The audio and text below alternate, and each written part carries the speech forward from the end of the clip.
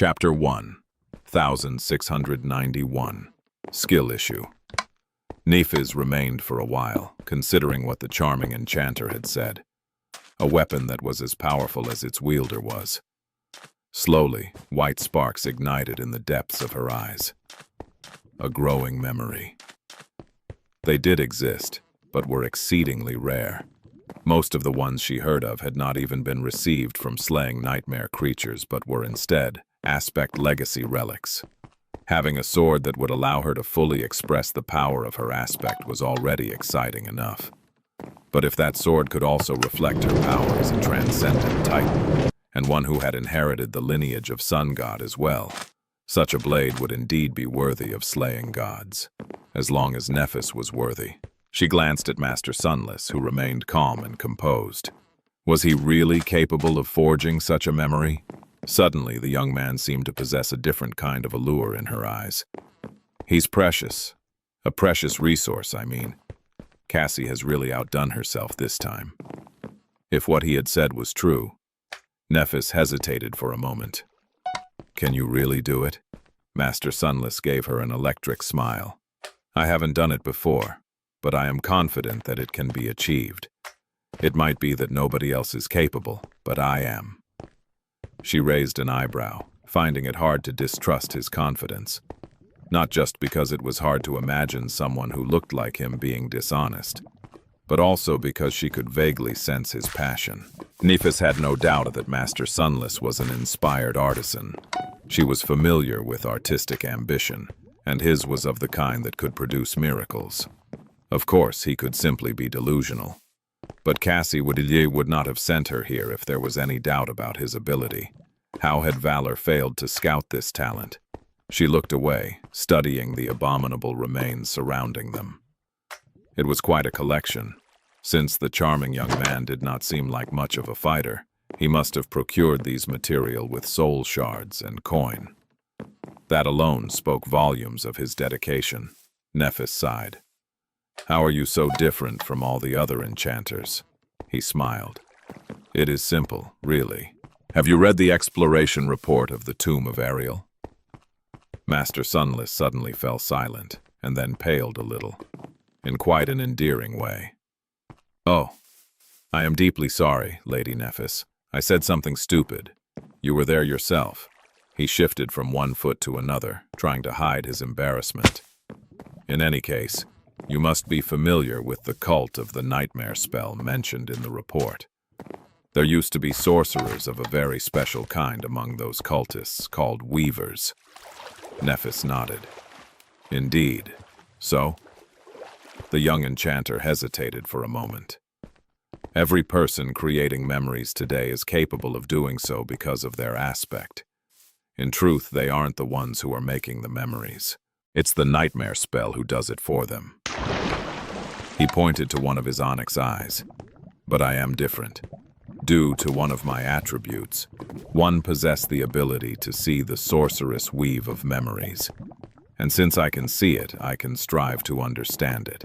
So, my memories are not the product of a symbiotic fusion between my aspect and the nightmare spell. They are a product of skill. My skill, which I have bitterly honed and improved upon for many years. Nephes listened to his words intently. What she heard was rather wondrous. It was a good reminder to never underestimate people. This humble young man did not seem outstanding when compared to thousands of other masters and the exalted saints. He lived his life quietly, away from the spotlight, and lacking fame. And yet he too was a singular existence. In his unique craft, there was no one more accomplished. There were an infinite number of attributes, aspects, and memories out there. Anyone could be a wonder in their own way and be capable of things that everyone else would think impossible. Nephes made a decision. I'll trust in his skill. There was no downside to trusting the charming enchanter anyway. Even if he failed, Nephes would simply be back to where she had started, lacking a weapon to face the sovereigns, but having no other choice. She suddenly found herself responding to his slight smile with one of her own. In that case, I commend your ingenuity and persistence, Master Sunless. Nephes lingered for a moment, then asked, You mentioned that creating such a sword would require a lot of effort from both of us, and that we would have to spend a long time together. What did you mean? He sighed, then gestured for her to leave the ominous storage room. As they passed the elegant shopfront of the memory boutique and returned to the dining hall of the cafe, the charming young man explained in a pleasant tone, "The first part is easier to answer. In short, I will need your assistance at certain stages of forging. It is no secret that your flames are born from the soul, Lady Nephis, so I'm inclined to believe that they are most suitable for forging a soul-bound weapon." He remained silent for a moment, then continued hesitantly. "The second part is more sensitive. Usually I don't have much problem selecting suitable enchantments for the memories I create. But this one will be rather special. And so, it must fit you and your powers perfectly. Such a fit won't be possible unless I have a deep understanding of your powers and how you conduct yourself in battle. It would be very helpful for me to observe your swordsmanship and your aspect closely, and not just in a sparring ring." Nephis gave him a curious look. "Are you very knowledgeable about swordsmanship, Master Sunless?" The charming young man smiled. "Well, I might not look it, but I do indeed know a thing or two about swordsmanship, as well as how to wield other weapons. After all, if one wants to forge a weapon, they have to know how to wield one, don't they?" He paused for a moment, looked around, and then said with a hint of badly hidden pride in his voice, "Actually, I don't want to brag, but I once placed very high in the Dreamscape tournament." Nephis blinked. The Dreamscape tournament? That illusory game?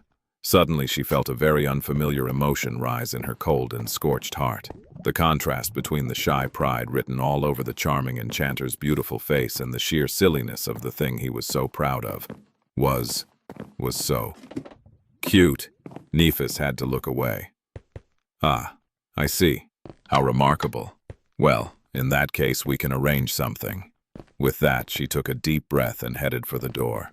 "It's getting late and I need to return to the castle. We will be in touch." "Oh, and thank you for the cake, Master Sunless. It was delicious." He seemed a little startled. "It was? All right. I'll be waiting then. Good night, Lady Nephis." The silver bell rang melodiously as she left. Walking outside, Nephis felt the cool wind caress her cheeks. She kept her expression neutral as they headed toward the ferry to the castle. "Well, what do you think?" Cassie's voice resounded in her head a moment later. Nephis contemplated for a few moments. "I like what I saw.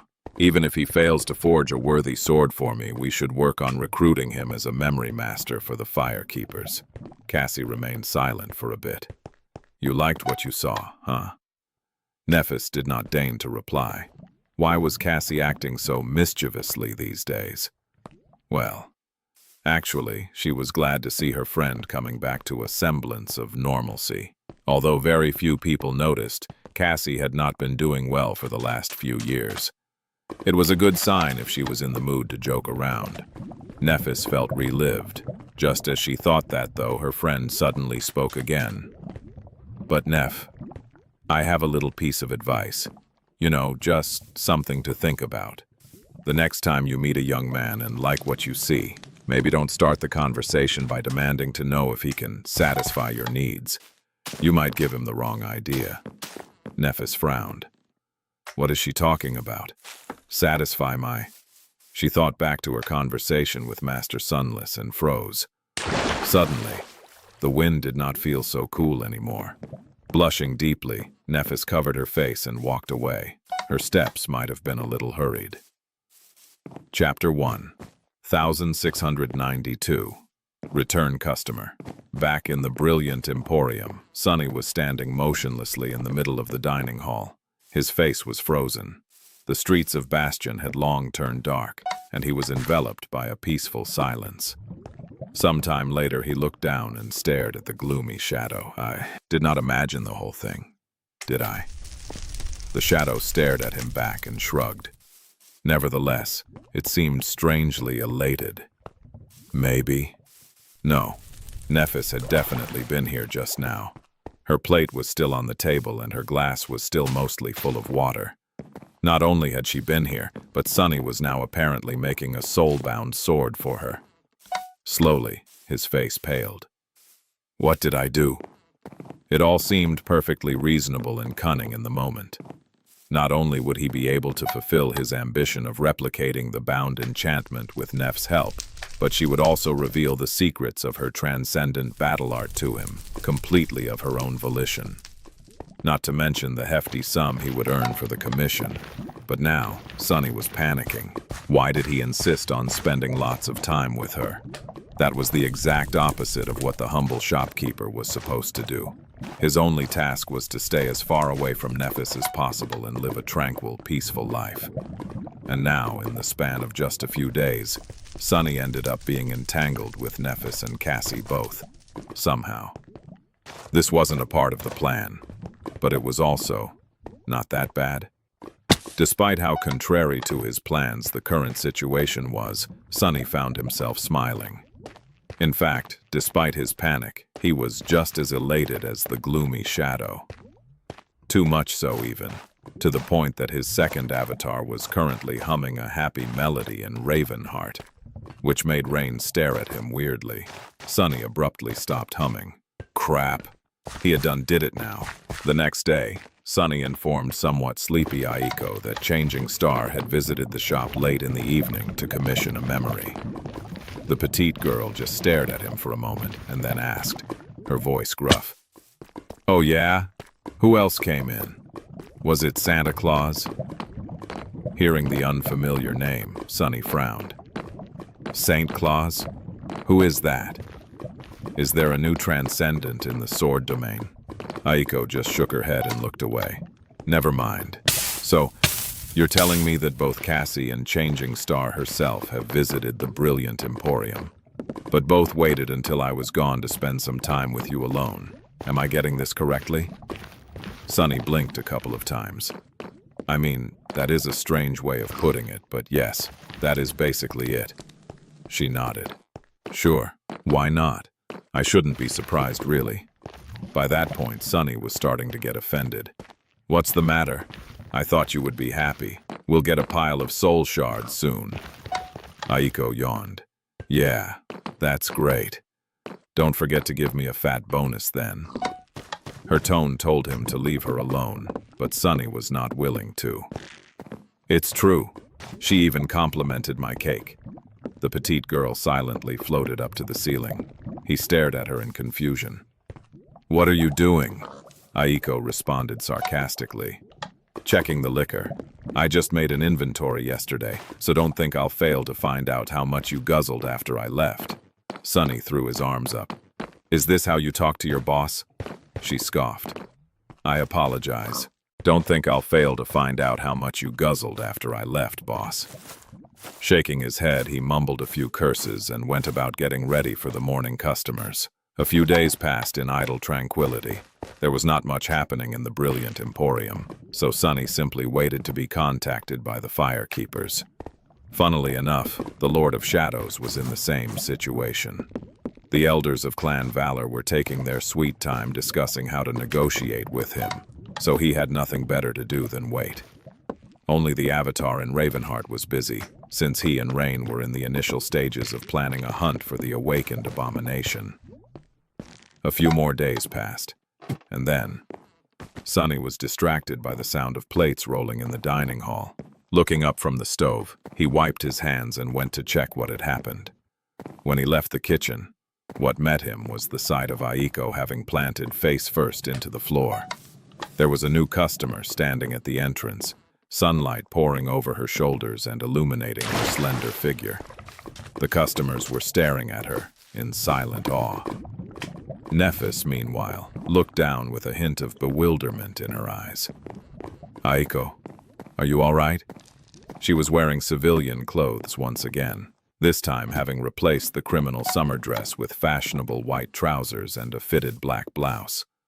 The petite girl mumbled a stifled curse and slowly picked herself off the floor. Ah, yes. I'm perfectly fine, Lady Nephis. What brings you here? Sunny had the same question. He had expected for Cassie to summon him telepathically, or maybe one of the firekeepers arrived to hand him an invitation. The fact that Nephis arrived personally was rather strange. Did she have a lot of free time? As a matter of fact, she probably did, waiting for the elders of Clan Valor to make a decision, the same way the Lord of Shadows was waiting. But that still did not explain why she had come to the brilliant Emporium. Secretly stumped, Sunny walked over and made sure that Nephis could not see and gave Aiko a smug look. Then he turned away with a pleasant expression. "Welcome, welcome. I didn't expect you to visit our establishment again so soon, my lady." Nephis remained silent for a few moments, then said neutrally, "I'm here to continue the discussion we started last time. Oh, and..." Her expression remained stoic. "I'm a bit parched. Would you mind serving me some tea? And something to go along with it. Cake will do fine." Sunny's smile wavered for a moment. He sighed. "I'm afraid we don't have cake at the moment. But..." His chin rose a little.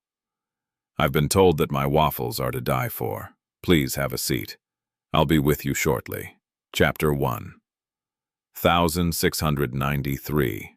Convincing Lie. Very soon, Sunny personally delivered a portion of his nearly immaculate waffles to Nephis, complete with a scoop of vanilla ice cream and some freshly cut strawberries. "I think I've outdone myself this time, if I do say so myself." He was in a great mood. Sunny wasn't sure what had come over him, but he was especially inspired today while making the waffles. It almost felt like he was on the verge of breaking through the bottleneck of his culinary skill. Perhaps the missing ingredient was not the waffles themselves, but the customer for whom he was making them. Contemplating these profound issues, he sat across from Nephis and smiled. She wasn't wearing that clumsy disguise of hers today, so he could enjoy the sight of her lustrous silver locks. The few customers present in the dining hall were frozen in stunned awe, the name "Changing Star" ready to fall from their lips. Sunlight seemed especially radiant in her presence, bathing the brilliant Emporium in a warm glow. Sunny felt his heartbeat quickening. Nephis spared him a short glance, then looked away to take a sip of tea. Finally, she picked up the spoon and took a small bite of the waffle with an aloof expression. "She won't even look at me." Well, makes sense. Why would she? Unlike Sunny, who couldn't help stealing glances at Nephis, she was probably preoccupied with different thoughts. He sighed. "I can't help but notice that you are not hiding your identity anymore, Lady Nephis. I was under the assumption that you wanted to keep the commission secret, though. What changed?" She put the spoon down, gave the waffles a strange stare, and then finally faced him. "I still do. However, plans had to change due to our last conversation, considering that we will have to spend a lot of time together. Trying to hide our connection from Valor is not an option. They'll discover a new person in my immediate circle sooner than later. So, we will have to resort to a bit of misdirection instead." A subtle smile touched her lips. "Congratulations, Master Sunless. You are now the official memory purveyor of the Firekeepers, an independent specialist we've hired to handle sales and acquisitions of sorceress equipment. Of course, you will receive a generous commission for every deal you facilitate, which will pay for the actual commission." As Sunny froze, unable to speak, she studied his face for a few moments, and then returned to the waffles with a small but seemingly pleased smile. "God damn! We've struck it rich, Aiko." Signing an official contract with the Firekeepers was not much different from receiving a government tender. The memory boutique side of the brilliant Emporium was about to explode in revenue. All of that simply to bury the exchange of soul shards for the actual work Sunny was being hired to do. Very crafty. It was Cassie who had come up with that scheme, without a doubt. However, something still did not make sense. He frowned slightly. "That is great news, and I am definitely delighted to hear it. But my lady, even so, isn't it a little bit too strange for you to deliver the news personally? Surely sending one of your subordinates would have been much more in line with such an arrangement. Nephis was an exalted existence, even among saints. She would have never had to deal with something as mundane as hiring a procurement specialist personally. So there was an obvious contradiction between her intention to create a cover for him and her actions, which only served to blow it. She remained silent for a while, savoring her tea and dessert, or pretending to savor them, most likely. It was hard to tell from her expression if she was really enjoying the taste of what Sunny had cooked, which, honestly speaking, was a little heartbreaking. But that was how Nephis was. She had never really had a sweet tooth. Still, her acting skills must have improved tremendously in the past 4 years. Her pretense of being engrossed in his waffles was incredibly convincing. Sunny wasn't sure that he could have put on such a performance himself. Eventually, she put the spoon down with a masterfully acted-out hint of reluctance. Huh? Oh, you are correct, but that would not have solved the problem. You and I are going to be seen together often, after all, and there needs to be an explanation. So, I am here to sow the seeds of that explanation. The memory purveyor position is an intentionally flimsy misdirection. No one would really buy it, considering the circumstances. Nephis paused for a moment. So, there will be a deeper layer of deception hidden beneath it. Sunny smiled. A double misdirection? She smiled faintly in response and nodded. Once someone becomes suspicious of your official position and digs deeper, they'll discover the prepared explanation and come to a false conclusion, thinking that they've discovered the truth, not knowing that what they've discovered is actually another, more convincing lie. Definitely Cassie's idea. Sunny tilted his head a little. And that more convincing lie is... Nephis shifted a little. Well, I mean no offense, Master Sunless, but nothing about your background suggests that you are worthy of my attention. However, how do one say this? You must have looked in the mirror. What do you think people will assume when they see me keeping someone like that by my side? He blinked a couple of times, confused. Actually, I avoid mirrors. I'm sorry, Lady Nephis, but I don't quite understand what you mean. Strangely enough, Nephis seemed stumped. She remained silent for a while, then took a sip of tea. Then she cleared her throat. What I mean to say is that people will assume that I am infatuated with you, that I've arranged for you to have a position with the firekeepers because you are my paramour. So I am here today to plant the seeds of that impression, Master Sunless. Paramour. Sunny froze. He was suddenly happy that he had not brought himself a cup of tea as well, because he would have definitely spat it all out at that moment. The implications of what Nephis had said slowly seeped into his mind. It wasn't that outrageous. On the contrary, it was an ingenious lie that would perfectly explain why the two of them were spending time together. People loved nothing more than salacious rumors after all. But still, what she's trying to say is that my cover will be that I'm her boy toy? Sunny was mortified, but also intrigued, but also mortified. The mix of emotions must have been apparent on his face because Nephis suddenly picked her cup, looked away, and said evenly, "It is just for the sake of deception, of course. I'll understand if you're uncomfortable with this arrangement." Sunny slowly shook his head and forced out a pale smile. I'm not uncomfortable." She looked at him with a hint of concern.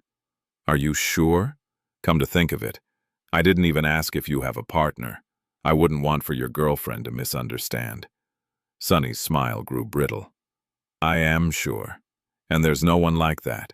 This arrangement works for me. I think it's a splendid idea. Very deceptive."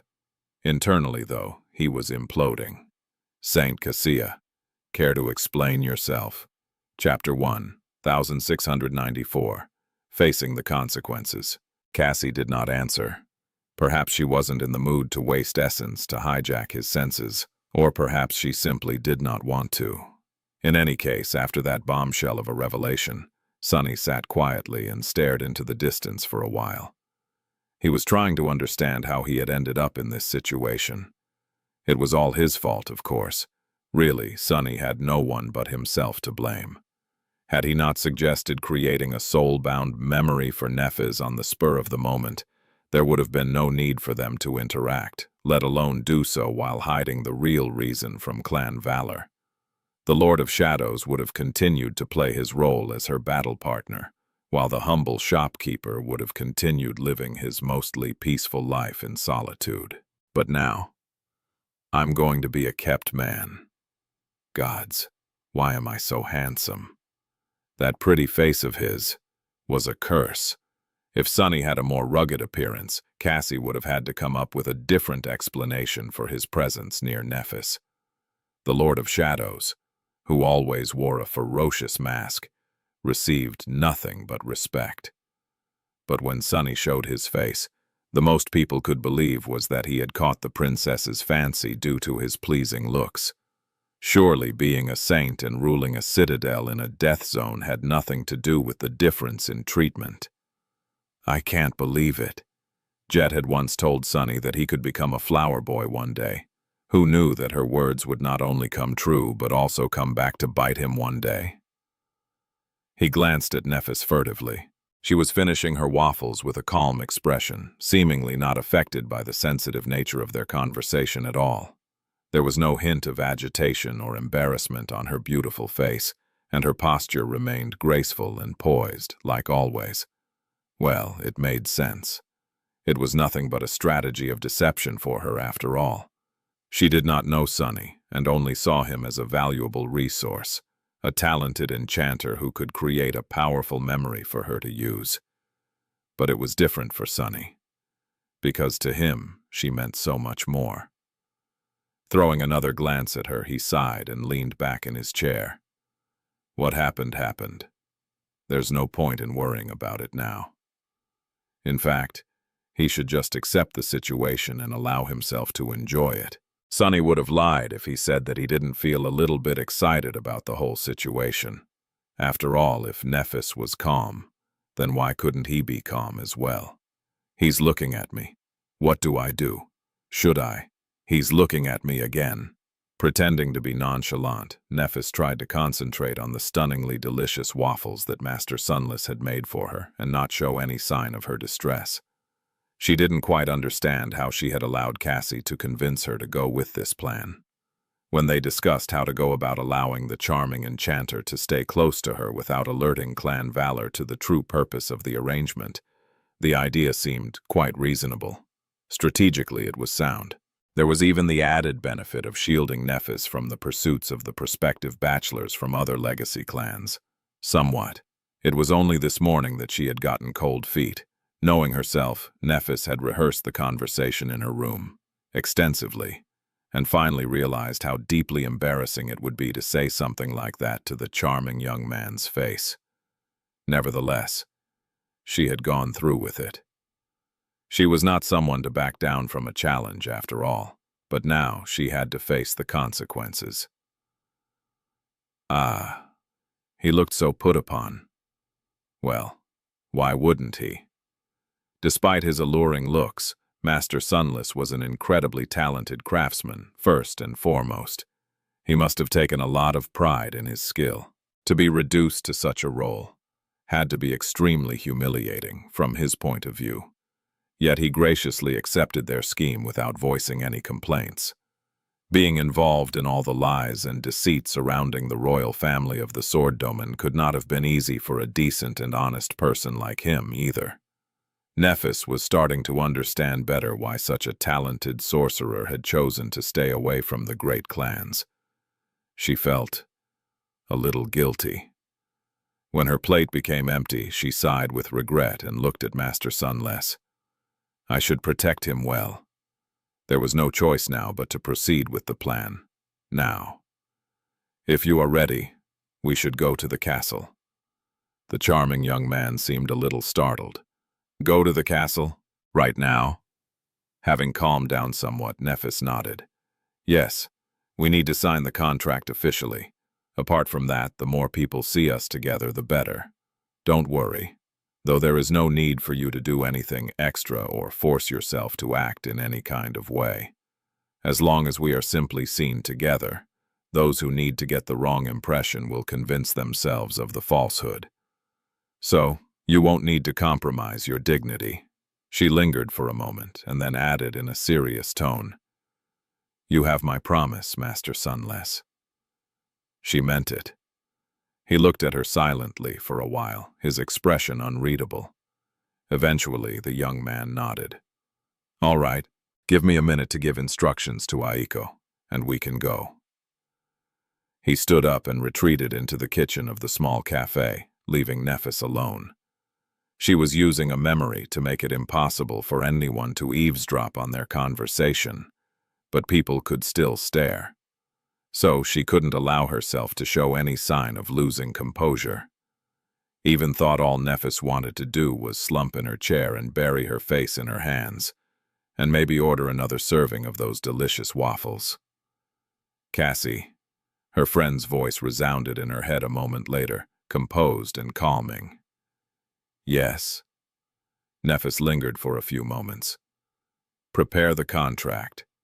There was a little pause, and then Cassie replied neutrally, "Already done." Nephis was a little surprised. She hesitated for a bit, then asked mentally, "You already did it? But what if he refused?" Her friend chuckled.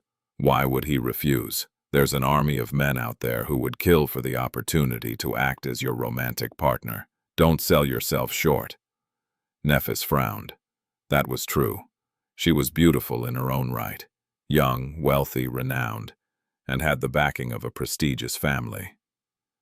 So then... Her frown deepened a little. "Now wait a second. So why did he look so put upon? Who does he think?" Her thoughts, however, were interrupted by Cassie's pleasant voice. "Oh, I wanted to say something. The way you found out if he has a girlfriend. Well done. Very slick." Nephis blinked. "What?" Then her eyes widened a little. A moment later, Master Sunless appeared near her table.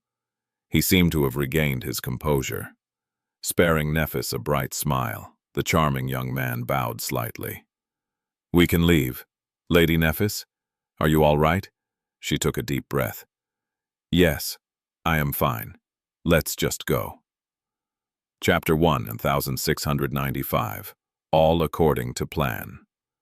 Leaving an avatar behind to help Aiko in the kitchen, Sunny left the brilliant emporium with Nephis.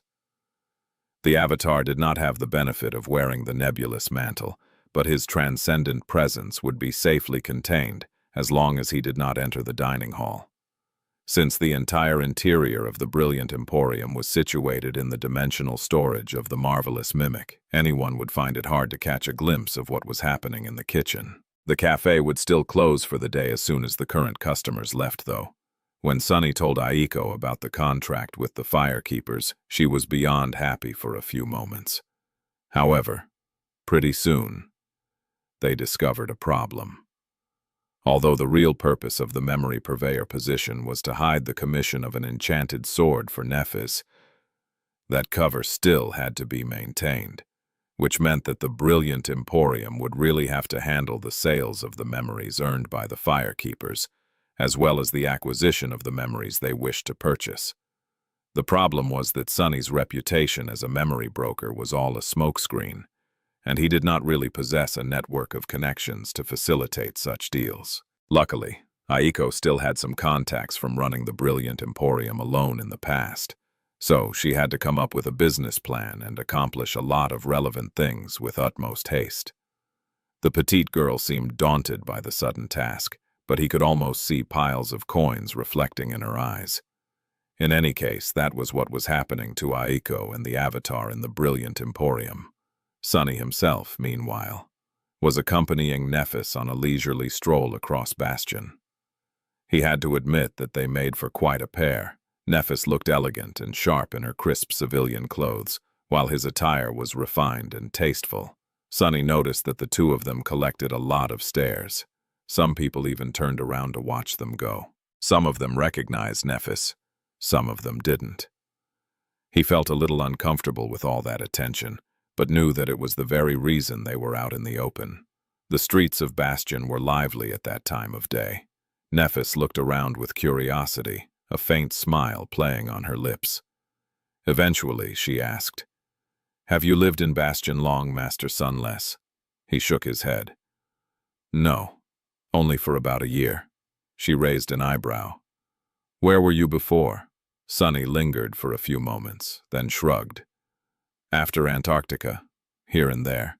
I spent some time exploring the wilderness after the nightmare." Sunny did not specify which nightmare he meant, letting Nephis make her own wrong conclusion. There was nothing strange with saying that he had wandered the dream realm for years before settling in Bastion, either. It would have been a deadly affair before. But after the dream gates were open, there was much more travel between various citadels. Both the sword domain and the song domain were swiftly turning into actual states, as opposed to loose alliances of isolated strongholds. There were all kinds of activities going on in the wilderness of the dream realm these days. Roads were being constructed, trade routes were being established, fortified relay stations were being constructed, and so on. As the infrastructure of the domains was being built at a staggering speed, there was a need for all kinds of people to head into the wilds. The vast expanse of the dream realm, the part of it conquered by humans, was not a place where only warriors could survive anymore. Of course, every team had to be guarded by awakened escorts, but there were geologists, map makers, builders, explorers, messengers, merchants, and numerous other specialists traveling across it now. Nephis most likely assumed that he was a part of a large merchant caravan in the past. She smiled. "I've been here for about 3 years, one guess. But actually, with how often I'm away, the actual number of days I've spent in Bastion won't even account for 3 months. So, in a sense, you've been living here longer than me." Her smile grew a little wistful. "How does it feel to live in Bastion? On this side of the lake, I mean." Sunny thought about it for a few moments, then answered in a light tone. "Well, it's sort of tranquil, for me at least. There is always something going on, and the city is boiling with activity. But unlike the cities of the waking world, it's less suffocating here, both literally and metaphorically. The air is clean, and the people are optimistic about their lives. Back on Earth, everyone spent their days pretending not to know that everything was falling apart. Here, everyone is working together to build something from the ground up instead. It's nice." He paused, then added somberly, "Of course, it's not all bliss and sunshine. Most of the people on this side of the lake come from Antarctica, so they are scarred and traumatized. In the worst cases, people reach their breaking point and snap. Crime is not exactly rampant, but it does exist. Worse than that, with how many awakened there are now, the government and the legacy clans can't police them all effectively anymore. It is one thing if a mundane person suffers a mental breakdown or succumbs to greed, but if it is an awakened, well, you can imagine." Sunny looked at Nephis and smiled sheepishly. "Sorry, I seem to have spoiled the mood." She stared at him for a moment, then hurriedly looked away. "No, it's all right. It is exactly what I wanted to hear. People like me are tasked with protecting humanity, but strangely enough, we mostly exist in isolation from the actual people we are meant to protect. So, it is good to learn such things, so that we don't snap." They reached the waterfront and followed along the shore of the lake, heading for the distant ferry. This section of the lakeshore was fashioned into a park, and there were a lot of people here, resting on the grass. Many young couples included. Sunny suddenly felt a little hot. He caught himself staring at Nephis, whose profile was contoured by the radiance of the sun, for a moment too long. "Does it bother you? The isolation?" She looked at him and wanted to answer, but at that moment, Sunny's eyes suddenly widened. His expression changed. "What the hell? Not again?" That was because just then, a powerful tremor shook the nameless temple in the distant god grave. He was momentarily distracted. and slipped on a wrapper someone had carelessly dropped on the ground. This can't be happening. I'm a saint for the love of gods. Why was it that every time he saw Nephis, he ended up tripping over his feet? Sunny considered whether he wanted to perform a sudden somersault to regain his footing, but that would look even more ridiculous than falling. Using Shadow Step was out of the question as well, since that ability was already known to belong to the Lord of Shadows. So he resigned himself and prepared to hit the ground. A moment later, though, Nephis took a step forward and wrapped her arm around his waist, gallantly stopping his fall before his back could touch the cobblestones. Sunny suddenly found himself face to face with her, his entire weight effortlessly supported by her strength, staring into her calm gray eyes. Their bodies were almost pressed against each other. Looking at him calmly, Nephis asked in an even tone, "Master Sunless, are you all right?" Sunny's heart fluttered. He stared at her silently, his face growing pale. He was not all right. What the hell is that? Am I in a romantic drama? If so, why the hell am I the one being caught? It's the man's job to catch the pretty female lead. Although romance was not his genre of choice, Sunny had consumed a lot of such stories during his years in the outskirts. Back then, he had always mocked the hapless female leads who always seemed to trip, slip, and fall. Right into the arms of the cold and aloof male leads, of course. He had even suspected that there was something in the water wherever the characters lived, since their coordination seemed non-existent. Who knew that he would find himself in the same situation one day? And in the wrong role, to boot. He cleared his throat. "I am fine now, thanks. You can let me go." It seemed that Nephis only realized that she was still holding him at that moment. There were a lot of people staring at them with wide eyes. She remained silent for a few moments, then smoothly pulled him to his feet, unwrapped her arm from his waist, and touched her hair lightly. Her expression remained perfectly nonchalant. "I see. That is good." Sunny straightened the nebulous mantle, trying to chase away the memory of her warm touch from his mind, and failing. Turning away, he sighed, bent down, and picked up the wrapper. Then, he walked to a nearby trash bin and tossed it inside. Returning to Nephis, he smiled apologetically. What was he supposed to say now? "I dislike people who litter." "What was that?" She nodded, still looking away. "Yeah, let's hurry to the ferry now. I think we put on a good enough act already." "Well done." Sunny blinked. "Yeah, a good act, right? I thought I'd improvise."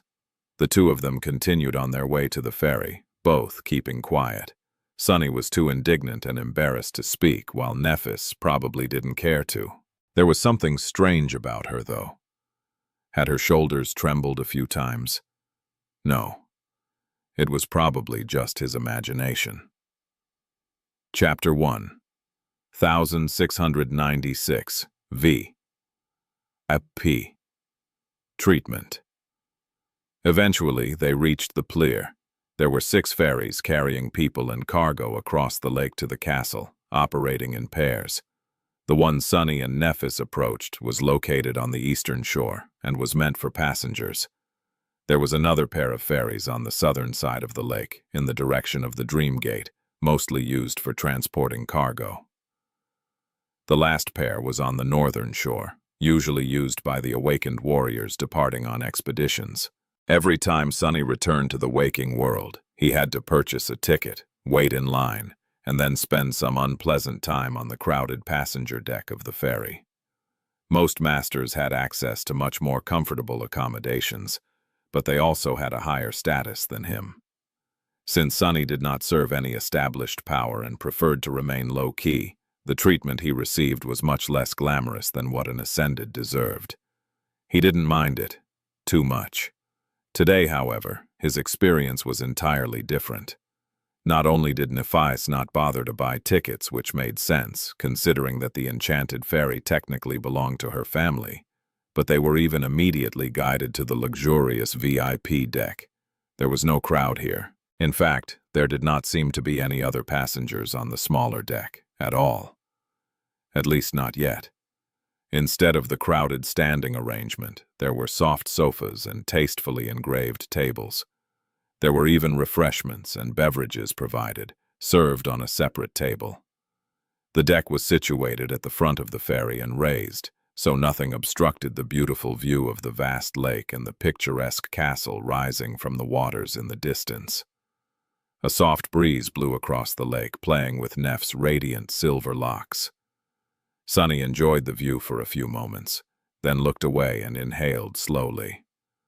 They walked to the beautifully laced wooden railing and looked at the sunlit vista. There was some time left before the ferry would depart, so they had nothing to do but wait. Both were silent, but strangely enough, Sunny did not feel awkward at that moment. Instead, he felt at peace.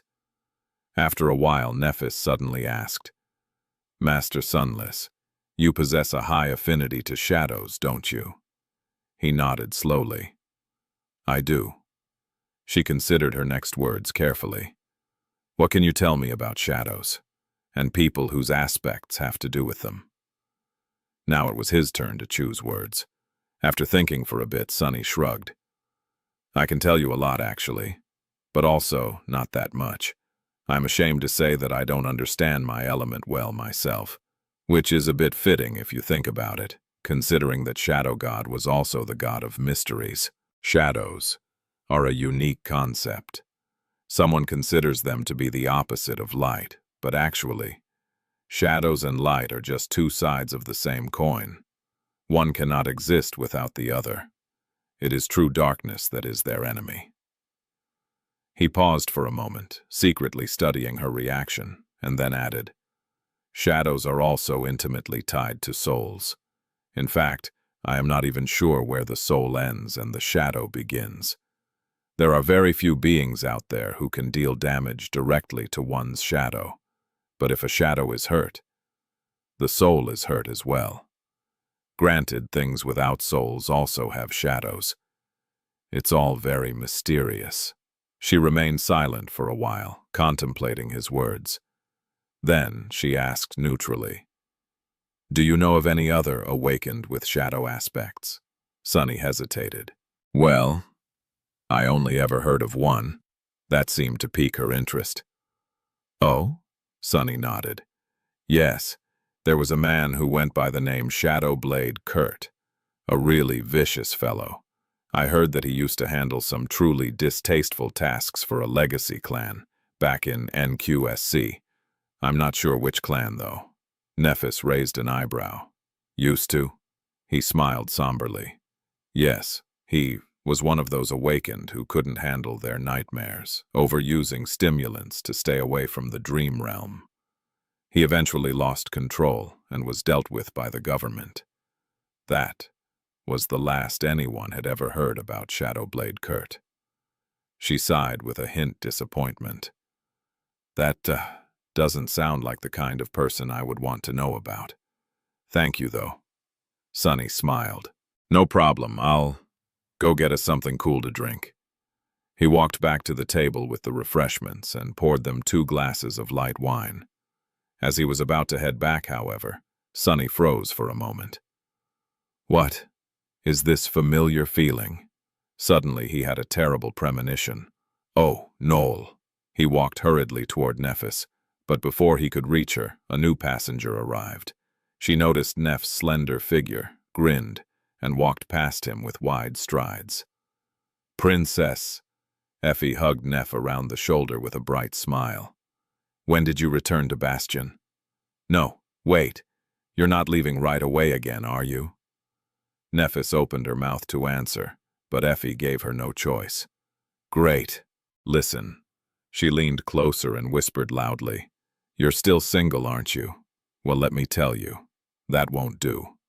A beauty like you should not just be worshipped by the masses, but also appreciated by a dashing man. The masses won't warm you on a cold and windy night after all. Well, unless you're into that kind of thing." Neff's eyes widened. "Effie," the huntress laughed, "I'm saying all this for a reason. How about you let me set you up with someone? Princess, I found you a perfect match. He's a young master here in Bastion, homeowner, runs a successful business. None of that tiresome legacy baggage either. Oh, he's an amazing cook as well. Gods, I am starting to salivate just from thinking. Oh, and to be clear, one don't mean thinking about the food. Neff trembled. Effie, wait. But Effie just smiled mischievously. What? You were the one who told me that you were researching passion. How are you going to learn passion without, getting a little taste of passion? In any case, I saved the best for last. That guy, he's so cute. Ah, if I wasn't a married woman of modest disposition, I would have gobbled him up myself. He's just, wow. Speak about tasty things. And you can tell that he hides a great body under that apron as well. Nephis grabbed her hand forcefully. Effie, stop talking. Effie's looked at her in confusion, then her smile slowly froze. She remained silent for a few moments, and then said in a stifled tone, Oh, he's standing right behind me, isn't he? Chapter 1, 1697. Actionable Strategy. He's standing right behind me, isn't he? Nephis slowly released Effie's hand, suddenly feeling weak. It was too late. Oh, gods. She briefly considered lighting the ferry on fire. That would resolve the situation, wouldn't it? Yes, she would not have to face Master Sunless, at least. That was an actionable strategy. But no, she couldn't. The ferry had cast off moments after Effie showed up, which meant that the passengers would have nowhere to escape and drown in case of a fire. It also meant that Nephis, Effie, and Master Sunless were stuck on the VIP deck, just the three of them, with nowhere else to go. There was no escape. Nephis barely suppressed a shudder. I can summon my wings and flee. But that would mean leaving the charming young man alone with Effie. She was unwilling. No, actually, she was vehemently against it. For some reason. So Nephis just stared at the boisterous huntress impassively and said in an even tone, Yes, he is. Effie trembled. Nephis wanted nothing more than to sigh and hide somewhere. She had just managed to regain her composure after the incident in the park. And now, oh no, why did I think about what happened in the park? To her distress, the image of the beautiful enchanter making timid excuses for his clumsiness resurfaced in her mind, and all her composure evaporated. The memory of embracing him tightly surfaced next. At that moment, Nephis did something that she never thought she would do. Maintaining a nonchalant expression, she took a casual step left and hid behind Effie. With Effie's robust body hiding Nephis from Master Sunless, she suddenly felt much better. Wow, did you just heartlessly abandon a friend? Cassie's voice made her flinch. Nephis gritted her teeth. I did not, I just retreated to support her from the rear. Cassie answered with a dubious hum. Effie, meanwhile, remained motionless for a few moments, and then slowly turned around. Oh, Master Sunless, you were here. Her light-hearted tone sounded a little forced. Nephis could not see the charming young man from behind the tall huntress, but she could hear his pleasant voice. He answered after a short delay, maintaining perfect decorum. Yes, it is a pleasure to see you, Saint Athena. With that, he took a step forward and appeared in view, carrying 2 glasses of wine. Luckily, Nephis had settled down a little by that point, and was able to meet his gaze calmly. Master Sunless smiled lightly, then handed her one of the glasses. Your wine, my lady. He hesitated for a moment, then offered the second glass to Effie. The huntress silently took the wine and gulped it down in one go. Ah, I see. Has the brilliant emporium been contracted to provide catering for the ferry now? Good job, good job. Valor has deep pockets. The charming young man remained silent for a bit, then shook his head subtly. No, we are not providing catering for the ferry. Effie seemed confused. Oh?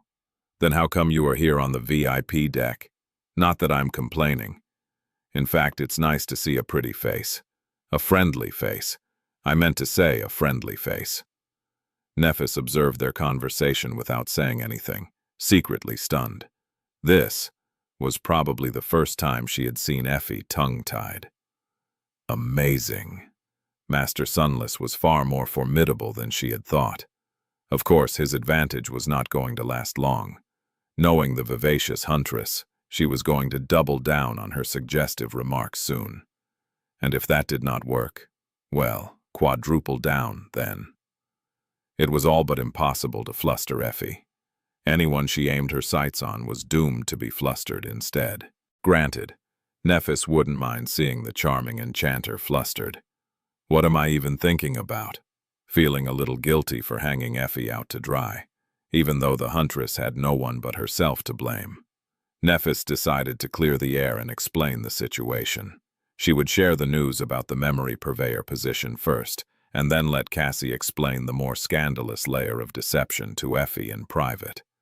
After all, if the huntress heard it right now, she would not be able to help herself and tease the poor young man relentlessly. Yes, Nephis had to protect him from her vulgar friend. Him, definitely not herself. She opened her mouth, intending to say something, but Master Sunless beat her to it. Walking over, he leaned on the railing beside her and gently took her hand. Nephis froze. Well, how do I say this? I am on the VIP deck, because Lady Nephis invited me to be with her on the VIP deck. Her eyes widened slightly. Nephis's hand was suddenly burning from his soft touch. Do not. Spit your wine, Nephis. She gulped the wine down and smiled weakly. Right. No, but how is his hand so soft? Nephis used to have rough, calloused hands, the hands of a swordsman. Later, as her body was fortified and tempered by the awakening, ascension, and transcendence, it rid itself of imperfections. Those calluses were long gone, and her skin was flawless. And yet, it was nowhere near the smooth silkiness of the beautiful enchanter's hand. Nephis was unyielding and lived a life that was harsh and full of hardships. So, she wasn't used to soft things. I'm spacing out. Luckily, so was Effie. She stared at the charming young man with her mouth agape, then slowly turned to Nephis. Then she looked back at Master Sunless, and then back at Nephis. Nephis suddenly had a terrible premonition. Oh no. Gradually, a wolfish grin appeared on Effie's face. Oh no. She giggled. Oh damn. I see. Wow. Cassie sure works fast. The boisterous huntress leaned closer and whispered in an intimate tone. All right. I've already given this one the talk about the birds and the bees. Master Sunless, who was looking at Nephis with a prideful expression, as if asking her to praise his act, suddenly tensed. Effie, meanwhile, patted him on the shoulder. So kids, let Auntie Effie explain safety to you now. Maintaining a calm expression, Nephis turned and looked across the lake. The castle was so terribly far away. I've made a terrible mistake. In hindsight, Sonny should have known that he was digging his own grave. It was just that he did not see Effie often these days, and so he had forgotten that Effie's corrupting influence was just as terrible as the corruption of the void itself. No, was it even more terrible? In any case, the opportunities to stump the boisterous huntress were too rare. He simply could not pass on the chance to fluster her. More importantly, while Sonny knew that Nephis and Effie were close, Master Sunless had no way of knowing that. So based on what he was supposed to know, the correct course of action had to be furthering the agreed-upon deception. Therefore, Sonny passed the wine to Nephis, and then took her hand. Why did he do that? Well, simply put, because he could. If there was an opportunity to hold Neff's hand, why would he not? Effie had accidentally provided him with a convenient reason as well. It was all working out great. Sonny had promised himself to enjoy the odd situation, and he was going to enjoy it as much as he could. Neff's hand felt soft and cool in his grasp. he remained comparatively calm. That was not the first time the two of them held hands after all, so there was no reason for him to lose composure. Sunny enjoyed the feeling silently, a small smile finding its way onto his face. Of course, it was only a familiar situation from his point of view. For Nephis, suddenly holding hands with a stranger must have been surprising. Her expression did not really change, but he could feel a subtle tension in her shoulders. It seemed that she was a bit uncomfortable with his bold action, maybe even dismayed by it. Ah, did I mess up? It was then that Effie's rattled expression slowly turned into a mischievous grin, and Sunny's eyes widened slightly. He had realized his mistake, but by then, it was already too late. Oh gods! Soon, he found himself sitting on a sofa side by side with Nephis, listening to Effie explain contraception to them in gruesome detail. What the hell? Weren't you the one who got pregnant in the middle of a disastrous military campaign? Why are you, of all people, telling me this stuff? On the other hand, perhaps Effie was the best person to teach people about safety, considering that she knew the consequences of carelessness better than most. Not that Sunny needed any teaching. Although, truth be told, his knowledge on the topic was mostly limited to the precautions meant for mundane people, awakened at most. At higher ranks of power, things progressively became much more complicated. Nephis remained silent and nonchalant, but he found himself listening with interest. There was business to be made there as well. That was definitely the reason why he was paying attention. Wait, why I am acting this way? He frowned slightly. Truth be told, while his actions earlier were very much in line with his personality, Sunny felt strangely extra at the moment. After thinking for a while, he took a deep breath.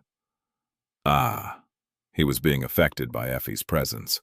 No, actually, his mood had been a bit strange ever since he met Nephis in the nameless temple. Was there such an element to her presence as well?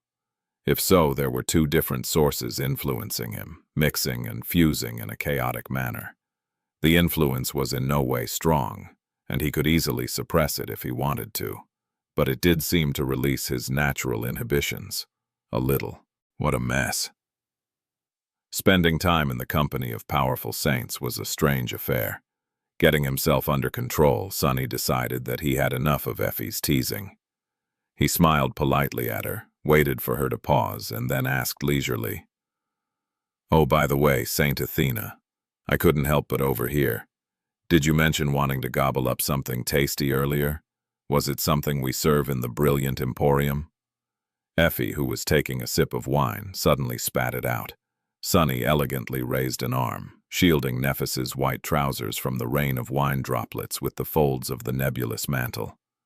"I'm sorry. Did I say something wrong?" Effie coughed a few times and shook her head. No, it's all right. And thank you, but no. I have a husband." "Now you remember," he smiled. "How is Ling's dad doing, by the way?" Sunny did not have a lot of friends in Bastion, and apart from Aiko, that nameless guy was the closest thing he had to a buddy. They often shared stories about managing the beast farm and the brilliant emporium, exchanging ideas and the like. However, Ling's dad seemed to be busy lately, so they had not had time to catch up in a while. Nephis was looking at them with a hint of curiosity and a hint of relief. She had seemed utterly unaffected by Effie's graphic tirade before, but maybe Sunny was simply underestimating her poker face. She raised an eyebrow and asked, "You know each other?" Sunny nodded. "Yes." Effie wiped her chin and smiled. "Ah, yes. We've had a surplus of produce at the farm for some time now, and the brilliant emporium is our main buyer. I haven't had the pleasure of dining there often, though. Still, Master Sunless is an incredible chef. Oh, and he also helped us a lot by enchanting a few items for the farm." She hesitated for a moment, and then gave Nephis a bright smile and a thumbs up. "Princess, I approve. Handsome, cooks well, and is great with his hands." The last part was said with emphasis and accompanied by a wink. Nephis tilted her head in confusion. "Well, yes, that is why I approached him." Effie choked on her wine again.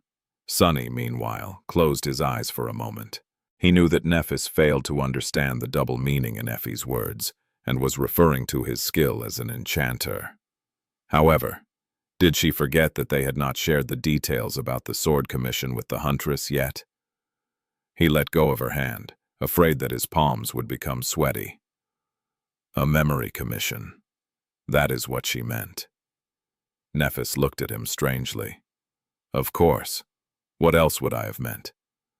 Effie waved a hand in the air. Sure, I believe you," followed by another wink. "Damnation!"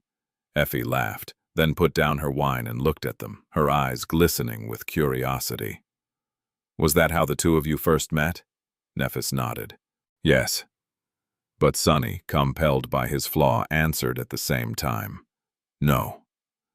Both Nephis and Effie looked at him with surprise. Sonny forced out a smile. Crap. Chapter 1, 1699, First Impressions. Nephis and Effie were staring at him in surprise, maintaining a smile. Sonny cursed inwardly. Over the years he had gotten used to his flaw, and it rarely landed him in real trouble these days. That was why he had relaxed a little, allowing himself more leeway while holding conversations. There was also the fact that the true reason why the flaw was so dangerous, his true name, was gone now. But there were still things he should not say. Crap. Sonny remained silent for a moment, then said calmly, "Lady Nephis might not remember, but we actually met before.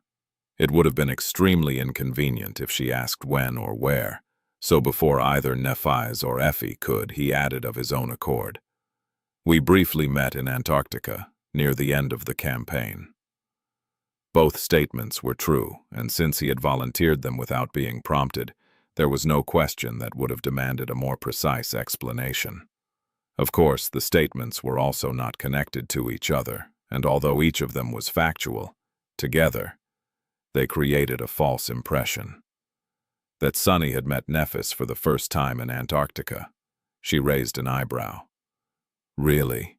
I think I would have remembered someone, so..." She paused without finishing the sentence, remained silent for a moment, then added evenly, "Remembered someone, so to speak." Huh? Her wording was a bit odd. Sonny pretended to be embarrassed. "Oh, it was on the day the Sword King defended the SQSC. It might not have been very memorable for Lady Nephis, considering everything else that was going on. Well, I was also covered in dirt from head to toe, so anyone would have had trouble recognizing me." She stared at him for a few moments, and then asked suddenly, "Was meeting me very memorable for you?" Sonny froze momentarily. "What kind of question is that?" "That meeting of theirs. Yes, it was quite memorable. In fact, it was seared into his memory like a brand, still festering even after all these years. That was the moment he had learned about his existence being erased from the hearts of everyone who knew him after all. Their actual first meeting was fresh in his memory as well. Back then, on the bridge in front of the academy, he had been attracted by how aloof and detached from the world young Nephis looked, standing there calmly with her headphones on. He had also felt a subtle sense of kinship with her, because she had been the only other sleeper wearing the standard-issue police tracksuit. Just like him. Sonny smiled. For me, it was unforgettable. Nephis kept his gaze on him for a brief moment, then looked away. Then, a corner of her mouth curled upward slightly. A second later, though, they were interrupted by Effie's excited squeal. I can't. The two of you are too cute."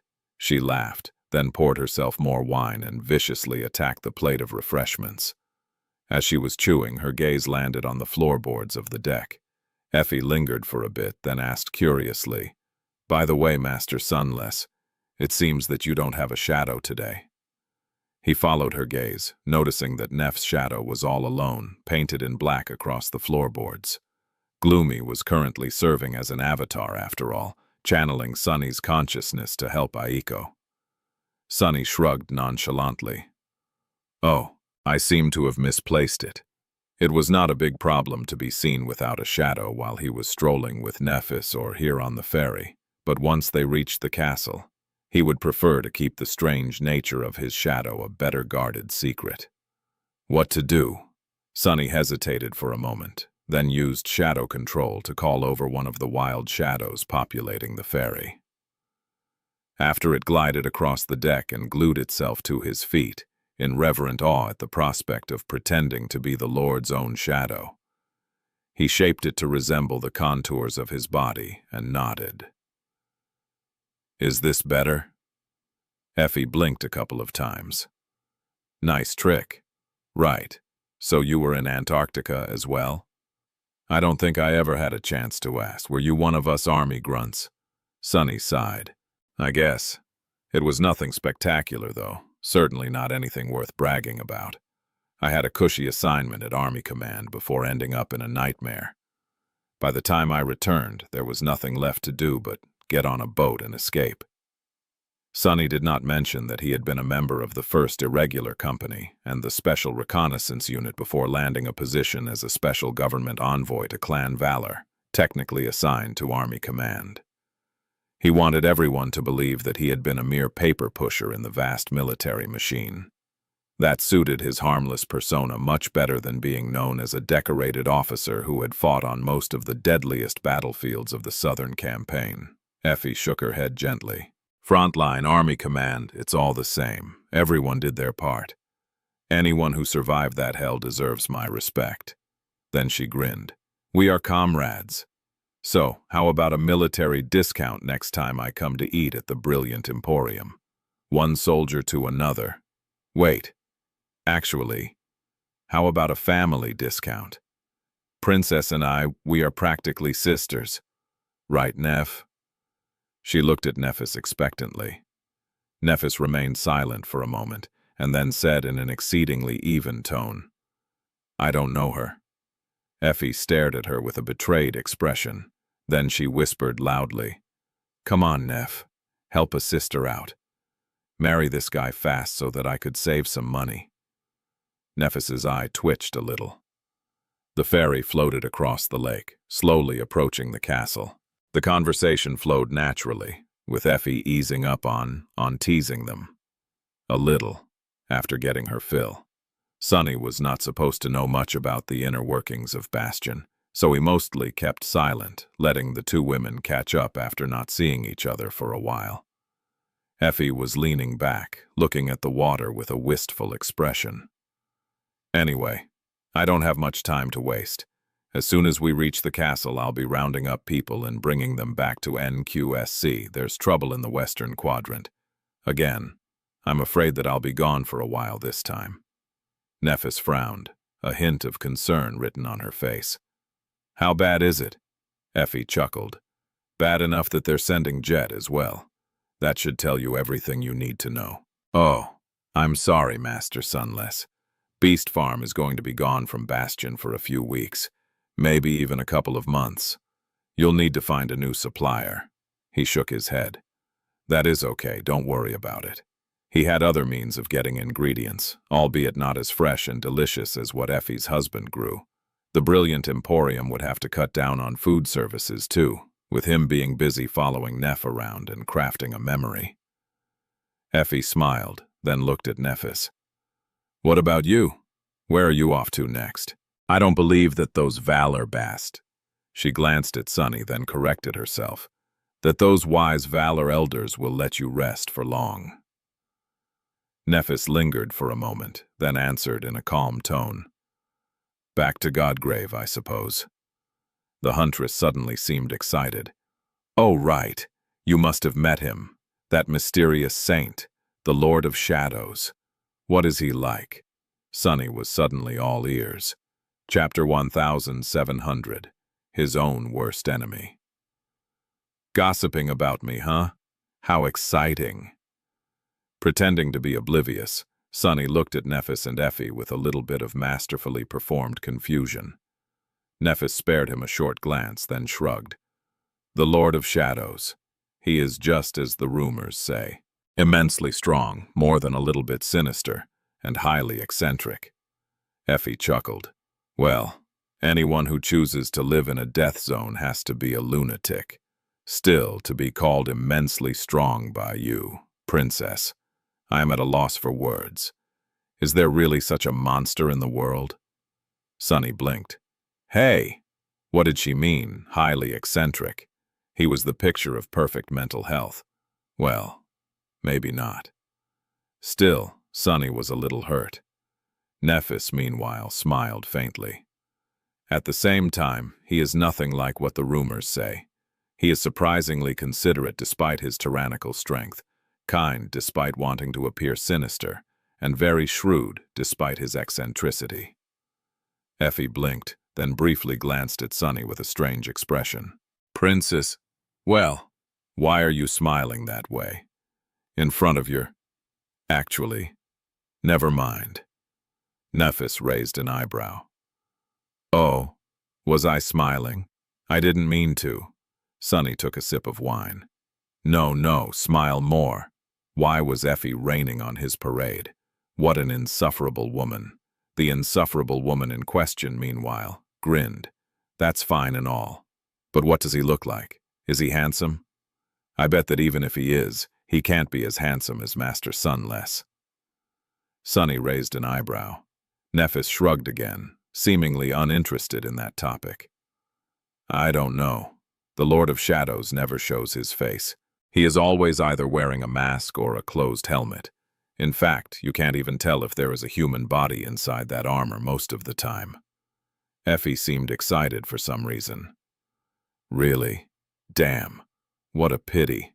I guess he's horribly disfigured. Or just naturally ugly. Not that there's anything wrong with that. Wait, what if he is bald? Is he missing teeth? Did you say he never takes his armor off? He must really reek then. Gods, what a slob. Master Sunless here is definitely way better. He smells very nice. Simply delicious. Am I right, Master Sunless? Sunny stared at her wordlessly. Why is she dragging me into this? No, wait. What the hell does she mean, bald? I'm not bald. But having feigned ignorance, he couldn't really defend his honor. The third avatar's honor. No matter how much he wanted to. Hiding his frustration, Sunny said weakly. I guess. I never really paid attention to how I smell. To his surprise, though, Nephis suddenly came to the Shadow Saint's defense. No, you're wrong.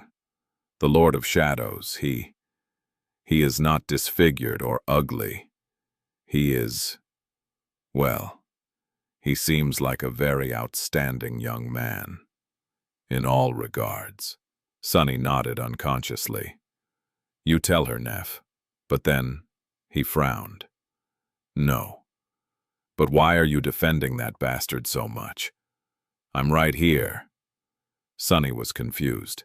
The Lord of Shadows was him. But Nephis did not know that. So, was she praising some random guy in front of her supposed romantic partner? That was unacceptable. But then, their relationship was fake. They had only really met each other a few days ago. So technically, she knew the Lord of Shadows longer. And better.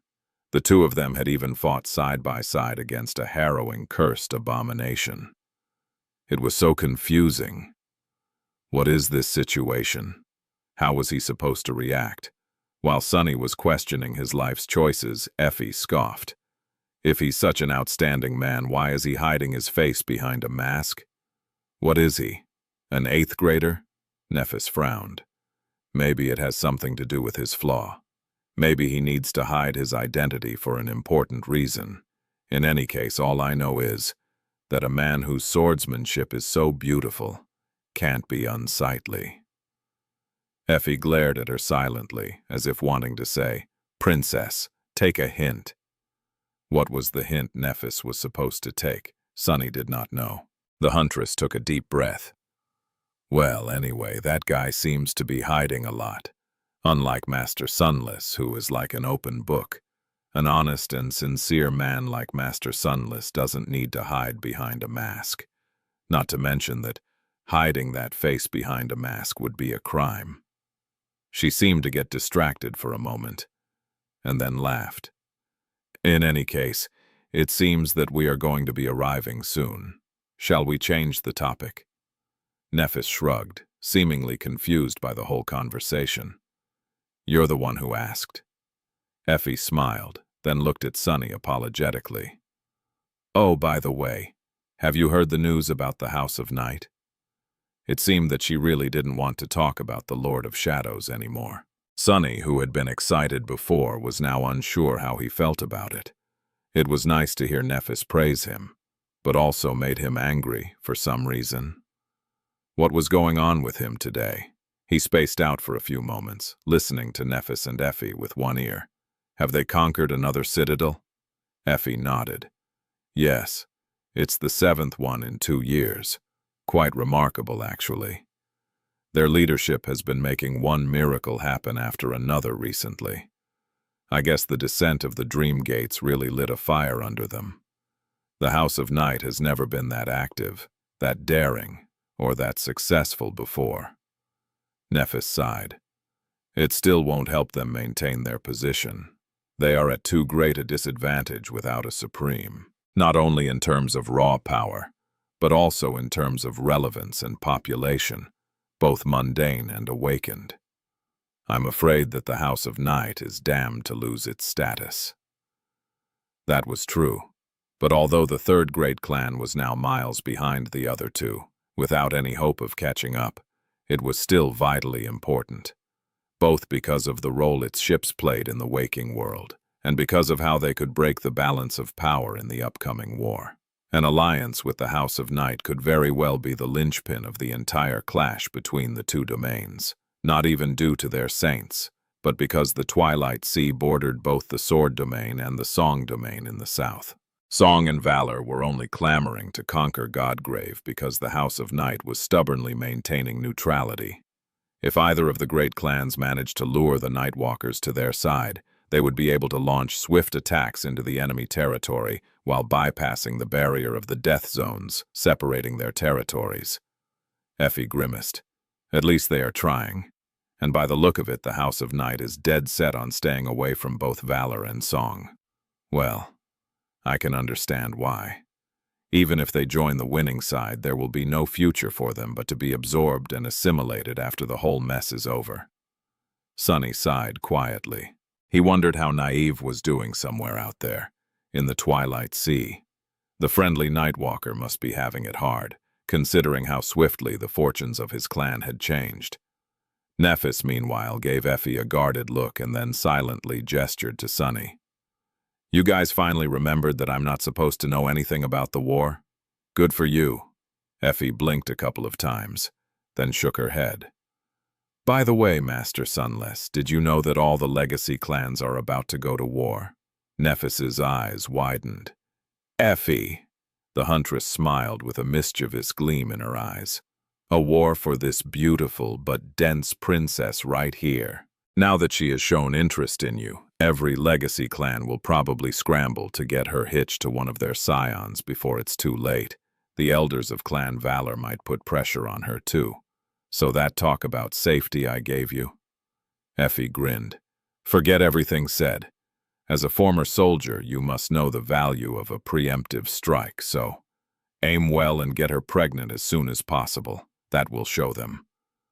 The wine glass cracked in Nephis's hand. Sunny did not move, but somewhere far away, the Lord of Shadows gracelessly fell off his throne. The ferry docked at the castle, the silence broken only by the bright sound of Effie laughing uncontrollably. Chapter 1, 1701. Illusory Castle. After they disembarked at the castle, Effie bid them farewell and went away, giggling as she walked. Sunny and Nephis stared at her back until she disappeared from view, both not in a hurry to say anything. What do I even say after that? Sunny sighed and decided not to say anything.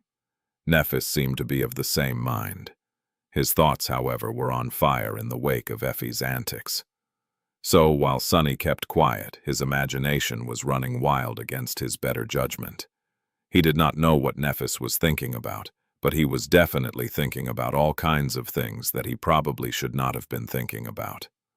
He threw a furtive glance at Neph. Was she really calm? Was he imagining things, or did her cheeks seem a little pink? No, that is definitely my mind playing tricks on me. There was no way Nephis would be fazed by mere words. It was just his wishful thinking. It was all Effie's fault. That Effie, she really had not changed at all. He would have thought that being a married woman with a child would curb her wilder tendencies. But alas, having a loving family only seemed to embolden the vivacious huntress even more, as if having a safe space to retreat to gave her wicked tongue more power. It's a miracle that little Ling is such a sweet boy, despite being raised by that miscreant. Sunny inhaled slowly. Nephis lingered for a few moments, then looked at him with a deadpan expression. After a while, she said in her usual impassive tone, "Don't mind Effie, Saint Athena. She's always like this." Sunny chased the improper thoughts out of his mind, or at least tried to, and chuckled. "That's all right. I'm rather accustomed to it. I used to have a close friend who was just like her. In fact, as much as I hate to admit it, I miss it a little." She smiled faintly. "I can't quite imagine." The two of them started walking and left the pier. Instead of passing through the crowded gate of the castle, Nephis led him to a hidden postern, where two knights bowed deeply before letting them in. The pass through the thick outer wall of bastion was like a long tunnel with walls built of white stone. Walking through it, Sunny wondered what could have brought this mighty wall down and left it laying in ruins, like it lay in the hidden realm that was imprisoned in the reflection of the illusory castle. But then again, that terrible foe had even shattered the moon, so why would Bastion fare any better? The castle was a city in and of itself. It was gargantuan, with somewhere around 1 million people living between its walls, almost half of them awakened. There were hundreds of masters here as well, and at least a dozen saints were always present, either guarding the stronghold or visiting from their own citadels on business. Sunny felt quite peaceful and comfortable living in the sprawling city on the other side of the lake, but here in the castle, he couldn't help but feel a little tense. Soon they left the tunnel and entered a lively street. "It's quite amazing, isn't it?" His voice sounded a little stifled. Nephis nodded. "Indeed, Bastion is not called a great citadel for no reason." From their point of view, at the lowest and outermost ring of the great stronghold, the place they found themselves on looked no different from a city street. Granted, both the wide paved road and the buildings standing opposite the monolithal barrier of the outer wall were made of the same white stone as it. There were residential buildings, merchant stalls, commercial establishments, and people hurrying on their daily errands. However, all of it, except for people and later additions to the original architecture, seemed a little too grand in scale, as if built for creatures that weren't quite giants, but also not quite humans. However, really, this street was a natural part of the defensive fortifications. Bastion was a marvel of military engineering, designed to withstand the most terrible sledge. There were all kinds of courtyards, keeps, towers, and auxiliary buildings here, placed in a seemingly chaotic manner, but all of them followed a thoroughly purposeful design. If viewed from above, Bastion resembled an artificial mountain separated into distinct levels, with concentric circles of inner walls protecting each of them and the main thoroughfare piercing each of the walls as it scaled the mountains in a spiral. If one wanted to reach the main keep from either of the outer gates, they would have to circle the mountain many times, passing many lesser gates in the process. Even things like the direction of the thoroughfare were full of purpose. If someone managed to breach the outer wall, they would have to follow it clockwise, which meant that their sword hand would be to the next wall, while their shield hand would be away from it, letting the defenders rain arrows on the attackers more effectively. All in all, Sunny did not envy the warriors of Clan Song, who might have to siege this castle one day. Even he felt that the task was much too daunting. Bastion seemed truly impregnable. But of course it wasn't. The ruins hidden in the moonlit reflection were proof. Nephis led him deeper into the ancient castle, making sure that they would be seen by everyone who had time to look. The reactions people were giving them were much more intense than those at the lakeshore settlement, mostly because much more of them recognized who Nephis was.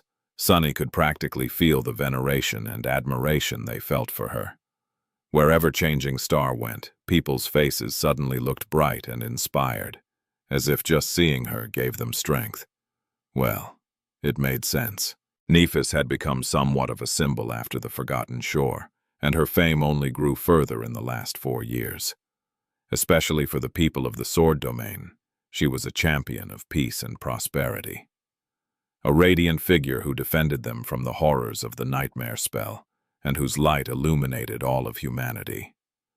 Princess Nephis, one of the 2 invincible sword sisters of Anvil's domain. The nickname Effie had given her in the Dark City was not that outlandish anymore, if at all. So Sunny could understand the gazes of adoration directed at Neph. However, the more intensely people admired her, the more confusion and simmering hostility his presence by her side caused them. Who was that dainty stranger walking by Changing Star's side? Who does he think he is, being so close to our princess? Suddenly he felt a little uncomfortable. Might have underestimated the consequences of playing Neph's secret darling. He might have underestimated it severely. As a passerby glared at him with obvious hostility, Sunny made sure that Nephis could not see, and glared back with a cold menace. You can glower all you want, but are you worthy? All of you wretches combined are not fit to stand by her side, only I am. Well, that was what his glare was meant to convey, at least. Chapter 1702. Legendary Encounter. Sunny was not unfamiliar with the castle, since he had to come here every time he wanted to return to the waking world without raising any suspicions. However, he would usually spend quite a lot of time following the main thoroughfare to the main keep, where the gateway was located. This time, Nephis led him on a shorter path to the pinnacle of the stronghold, across narrow stairs and hidden posterns that he had not even known existed. There was no need to waste time at each checkpoint either, so their progress was rather fast. Who would dare to stop the transcendent daughter of a sovereign? After a while, Sunny asked with a hint of curiosity, "By the way, Lady Nephis, where exactly are we going?" He knew that they were about to sign a contract, but wasn't sure where the signing would take place. Was he going to make a deal with Clan Valor, or with the Firekeepers directly?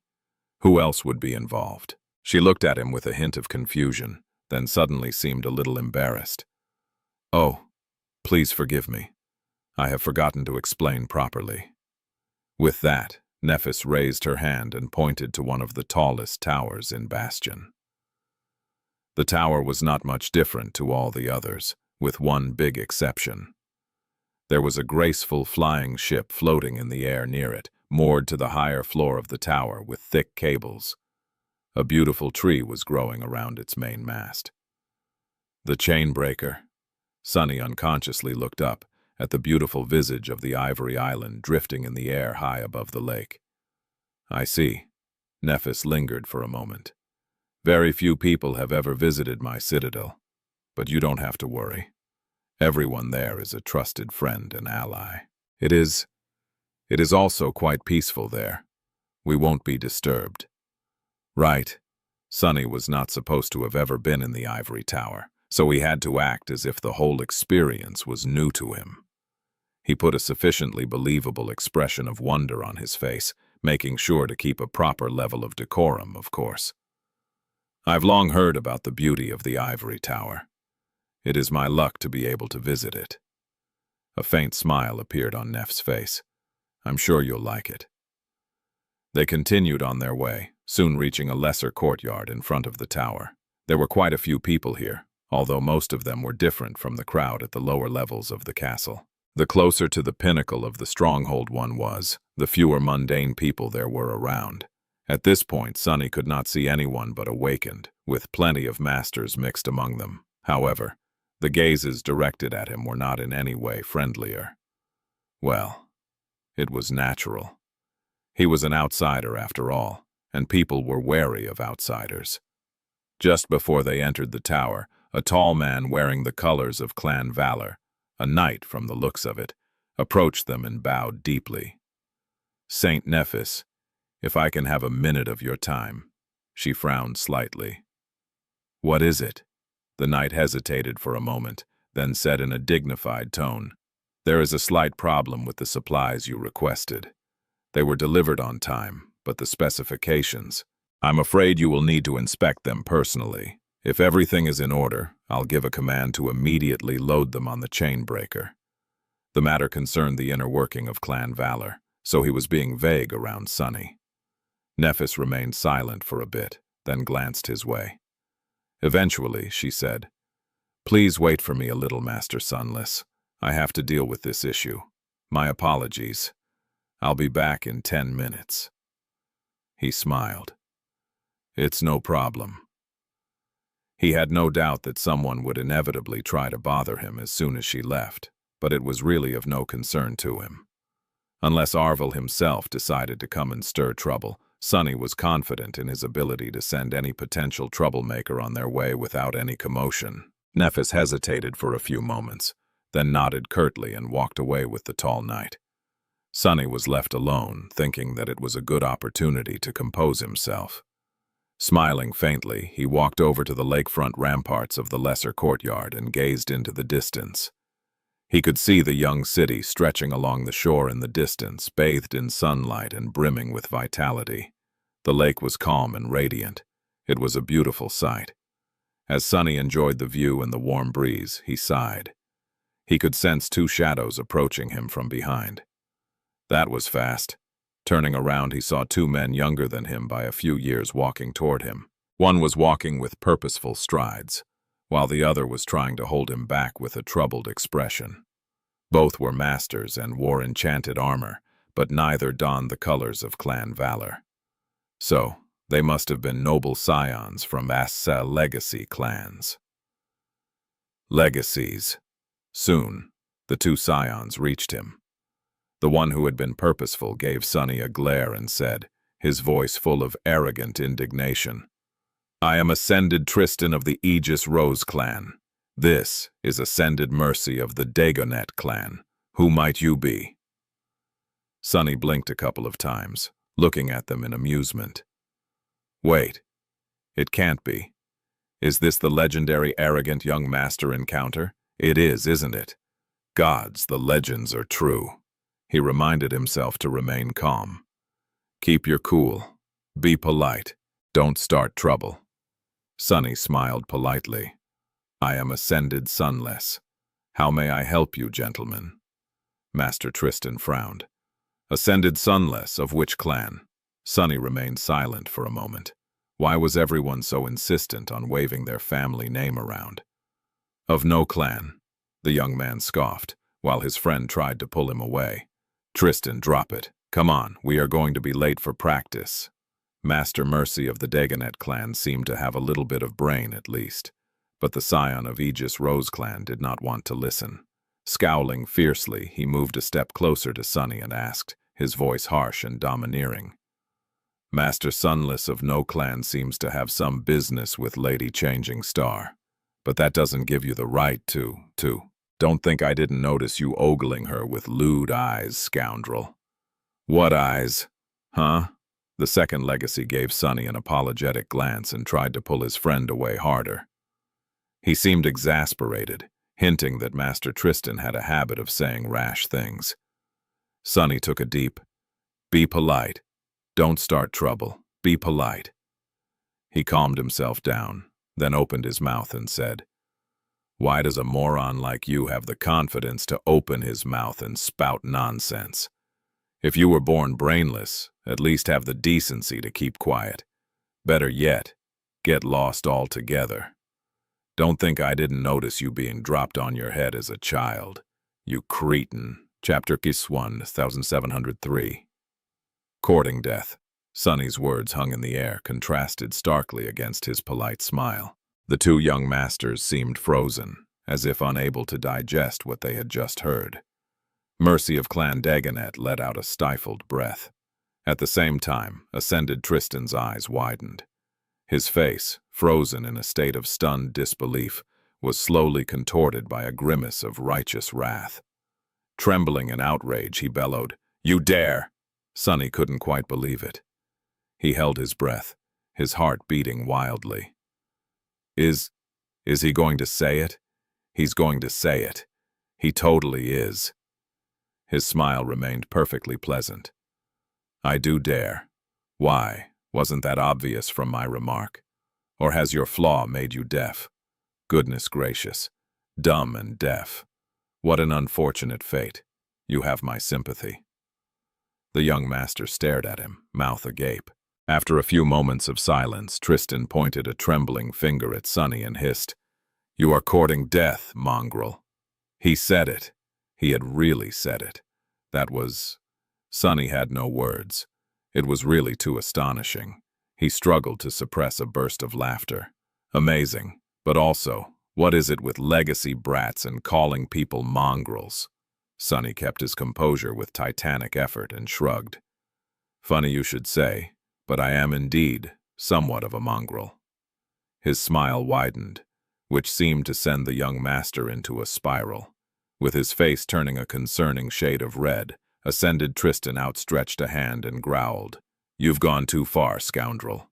You need to be taught a lesson. I, Tristan of Aegis Rose, hereby challenge you to a duel." Sonny blinked. Huh?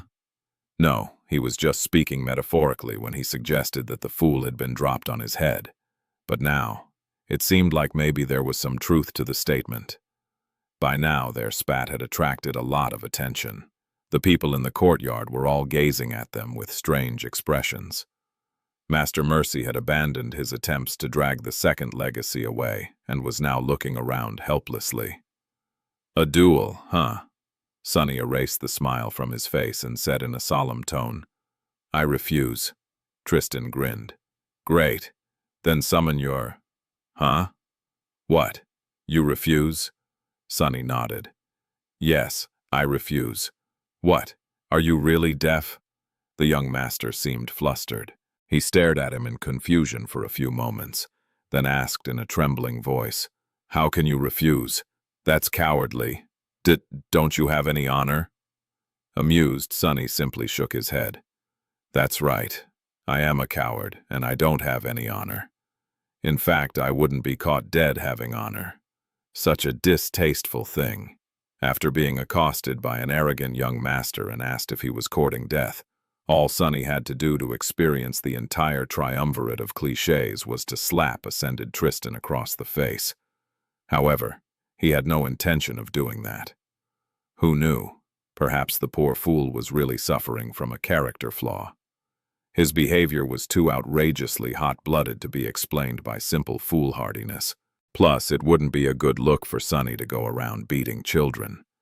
Not to mention that his meticulously cultivated harmless persona was not supposed to be able to win a duel with a legacy ascended. No matter how much he wanted to teach the loud brat a memorable lesson, Ascended Tristan huffed and pussed, staring at him with angry eyes. Then, a mocking smile suddenly twisted his lips. "Don't be too afraid, coward. I won't kill you. We'll just duel to first blood. I refuse your refusal. Summon your weapon and face me." Sonny stared at him incredulously for a bit. "Ah, to hell with it," he sighed.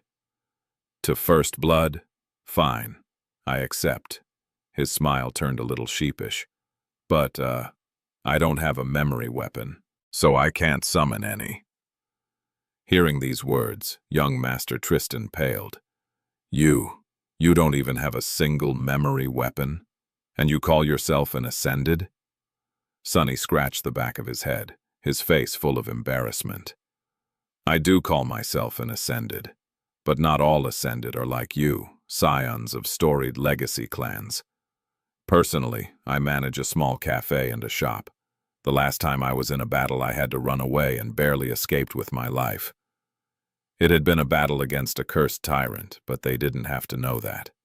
Master Mercy seemed relieved. He let out a long sigh and said tentatively, "Then, let us just drop this matter. Tristan, he is clearly not a—" But his friend shook his head furiously, summoning a memory. "No, I simply can't let this matter rest. I demand satisfaction." Soon, a heavy greatsword manifested itself from sparks of light. He scoffed contemptuously and shoved the sword into Sunny's hands. "Here. This sword is called the Heartbreaker, and it is a family heirloom of my clan. I'll lend it to you for today. It is your privilege to be able to hold it, knave." With that, he shook his head and mumbled under his breath, Really, I just don't understand why Lady Nephis would associate with such a profligate wastrel. He must have deceived her with his looks, the scoundrel." Sunny held the greatsword awkwardly and rested its tip on the ground. No, really, what was this situation? Why was the person who had challenged him to a duel supplying him with a powerful weapon to fight that duel? Was Master Tristan actually brainless? At the same time, the young man in question summoned another memory, this one a much lighter arming sword. From the looks of it, he was giving his opponent an advantage, a better weapon with a longer reach. He also dismissed the outer layers of his armor, leaving only a gambeson jacket behind. "Here, I won't use any enchantments, so you won't be at a disadvantage. Are you ready?" Sunny remained silent for a moment, then shrugged timidly. "I guess I am." Young Master Tristan grinned. "Then here I come. Prepare to be humbled, wimp." He brandished his sword and lunged forward. Under the dubious gazes of everyone gathered in the courtyard, the duel started. Chapter 1, 1704. A slap heard around the world. It seemed like the diminutive Master Sunless, an unknown ascended from the lakeshore settlement, had no chance against the young master of the Aegis Rose clan. Not only was Tristan much taller and more powerfully built, but he was also a legacy. And legacies still held the title of the most skilled and deadly warriors of humanity. By far, even now that the number of awakened had swelled. Their upbringing, training, and martial culture were all designed to produce lethal fighters to rule the battlefield unopposed. The idle onlookers did not know what the pretty young man had done to enrage the legacy scion so much, but from the looks of it he was in for a good beating, which was a shame, considering that with his jade skin and slender figure, he looked quite handsome. Sadly, though, he didn't look like much of a fighter. Neither did Master Sunless seem very familiar with handling a blade. He tried to swing the provided greatsword to deflect an incoming attack, but failed. Not just that. Perhaps due to his short stature and slender build, he actually lost control of the heavy blade and allowed its weight to pull him off balance. Instead of deflecting the opponent's sword, he yelped and stumbled forward instead. That was a common mistake most often seen among awakened. Young awakened were prone to overestimating their newfound strength, forgetting that their mass and center of gravity remained the same. So it was easy for them to misjudge things and end up being pulled forward by the inertia of their own swing. Still, for a master to be that inexperienced in combat was a bit. The delicate ascended seemed to be doomed. But strangely enough, he ended up being saved by his clumsy mistake. It was doubtful that he could have deflected Tristan's powerful strike, but after stumbling forward and nearly sprawling on the ground, the opponent's sword missed and flew harmlessly above his head. There was a murmur among the onlookers. Lucky. But then they were treated to a bizarre spectacle.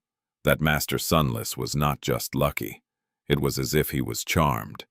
No matter what Tristan of Aegis Rose tried to do, his sword never seemed able to reach the cowardly opponent. Master Sunless slipped on the cobblestones, accidentally evading a skillful attack. While trying to stand up, he tripped on the hem of his own silk robe, losing balance and gracelessly sprawling on the ground. But also making Tristan's follow-up strike miss him entirely. While trying to block a downward slash, he actually failed to hold on to his sword and dropped it, staggering back in panic. However, in the process, the coward accidentally kicked the falling sword and sent it flying in the direction of the legacy scion, who was forced to hastily defend his lower torso and retreat. Then, Master Sunless recklessly bent down to pick up the fallen sword, a grievous mistake when facing an armed opponent. However, it was exactly because no one in their right mind would think of leaving themselves so open to a lethal blow that Tristan had never anticipated it. Once again fruitlessly sliced the empty air above the oblivious opponent's head. "What are you doing? Fight like a man!" A sheepish smile appeared on the unknown master's deathly pale face. "But I was trying to pick up my sword. How am I supposed to fight without a sword?" Ascended Tristan let out an infuriated growl. "Just take it, damn. I'll step back." Under everyone's bewildered gazes, he took a step back and waited patiently for his opponent to arm himself. But Master Sunless did not seem to be in a hurry, breathing heavily. Tristan's face twitched. "What are you doing?" The delicate young man coughed. "Well, you didn't specify that I should pick it up immediately, did you? So I thought I'd catch my breath real quick." The legacy scion seemed stuck between complete disbelief and apoplectic fury. "Pick it up right this second." Master Sunless bent down and gripped the sword. All right, there's no need to shout." Soon the oddly comical duel continued. He continued stumbling blindly through the hurricane of steel, remaining unscathed by sheer ridiculous luck. But even that helpless fool's luck was bound to run out sooner or later. And finally, in less than a minute, Tristan's sword pierced the silk robe and bit into the delicate young man's shoulder. He had held back, not wishing to deliver a serious wound to the offending profligate, so the cut was shallow. Still, a cut was a cut. It also hurt like a real cut. Sonny grimaced. Young Master Tristan, meanwhile, gave him a disdainful smirk and retrieved his sword. The two of them were standing close to each other, and the legacy was staring down at Sonny, his face full of pleased indignation. "Serves you right, scoundrel. The victory is mine. Now, apologize. Recount your misdeeds and humbly beg forgiveness. I'll let you off easy if you do. But if you don't blame me for being ruthless." But Sonny simply tilted his head. "Who says that the victory is yours?" Tristan blinked. "What?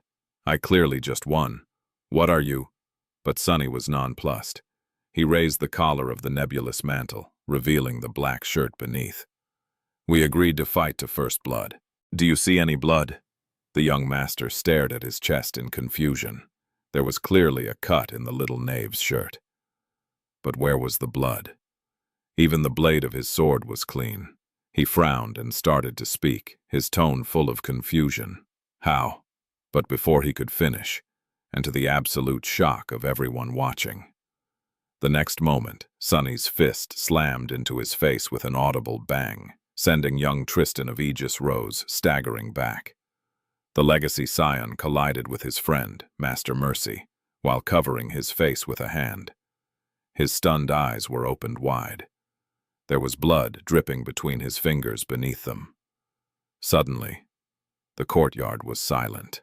In that silence, Ascended Tristan slowly lowered his hand, revealing 2 red streams flowing out of his nostrils and marring his handsome face.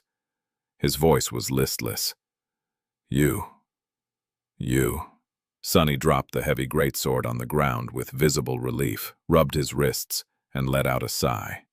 Then, he smiled. "Well, it seems like I have won. Good fight. Good fight.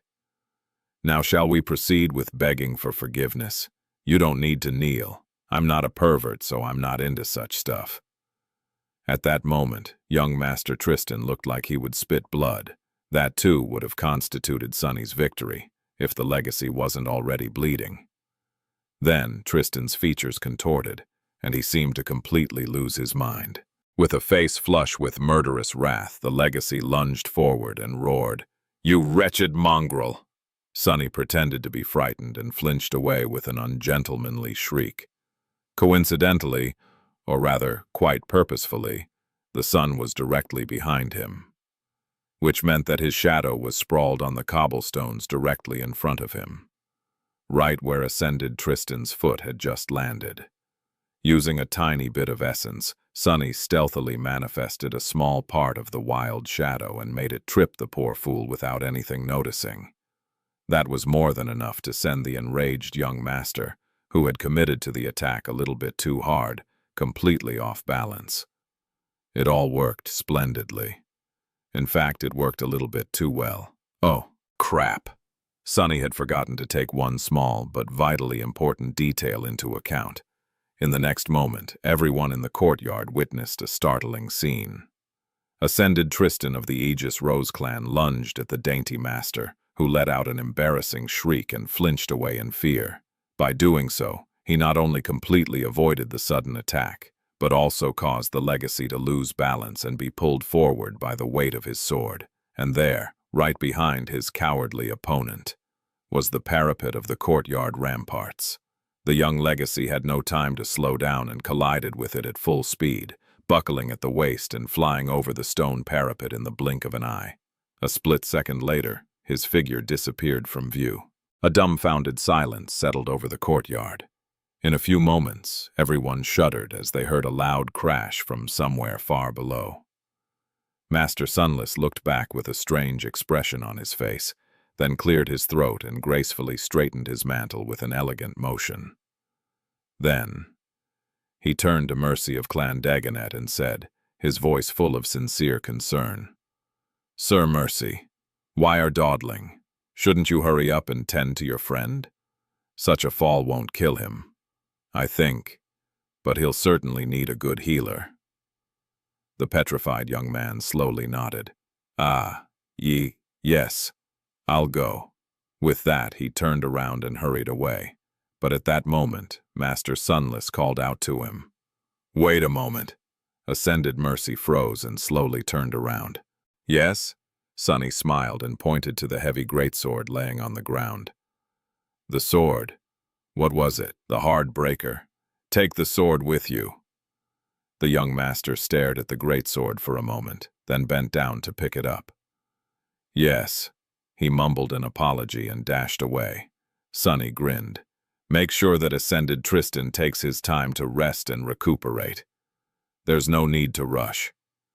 He sighed and then added, his voice full of magnanimity, "He can beg me for forgiveness at a later date." When Nephis returned, the courtyard seemed a little livelier than it had been before. A few people had strange expressions on their faces, and a few more seemed to be glancing at Master Sunless from time to time, their gazes full of contempt and amusement. The charming enchanter himself was standing near the parapet of the ramparts, not paying the pointed gazes any attention. He was looking down calmly, a small smile playing on his lips. Nephis frowned slightly. Has anyone bothered him?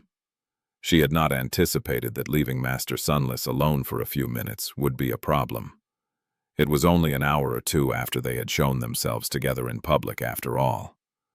No matter what kind of rumors people wanted to spread, such things took time. Nephis definitely did not want anything remotely unpleasant to happen to the delicate young man, so she had to be more watchful in the future. Approaching Master Sunless, she said in her usual even tone, "I am back. Did something happen?" He turned and looked at her with a smile, then lowered his gaze awkwardly. Well, nothing too serious. There were a couple young men who wanted to have words with me. I'm afraid I failed to resolve the issue amicably. Oh well, some people simply don't have manners. I'm rather used to such situations." Nephis' frown deepened. Sunny, of course, was talking about himself. It was Sunny who didn't bother with basic manners unless he wanted to, and was therefore used to facing the violent consequences of running a venomous mouth. But Nephis understood it differently. "Cassie, who were these young men, and how dare they be rude to Master Sunless?" Cassie responded a moment later, her voice deceptively smooth. "Tristan of Aegis Rose challenged Master Sunless to a duel." Nephis almost jumped. Of course, her calm expression remained the same, but her mind was suddenly awash with scorching flames. "And you didn't warn me? I explicitly asked you to keep an eye on him in my absence. Imagining the headstrong and domineering scion of the Aegis Rose clan bullying the elegant and gentle Master Sunless made her blood boil, for some reason.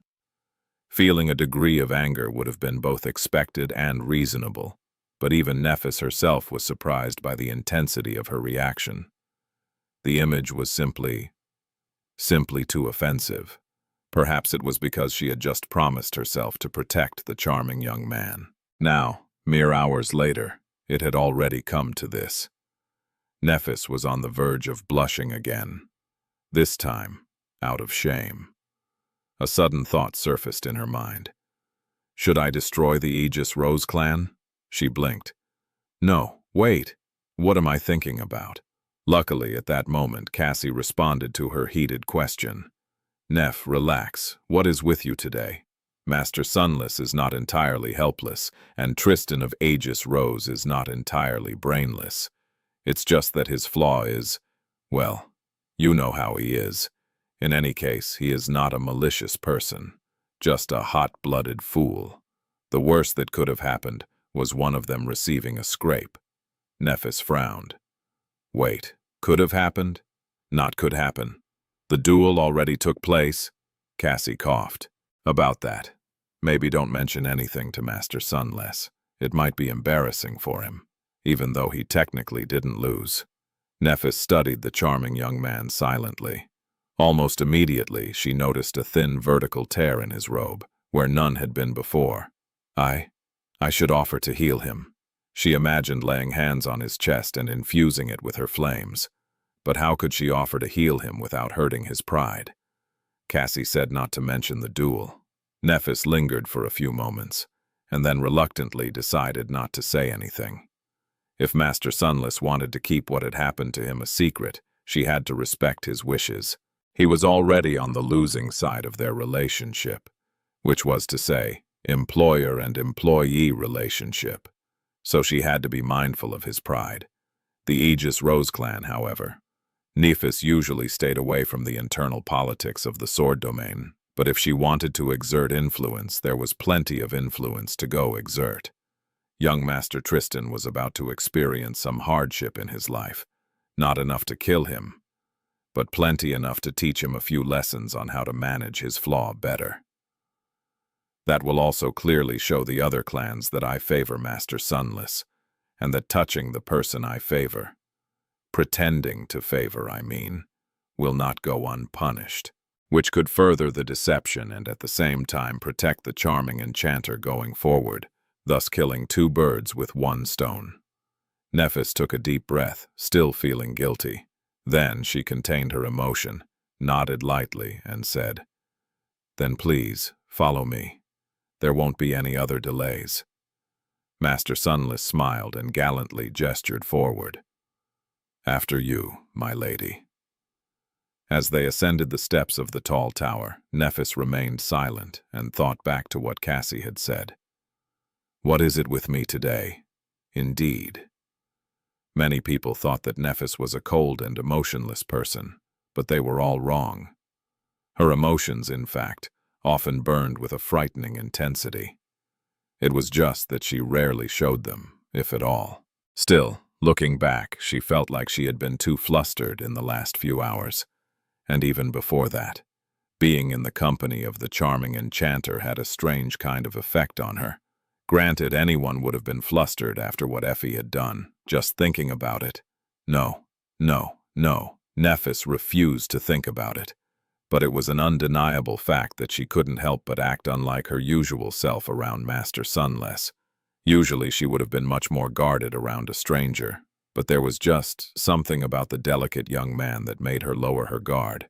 It was like an odd sense of familiarity that had no reason to exist, but was deeply compelling, as if he reminded her of something, or someone, that she had been longing for without even knowing.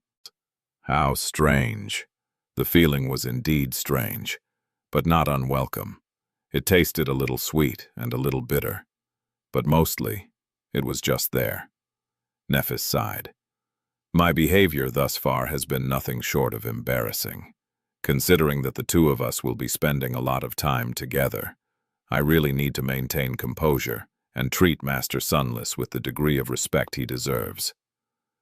She glanced at him, her gaze once again lingering on his exquisite features and glistening onyx eyes for a moment too long.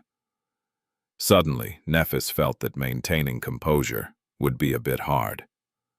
Following Nephis, Sunny ascended the tall tower and found himself on a spacious balcony that served as a pier for the chainbreaker. Neither of them had spoken about the duel, and it suited him just fine. In any case, he had to admit that his actions had been a little naughty. He could have diffused the situation by groveling a little, but chosen to antagonize the pompous legacy instead, for no good reason. Explaining the sequence of events to Nephis would have been a bit embarrassing, and so, Sunny went ahead and shamelessly pushed that responsibility onto Cassie. Some would call such a move unbecoming, but he preferred to call it delegation. The chainbreaker was floating in the air a few meters away, with a wide wooden plank affixed between its deck and the stone balcony. Several firekeepers seemed to have just finished loading a bunch of wooden crates into the cargo hold of the graceful vessel, and were now resting beneath the branches of the sacred tree. Noticing Nephis, all of them stood up. Then, their gazes fell on Sunny.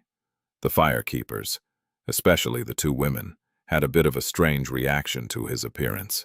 What's wrong with these people? Considering how devoted the firekeepers were to Nephis, he would have expected a more intense version of the jealous hostility the denizens of the castle had met him with. However, they seemed more stunned than unfriendly. Master Sunless, why are you here? He forced out a polite smile. Good day. Oh, I am here to sign a contract. I think we'll be working together often in the future, so please take care of me. The firekeepers slowly turned to Nephis. Then the two women suddenly broke into wide smiles. Lady Nephis, thank you. Nice. He stared at them in confusion. Why are they giving her thumbs up?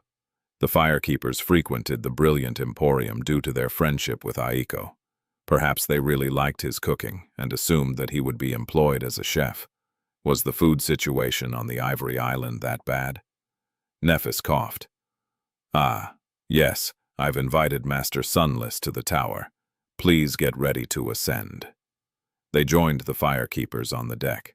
The wooden plank was swiftly removed, the mooring cables untooled, and no more than a minute later, the flying ship slowly moved. The leaves of the sacred tree rustled as the chainbreaker started to climb into the sky. Sunny looked up and studied it for a while, his gaze lingering on the golden fruits. What would happen if I fed these fruits to Rain? Currently, Rain was preparing to hunt an awakened demon in order to absorb some of its essence and push her own toward awakening. Such was the path most of the ancient people had followed, forging their fates in the crucible of combat. The fruits of the sacred tree contained essence as well, so its existence was much more precious than the carriers of the spell could ever imagine. Granted, it was a rhetorical question. If Sunny simply wanted Rain to awaken, he would have showered her with soul shards and been done with it. But what he wanted was to make her strong enough to survive on her own, if need be.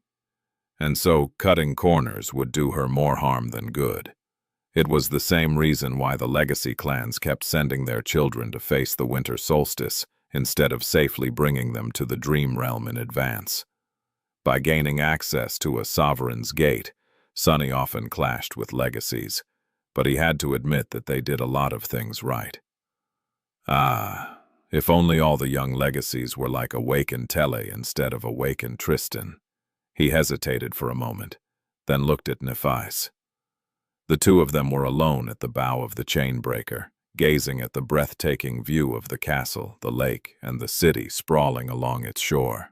The atmosphere was quite romantic, but sadly, there was no time to have a proper conversation. The Ivory Island was drifting in the sky above the lake, just shy of casting its shadow on the ancient walls of Bastion. It would only take the flying ship a few minutes to reach it, and indeed, the chainbreaker landed softly on the waters of the smaller lake, glistening among the emerald grass of the island before Sunny could think of anything to say. Please, come this way. Nephis led him toward the ivory tower, but she didn't seem to be in a hurry. On the way, they toured most of the island, with her showing him around and explaining how the citadel was organized. It was just as beautiful and tranquil as Sunny had remembered. There had been a few changes in the past 4 years, with the island looking much better cared for and settled. However, the essence of the place remained the same. The emerald grass, the clear lake, the grove of ancient trees, the sun-bleached bones of the mighty dragon, and the great pagoda of pristine white stone towering above it all like a heavenly palace. Sunny had last visited the Ivory Island almost immediately after killing the winter beast.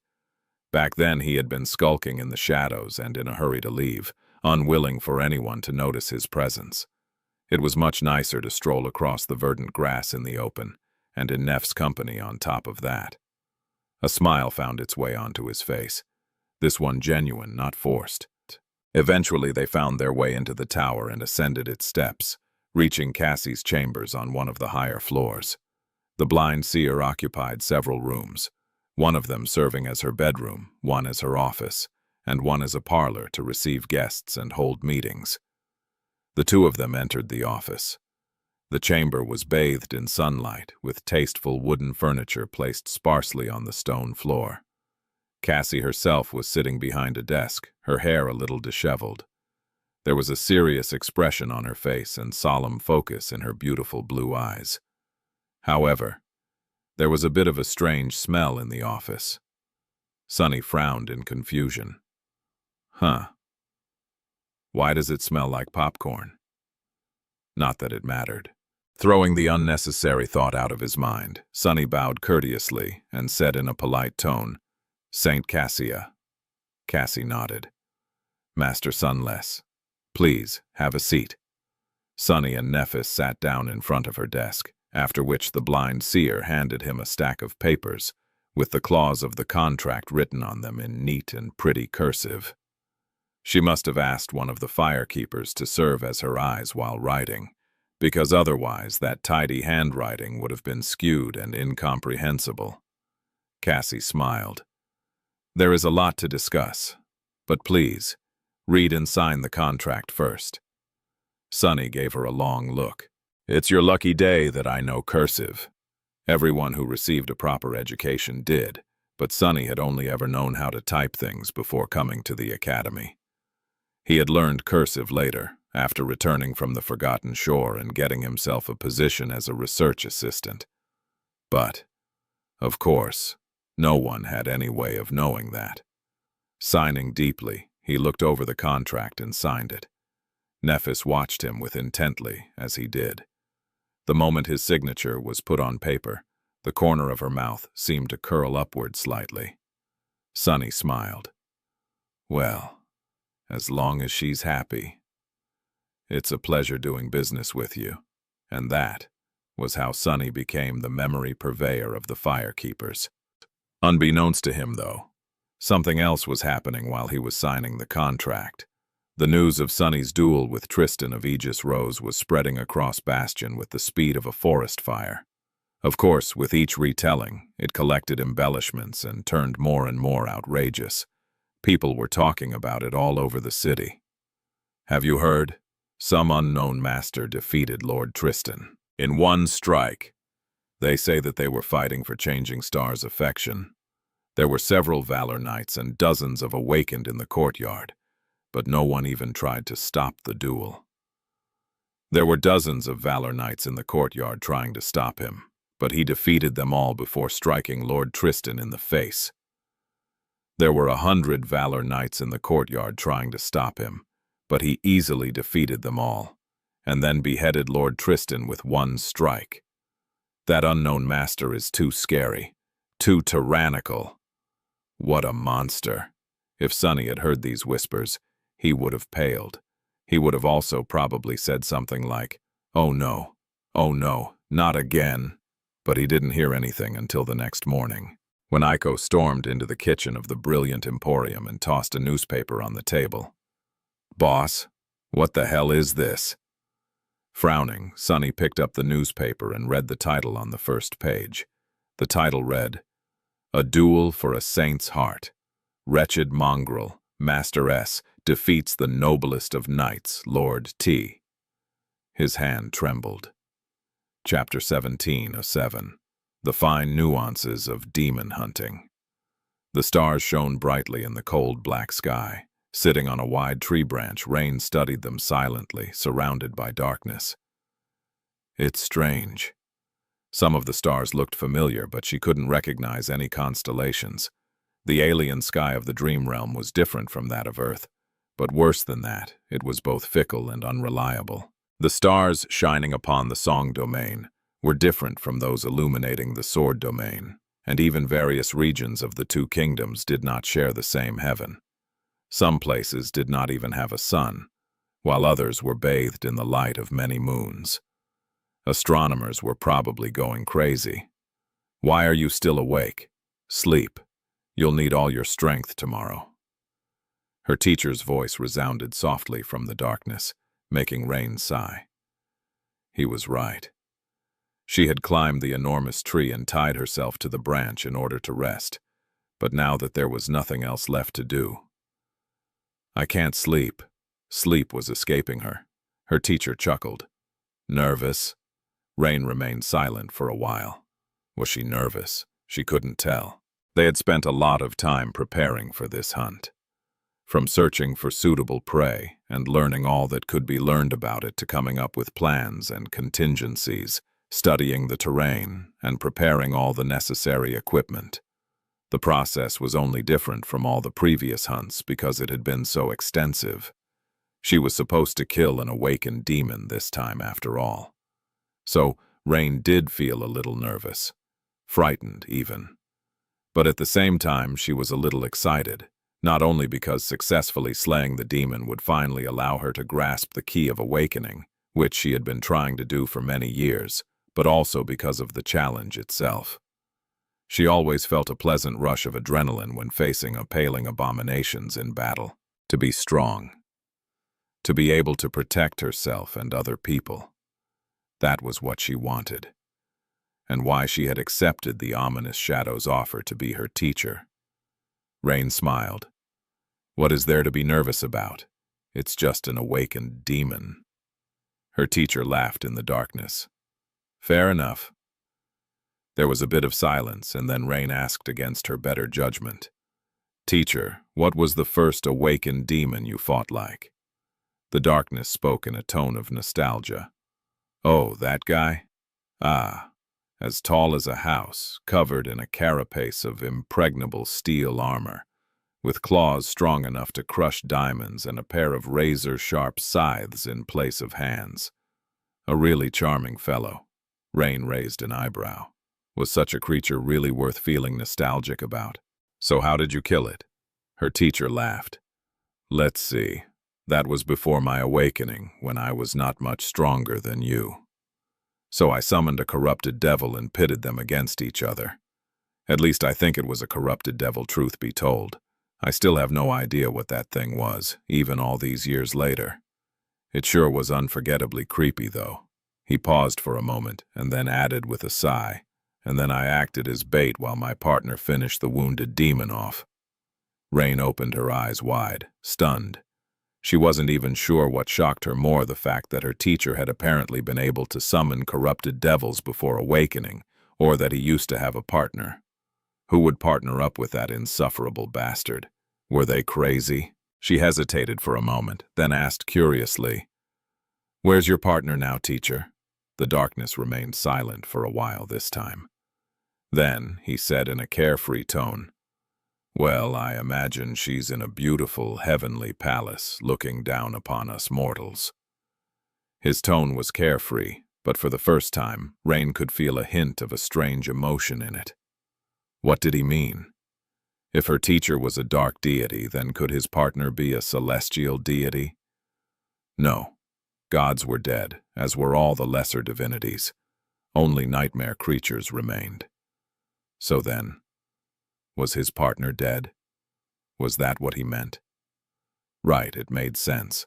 Her teacher had once admitted to being thousands of years old, so anyone who had fought by his side before his awakening would have been dead for a very, very long time. Rain sighed, suddenly feeling pity for her poor teacher. Wishing to distract him from unpleasant memories, she asked, But how did you manage to summon a terror to fight that demon? He chuckled. By setting the demon's boss on fire. Now enough talking. Go to sleep. The demon's boss. Do demons have bosses? Full of confusion, Rain let out a long sigh and closed her eyes. The tree branch was swaying slightly under her, which was a bit calming. Just before she slipped into the embrace of sleep, a sudden thought surfaced in her drowsy mind. Wait, if he killed that demon with a partner, then why the hell is he making me hunt this demon alone? Her anxious dreams were cold and restless. In the morning, Rain untied the rope fastening her to the branch and carefully climbed down. Soon enough, she reached the ground, standing on the outskirts of a vast forest of dead trees. Ravenheart was so far away that the mountain chain was merely a dark line on the horizon. There was no ash around, and although the frozen ground was covered in frost, there was no snow either. This was the place where the awakened demon she was intending to kill dwelled. Humanity had conquered a vast area in the dream realm, but that did not mean that the two domains were entirely safe. In fact, safety was a fleeting illusion here. Apart from the citadels and their immediate vicinity, the wilds were still ruled by the nightmare creatures. Humans had only really started to encroach on their reign after the advent of the Dream Gates 4 years ago, building roads and expanding their settlements. In that regard, the current era was very much like the dawn of the legendary Age of Heroes, when mortal champions battled against countless abominations to help the nascent human civilization survive and spread.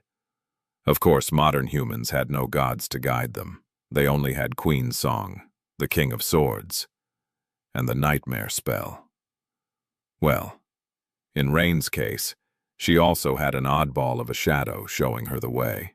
While she was checking her weapons in the dim twilight of the early dawn, her teacher asked calmly, "What makes demons so dangerous? Their strength, their speed, their resilience." Rain shook her head. "No, it's their intelligence. Beasts and monsters might be stronger, faster, and much more resilient than me, but they are also not too bright. A demon, however, is as intelligent as me. It might even outsmart me if I'm not careful."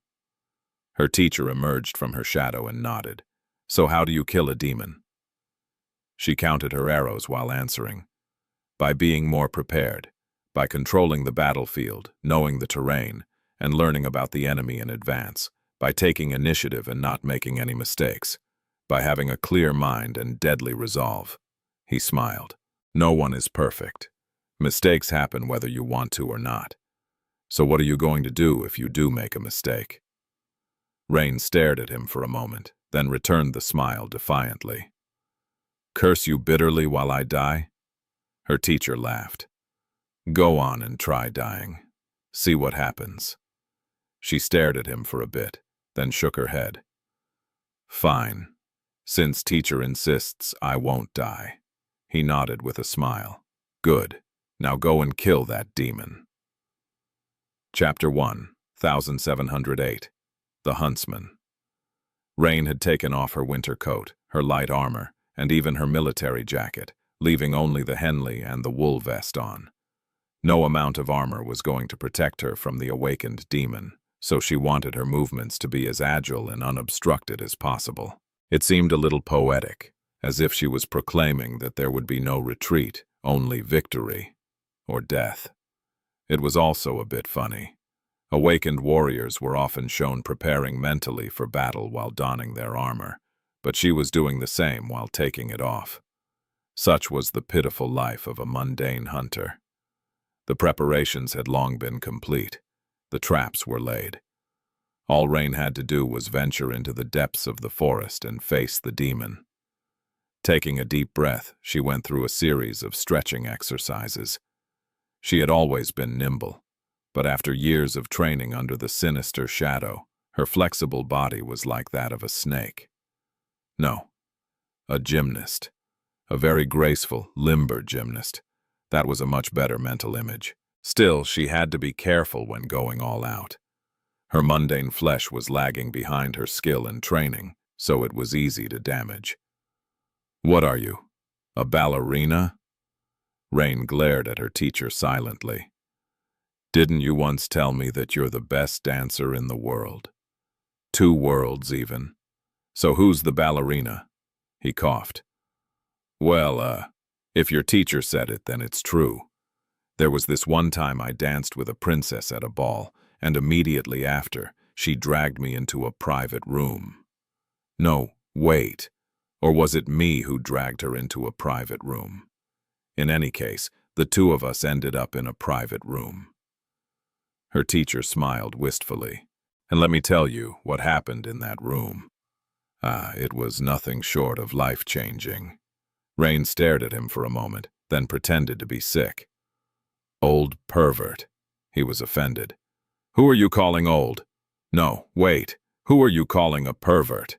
She did not deign to answer, shaking her head silently. At the same time, though, Rain noticed that her previous nervousness was almost entirely gone.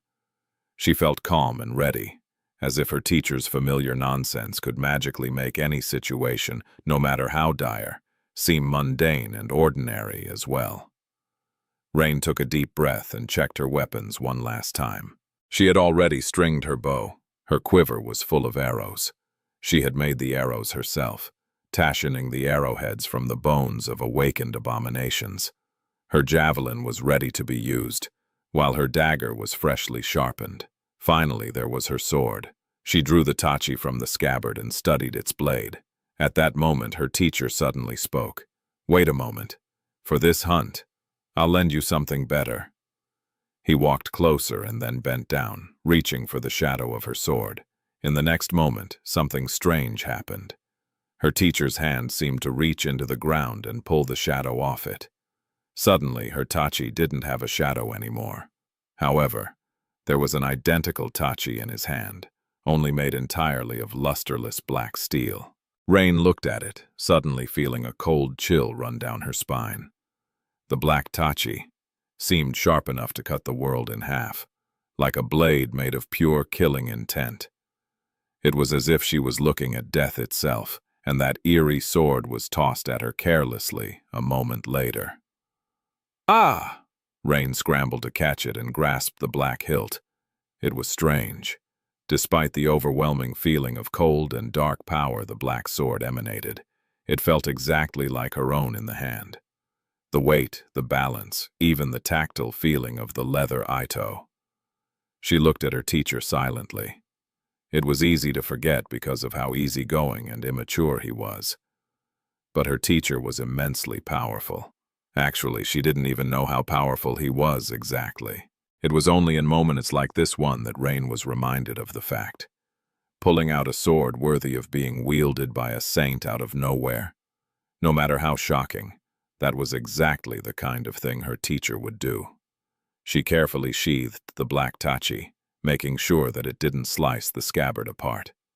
"This sword seems too powerful to be wielded by a mundane human. You didn't forget that I can't control my essence, did you?" Her teacher shrugged. "That's all right. It's infused with mine." Rain nodded, then collected the things she was going to leave behind and placed them in a nook between the roots of the old tree, to be retreated later. Her original sword went atop the neat pile. She stood up, looked into the depth of the forest, and started walking. As she did, her teacher spoke. "That sword should be able to cut the flesh of an awakened demon even in your hands. Still, don't rely on it too much, remember. The sword is just a tool. You are the weapon. You are the one who has to kill the enemy, not your sword." Rain nodded calmly. "I remember." She cleared her mind of all distractions, focusing solely on the hunt. The demon she was going to kill was called the Huntsman, quite ironically. That was what the people in Ravenheart called him, but actually, the creature's proper name was Chalice Knight.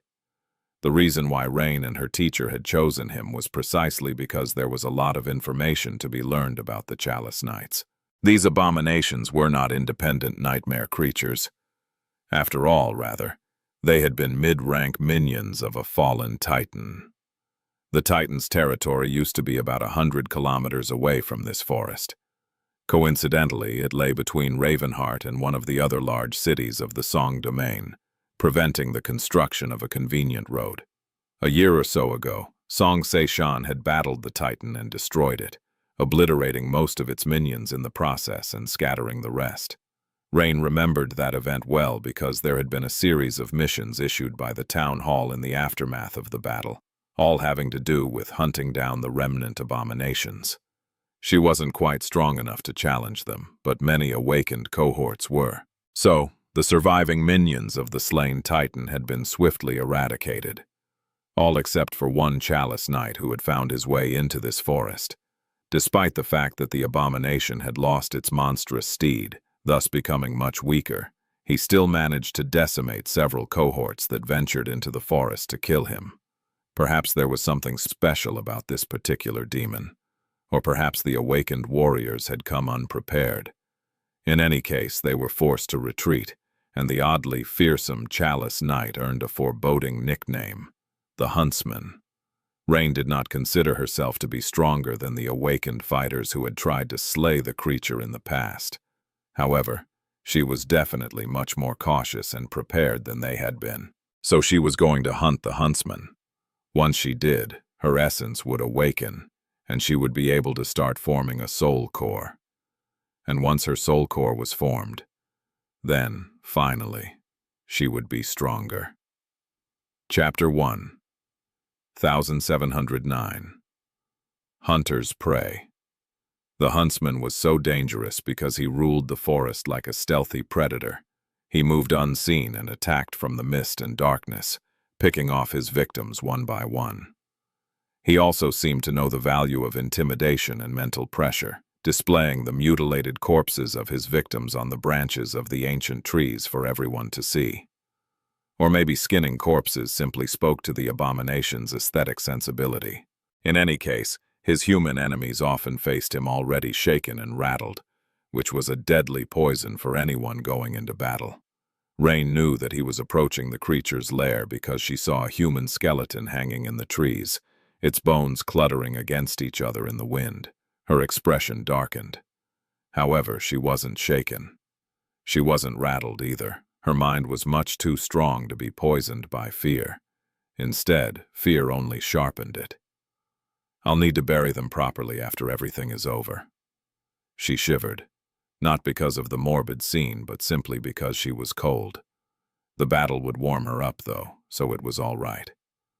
Every time an awakened cohort ventured into the forest, the huntsman was in no hurry to attack. Sensing the threat presented by a group of experienced awakened warriors, he stalked them silently or retreated into his lair, waiting for the night to come.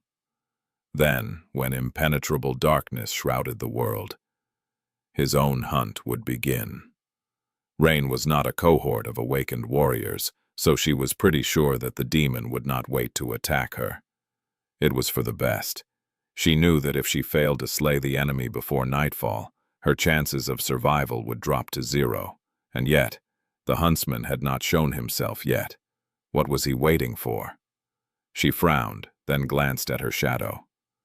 "Could it be that the demon is afraid of you, teacher?" A calm voice resounded from the darkness. "It is highly unlikely. I am very hard to notice when I'm hiding in the shadows.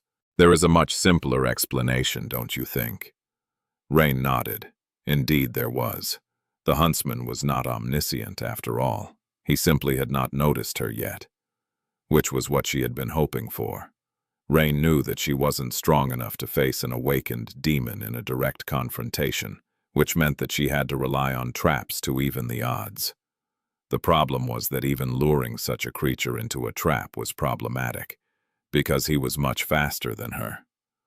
Well, if he doesn't want to welcome me, she was going to have to announce her arrival. Soon the smell of blood and smoke permeated the forest. There was no sound. Not even a single branch trembled. And yet there was a presence, a dangerous presence moving through the forest, somehow remaining unseen. Rain could feel it. Her intuition, which she had honed through dozens of hunts, was telling her that a deadly foe was approaching. Sitting on a branch downwind of where the smell of smoke was coming from, her skin smeared in ash to mask her scent, she was watching the forest intently. Even then, she was only using her peripheral vision to observe it. Many nightmare creatures could sense when a gaze was directed at them, so she knew better than to stare. It was for that reason that she managed to notice a small anomaly in the surrounding area. The frost. The patterns of frost on the ground were broken. It was as though someone heavy had walked past, leaving footprints on the frozen soil and yet avoided her sight completely. He's like a chameleon. Once she knew what to look for, Rain quickly managed to notice a subtle anomaly. There was a patch of air that seemed to be a little hazy but still transparent, as if distorted by heat. But how could there be heat in this frigid cold? No, the almost unnoticeable distortion was the masked figure of the huntsman, moving noiselessly in the direction of the smoke. The demon was cautious and prudent, but not as prudent and cautious as she was. That was because Rain was weak, and had no other choice but to remain humble. No wonder so many awakened were defeated by this demon. This chalice night was a bit special indeed.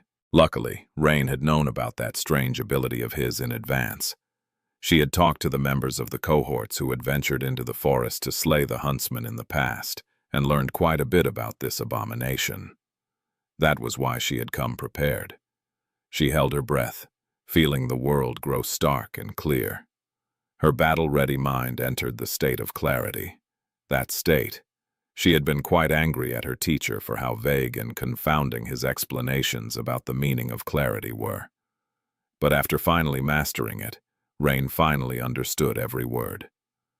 Master the body, master the mind. The essence of combat was murder, and every action she took in combat only served one of two purposes: to kill the enemy or to prevent the enemy from killing her. Something like that could not be explained with words, only learned in battle. However, once Rain truly understood that unfathomably deep but simple truth, every battle she had fought after that was easier. Time seemed to slow down as her perception expanded. Her thoughts accelerated, and at the same time, the scope of the world grew narrower, eliminating all unnecessary distractions. She could feel every minute detail of her environment with striking sharpness, from the direction of the wind to the slowly dancing snowflakes. Down below, the almost invisible menace slowly approached the bonfire she had made with wet branches, and the butchered corpse of a dormant beast she had laid as bait. It was time to strike. There was no way back anymore. Drawing her bow, she finally allowed her gaze to fall directly on the empty space where the huntsman was supposed to be, and let the arrow fly. Rain had thought that her shot was immaculate and almost impossibly swift. From the moment she knocked the arrow to the moment she let go of the string, less than a heartbeat passed. And yet, frighteningly, that single heartbeat was enough for the demon to react. She couldn't see his movements, but the vague patch of subtly hazy air shifted at an impossible speed. The arrow flashed past. But that was all right. Rain had not been aiming at the invisible abomination anyway. Instead, she aimed at a burlap sack hanging above the bonfire. The arrow split it open, and fine powder poured into the air. It was not gunpowder, nor was it some expensive alchemical concoction. It was simple flour. However, when the cloud of flour ignited, it still produced a fiery flash. That flash couldn't be called a proper explosion, really, since there was no closed vessel to contain it, but it still served its purpose. That was to cover the huntsman in soot. Suddenly, his invisible form was not that invisible anymore. In fact, whatever camouflage the creature had been using was broken by the rain of burning flour, and Rain finally saw the huntsman in all his vile glory. Chapter 17:10, Daring Escape. The Chalice.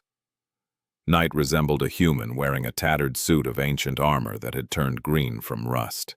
He towered at around 2.5 meters of height, but seemed even taller because of the deer antlers attached to his closed helmet. The rusty helmet itself was fashioned to resemble the snout of a snarling beast, with deep darkness nestling in the crack of its visor. There was moss growing here and there on the battered armor, and a ragged cloak, too weathered to retain any color, hanging from his shoulders like a torn banner. The creature was holding a frightening battle-axe in his hand, its blade large and heavy enough to easily split a human in two. The huntsman was like a dead knight that had crawled from under the roots of the forest that had claimed an ancient battlefield, ghastly and imposing enough to make Rain shudder. Worse than that, the dark crack of his visor was already staring directly at her. Her soles seemed to squirm under that gaze. Crap. Rain knocked another arrow on the string and prepared to draw her bow. But before she could, the huntsman had already reached the base of the tree that served as her sniper nest. His dreadful battle-axe rose and fell. That dreadful strike was enough to make the mighty trunk of the ancient tree explode into a hurricane of splinters, obliterating a whole swath of it. But a moment later, a sharp arrow fell from above and lodged itself into his knee. It struck precisely at the narrow gap between the bottom of the abomination's cuisse and the top of his polaine, which were the armor elements responsible for protecting one's thigh and knee, respectively. A pretty decent shot, considering the situation. But Rain did not have any time to celebrate, because the tree was already toppling, and she was falling with it. After a moment of weightlessness, the rope tied around her chest drew taut, and she found herself flying through the air. If there was one thing her teacher had told her, it was that one should always leave themselves a path of retreat. Rain had never considered that climbing a tree would protect her from an awakened demon, so she naturally prepared a way to escape. In this case, that way was swinging on a rope and flying between the trunks of terribly tall trees at breakneck speed. She had not carried a sizable length of silk rope all the way here in vain, at least. As the wind whistled in her ears, Rain thought, "This is going to hurt." Struggling to control her body, she spun at the last moment and used her legs to dissipate the shock of colliding with another tree at great speed. The other end of the rope was tied around one of its highest branches, which allowed her to swing like a pendulum. Well, a badly designed pendulum, maybe. She did not break her neck or crack her skull, which was a relief, but her feet were in agony. Ignoring it, Rain immediately cut the rope with her dagger and plummeted down, landing softly on the frozen ground. There, leaning against the trunk of the tree, two things were waiting for her, her javelin and another arrow. Sheathing the dagger in one smooth motion, Rain grabbed the arrow and spun around, already drawing the bow. The huntsman was barreling toward her so fast that it was hard to track his movements, but still he wasn't faster than her arrow. With her mind clear, she could sense the movements of her enemy, so she did not aim at where the abomination was, but at where it would be. Another arrow pierced the air, striking at his other knee. Sadly, this time, Rain's aim was a few millimeters off. The precious arrowhead struck the edge of the huntsman's cuisse and shattered, only managing to slice some moss off the rusty green metal. The huntsman was an awakened demon, while the arrowheads of Rain's arrows were made from the bones of awakened abominations.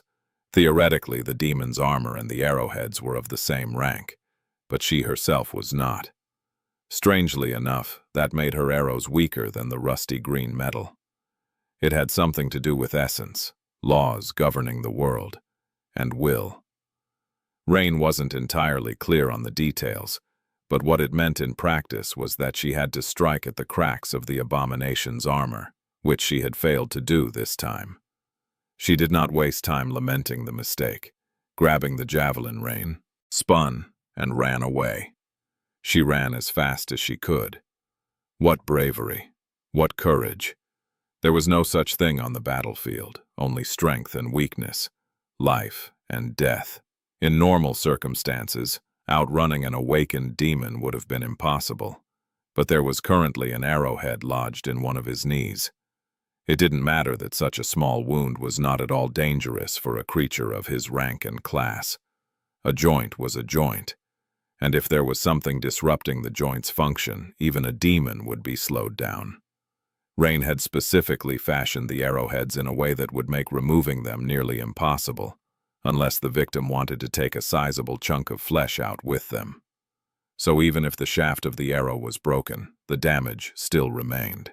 Granted, it would have been much better if both of the huntsman's knees were hurt, because now, she really did not know if she would be able to escape his axe long enough to accomplish her goal. "Run! Run!" Gritting her teeth, Rain did the unthinkable. She tossed away her bow. That was a terrible loss, not because he was afraid to lose it, but because the quiver of arrows she had hidden up ahead would be useless without it. But she had to sacrifice something, and her javelin seemed much more useful in a battle against such a large foe. As for her sword, well, her teacher had given it to her. She would never discard it. She felt incredibly lucky about leaving her coat and armor on the outskirts of the forest. "Run, goddamn you!" Rain did not have eyes on the back of her head, but she could feel the ground trembling and hear the branches snapping behind her. In fact, the huntsman was barreling directly through the trees, snapping the mighty trunks like matches. It was as though an unstoppable, inescapable behemoth was pursuing her, getting closer and closer. He was already no more than a dozen meters away. A dozen meters. 10 meters. 6 meters. Rain's heart was beating wildly in her chest. But then, finally, the trees receded, and she escaped into a vast open space. That was where she had wanted to fight the demon. Be more prepared. Control the battlefield, know the terrain, learn about the enemy. Take the initiative and don't make any mistakes. Have a clear mind and deadly resolve. That was the recipe for winning a battle against a demon. Any battle, really. So, this was the battlefield that Rain had chosen. The open space in front of her was a swamp that hid in the depths of the forest. Currently, it was frozen over, the treacherous depths encased in a layer of ice. The ice was covered by a thin carpet of snow.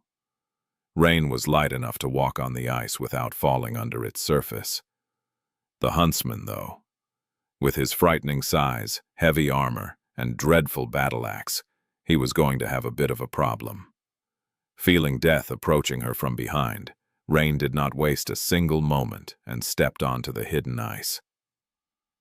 Rain was ready to step on the ice when something inside her screamed. Perhaps it was because of the subtle change in the sounds behind her. Or perhaps it was because of the change in the currents of the wind. Perhaps she had subconsciously noticed the shadow moving unnaturally around her. In any case, she didn't hesitate even for a split second before throwing her body down. An experienced warrior did not alloy themselves to be ruled by instinct, but they also never ignored it. A warrior's instinct was the result of countless hours of training and rich battle experience, after all. Blood, sweat, and tears went into honing it into a life-saving tool. Rain dodged, and in the next moment, her side was pierced by a flash of blinding pain. She spun in the air and crashed into the ice, throwing herself into a roll. A moment later, Rain was already on her feet, sliding back as she held the javelin between herself and the enemy. A muffled groan escaped from her lips. The huntsman was spinning his grotesque battle axe, a few drops of blood marring its heavy green blade. "Damn it!" Rain briefly glanced down to assess the damage. It wasn't anything serious. The axe barely grazed her, leaving a long cut across her ribs. But if she had been even a little bit slower, it would have split her open like a log. More stitching. It was a little absurd, but she was more upset about having to mend her bodysuit than about receiving a wound. Her body was much more resilient than the threadbare bodysuit after all. "You bastard." As soon as the words left her mouth, the demon took a step forward. Suddenly, they were surrounded by silence. The huntsman entered the vast clearing, his armored boots sinking into the snow. Simultaneously, Rain backed away from his towering figure. They were like a fearsome predator and its powerless prey, the predator preparing for a lethal lunge, the prey raising its quills in a vain hope to save itself. The heavy javelin usually gave Rain confidence, but in front of the dreadful master of frozen forest, it seemed a fragile willow branch. "Come on, come closer." She needed to lure him into the depths of the swamp, but, to Rain's outrage, The abomination halted after barely stepping on the ice. The darkness nestling in his helmet moved mockingly, and he raised the axe, pointing it at her. "Curse you!" The demon was just as smart as she was, so Effie seemed to have easily recognized the threat that a thin layer of ice hiding the treacherous swamp posed to him. Rain had expected as much. She smiled darkly and continued backing away, increasing the distance between them with each passing moment. Demons were intelligent, but they were also absolutely crazy, like all nightmare creatures were. She could allow herself to walk away from the battle if she wanted to, but could the huntsman allow a human soul to escape from his clutches? She didn't think so.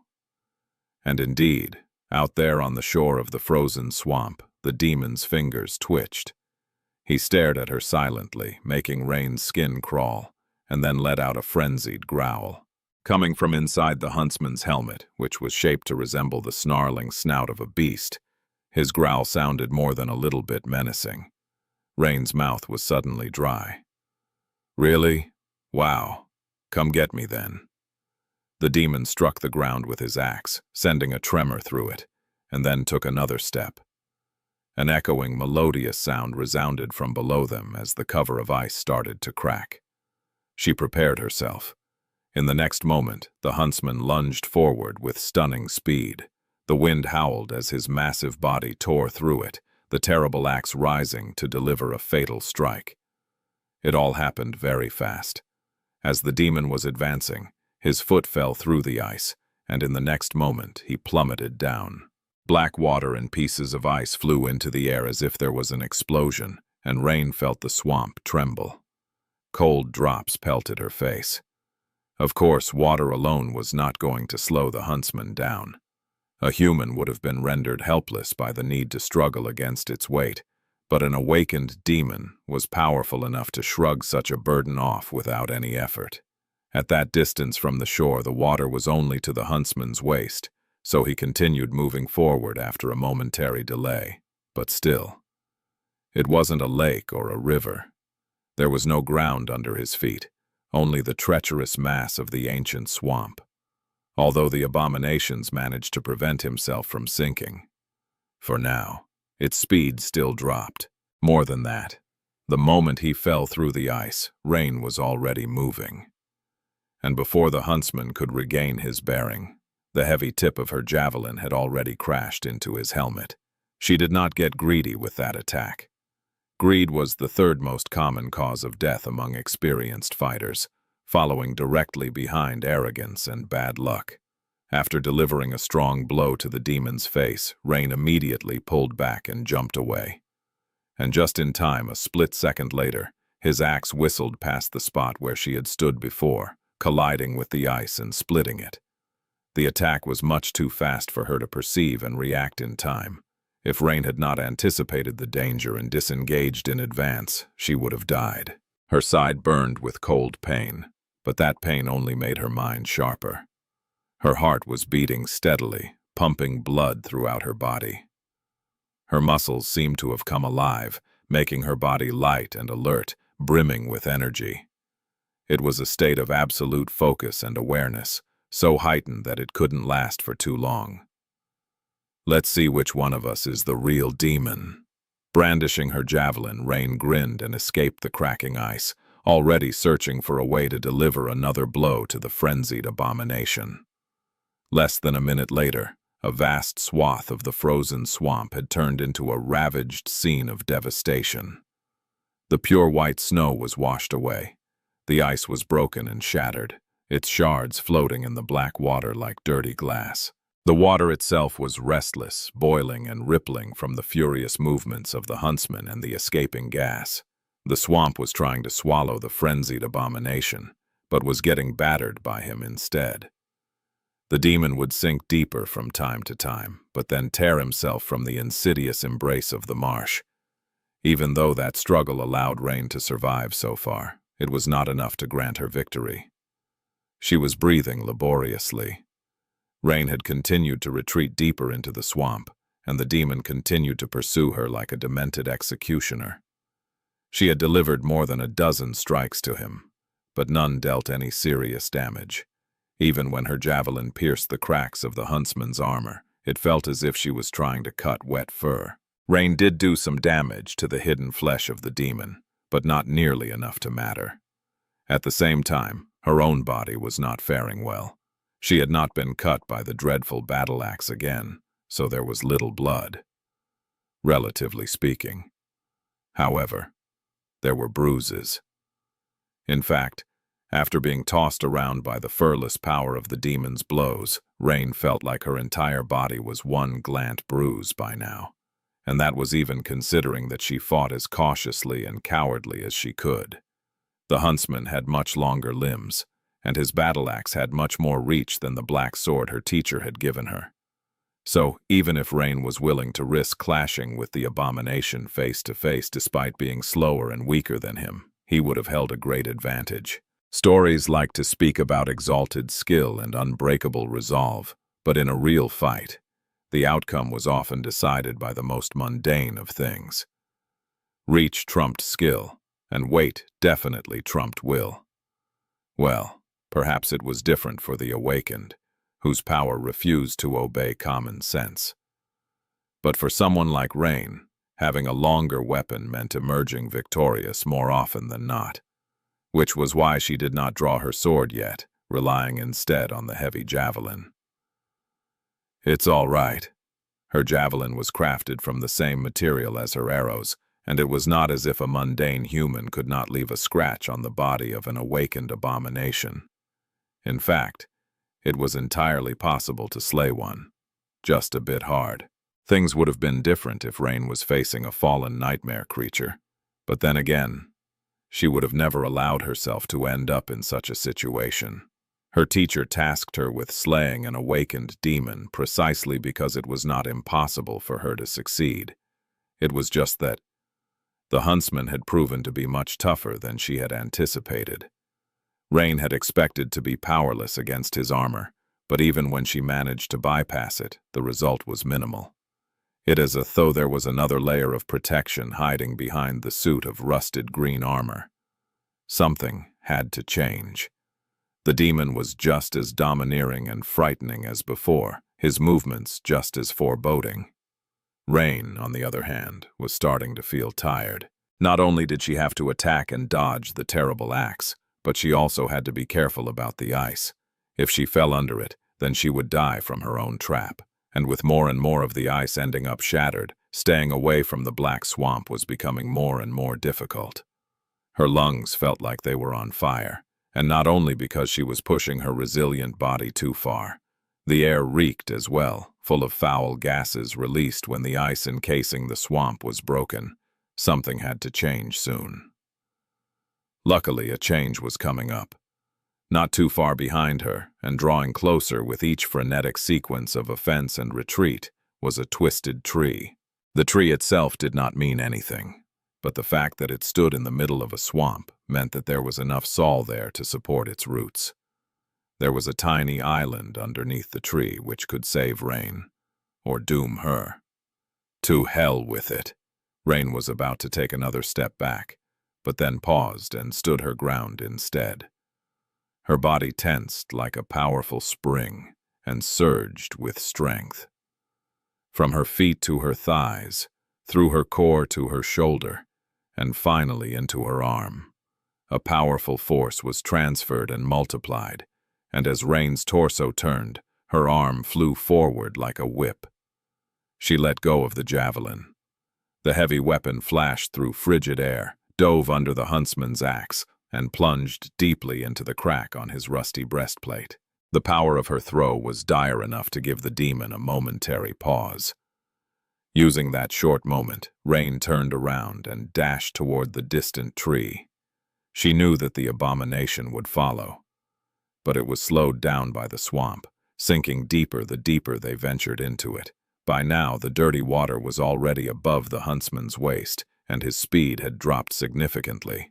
Rain ran to the tiny island, pursued by the sound of breaking ice and surging water. There was just barely enough time. Reaching the tree, she ignored the quiver of arrows hidden beneath its branches. Without a bow, they were all but useless now. Instead, she grabbed something else, a bottle of hard liquor her teacher had procured somewhere the day she turned 20. Currently, there was a length of cloth dangling from the mouth of the bottle. His voice suddenly resounded from the shadows. "Well, wait. What are you doing, ungrateful brat? That's my most expensive bottle, you know." Rain ignored the startled voice and produced a brass lighter. She wasn't fond of drinking anyway. No, really, what had he been thinking, gifting a young girl alcohol? What kind of attitude was that for a teacher? Had her teacher been a delinquent in his youth?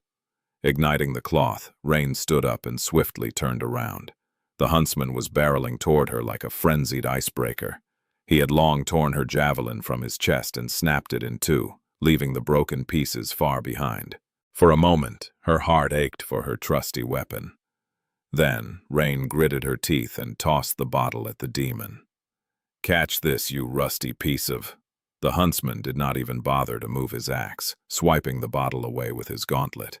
Of course, it shattered instantly, spilling burning alcohol all over his towering figure. The flammable cocktail was not going to damage an awakened demon. But that stench in the air.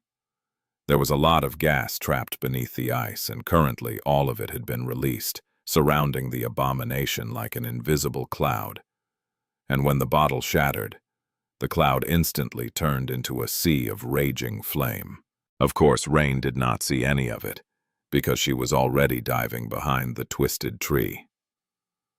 Swamps had a natural inclination to produce methane, which often remained trapped beneath the surface, forming voluminous bubbles of putrid gas, and those were only the swamps of the waking world, which were much safer than the marshes of the dream realm. Well, at least they had been before the dark times. In times of war, humanity had unleashed all kinds of weaponized horrors upon itself. So, today, there was no telling what kind of buried plagues could be released into the world if someone went around digging in the swamps of Europe or the northern quadrant. The dream realm might have actually been safer in that regard. None of it mattered to Rain, though. What mattered for her was that methane was highly flammable. And so, when the huntsman shattered the liquor bottle, it ignited. Crap. Diving behind the tree, Rain pressed her body into the ground and covered her ears. In the next moment, she was momentarily blinded by a violent flash. Then, she was assaulted by unbearable heat. And then, the entire world shuddered. Ah! Rain was tossed into the air as the tree she had been hiding behind was obliterated. That was not supposed to happen. Marsh gas could ignite and burn, but not explode, and especially not so fiercely. At least not under an open sky.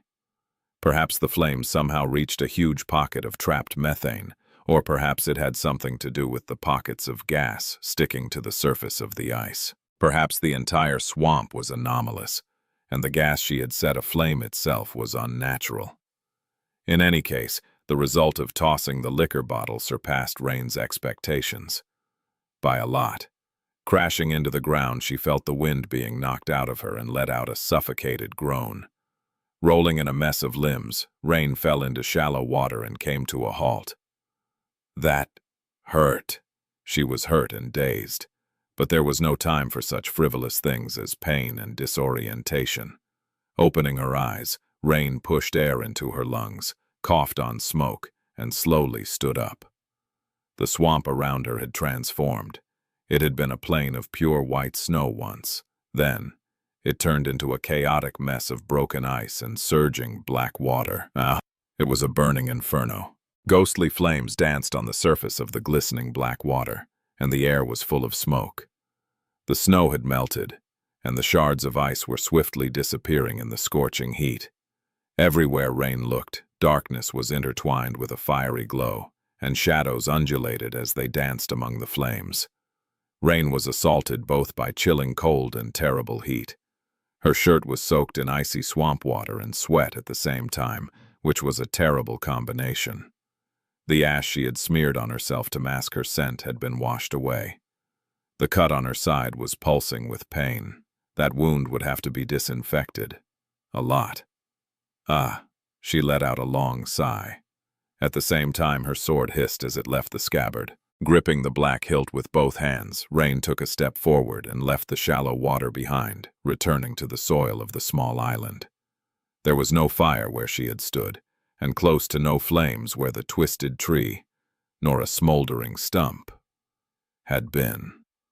However, a fiery wall rose at the opposite edge of the island.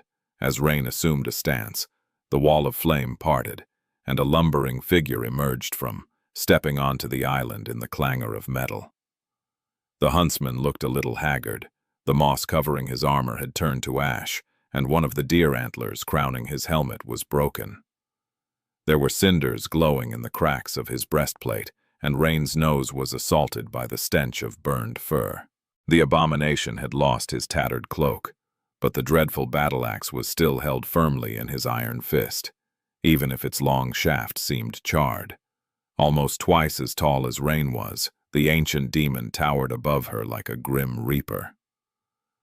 The darkness nestled in the crack of his bestial visor was full of frenzied fury, but she couldn't help but notice that the huntsman was hunching slightly, as if suffering from grievous wounds. Her lips twisted into a dark smile against her will. What a pity.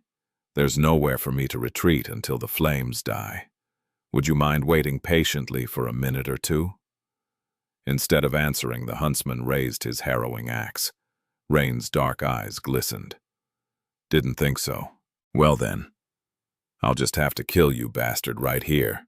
A split second later, she was already moving. Of course, the huntsman was moving as well, and a lot faster than her, despite weighing at least 5 times as much. But Rain knew how he was going to act, and where he was going to move. It was not because she had a prophetic gift or could read the abomination's mind. It was simply because she understood his physical limits from doing her research and observing him in battle, as well as because of her knowledge of combat. She knew how to wield a polearm and how one proficient in the use of a great axe would most likely attack. She knew all the elements that comprise such a suit of full-plate armor, how they were fastened to one's body and to each other, and what limitations to one's movements they would cause. She knew that the demon would favor his right leg because his right knee was not damaged, and that he would protect the left side of his chest more, since the breastplate there was cracked, and the flesh beneath had already been pierced by her javelin. Most of all, she knew that the huntsman was boiling with demented wrath. That mad frenzy clouded his judgment and made his actions more predictable. So she had a few advantages of her own. As the flames danced and the small island quaked from the heavy burden of the demon's footsteps, she dashed forward and met him with a flash of her black sword. The harrowing battle-axe would have split her in two if she had not sidestepped at the last moment. Rain had managed to evade the attack, albeit just barely. Still, the length of the axe and the huntsman's arm length were too great for her to strike at the towering abomination. But she had not aimed at the demon's mighty body. Instead, she aimed at the axe. Just as the fearsome weapon flashed past her, the black sword fell in pursuit and severed the charred shaft cleanly. It had avoided the metal bands reinforcing it and bit into the burned wood, slicing through it as if it was butter. The axe blade sunk into the muddy soil, and the huntsman's balance was suddenly disrupted without its weight. Now holding only a severed shaft in his hands, the demon staggered and fell heavily to one knee. The ground quaked. In that moment, Rain could finally reach his body with her sword. The enemy was in front of her, kneeling, and momentarily vulnerable. Who knew how long that vulnerability would last? The demon would most likely regain his bearing a heartbeat later. Everything inside Rain screamed for her to attack, to throw her body forward and slay the abomination before that happened. After all, she could not be sure that there would be another chance later. Adrenaline flooded her bloodstream, and her heart thundered feverishly. Her pupils widened, her mind drowning in excitement, fear, and frenetic urgency. But at the same time, the memory of the teacher's arrogant voice rang in her ears. Bruise? What do you mean it will leave a bruise? Listen, disciple. You should be grateful to your kind and gentle teacher for educating you so tenderly.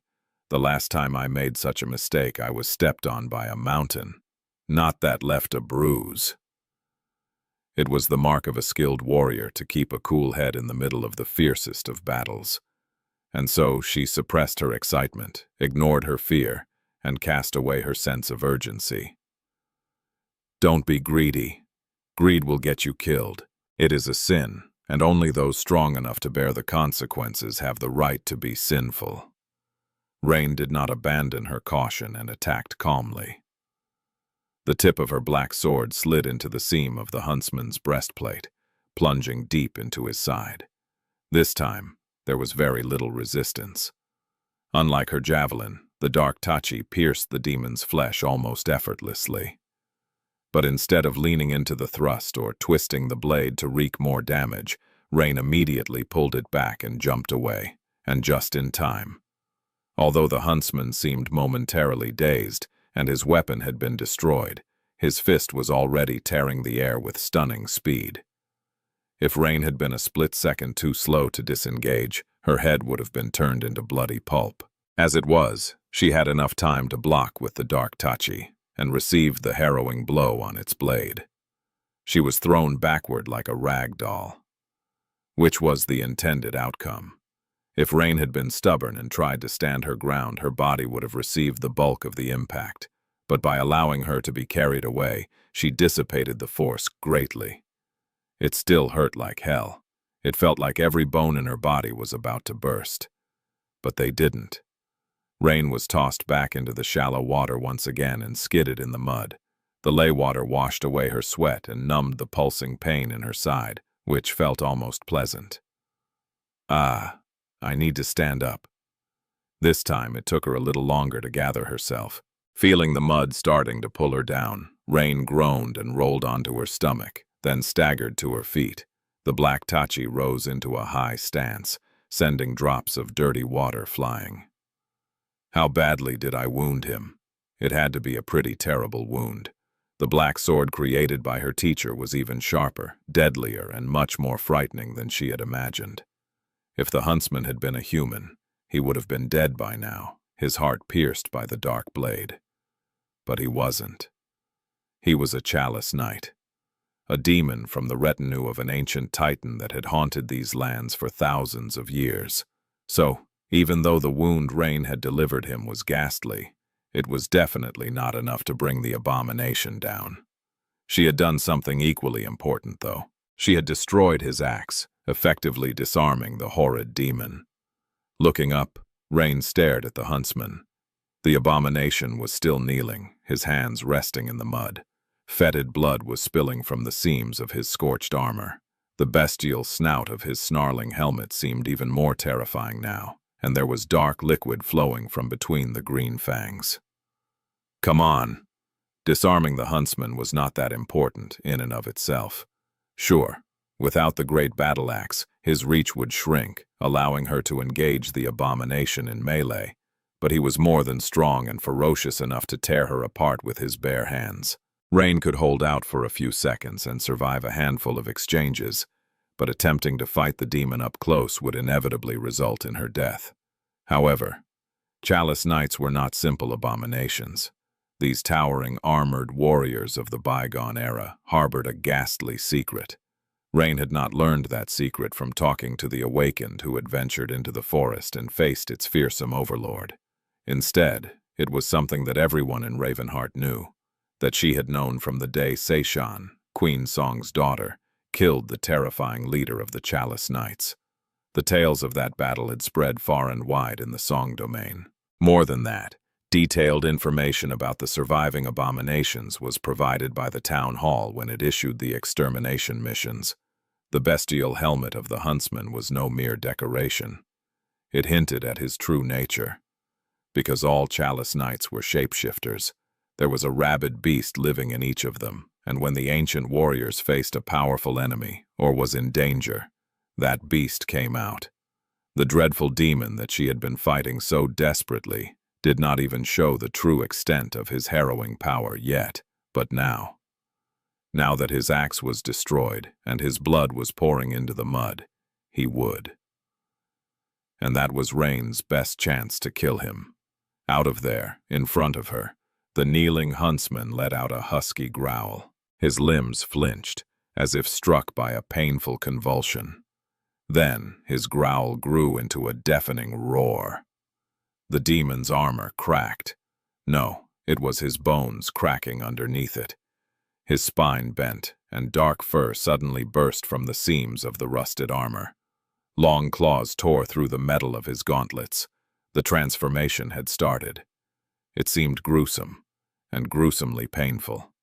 It was also deeply frightening. Not only because Rain knew that the unleashed beast would easily rip her to shreds and devour her, but simply because watching something human-like suddenly change into something inhuman was terrifyingly appalling. None of that mattered to her, though. What mattered to Rain was that, from what she knew, the transformation of the Chalice Knights took some time to happen, even if it was just a couple of seconds. In a battle, those seconds were like an eternity.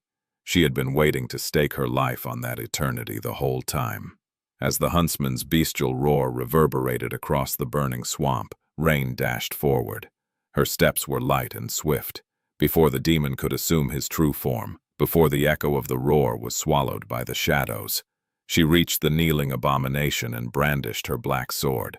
The dark blade hissed coldly as it cut apart the world, and also the huntsman's neck. The darkness nestling in the crack of his visor gazed at her silently as his grow abruptly stopped, and the bestial helmet flew into the air, a fountain of dark blood spilling from it in a spiral as it spun. It was a clean cut. The horizontal slash was performed with perfect form, thanks to the countless thousands of practice swings she had performed under the watchful guidance of her tutors. The huntsman's severed head fell into the water and sank into the swamp with a ripple. His towering body swayed slowly, and then collapsed. Rain swayed as well, and sprawled in the mud next to it. The tension drained from her body, but so did all her strength. She breathed hoarsely, staring at the distant sky. The flames were dying down, but she was still surrounded by terrible heat. Well, it's good. I won't freeze to death yet, at least.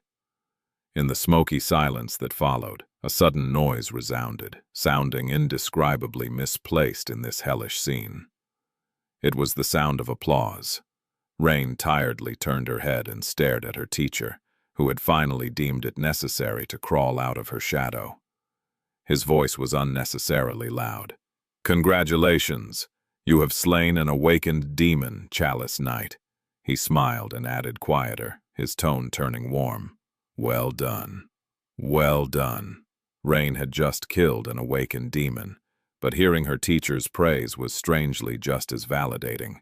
Or rather, it made the act of slaying the huntsman feel more meaningful. In any case, it was a nice feeling. Too exhausted to move and hurt all over, she simply lay in the mud and rested. Her gaze was directed at the sky, which was as empty as her mind. Feeling too lazy to think, Rain simply stayed still and savored the moment, unbothered by the encroaching cold. By then, the ghostly flames had been mostly extinguished, with only a few small tongues of fire dancing here and there above the ravaged swamp. While she was spacing out, her teacher disappeared somewhere. Soon, he emerged from the shadows, carrying her bow, backpack, and other things she had left on the outskirts of the forest. Placing most of it on the ground, her teacher then walked over and carefully covered her with her winter coat. "Here, don't catch a cold." Rain smiled faintly, enjoying the warmth. Her teacher, meanwhile, approached the corpse of the huntsman, looked at it curiously, and gave it a little kick. Then he circled it slowly, mumbling some nonsense in a hushed tone. "Chalice Knights. Chalice Knights. Wait, don't tell me. Were these the poor bastards who drank Jade Queen's nectar? Soon, there was nothing but bestial need left. Huh, they might be. What fools. Even my little sister knows not to drink everything given to her by shady characters." "It's you. You're the shady character." Rain wanted to scoff, but then decided against it. Instead, she asked, "Teacher, can I awaken now?" She knew the answer, of course, but hearing it again would give her confidence. He smiled. "Well, you've already made great progress and learned how to sense your essence. I'm pretty sure that absorbing the soul shards of this demon will be the final straw and serve as a catalyst to make your essence awaken. Of course, that alone won't make you an awakened. Her teacher looked at the mud with a finicky expression, then reached into the shadows and pulled out an opulent wooden chair out of them. Placing it on the ground, he sat down and let out a satisfied sigh. The problem is that there will be no vessel to store your essence, and no bridge between your soul and your body. At least that is how I understand it. However, you will be able to control your essence, and by controlling it, you will be able to create such a vessel, which is itself the bridge. A soul core. It will require time and effort. But with your level of enlightenment, I am sure that you will manage splendidly. When you do form a soul core, that is when you'll undergo a rebirth and become awakened. Rain listened to his voice silently, then sighed. How long will it take? Her teacher chuckled. I have no idea. That wholly depends on you. But, from what I am told, learning to control essence is the hard part. Forming a soul core is relatively easy, albeit tedious. So, a few months? A year? We'll have to wait and see. I bet I can do it in a day. Rain didn't voice her defiant thoughts and smiled. What comes next? Sitting comfortably on his luxurious chair, her teacher smiled. Ascension is a step of rising above one's mortal nature. You will have to accumulate power by improving the quality of both your soul essence and your body. That can be achieved naturally by slowly refining the essence or by slaying powerful enemies. Once your essence reaches a qualitative change, the last step is to reform your soul core. That's a bit tricky. He shook his head. The easier part of the process is learning how to access your soul C. The harder part, sadly, it requires the knowledge of a soul-refining technique. In the past, many such techniques were known to us humans, but sadly, that legacy has been lost. These days, everyone simply relies on the nightmare spell. Rain raised an eyebrow. So, what? I can't ascend? Should I just go and jump into a nightmare? Her teacher furrowed his brow. Can't ascend? Who do you think your teacher is? Of course you can ascend. The fact that no one else has a soul-refining technique doesn't mean that I don't, or that I can't invent a new one from scratch. Rain turned her head and stared at him dubiously. So does he have one, or is he going to invent one? Well, it didn't really matter to her now. She was not even an awakened yet, so ascension seemed distant enough to not feel real, even the awakening. Rain sighed. I still want to challenge a nightmare. She had decided that she wouldn't, but that didn't prevent her from fantasizing about becoming a carrier of the nightmare spell. Her teacher stared at her somberly. What? Why? She pursed her lips. I just want to, okay? Fine. It's great that I can form a soul core and awaken, but will I really be an awakened? What kind of awakened doesn't have an aspect? Not to mention that I won't be able to receive any memories from the spell. All those awakened in Ravenheart are walking around in suits of shiny armor and wielding enchanted weapons, clothes that clean and repair themselves, quivers that never run empty. Best of all, they can just summon and dismiss their equipment instead of having to lug it around while climbing mountains. The path of ascension was too laborious without the spell. Rain was willing to accept that finding her aspect and flaw would take her a long time, perhaps even longer than becoming a master. But the memories, simply not having to launder her clothes would be worth it. Her teacher suddenly laughed. So this is what it's about? Memories? Rain glared at him for a few moments, then gestured weakly to herself. A weird apparition like you might not care, but look at me. Soot, ash, sweat, swamp water, mud, blood, and gods know what else. This is what I have to deal with after each hunt. There are no washing machines in Ravenheart either. I'll need to wash it all by hand or pay a laundress. That's after I pay the healer to patch me up. And speaking of patching things up, these clothes need to be mended too. Her teacher shook his head, laughing. Oh, I see. So it's not devastating enchantments and mystical powers that you envy, you just don't want to do laundry. She opened her mouth, speechless. That's not true. He smiled crookedly. It's not? Rain gritted her teeth. I also don't want to carry all that weight on my back. Her teacher leaned back and laughed again. Unbelievable. After having his fill of laughter, her teacher shook his head and stood up. Looking around, he picked up a piece of charred wood and scribbled something on it with his nail. His nail cut the wood like a diamond blade. A few moments later, he nodded in satisfaction and tossed the piece of wood to Rain. Here, catch. She raised a hand and caught the piece of wood, then hissed quietly when her side pulsed with pain. Ouch. Bringing the strange gift to her face, Rain studied the letters carved on its surface. They read, "You have received a memory." She frowned. What's this? Her teacher shrugged with a smile. Treat it as a memory coupon. What, did you think that only the spell could reward people with memories? Well, wrong. Your teacher is awesome, so he can make memories just fine. Let's see. You killed an awakened demon this time, so I'll make you an awakened memory of the 3rd tier. Rain blinked. You can make memories? He returned to his chair and grinned. Sure. And unlike the spell, I'll even customize it to your liking. More than that. Listen, I really don't want to badmouth the competition, but the spell, it really has no imagination whatsoever. Why limit memories to powerful weapons, enchanted armor, and mystical tools? There are so many mundane things that would make for an amazing memory. That bodysuit of yours, I'll memorize it, no problem. Do you want a pillow that is always cold or a magical toothbrush? Your teacher can make that happen as well. He looked at her with a smug expression. Hell, I can even make a roll of toilet paper into a memory.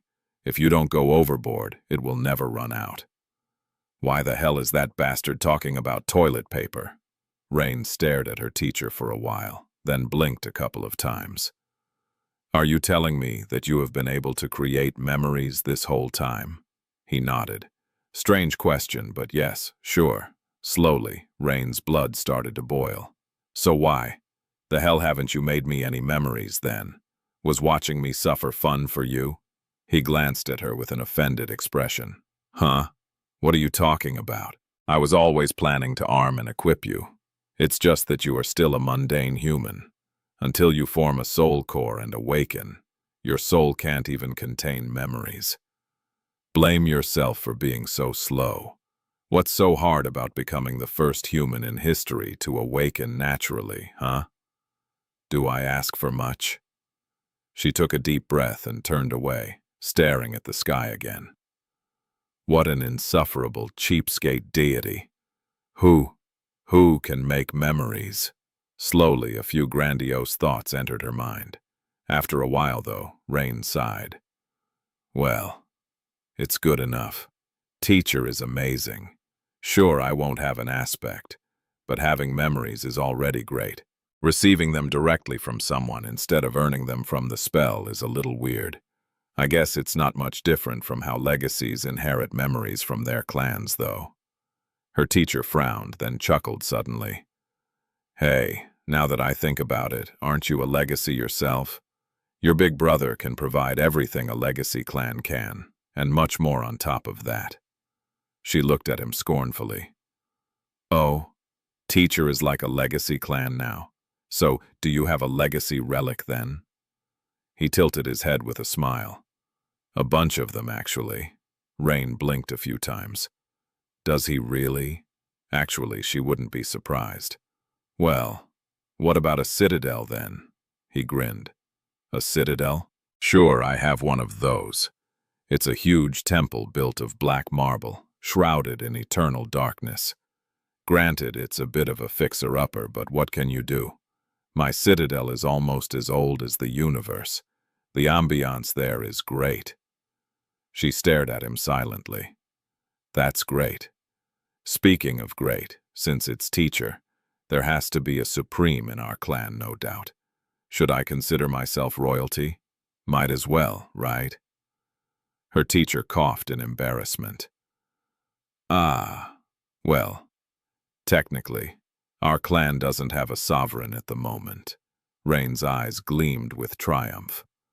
His capacity for nonsense has a limit after all. But we do have a supreme devil. I used to bully the little bastard a lot in the past, but now that he's all grown up, it's not very fun. She took a deep breath, turned away, and stared at the sky. The sky was indifferent and beyond reach. I give up. Chapter 1, 1716. Grain of Sand. After a while, Rain felt rested enough to move.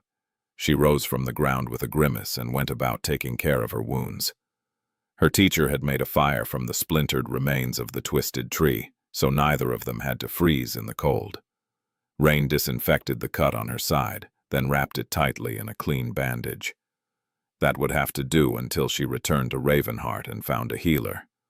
Usually she would have been lamenting the need to pay one, but there was a sizable reward promised to anyone who managed to slay the huntsman.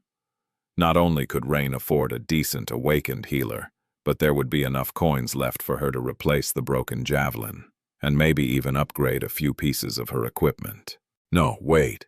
Actually, I don't need to worry about that anymore. Rain still had hope of awakening swiftly. Even if she failed to do it before returning to Ravenheart, there would be no more hunts in the next few months. She already had everything she needed to form a soul core, so the best course of action would be to hole up in a safe place and patiently work on becoming an awakened. Once she was an awakened, her mundane equipment would not be of much use. She would be able to draw a much more powerful bow, wear armor crafted from much heavier mystical materials, and even wield memories. Her entire arsenal would need to be changed. She would have to purchase a lot of things. Suddenly, Rain did not feel rich anymore. She was so poor. Full of sorrow, Rain put on her winter coat and approached the remains of the huntsman. She stared at it for a while, then glanced at her teacher. Should we harvest his armor? It should sell for a lot of coins. He scratched the back of his head. Who's going to carry it all the way back to Ravenheart, though? Rain sighed. How can a deity be so useless? Yeah. Still, we should take the axe blade, at least, to prove the kill at the town hall. That axe blade alone would sell for a hefty amount of coins. She fished the giant blade from the ground and attached it to her backpack. Her teacher, meanwhile, looked at the remains of the dreadful Chalice Knight and clicked his fingers. Several shadows suddenly rose from the ground and sliced the carcass apart, cutting the rusted armor like paper. Raid didn't look at the bestial features of the corpse as she harvested the soul shards and sat down, staring at them solemnly. There were 3 of them. The glimmering crystals were not too large, but to her, they meant the world. This is it, then. She had been striving desperately to reach this moment for 4 long years. Those years had been full of pain and hardship, but also joy, satisfaction, and fulfillment. And now, the final stretch of the road was right in front of her. Her teacher sat on the ground across from her and smiled with encouragement. Go on. You worked hard to be here. Rain looked at him, remained silent for a moment, and smiled back. I did. With that, she unsheathed her knife and crushed the soul shards one after another with its pommel. She felt a stream of power flowing into her soul. And then, her soul suddenly surged. Rain struggled to describe the way she felt with words. It was as though her entire body was suddenly permeated by a cool, vibrant, nurturing flame. However, that flame simply passed through her flesh, unable to touch it. What is happening? Her teacher was looking at her with keen interest. The gaze of his onyx eyes was strangely intense. I can see it. Your essence is awakening. It is as though your soul, which had been dim and drowsy, is suddenly coming to life. A soft radiance is spreading, and it is lively. He remained silent for a moment, and then spoke in a calming tone. Try to control it. Guide it throughout your body, following the roadmap of your major blood vessels. Your blood is circulating because of your heart, but you don't have a soul core, which is like a heart for soul essence. So for now, you'll have to substitute it with your will. Rain took a deep breath and closed her eyes, imagining the map of her body. She could feel her essence flowing freely, chaotically, with no shape or form. So she slowly extended her will and tried to guide it. She had never been able to control her essence before. It had always felt like trying to push a boulder to the top of a mountain. The boulder was dead weight. It was cold and reluctant to move.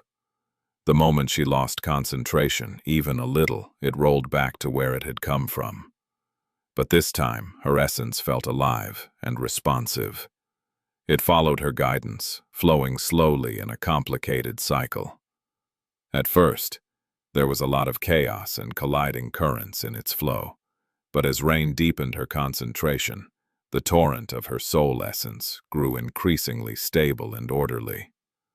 Her teacher chuckled in amazement. "Wow, on the first try, you're doing great." Rain did not open her eyes. "So, how do I form the core?" His voice was calm and confident, like an anchor that she could use to keep steady. "The method is simple. Once you can make the essence circulate freely, increase the speed. Make it rush like a mountain river. Then, increase the speed even more until it's spinning inside your body like a raging whirlpool. Make it condense under the pressure of its own weight and the pull of the rotation. You don't need to form the entire soul core all at once. 1 grain of sand is enough. Next time you will create 1 more, and then 1 more. Sooner or later the density of your essence will reach a critical point, and a soul core will be formed." Rain smiled. She could imagine it vividly. It was a beautiful process, like stars and planets forming from incandescent stardust. She concentrated fully, making the essence circulate faster and faster and faster. The greater its speed, the more willpower she needed to keep the raging force of the whirlpool under control. "Come on. A little more." She could feel a condensed mass of energy slowly forming in the place where her heart would have been. It was not solid yet, but also not as ethereal as the usual state of soul essence. More like a shimmering liquid. And at the very heart of that mass, where the pressure was most crushing, something solid was slowly being born. A tiny crystalline gemstone, so small that it could only be called a grain of sand. "Ah!" Rain opened her eyes and shuddered, her entire body drenched in sweat. The whirlpool of essence dissipated, and she sprawled on the ground in utter exhaustion. Her chest rose and fell heavily, as if she had just run a marathon. The mental fatigue was even worse. Her teacher raised a fist. "Success! You did great." But Rain was full of bitter disappointment. "A single grain of sand. Did I really boast that I'll form the soul core in 1 try? Ah, so embarrassing. Thank the gods I didn't say it out loud." How long would it take her to create enough of these tiny gemstones for them to merge into a core? A month? A year? Rain wanted to groan. But doing that would undoubtedly make her teacher way too happy. She couldn't let the enemy win. She sighed, and then slowly sat up. "I'll stay home for an entire month. Let Mom pamper me and work on awakening slowly." Disappointed? Who was disappointed?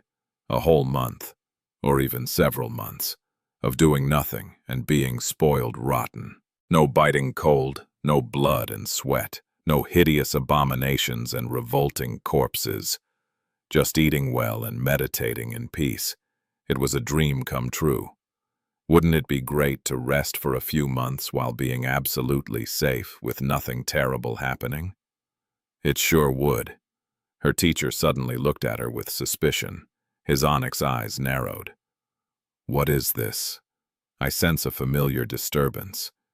Hey, you didn't just think something stupid in your head like, 'Finally, the worst of it is over,' or 'That demon is definitely dead.' Nothing bad will happen. Did you? Rain raised an eyebrow and put on an innocent expression. No, why would I? Only a complete fool would think something like that in the middle of the dream realm. He studied her dubiously for a moment, then exhaled slowly. Well, good. And don't use such harsh words. Some people, very smart people, were known to make small mistakes like that in the past. Anyway, time to head back to Ravenheart then. Rain collected her things and holstered the backpack onto her shoulders. The axe blade was terribly heavy, which messed with her balance a little, but she could handle it. The frightful black sword her teacher had given her was already gone, and her tachi regained its shadow. She studied the familiar sword for a few moments, then sighed and sheathed it smoothly. Rain was ready to leave. But she didn't. Teacher, we might have a problem. He turned to her and raised an eyebrow in confusion. A problem? What's the matter? She hesitated for a moment, then awkwardly scratched the tip of her nose. Well, you see, that explosion was much more powerful than I had expected. So, all the ice is broken. How am I supposed to get back to shore? He stared at her for a bit, then glanced at the ravaged landscape of the vast swamp. Indeed, the little island was surrounded by nothing except mud and black water, with not a single intact piece of ice in sight. The deadly expanse of treacherous sludge stretched all the way to the distant shore. Her teacher lingered for a bit, then sighed and approached her. Crouching, he pointed to his back. "Climb on, brat." Rain didn't make him ask twice. There were ways to traverse a swamp, but none that were both safe and timely. Not to mention that she had just disinfected her wound and didn't want to get it wet and dirty again. Plus, her battered body was exhausted. Why would she refuse a piggyback ride offered by a powerful deity? Climbing onto her teacher's back, Rain wrapped her arms around his neck and smiled. He lifted her like a feather, not showing any strain at all despite how thin his body looked, and headed for the swamp. Ah, how humiliating. A divine shadow like me being reduced to carrying ungrateful, mundane girls. Gods are truly dead. Ignoring his grumbling, Rain rested her head on his shoulder and allowed her consciousness to drift into a relaxed state. The familiar sound of her teacher's voice was almost like a lullaby. Walking to the edge of the island, he didn't even try to slow down and stepped directly into the muddy water. However, his foot never plunged into the murky sludge. Instead, the shadows moved and coalesced into a glossy black plate under it. Then, another plate appeared as he took a step. Like that, her teacher walked across the swamp as if he was walking on a paved road, the black plates dissipating behind him after a few moments. The water sloshed and surged, but never managed to touch his leather boots.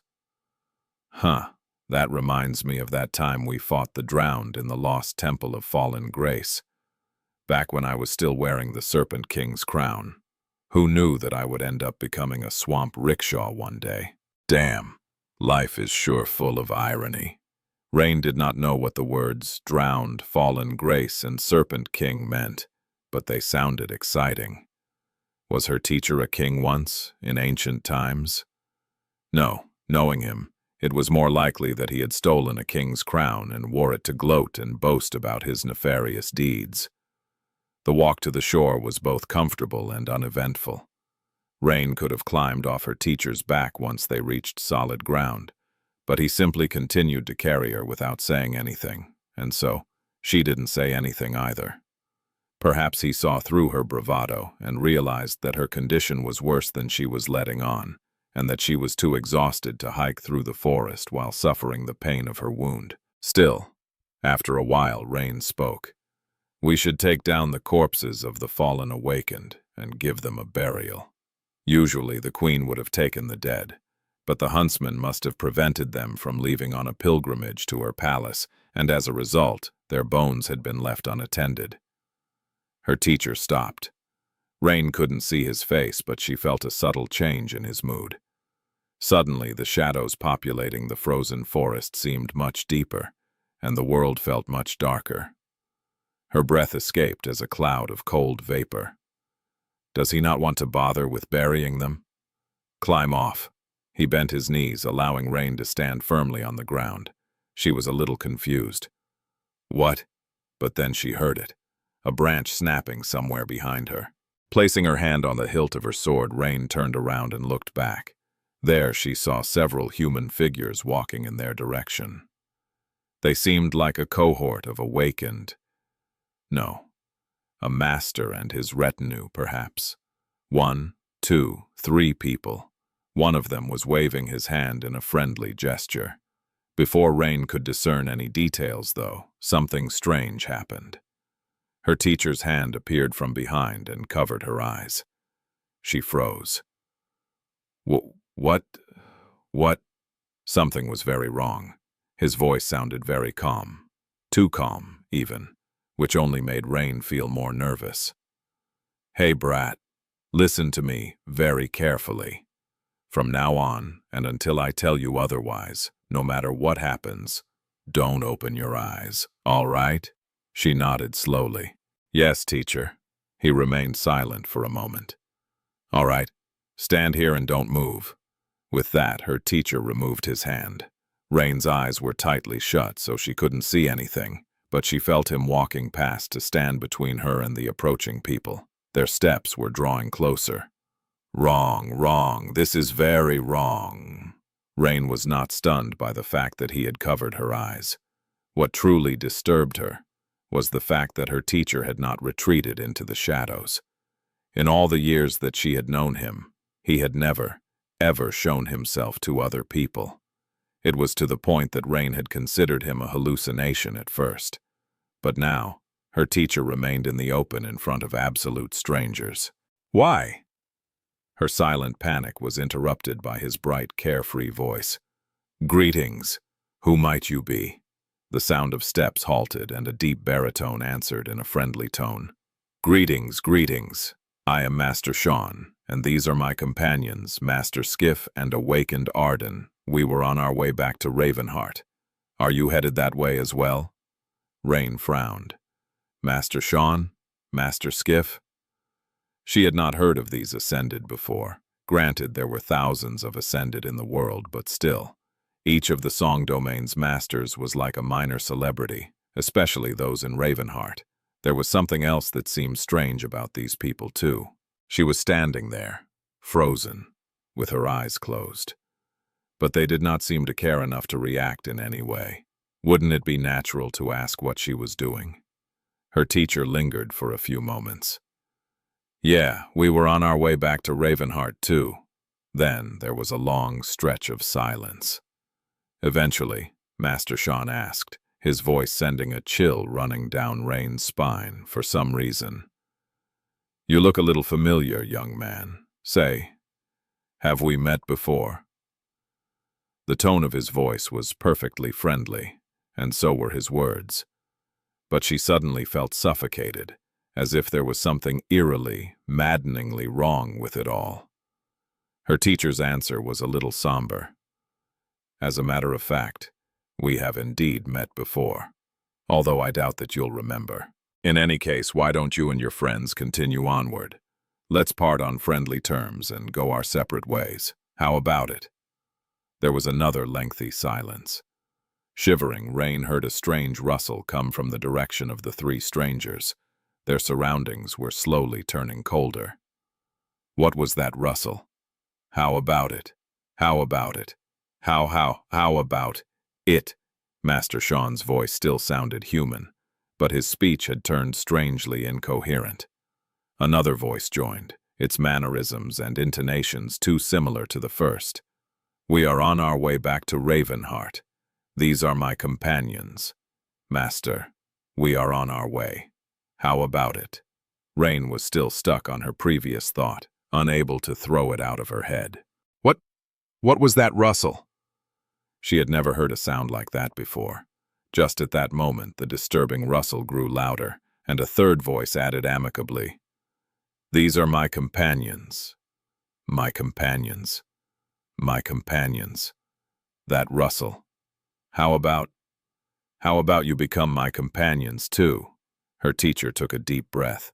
Rain could hear his voice turning dangerously cold. "Listen here, bastard." She had never heard such coldness in his voice before, and the unfamiliarity scared her. "You might have managed to claw your way out of Dread's tomb, but so did I. You might have survived in the depths of 1,000 hells, but so did. So save me the theatrics and be on your way. Otherwise, I'll stop being gracious and skin you alive." Rain shuddered. Skin him. Suddenly a thought flashed in her mind.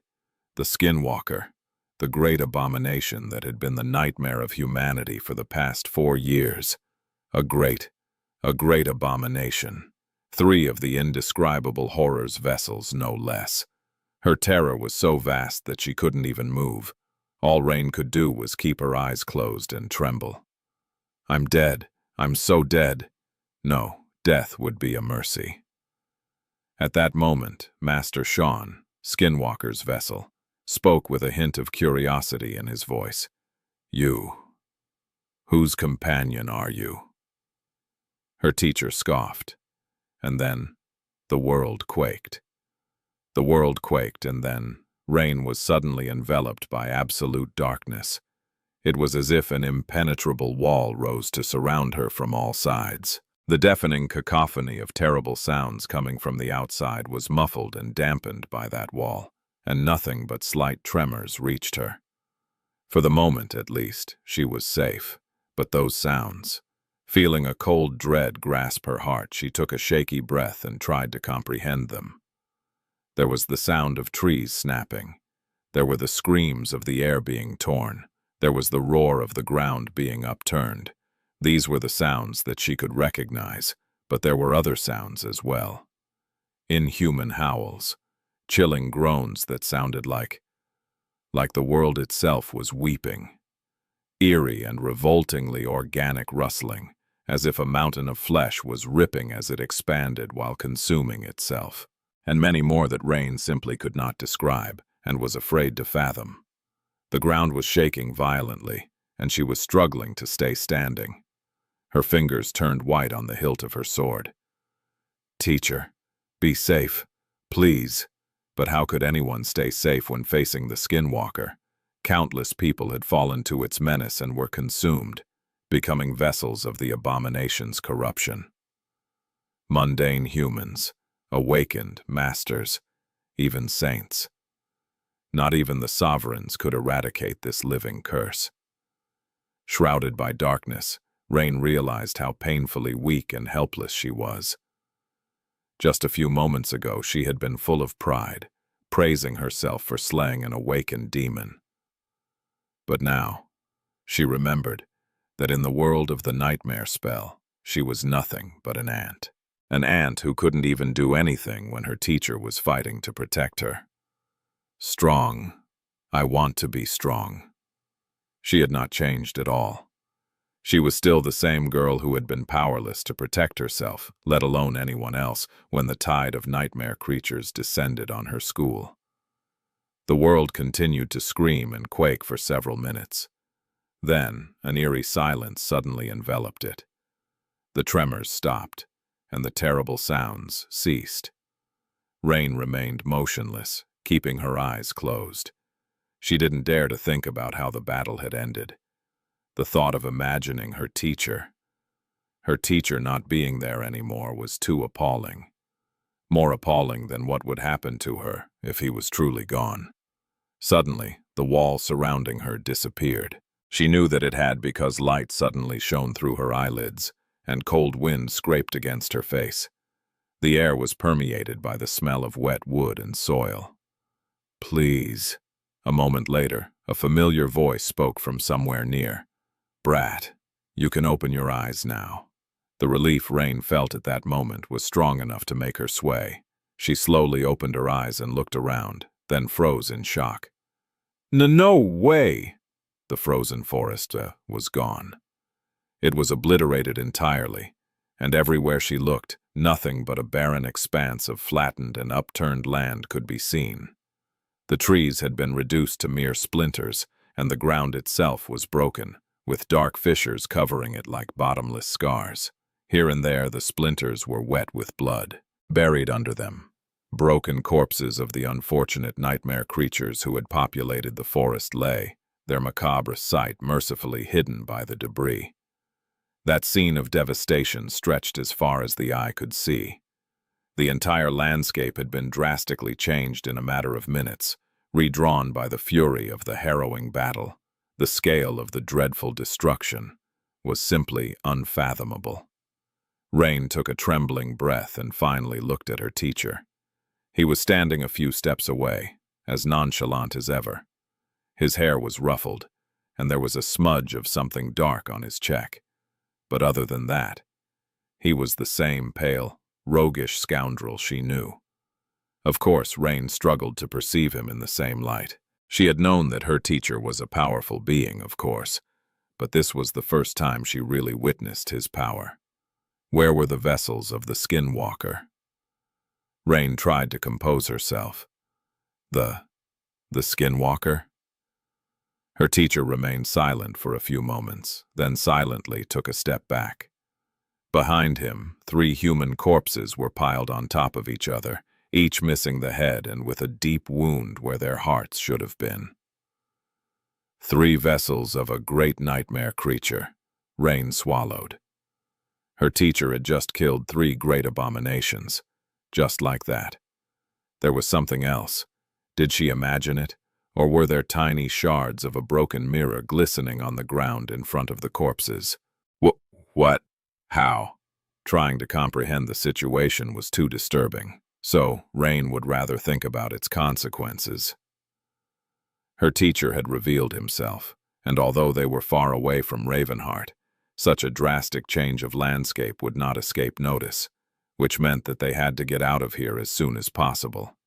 Receiving the reward for the huntsman was also not an option now. Rain would have to keep the fact that she was anywhere near this place a secret. It was a good thing that she had not shared her plans to hunt the demon with anyone. No one could know that a being who could slay 3 vessels of the skinwalker lived in her shadow. She would have to return to Ravenheart and lay low for a few months. Luckily, that was what she had wanted to do anyway. Her teacher sighed. I know what you are thinking about. But Rain, sadly, you are wrong. She tilted her head a little. What? Why? Because you defeated the skinwalker? He lingered for a moment, then shook his head and pointed to the 3 corpses. No, drawing attention to myself is not a good thing, sure, but actually, we have a bigger problem. This guy, Master Sean, I recognize him. He was an ascended from the House of Night. Rain failed to understand what he was trying to say. So? Her teacher sighed and rubbed his temples in frustration. Right, you don't know. Well, let's just say that members of the House of Night should not be anywhere near the territory of Queen Song right now. And they must have been fairly close to Ravenheart, moving in secret when the skinwalker got them. So, I am afraid that you and I have seen something that we were not supposed to see. She hesitated for a few moments, remembering everything that her father had mentioned about the House of Night and its relationship with the Song domain. Was there some problem between the two? It didn't seem that way. If anything, the Song domain seemed to be moving toward having a problem with the Sword domain, while trying hard to maintain a friendly relationship with the weaker House of Night. All of it was very mysterious, but at the same time, Rain understood the underlying meaning of what her teacher had said. Something that we were not supposed to see. Got it. Promising that I won't tell anyone is not going to work, I guess. So, just how big of a secret is it? Her teacher's face was a little somber. Big enough for Clan Song to erase any witness from existence. Well, not any witness, but a mundane girl with no backing. They won't hesitate to silence you even for a split second. Rain felt a cold chill run down her spine. Damn, the royal clan? Why would Clan Song pay attention to someone as small and insignificant as her? She gritted her teeth and looked at him stubbornly. I do have backing, though. My father works for the government. His rank is pretty high now, too. Surely Clan Song won't want to spoil their relationship with the government because of something like that. Her teacher smiled wistfully. Ah, the naivete of youth. First of all, you are overestimating the significance of your father's position. Second of all, you are overestimating the significance of the government. And lastly, you are underestimating Clan Song. Who says that anyone would be able to prove anything after they make you disappear? His smile turned colder. In fact, they won't even have to make you disappear. Technically, there's a guy among them who is much worse than the skinwalker. He can destroy your soul and wear your body like a suft, coming to family dinners and gossiping about boys with your mother. No one will suspect a thing. Rain shuddered. Slowly, the magnitude of the trouble she had gotten herself into was starting to dawn on her. Crap, crap, crap. Who had made her think all those stupid things earlier? Spend months in absolute safety? Rest and relax while working on awakening at a leisurely pace? Be pampered at home? She had been such a fool. Rain cursed quietly, stared at the three corpses for a while, and then asked her teacher in a hopeful tone, "So what do we do?" Her teacher was, whatever it was that he was, he had to have a solution, without a doubt. Suddenly, she felt a lot calmer. Her teacher remained silent for a while, then smiled. Who to do indeed? Well, I am sorry to tell you this, Rain, but you can't show your face in Ravenheart for a while. You'll have to disappear before they can make you disappear. We need to go somewhere where they won't be able to find you quickly. And spent some time there. She closed her eyes and asked, her tone turning a little grim. Where can I even go? Even if I can survive a solo journey to another citadel, there is no city in the Song domain where the royal clan doesn't have eyes. Crossing into the Sword domain is not an option, not that I would want to leave my family behind. I can't return to the waking world without the help of a saint, and even if I could, locating me there would be even easier. Her teacher scratched the back of his head with a thoughtful expression. He lingered for a while, then glanced at her with a strange expression. What about one of those road crews? They are safe enough for you to survive, with more than enough mundane humans for one more to not draw attention, and best of all, far removed from all citadels. They're lacking manpower, too, so no one would ask any questions. If I were you, I'd get myself hired as a laborer there and hide in the crowd. A sly smile appeared on his face. Her teacher remained silent for a moment, then added with a chuckle. In fact, wasn't there a huge crew being assembled to construct a road east? You know, to Godgrave. Why don't you join that one? Rain sighed. Why not indeed? Mom. Mom. Mommy. Effie patted little Ling on the head and smiled. What do you want, Dumpling? She was sitting in a comfy wooden chair, staring at the wooden ceiling absent-mindedly. The little boy cuddled comfortably on her lap, hugging her like a little monkey. He looked up at her with his bright eyes and grinned sheepishly. Story, Effie laughed. Story? Which story? Little Ling was suddenly very thoughtful. He remained silent for a while, a comically concentrated expression on his face, and then beamed. Mommy defeating the giant. She hugged him and shifted slightly, then said in a deep voice, all right, listen then.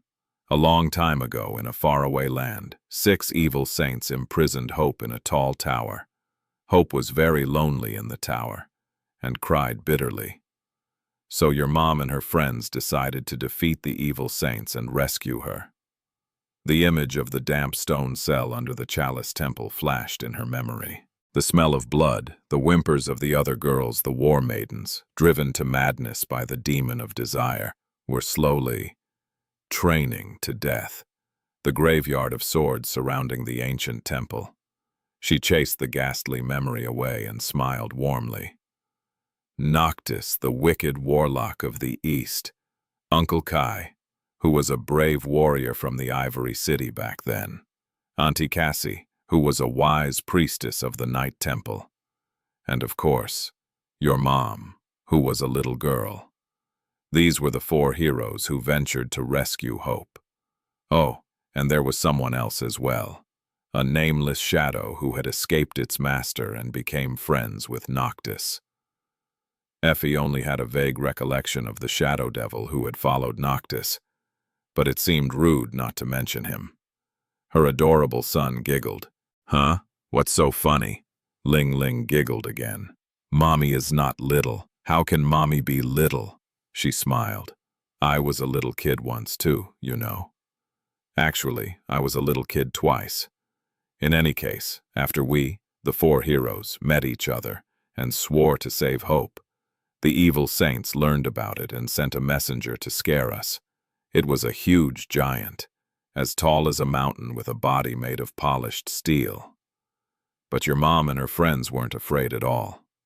That was because the kind priestesses of the goddess of life had taught me the secret art of slaying evil giants, you see. Effie continued to tell the fairy tale version of her second nightmare, just as she had done 100 times before. For some reason, this story was one of Ling Ling's favorites. Maybe because the very idea of his mom being a little girl excited him endlessly. She had no idea why, but looking back, it had indeed been a bit exciting. Effie had spent her actual childhood either in a hospital bed or in a wheelchair, so getting a little taste of what it meant to be a healthy kid was special, even if it was in the depths of a ghastly nightmare. Of course, she had removed all the distasteful parts from the story, replacing them with fantastical and exaggerated adventures. Flying ships, eccentric sorcerers, fire-breathing dragons, and a happy ending. The sugar-coated version of the Nightmare of Hope had everything one needed for a great fairy tale. And so Cassie dropped the flying ship right on the evil giant's head. Boom! Crash! Bang!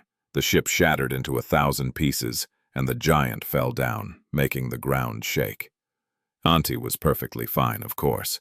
She had jumped away just in the nick of time and glided down with the help of her magical rapier. A huge shadow was still. Just then, the door opened, and a handsome young man walked into the room. Way too handsome, even. Effie smiled at her husband and took and exhaled slowly, trying to maintain a relaxed expression. Daddy! Little Ling jumped off her lap and ran to hug his dad. Luckily this time, he remembered to control his strength.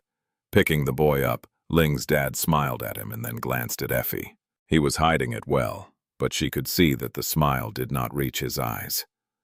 It's time. Her husband nodded and then looked at the little boy in his arms. Hey, Wolfie, how about you and Dad go on a little adventure? Little Ling seemed to be torn. But Mommy didn't finish the story. His dad laughed. The evil giant story? I'll finish it for her. Or, how about it? Dad has an evil giant story, too. There are really too many evil giants in the world now that I think about it. This one was named Goliath, and only had one eye.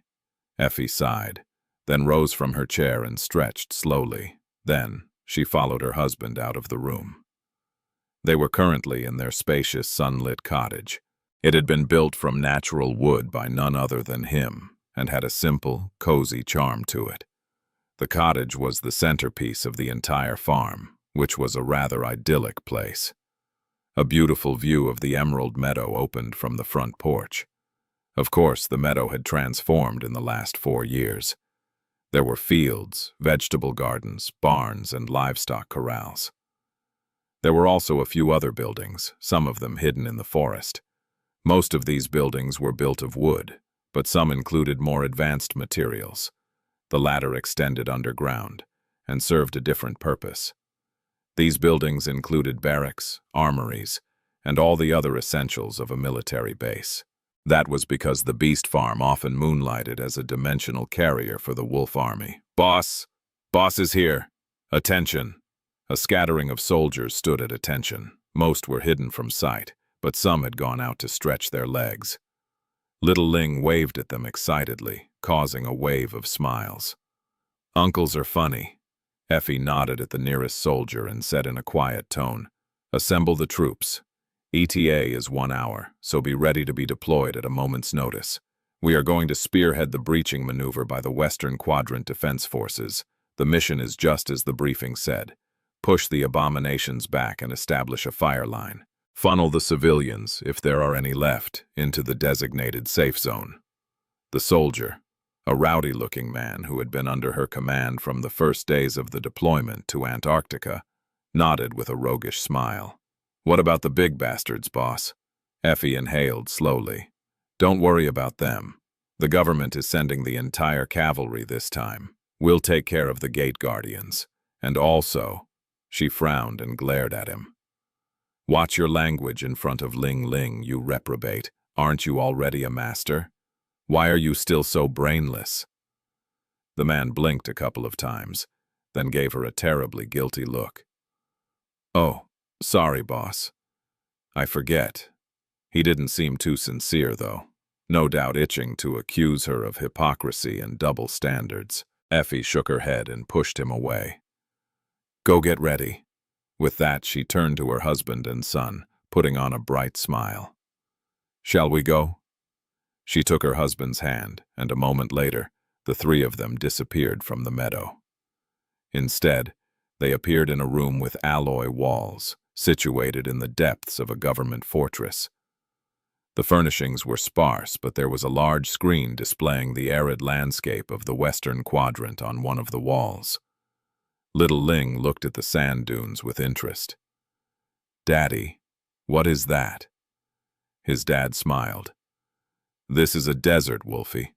We are in the Western Quadrant. Aren't you a lucky kid, to get to travel all around the world and see all kinds of places?" The boy was thoughtful for a moment. "Daddy, aren't you a little silly? It's a picture. Little Ling has seen a lot of pictures already." Effie's husband laughed. "I guess you are right." He glanced at Effie and nodded. She remained silent for a bit, then patted little Ling on the shoulder and said in her usual carefree tone, "Dumpling, Mom has to go to work now. Be a good boy and listen to Dad, okay?" He grinned and waved at her absent-mindedly. "Bye, Mommy. Have fun at work." A second later, little Ling was already asking his dad about desserts and sand. The handsome young man exchanged a poignant look with her, silently mouthed 3 words, and then took their son out of the room.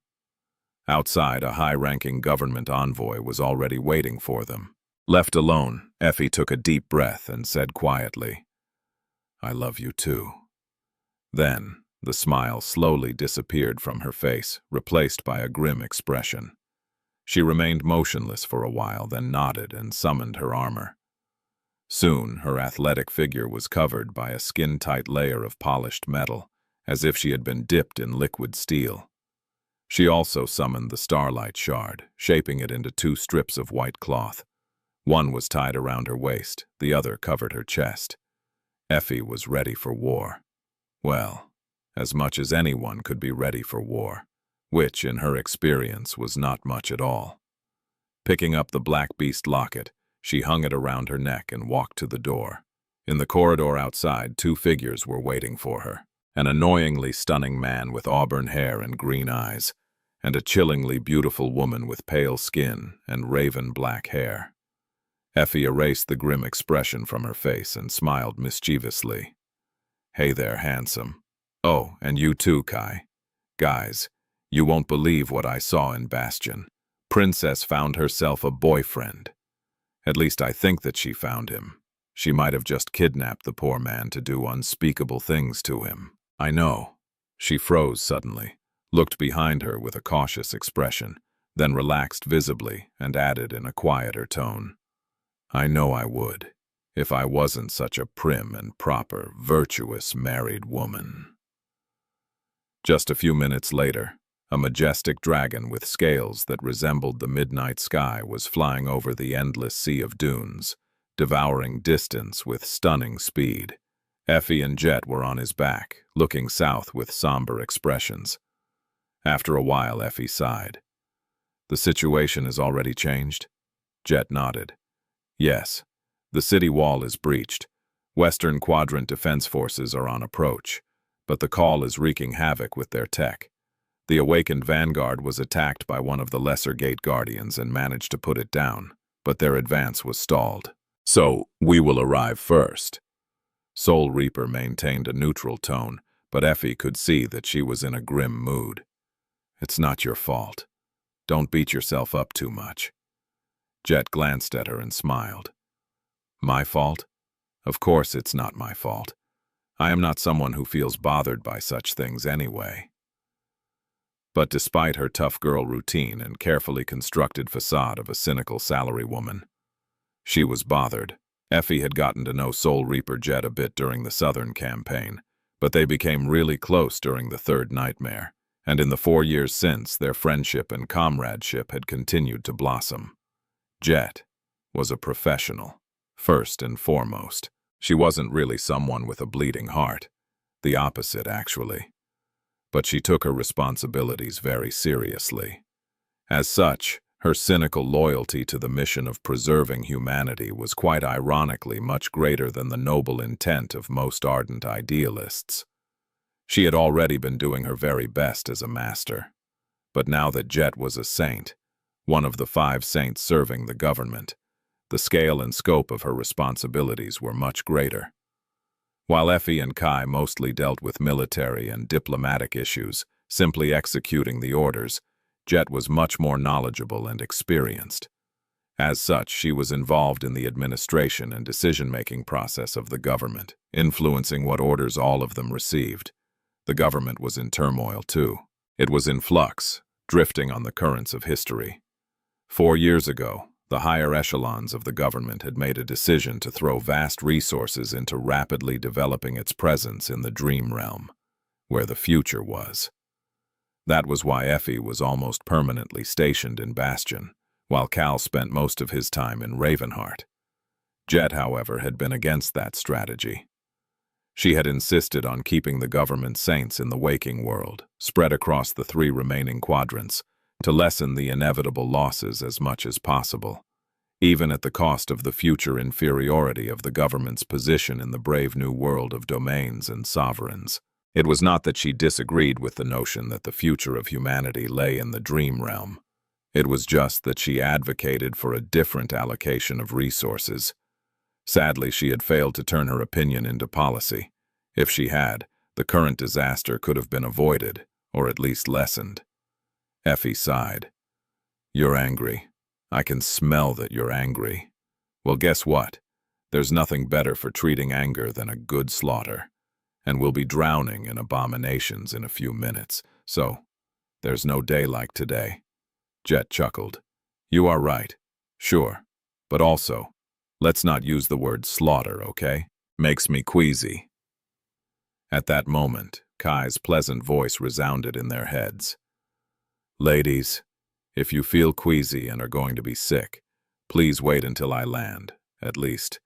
Really, don't go around despoiling my scales. I have an image to uphold." Effie grinned. "Oh? What about your image? Who are you trying to impress? Queen Song's daughters?" The dragon didn't respond to her provocation. Instead, he lingered for a while and then asked, "How is Aiko doing?" Effie sighed. "Come ask her yourself. She's still pretending to be angry." "Oh, but she's doing fine, by the way. Her new boss is kind, handsome, and treats her very well." Kai answered nonchalantly. "I'm glad, as long as she's doing well." A few seconds later, he asked in the same neutral tone, "Just out of curiosity, how handsome are we talking? What about his style? Who makes his clothes?" Effie grinned and chose not to answer. In front of them, the sea of dunes slowly turned into a desolate plain, with a vast, dried riverbed cutting it like an endless scar. Far away, on the opposite side of the immense chasm, a large city stood where the river's shore had once been, shrouded in haze. Their banter abruptly stopped. The city was burning, with towering plumes of black smoke rising into the piercing blue sky. Even from that distance, Effie could see the signs of cataclysmic devastation. The toll of human lives must have been terrible. Cal, with his incredible sight, could see much more. He didn't say anything, but his silence suddenly seemed sorrowful and forlorn. Effie gritted her teeth and looked away. "Do you see it, Kai? Was the last transmission accurate?" The dragon folded his wings and rushed toward the ground. His voice was even. "Yes, 7 gates. 6 of them, Category 3. 1, Category 4. The gate guardian of the latter seems to be a great devil." He paused for a moment, then added, "The city is overwhelmed. A horde of abominations is rampaging on the streets. The local garrison seems to have fallen." Jet closed her eyes for a moment. "It's good then?" Kai asked quietly, the emotions in his voice suppressed. "Good." She nodded. "Yes. If the abominations are rampaging, it means that there's still someone alive." A moment later, the dragon landed on the ground, raising a cloud of dust. Jet and Effie jumped off his back and approached the edge of the dry riverbed slope. Out there below them, the hastily assembled army of the Western Quadrant was assembling into a formation to assault the fallen city. In front of the mundane soldiers, the battered awakened vanguard was finishing off a wave of nightmare creatures that had wandered away from the burning ruins. They had noticed the flamboyant landing of the great dragon, and were now looking back, cheering and waving their heads in the air. Kai's fame preceded him. Effie cracked her knuckles and asked, her voice uncharacteristically somber, "A great devil? Can we even handle something like that?" All 3 of them had become immensely powerful after transcending. The battles they had won were beyond count, and the nightmare creatures they had killed were beyond measure. And yet, they had never faced a horror like that before. Only the sovereigns had. Facing a great devil was a first for them, and could very well become the last. A relaxed smile appeared on Jet's face. "What's the matter? If push comes to shove, we'll just die." "Well, the 2 of you will die. I'm already dead." Above them, the dragon scoffed. His magnificent voice resounded above the desert, making Effie's heart tingle. That was just something Kai's draconic voice did, even if he did not use his aspect abilities. "Still, we should try to stay alive." "Well, Effie and I should. You just stay in one piece, Lady Jet." She chuckled. "All right. As we've discussed before, Kai will support the Western Quadrant forces in their advance. Effie and I will spearhead the assault, push back the abominations, and engage the Gate Guardian. There's nothing else to say. Godspeed." The beautiful dragon nodded its great head, then pushed himself off the ground and glided gracefully toward the assembled army. Jet looked at Effie, already summoning her scythe. She lingered for a moment, and then said in a tone that was a little gentler than usual, "But seriously, don't die, Effie. Nightingale and I can die, but you can't. You know why. There are people waiting for you to return." For a moment, Effie felt her heart tremble, just like it did every time she went into battle. It had been easy to risk her life before, when she was young. But now she had things to protect, and people whom she did not want to and could not allow herself to leave. Every time death snarled in her face, Effie felt guilt and shame and fear. What was she doing on the battlefield when her husband and son were somewhere else waiting for her? Why was she being so stupid when she could have remained safe behind a citadel wall in their idyllic cottage, allowing someone else to fight and bleed and die in her place? But then she remembered. It was precisely because of little Ling and his dad that she was here.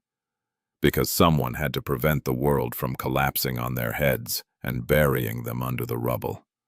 Effie didn't particularly trust someone else to not mess everything up, so she had to build a world where her son could live a decent life with her own 2 hands. Thankfully, her hands were quite strong. If you wanted to do something right, you had to do it yourself.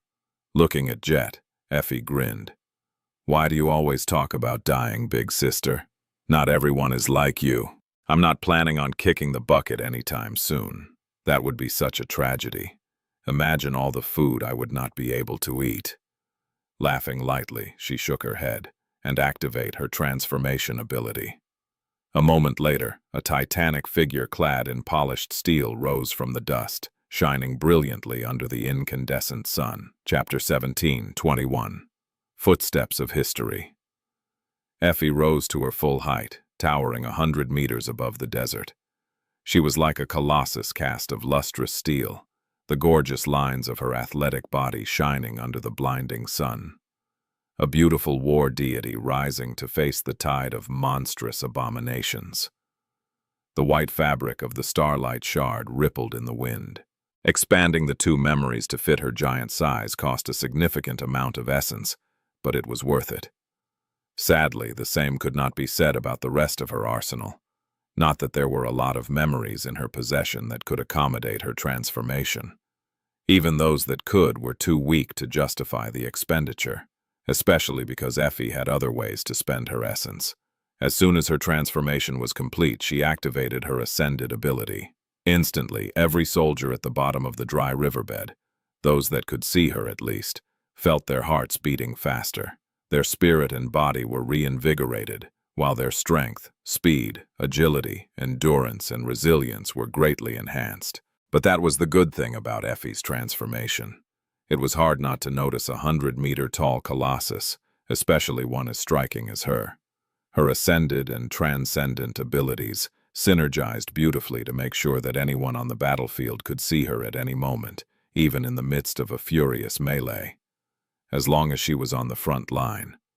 The loud, reverberating roar rose from the riverbed as thousands of soldiers, both mundane and awakened, chanted in exhilaration. Raised by wolves. Saint Athena. War beast is here. Their impassioned voices were full of resolve and grim determination, and as they looked at her, Effie felt her essence being slowly replenished. Well, at least someone is in a good mood. Looking past the exultant soldiers, she gazed at the burning city. From her current height, Effie could see the eerie fissures of the nightmare gates surrounding it like 7 ghastly siege towers. One of them was especially tall, reaching even higher into the sky than she did. There were several gargantuan figures moving in the sea of nightmare creatures. The great devil was not the only calamity unleashed by the 7 gates. There were other gate guardians as well. 2 of them was even titans.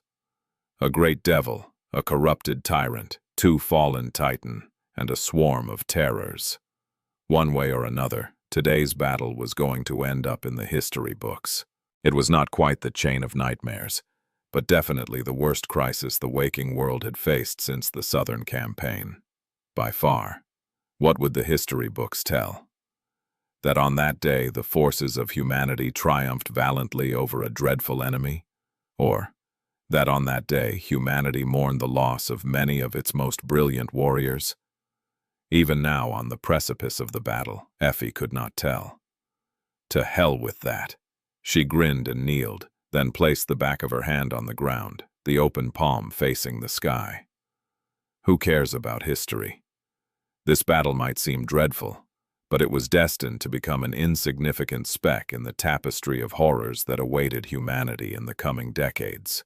In the near future, there would be 100, 1,000 battles much more terrible than this.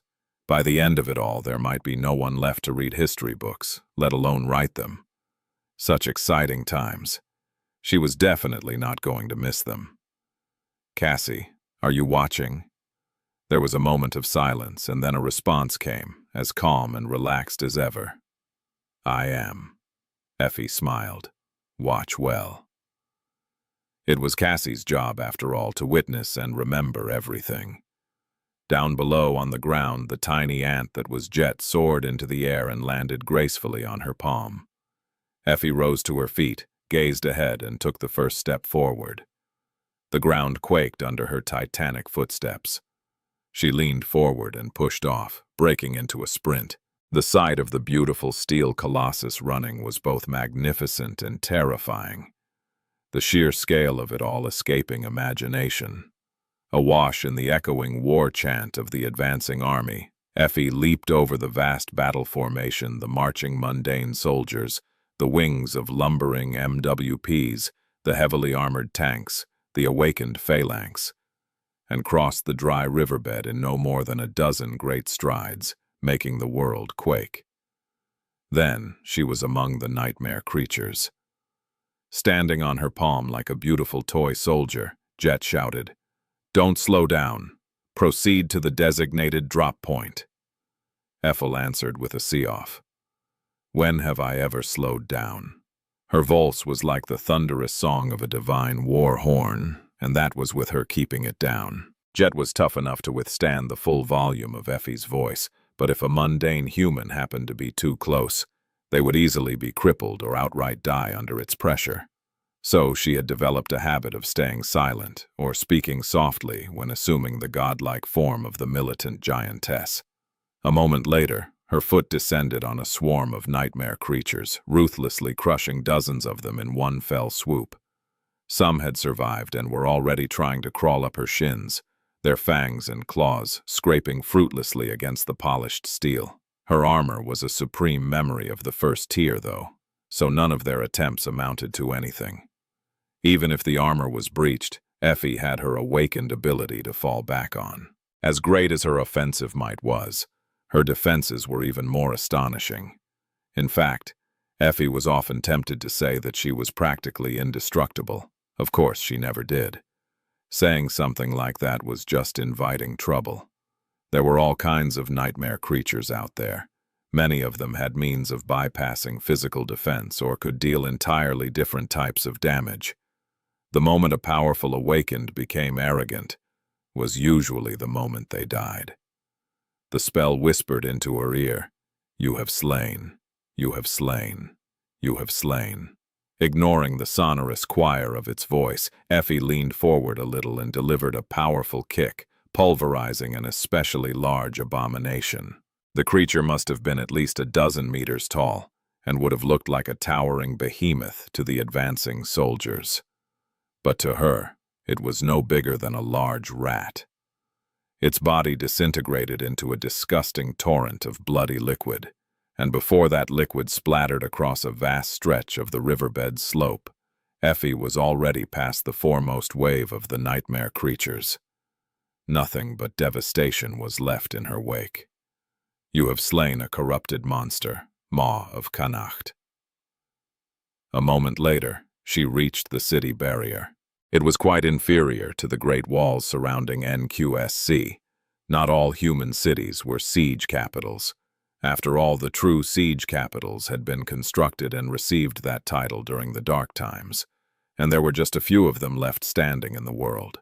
Of course, all human cities had been turned into highly advanced strongholds after the descent of the spell, both to keep the nightmare creatures out and to make them habitable in the aftermath of the previous era. Still, the scale of their defenses varied. The ruined city in front of Effie had quite a robust wall once upon a time, but now it lay in ruins. The streets were obscured by smoke, and countless abominations were rampaging under its suffocating shroud. From this close, she could hear a terrible cacophony of crumbling buildings, bestial roars, sporadic gunfire, and human screams. There were indeed survivors there, below her, which was why she had to be careful. "To your left!" Jet's shout was very timely. Turning her head, Effie saw a wide highway piercing into the heart of the city. There was a fortified railway in its middle, with a mess of overturned train cars laying on the tracks. The highway itself was crowded by military vehicles, all empty and painted red by blood. This was where the city garrison forces had tried and fought to stop the tide of abominations after the walls fell. What was important to Effie, though, was that she would be able to use the highway to reach the heart of the city without trampling countless civilians to death and toppling damaged buildings. Paving a bloody path through the horde of abominations, she stomped her way to the highway. Countless abominations perished under her footsteps. Those that were more powerful were crushed to death in her grasp, torn apart, or splattered across the concrete. Their assault was like a dark tide. Some were large enough to pose a threat to even someone as giant as her. But Effie did not only have size on her side, she also had her skill, intellect, and battle experience. The combination was truly devastating, and none of these meddling creatures could withstand her might. It would have been even more devastating if she had a proper spear and shield to wield, but alas, she did not. So, Effie fought with her bare hands, or rather, with her entire body except for one hand, which was being used to carry Jet, in accordance with the ancient hand-to-hand combat techniques hammered into her bones by the war maidens of the Chalice Temple.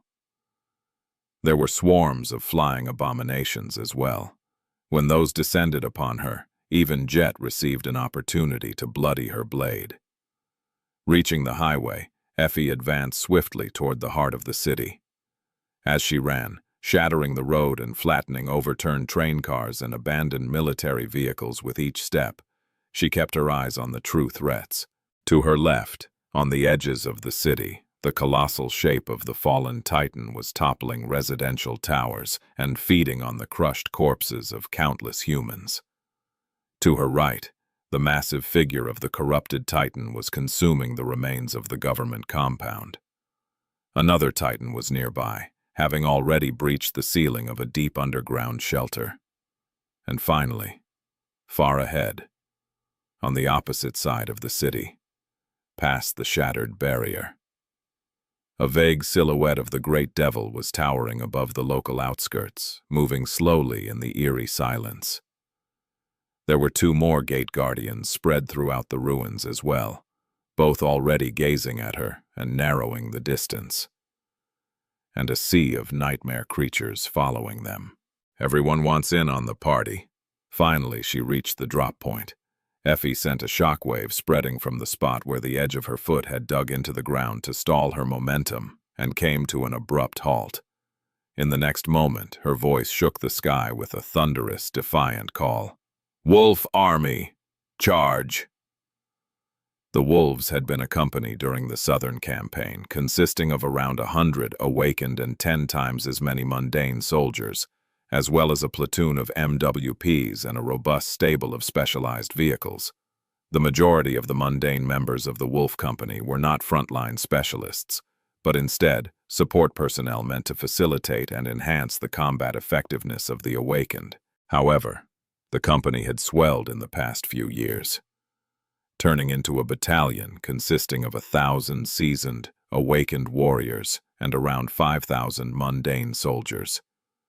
It had also distinguished itself as one of the most elite combat units of the government forces, earning the official title of the Wolf Army. The wolves were, first and foremost, shock troopers. They often fought in isolation from the rest of the government forces or led the attack, dropping directly into the fiercest locations on the battlefield from the Black Beast Locket. That was right. Effie not only had her own army, but also often carried it around.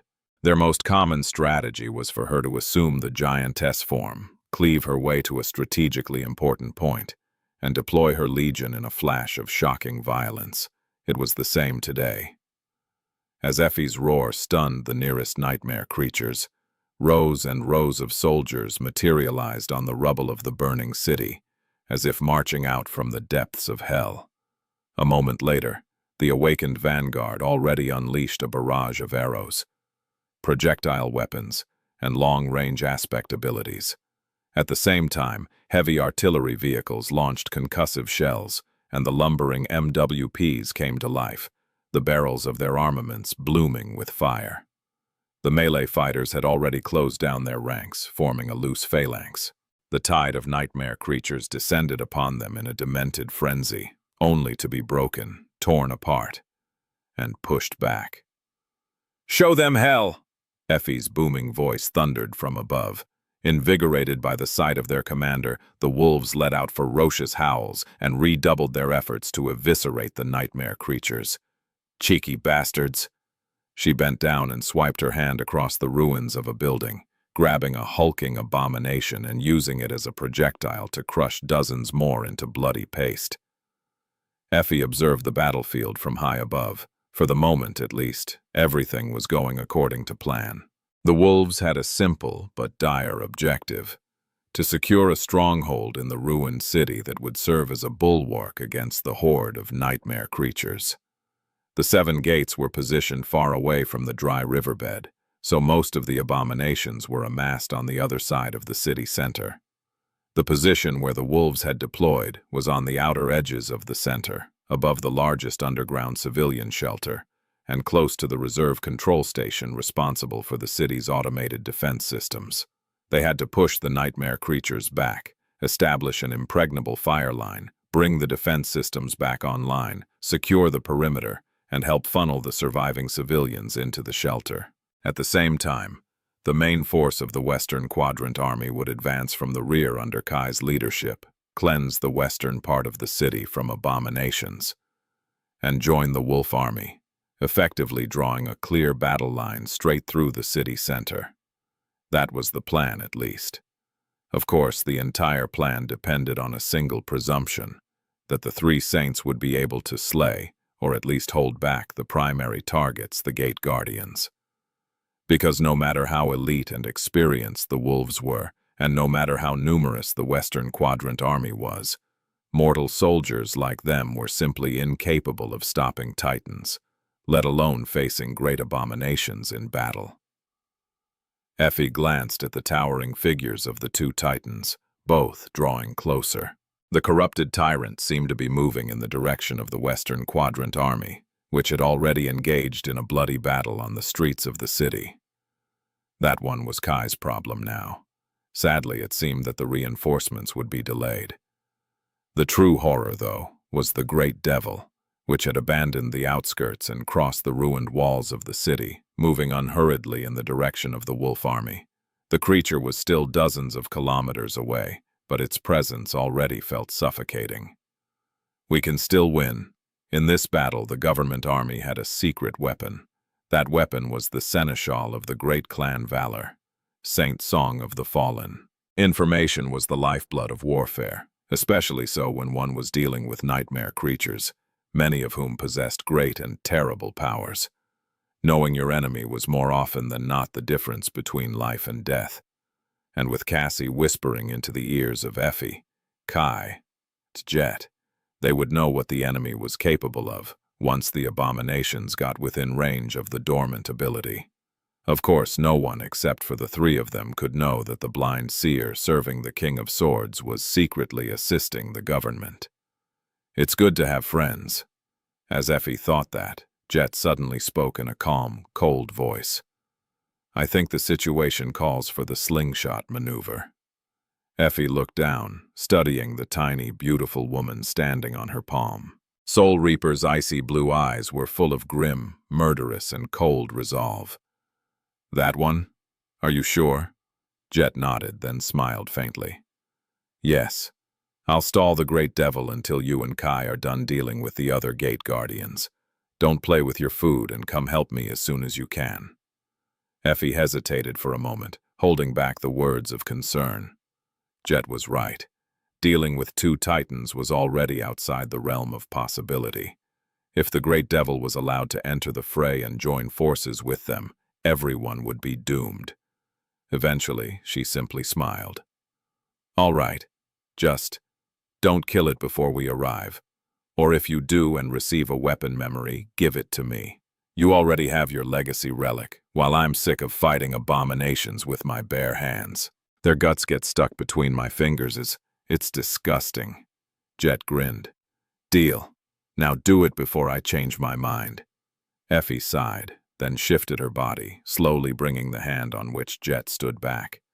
She extended her colossal arm backward, keeping it level with her shoulder. The slingshot maneuver was not something the 2 of them had learned from books on military science. It was something they invented after participating in countless battles together. Well, calling it a maneuver was mostly a joke. They just liked how legitimate it sounded, which was a bit funny considering the actual procedure. The procedure in question, meanwhile, was rather simple. Effie strained her muscles, exhaled, and slung her arm forward. Her hand rotated, the open palm facing the wind. Jet would have slid off and plummeted down if not for the fact that the pressure of acceleration pressed her into the vertical wall of polished steel. A mundane human would have been crushed by such pressure, but her transcendent body was immensely resilient. She endured, kneeling slowly and looking up. A small hurricane was raised by the passing of the colossal arm. Effie grunted and pushed her palm forward with all her might, launching Jet into the air like a supersonic missile. The Soul Reaper soared into the sky, flying in the direction of the distant Great Devil with terrible speed. As she did, her figure was suddenly surrounded by wisps of ghostly mist. Being carried around on the palm of a militant giantess was perhaps the world's most exciting amusement ride in the world, losing only to being tossed into the sky by the said giantess, or maybe riding on the back of a dragon. Today, Jet had the opportunity to experience all three. Who would have thought that a neglected girl from the outskirts would one day be living such an exciting life? However, she wasn't really having fun. Nor was she living, if one wanted to be technical. Clad in a black leather armor, Jet soared across the sky. Her raven black hair fluttered in the wind as her figure tore apart the towering pillars of smoke, the landscape of the ruined city streaking beneath her like a blur. Her icy blue eyes were burning with murderous intent. Perhaps it was for the best that she was moving much too fast to see the scenes of devastation clearly. The terrible loss of life was aggravating enough, but the irreparable damage done to the crucial infrastructure would frustrate her even more. At the end of the day, the two were one of the same. Cities could not function without people, while people could not survive in this poisoned world without the protection of the cities. So the losses humanity had suffered today were doubly great. Even if they were to win the battle and slaughter the nightmare creatures, rebuilding the city was out of the question. Not with the focus of humanity slowly shifting toward the dream realm, and not in the aftermath of Antarctica. After today, there would be one less human city on Earth. The survivors could be relocated to other population centers, and in time, the population would grow to replenish the lost lives. But the number of cities would only dwindled.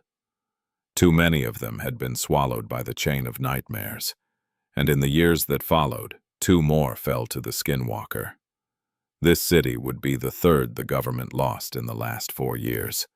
To Jet, losing a city felt like being robbed of her personal belongings. It was sad, humiliating, and deeply distasteful. She had a commitment to work for the government a long time ago, and as such, any defeat that the mission of the government suffered was a personal slight. Those bastards. Jet was really sure who she was referring to. The nightmare creatures, or the people who had pushed back against her desire to allocate more precious resources to the waking world. It was not like she did not understand the inevitable future. The waking world, their world, was not ending yet, but its trajectory was already clear. There were already more nightmare gates opening each year than ever before, and the median category of those gates was slowly climbing toward a complete disaster. Most importantly, the sovereigns were in the dream realm.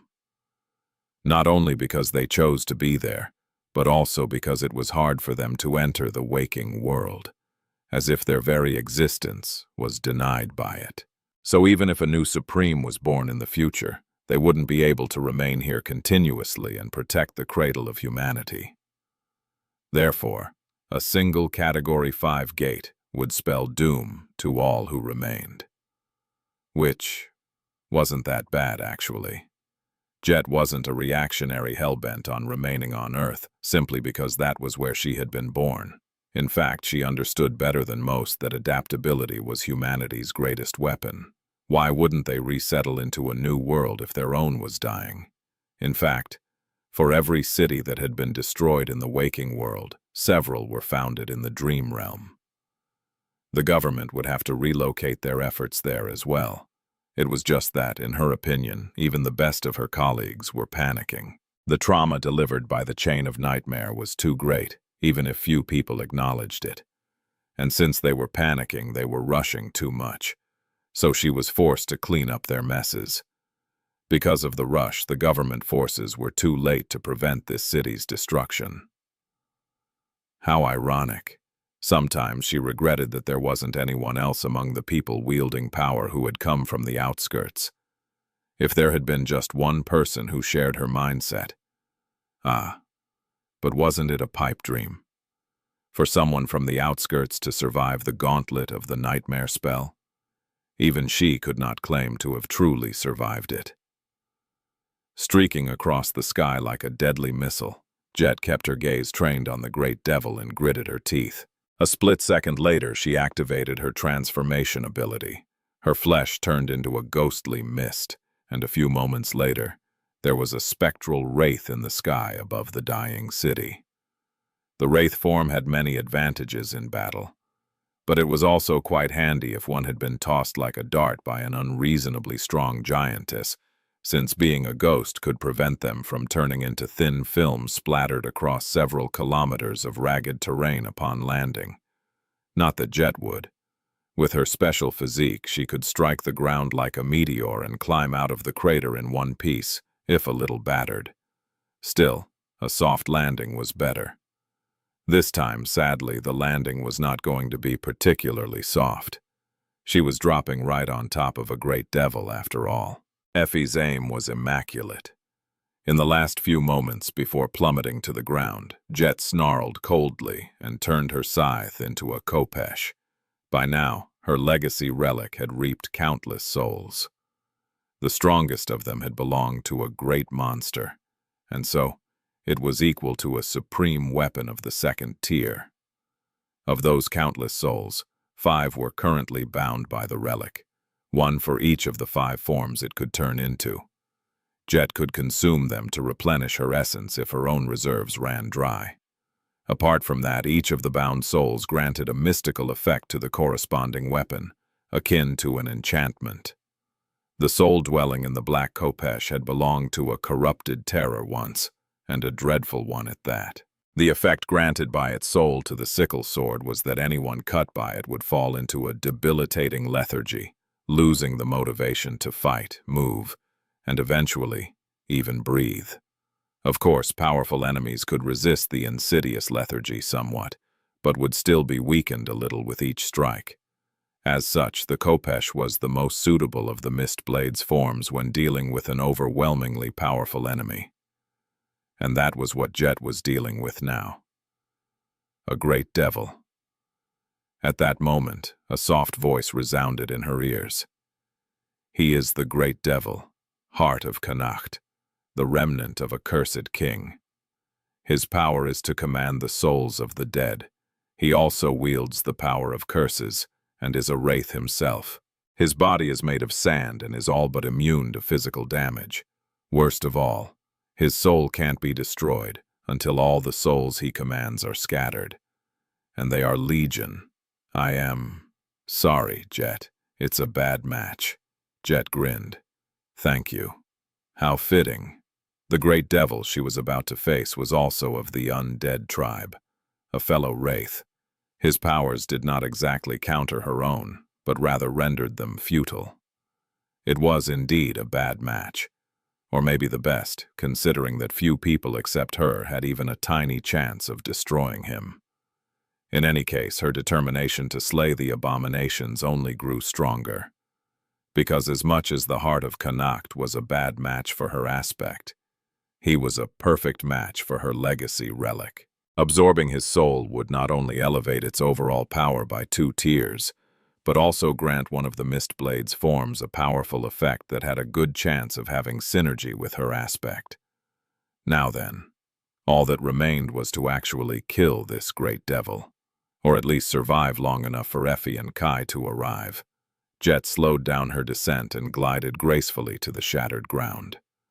Her ghostly khopesh pointed forward. There, in front of her, a towering figure was slowly walking through the burning ruins, surrounded by a haze of screaming souls. Press forward! They are flanking us!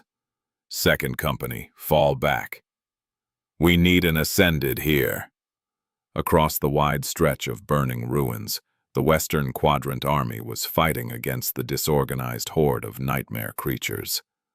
The tide of abominations continuously crashed into the phalanx of the awakened warriors, quenching the flames that burned all around them with their fetid blood. The mundane soldiers followed behind, supporting the awakened and sweating inside their powered armor suits. The heavy artillery had remained in the riverbed, waiting for precise targeting data they didn't dare to fire after the initial salvos, afraid to implicate the civilians who might have still been alive somewhere out there, among the smoke-filled streets. However, the MWPs still pushed forward. The influence of the nightmare gates was messing with their electronics, but after the rich experience of dealing with it in Antarctica, the scientists of humanity had made leaps in shielding technology. So the lumbering war machines could fully exert their overwhelming firepower for now. It was a heroic sight.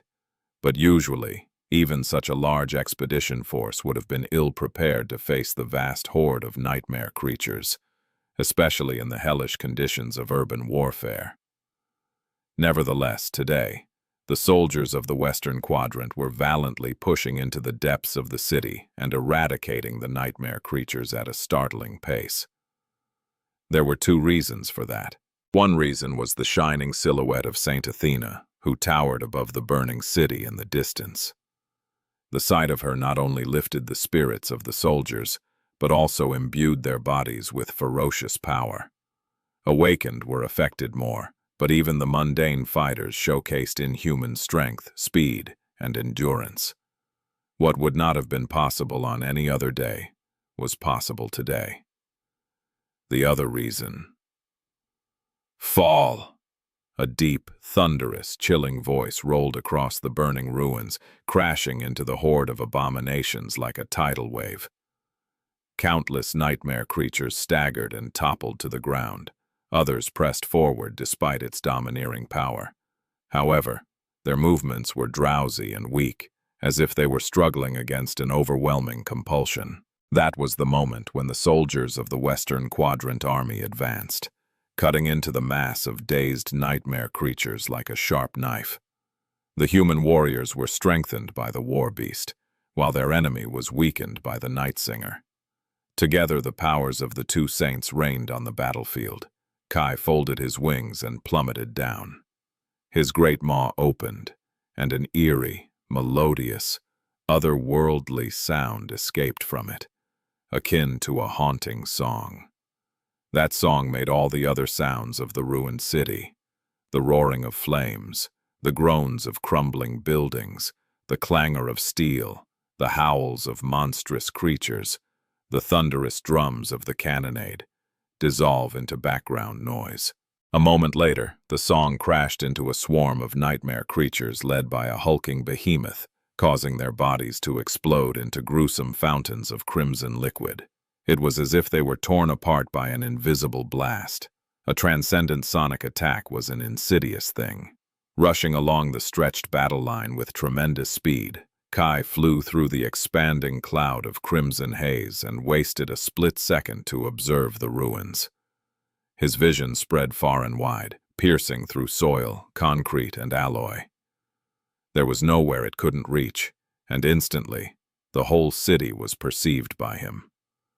What he saw was gruesome and sickening. Countless human corpses, countless people dying as he watched. Frightened civilians hiding in their homes or underground shelters, fear and sorrow written on their faces, ashes, flames, and loss on a scale that the human mind could not comprehend. And of course, the nightmare creatures. The wolf army was pushing abominations back in the heart of the city. Effie was moving to intercept the approaching titans. Jet had just reached the sinister figure of the great devil, and closest of all, the corrupted tyrant barreling in the direction of the Western Quadrant soldiers. I need to kill it quick. The wolves were holding up well, but that was temporary. If the reinforcements did not arrive on time, the casualties would start to mount. Worse still, Effie would have to fight against two titans alone, and Jet would have to face the great devil alone. The more time he wasted, the more people would die. Just at that moment, like a lifeline, Cassie's calming voice resounded in his mind, whispering the secrets of his enemy. Kai spread his wings and rushed forward. As he flew above the carnage, his song shattered the most threatening of the abominations advancing on the awakened phalanx, while his words made the rest stagger and lose strength. Despair. Fear. Kneel. His essence was evaporating like morning dew. There were countless winged nightmare creatures clamoring to rip into his flesh as well. He tore them apart with his talons, shredded their flesh with his fangs, and broke their bones with his tail. Leaving the Western Quadrant army behind, Kai remained alone above a sea of abominations. A hail of attacks enveloped him, coming both from the ground and from the air. He shrugged them off, evaded some of the abominations, and killed others. And all that time, he could see scattered survivors looking at the sky all across the city. Some of them were numb and terrified, thinking that the Midnight Dragon was another dreadful abomination. Some seemed to recognize him, looking up with desperate hope. The expressions of the latter hurt him more, because he knew that, for many of them, maybe most of them, there would be no salvation, because in this world, weakness was a sin, and they were sinners. Kai was no stranger to that sin either. True, the days when he considered himself weak and unworthy to be in the company of his friends were long gone. After years of leading soldiers and surviving the most terrible hells, Kai wasn't shameless enough to proclaim that he lacked strength. No, he was strong. But his strength was still lacking. If he was stronger, more people would survive and his friends would return from the battle with fewer scars. Sadly, he was already close to the pinnacle of what a human could achieve. It was so strange. Who could have thought that someone like him, a gentle and shy kid overly interested in music and fashion, would end up this way? Still, there were ways to gain greater strength. Opening his maw, Kai spoke. "Be stronger." This time he was speaking to himself. "Be faster." His mighty, winged body was suddenly overcome by a surge of energy. "Be sharper." A moment later, he sent a destructive sonic wave, spreading outward in a wide cone. Countless nightmare creatures were swept away by the invisible power of his song. A vast cloud of dust and debris instantly flew into the sky, which was suddenly void of suffocating smoke. In the middle of the devastated cone, the corrupted tyrant staggered as the sound blast crashed into it. The dreadful abomination was not killed, of course, or even seriously wounded, but that was not what Kai had wanted. All he had wanted was to distract the enemy for a moment. Knowing that his commands would not have a strong and immediate effect on an enemy of that class and rank, he simply rushed to the ground and opened his maw. In the next second, his sharp fangs bit into the tyrant's neck. A wide street was shrouded in darkness, framed by the burning buildings and billowing smoke. The ground was littered with rubble and broken vehicles. Here and there, human bodies lay in the pools of blood, covered with dust. A woman with raven-black hair and icy blue eyes was standing in the middle of the ruined road, holding a black sickle sword. In front of her, a towering figure was moving slowly across the rubble, each of its steps exerting an invisible pressure on the world. The creature was surrounded by a haze of swirling sand, with only a vague silhouette of a gaunt human visible behind its veil. 1,000 screaming souls shrouded the ancient devil like a mantle. Jet looked at him coldly. "I hear that you are called the Heart of Connacht. Nice to meet you. I am called Soul Reaper Jet." A dark smile appeared on her pale face. "This is my city, so prepare to die." The great devil halted, looking down at her through the veil of sand. The whirlwind of souls surrounding it parted, revealing 2 gaping pools of darkness. Ghostly flames ignited in their depths, piercing her with a gaze of indescribable malice and hunger. Then, a rustle of a myriad of whispers rose like a tide, enveloping her in a cold embrace. Jet did not know the words of the ancient language the fiend spoke, but understood them regardless with the help of the spell. Broken. Thing. Bow. Submit. Surrender. Succumb. She felt a powerful compulsion press her into the ground, as if 1,000 invisible hands were pulling her soul down. However, the weight of her shattered soul was too great for them to move it even by a millimeter. Jet's smile widened. She raised her sword and took a step forward. "In your dreams." A split second later, her ghostly figure dashed toward the devil. Jet possessed an unusual soul. Her core was like a vast sphere of shattered crystal, countless shards pressed messily together to form a jagged sun. Her radiant essence constantly leaked through the gaps between the shards. But in return, the more living beings she killed, the more her broken soul core grew. And Jet had slaughtered countless beings over the years, since that was the only way for her to survive. By now, her core was massive like a giant star, burning furiously in the cold darkness of her desolate soul. Not only that, but her dead flesh could absorb much more essence than that of someone who was truly alive, which granted her tremendous physical strength. Strangely enough, that physical might also translated to the dire power of her wraith form.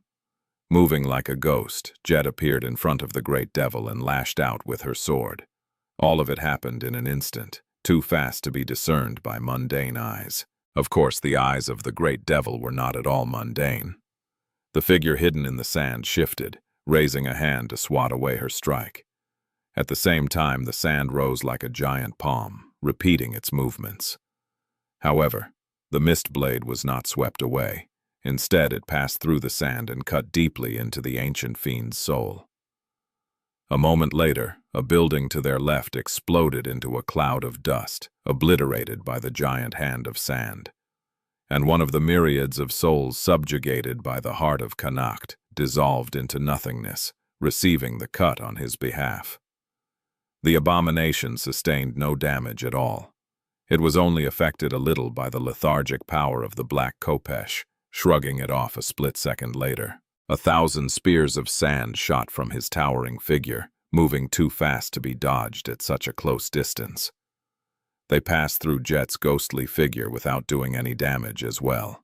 She jumped back, knowing that this advantage of hers would not last for too long.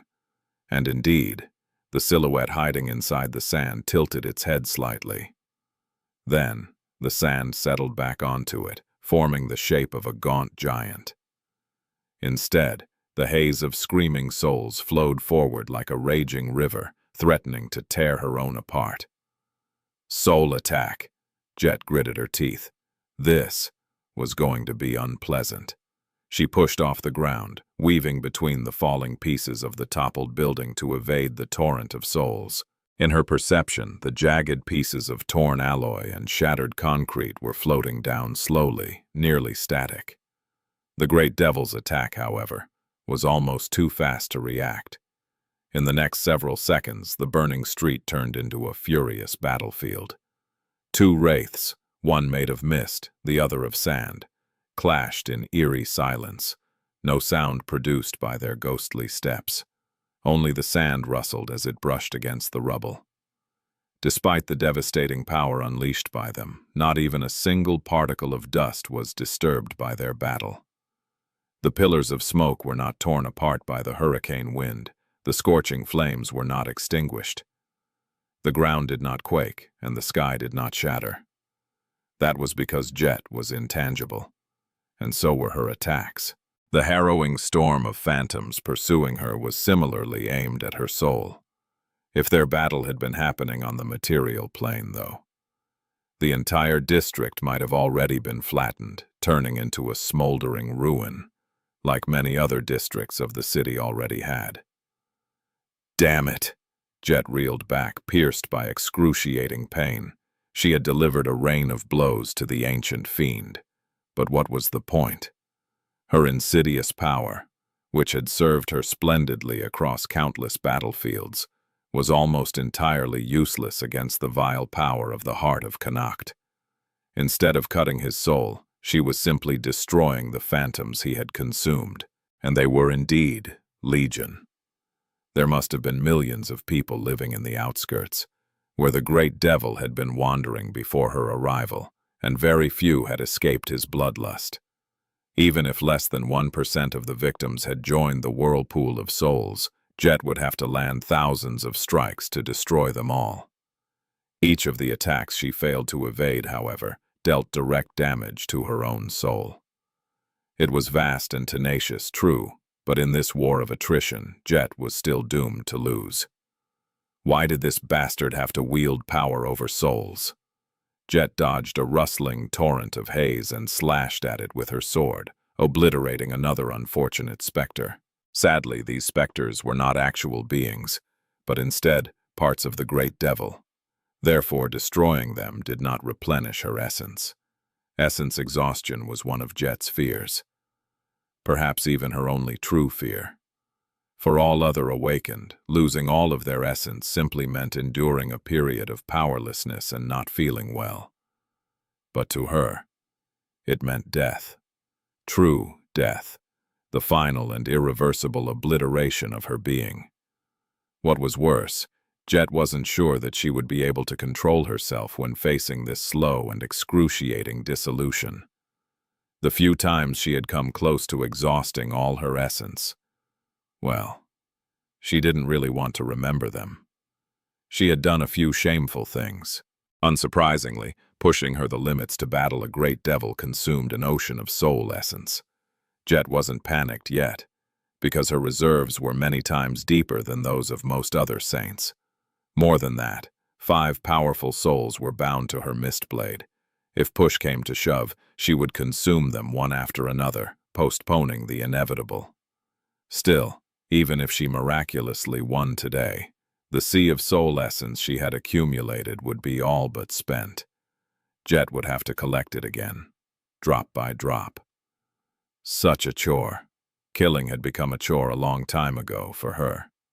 Sometimes she dreamt of being free of her flaw and living a peaceful life, somewhere where there was no need to ever spill the blood of living beings. Not that there was such a place anywhere in the 2 worlds, for someone like her. Those dreams were rare and silly, though. Most of the time, Jet was quite content with her life. Not at the moment, though. She evaded another attack nimbly and delivered a ruthless strike to the abomination, then jumped back, phasing through a melting wall. The sand followed. Despite the harrowing might and vile powers of the great devil, she was still holding her own. She was still fighting, full of resolve to see the fiend die. Why wouldn't she kill him? She had killed countless bastards who thought that they were stronger than her, and were stronger than her already. Strength didn't decide who lived and who died. Jet did. Come, come, follow me more, hurt me more, waste time on me more. If there was one blessing about this excruciating fight, it was that the curse of lethargy affecting the heart of Connacht was slowly accumulating. Its effects were not significant yet, and yet Jet could feel that the devil was struggling a little to maintain his unceasing assault. Ignoring the pain, Jet felt a dark grin twist her lips. She retreated, one step at a time. Perhaps she was not powerful enough, yet, to slay the heart of Connacht. But luckily, she wasn't alone.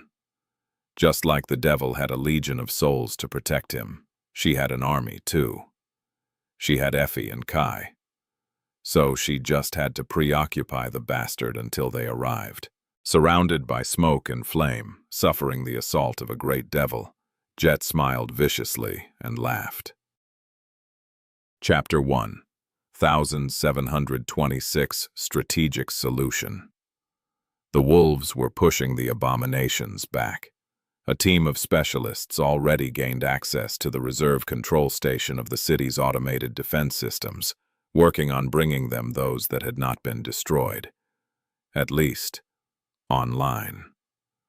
Makeshift barricades were being constructed, and there was even a trickle of civilians being guided to the shelter already. Effie had assisted her soldiers as best she could. She had personally eliminated the most threatening abominations in the vicinity of the wolf army, and made sure that her soldiers were not overwhelmed by the tide of abominations. But now, to make sure that they were not annihilated, she had to sortie into the city and face the enemy on her own. Fighting a titan was not a problem. Effie was plenty titanic herself. However, this time, there were 2 walking calamities approaching her soldiers. One was a towering giant, not much smaller than she was, his body carved from obsidian stone. The giant had 6 hands, each holding an archaic weapon. His head had 4 bestial faces, one on each side, waterfalls of blood spilling from 4 terrible maws. The bastard had swallowed countless humans and was hungering for more. The other titan was grotesque and disgusting. It was vaguely insect-like in appearance, with a bulging, fleshy hump rising dozens of meters into the sky from its back. The chitinous body was almost invisible under that mountain of flesh, and there was a noxious miasma drifting around the revolting creature like a vile haze. What troubled Effie the most was that there were 2 of the gargantuan abominations. Even worse, they were approaching the wolf army from different directions. If she rushed to face one, the other would trample her soldiers, leaving none alive. Those wretched things. Usually she would not have been miserly on the swear words, but ever since becoming a mother, Effie had been trying to clean up her speech, with varying degrees of success. Letting out a chilling growl, she threw a burning gaze at the obsidian giant, then turned away decisively and pushed her colossal body into an earth-shattering run. The crawling horror was closer, and so she had decided to deal with it first. She had decided to do something else as well. It was a bold new strategic solution that would not lose to the glorious genius of her patented slingshot maneuver. Of course, Effie would have to try her damnedest to make sure the thing actually worked. Leaping over a sprawling park with one tremendous jump, she caused the ponds located on its premises to spill out of their shores with her thunderous landing and barreled toward the titan. The creature was enormous, but the top of its bulging hump barely reached her abdomen. Its flesh also seemed strangely porous. Of course, Effie already knew why. As she was closing in on the monstrosity, it crawled forward and straightened its segmented legs. At the same time, a strange ripple spread over the gargantuan hump of its back. Effie scowled and held her breath, which wasn't easy because of her flaw. Nevertheless, it was necessary. In the next moment, countless holes opened in the mountain of flesh, expelling long plumes of the noxious miasma. It shrouded the titan like a cloud, spreading outward to cover a vast stretch of the city. Effie's face darkened. There had still been survivors in that district. Not anymore. Curse you! But that was not all. Following the miasma, numerous black rods were expelled from the holes in the creature's fleshy body. As they shot into the sky, the rods spread translucent wings and unfolded segmented legs, turning into a vast swarm of monstrous dragonflies. They seemed like tiny vermin to Effie, but of course each creature was at least a meter long, easily capable of ripping an adult man to shreds. The undulating wall of the dragonfly swarm swirled around the crawling titan, whose hump had deflated somewhat. Ah, damnation! Effie allowed her supreme armor to envelop her face, turning into a beautiful mask of polished steel that perfectly copied the contours of her face. A tall white plume fluttered in the wind like a river of silk threads. Here we go. She extended both her hands to the sides, lingered for a moment, and then forcefully brought them together, making her palms collide. A thunderous clap resounded above the city, shaking the heavens. Her clap was so forceful that it produced an actual shockwave, causing several buildings inside the cloud of miasma to explode with dust and crumble. The cloud itself was torn apart and pushed away from the city by the hurricane wind. Even the monstrous dragonflies were dazed, a breach appearing in the defensive wall of abominations surrounding the titan. Leaning down, Effie plunged into that breach and enveloped the crawling horror's gargantuan body with her arms. Its fleshy hump pressed tightly against her torso, smearing disgusting fluid all across the polished breastplate. Struggling against the desire to retch, she dug her fingers into the abomination's soft belly. Effie could feel the fetid liquid trying to corrode her armor. She could also feel the creature's sharp claws scratching against her shins and leaving deep grooves in the polished metal. It didn't matter. She could withstand the attacks of the titan for a few seconds, especially before it regained its bearings and got serious about breaching her armor. If there are 2 hostile forces attacking from different directions, the strategic move would be Gritting her teeth, Effie strained every muscle in her colossal body. She rarely had a chance to push against the limits of her strength, but today was one of those days. No, actually, she had never done something that crazy before, at least not after becoming a saint. Killing the Titan would take too long and compromise her soldiers. She felt confident that she could kill the crawling horror, but not that she would slay it fast enough to prevent the obsidian giant from reaching the position of the wolf army. So, "Ah!" A muffled growl escaped from beneath her polished mask. It felt as though her muscles would burst and her spine would snap. But instead, her feet plunged into the ground. At the same time, the Titan's segmented legs rose above it. Growling, Effie pulled upward and lifted the gargantuan body of the crawling horror into the air. So heavy. She didn't stop at that, though. As her growl turned into a roar, she exhaled and tossed the titanic being into the air. The strategic move would be to move the hostile forces to the same location. Effie had not just tossed the revolting abomination away. She had thrown it directly at the second Titan, whose lumbering figure was towering above the ruins in the distance. Looking at the crawling horror fly, its comically tiny body finally revealed from under the glant, fleshy hump, its segmented legs moving in what seemed like pannier, she couldn't help but frown. How come all my strategy solutions always end up as me tossing someone at someone else, though? The sight of the massive Titan flying across the sky was so stunning that even the nightmare creatures on the ground stopped in confusion.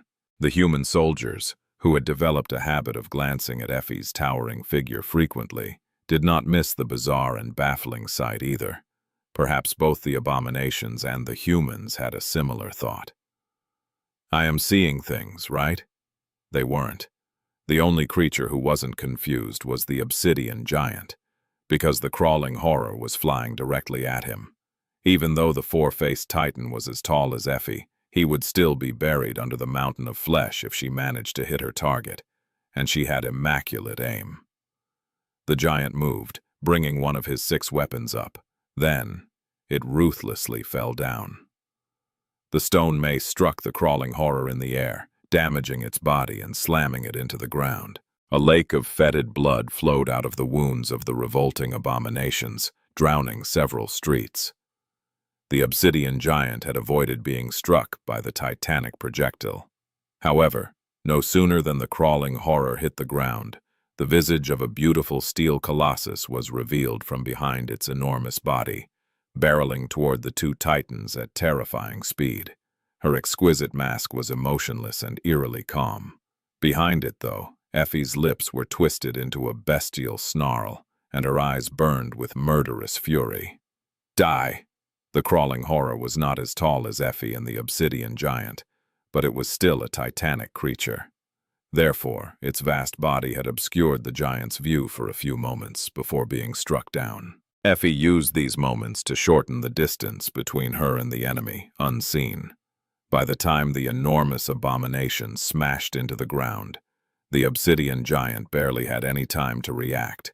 All he could see was a steel colossus rushing at him with great speed, her body the picture of physical excellence and perfect athletic form. The white plume of her helmet fluttered behind her like a foaming stream. The earth quaked with each of her graceful but thunderous strides. Effie did not waste any time to attack. She was unarmed, but that did not mean that she was powerless. Leaping over the scrambling, crawling horror, she planted her feet into the ground and grabbed the hand of the obsidian giant that had swatted the abomination down. Then, leaning back, she balanced on one foot and raised her other leg, bending it at the knee. A split second later, her foot shot forward like a demolishing siege ram and delivered a devastating sidekick to the chest of the 6-armed Titan. A deafening thunderclap rolled over the burning city, and an invisible shockwave tore apart the billowing smoke. The power of Effie's kick was so harrowing that a net of cracks appeared on the black obsidian of the Titan's chest.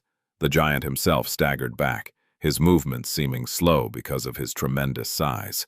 The obsidian giant would have been sent flying back and toppled to the ground, flattening dozens of buildings. if not for the fact that Effie was still gripping his hand. At the same time as the dreadful mass of the Titan's colossal body pushed him back, she growled and twisted his arm, pulling it in the opposite direction. Effie used the rebound from her kicks to her advantage, adding it to her strength and channeling terrifying strain into the obsidian. There was a sound of cracking stone and an ominous groan of something that should have been indestructible being torn. In the next moment, the elbow joint of the obsidian giant exploded into a rain of jagged shards. They rained down like meteors, causing clouds of dust to rise into the air. Effie wrenched the Titan's arm, tearing it from the socket entirely, and then ripping it off. Finally free of her grasp, the six-armed abomination was tossed back. Of course, by then, he was a five-armed abomination already. Most importantly, crushing the fingers of the torn hand, Effie grasped one of the obsidian giant's weapons. A colossal black mace fell snugly into her grip, and a ferocious smile twisted her lips behind the mask. Now, she wasn't unarmed anymore. Two Titans! Her voice boomed above the ruins, making the sky tremble. Effie took a step forward. One is made of stone, the other is disgusting. Neither is edible. What's the point of your misbegotten existence? With that, she lunged into the forest of obsidian weapons. The giant had already recovered from her strike and launched a barrage of attacks, his five remaining arms moving like the spokes of a gargantuan wheel. By then, the crawling horror had already come to its senses. Despite the fact that the abomination had been wounded and removed from its potent defenses, the cloud of miasma and the swarm of monstrous butterflies, it was still a dreadful creature. Its enormous body deflated, and then a tide of enormous tentacles shot from beneath it, aiming to wrap around Effie's legs. Ah! Ew! Caught by surprise, Effie swayed. She managed to block 3 of the giant's weapons with the black mace, but 2 more struck her on the shoulder, sending a powerful shock through her body and producing a river of sparks as they scraped against the polished steel of her armor. Crap! The powerful tentacles of the crawling horror were restricting her movements, enveloping both of her legs and one arm. At the same time, the obsidian giant was raining blows on her from above. Light novel cave ~C/O/M. She managed to protect her head, but her torso was being battered, the breastplate on the verge of bending inward. The supreme armor still held, but it had a limit too. Effie was a rank above the 2 vile creatures, but 6 classes below them. At the end of the day, though, what mattered the most was that she simply did not have enough limbs to contend with them both. You bastards! Growling, she tried to rip the tentacles apart with pure strength, but the spongy flesh was too slippery and elastic. She tried to break off another arm of the obsidian giant with a powerful strike of her mace, but to no avail. 3 of his weapons blocked her strike, while 2 more crashed into her helmet. All she achieved was becoming dazed. The situation seemed dire. What to do? Effie growled furiously, and then dismissed her helmet as if inviting the dreadful giant to smash her skull. And indeed, an obsidian sword instantly fell from above, aiming to slice it open. She looked up, placing her face in the path of the gargantuan blade, and caught it with her teeth. A dark joy ignited in Effie's eyes, and the corners of her mouth curled upward in a vicious grin. Then, she tightened her jaw, shattering the obsidian blade. The dreadful giant was left holding only a hilt. He moved, planning to bring his 4 remaining weapons down upon her. But at that moment, Effie looked at him. Her teeth still bared in a grin. A split second later, her lips moved, and she spat a jagged shard of the gargantuan sword at his face. The fragment of the obsidian blade was shot through the air with the speed of a supersonic missile and plunged into the giant's eye, utterly destroying it. Even though the Titan had 7 more left, he still flinched back. That gave Effie all the time she needed. Stopping her struggle against the crawling horror, who had been trying to pull her down to the ground, she suddenly kneeled and bit into the largest tentacle, tearing it apart with her teeth. The revolting abomination let out a terrifying screech and reeled away. a river of fetid blood spilling from the severed tentacle. Effie spat the revolting flesh out, drowning a sea of flames below in a torrent of blood, and grimaced. "Ugh! It tastes like crap!" Using the momentary weakness of the vile titan, she used her trapped arm to grab another tentacle, pulled it to her mouth, and bit it apart, as well. Both of her arms were free. The obsidian giant was already towering above, his 4 remaining weapons raised to crush her head. Effie lunged forward from her kneeling position. Her shoulder collided with the titan's abdomen, and her arms whipped around to embrace him. Then, a bestial growl escaped from between her bloodied lips. The armor on her back split under 4 devastating blows, but her awakened ability stopped the obsidian weapons from doing serious harm. She mustered all of her strength and lifted the obsidian giant into the air. Not too high, but just enough to rob him of any leverage. And away we go. Twisting her spine, Effie bent backwards and threw the titan over herself, performing a messy suplex. Of course, she didn't slam the obsidian giant into the ground. She slammed him into the crawling horror.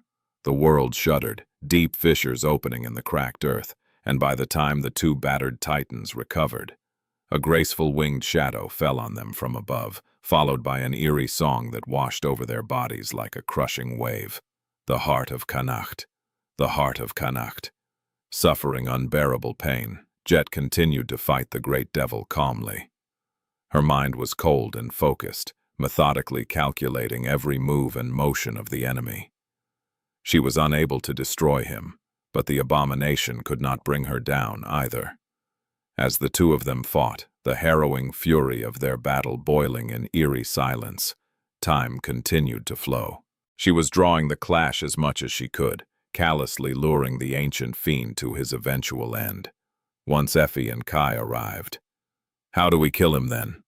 Kai would be able to weaken the great devil with the power of his voice. Effie would be able to deal some damage to the abominable creature with the help of the Starlight Shard, but not enough damage, considering that it was merely an ascended memory of the 5th tier. The white cloth could shine beautifully in the darkness, as well as imbue her weapons with a rare type of elemental damage, one that wasn't that useful, apart from being able to cut intangible things. It was a bit ironic that the only way to fight the terrible wraith had been given to her for slaying the Lord of the Dead. If Jet remembered correctly, that was the name of the fallen tyrant Effie had killed on the Forgotten Shore. Something moved in her mind. Still, none of it is enough to kill the heart of Connacht. The most useful thing Effie would be able to do in this battle was augmenting Jet with her ascended ability. However, Jet was powerless against the great devil. Unless she could deliver him 10,000 cuts, the fiend would not go down.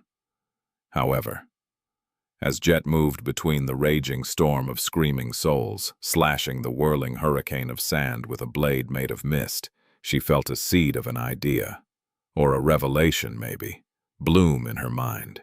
What was I thinking about? The heart of Connacht. The name was quite peculiar. Jet did not know what Connacht was, but she had a strange suspicion. That suspicion came from the name of another abomination, a corrupted monster Effie had killed soon after entering the city, and something she had read in a history book. It was a strange thing, really. Jet had never been that interested in history, only learning enough to understand the modern world. However, at some point, and for a reason that she remembered only vaguely, she developed a liking for it. Perhaps it was because of meeting someone who was very enthusiastic about ancient cultures, and being secretly displeased at not having enough knowledge to sustain a conversation. She couldn't remember who it had been exactly, though. Maybe one of the army command officers back in Antarctica, or someone at the academy, which she often visited to enjoy the food in the instructor's cafeteria. In any case, Jet had read about a strange custom that ancient humans had here in the Western Quadrant once upon a time.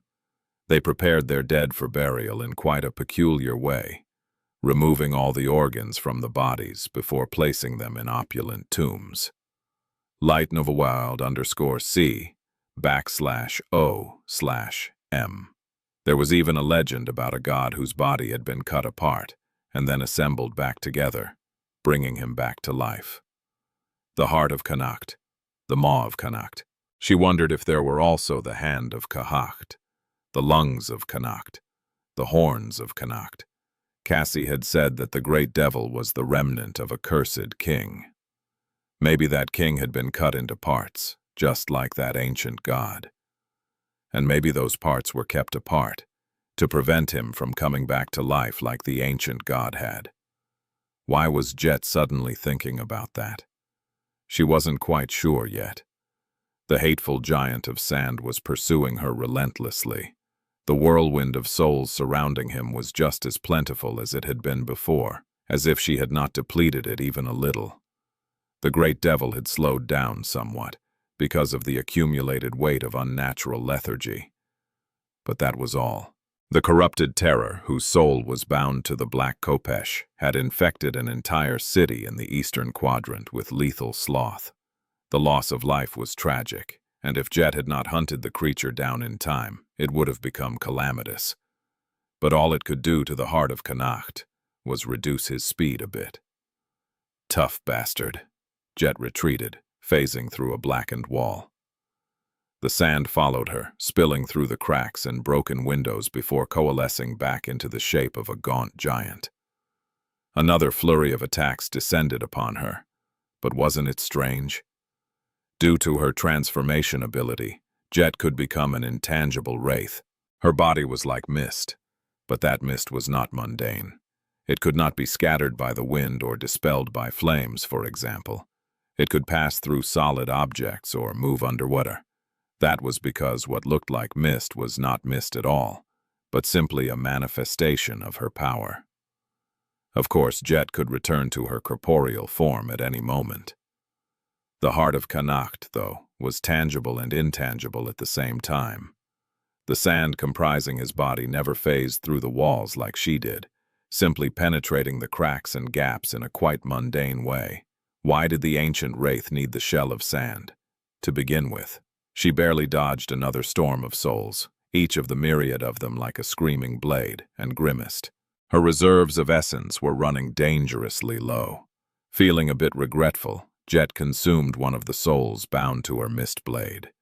That soul belonged to a corrupted tyrant she had killed in Verge, in front of the gruesome wall of flesh that marked the point where the harrowing, mindless mass of the first Seeker's sprawling body began.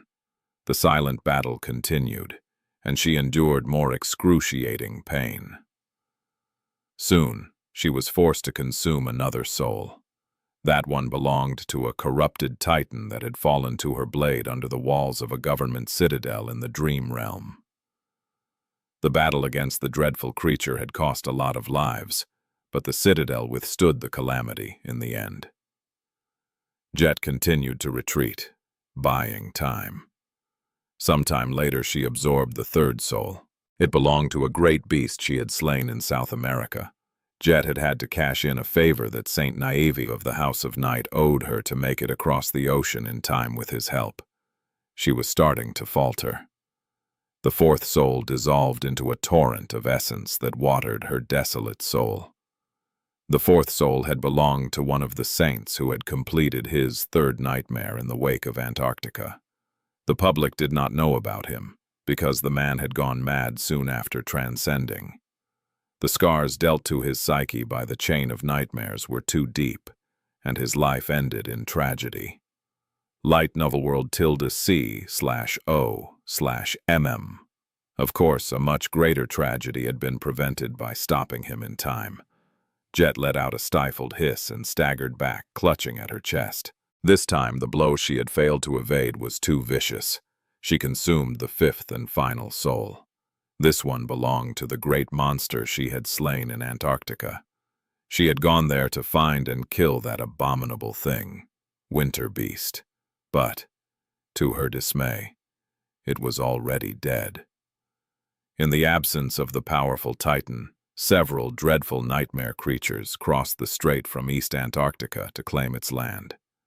Jet had recklessly fought one of them to satiate her smoldering anger. Not good. There were no more souls to consume. Well, there was one. Her own. Smiling, Jet regained her balance and raised her sword. Her cold gaze fell on the approaching devil. "Hey, heart of Connacht." Her voice was calm and full of dark amusement. "I know your secret. Also, you took too long. It's too late now, bastard." A great dragon landed on the burning building to her left, and a giant foot encased in polished steel landed on the rubble to her right. There would be no need to consume her own soul today. Her reinforcements had arrived. The three saints faced the great devil, standing like a wall between him and the distant troops. For a moment, none of them moved.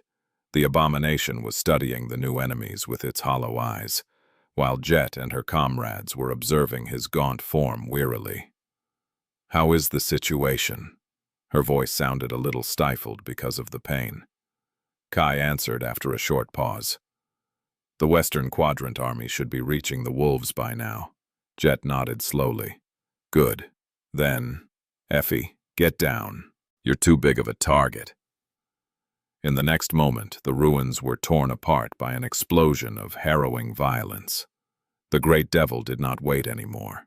It took a step forward, and at the same time, a hurricane of sand and screaming souls rose, making countless buildings shatter and dissolve into dust. That dust was caught by the wind, joining the obliterating whirlwind. The words of the ancient language resounded once again in the howling of the wind, rustling like a myriad of whispers. All succumb, satiate, serve. Jet did not listen, throwing herself into the tide of souls. Now that Kai and Effie had joined the fight, the ancient fiend was not using only soul attacks. Instead, a flood of sand flowed from his gaunt figure, turning into a vague figure of a regal man around it. His giant hands shot toward both of them, and his mouth opened, as if trying to utter a curse. The battle was silent. No more. Instead, a deafening cacophony of sounds rang across the burning ruins, assaulting their ears like a tide. Before the great devil could utter a curse, though, a giant mace of black obsidian crashed into the mass of sand forming his head. The abomination was not harmed, but the head of the enormous sand projection was momentarily dissipated, taking some time to reform. Instead of his voice, the voice of the great dragon resounded above the battlefield. "Slower!" Kai's compulsion was not strong enough to overwhelm the will of a great devil, at least not immediately. But, fusing with the debilitating effects of the unnatural lethargy, it bound the fiend with insidious chains. Kai and Jet had gone through countless battles together, and using the soul-numbing blade of the Black Kopesh in conjunction with his voice was a true and tested tactic they used against powerful enemies. The dragon pushed itself into the air, dodging one of the giant hands made of sand. At the same time, the second hand reached toward the steel giantess. However, at that moment, her figure flashed blindingly with reflected light and disappeared. Instead, a tall woman clad in polished armor appeared on the rubble, already summoning a spear and a shield. Effie activated one of the enchantments of the Starlight Shard and shouted, "Jet, this thing, how the hell do we kill it?" Jet was in the middle of brandishing her mistblade, which had turned into a war scythe. Now that all souls bound to it had been consumed, there was no reason to stick to the form of the Kopesh anymore. "Good question." She obliterated another soul and shouted back, "That abomination from the forgotten shore, the Lord of the Dead. Do you remember how you killed it?" Effie used her shield to withstand a terrible blow, putting her shoulder behind it. Despite the harrowing strength of the great devil, she managed to stand her ground. "That mountain of bones? Sure. What about it?" Turning into a wisp of mist, Jet evaded a torrent of screaming blades and turned back into a wraith. "On my command. Let's do the same." She had read the reports about the Forgotten Shore extensively, so she knew a lot about the strange nightmare creatures of that unexplored region of the dream realm. The Lord of the Dead, as the survivors of the Dark City called it, had been an abomination that lived in the catacombs, its body resembling a mountain of bones. However, those bones were simply the outer shell of the fallen tyrant. Its true body was hidden deep within and resembled a giant corpse worm. During the final battle against the Lord of the Dead, the sleepers led by Nephis had managed to damage the outer shell significantly, which allowed Effie to toss her shield through the heart of the base mountain. Light novel save tilde o tilde eme, the worm was destroyed, and the tyrant died. Jet wanted to do the same to the heart of Connacht. The hint of a revelation she had felt after remembering the Lord of the Dead was about the nature of these two abominations. The fallen tyrant had been an overgrown corpse worm hiding inside a mountain of bones to protect its frail flesh. The great devil, however, was a wraith. She knew better than anyone that wraiths had no fear of physical attacks. Why then was the heart of Connacht using a shell of indestructible sand? Why did he have the need to protect himself from physical attacks? At all, what was his secret? It was thinking about the ancient legends of the Western Quadrant that had given Jet an answer, one she believed to be true. Who knew that amusing herself with a bit of history would be so useful one day?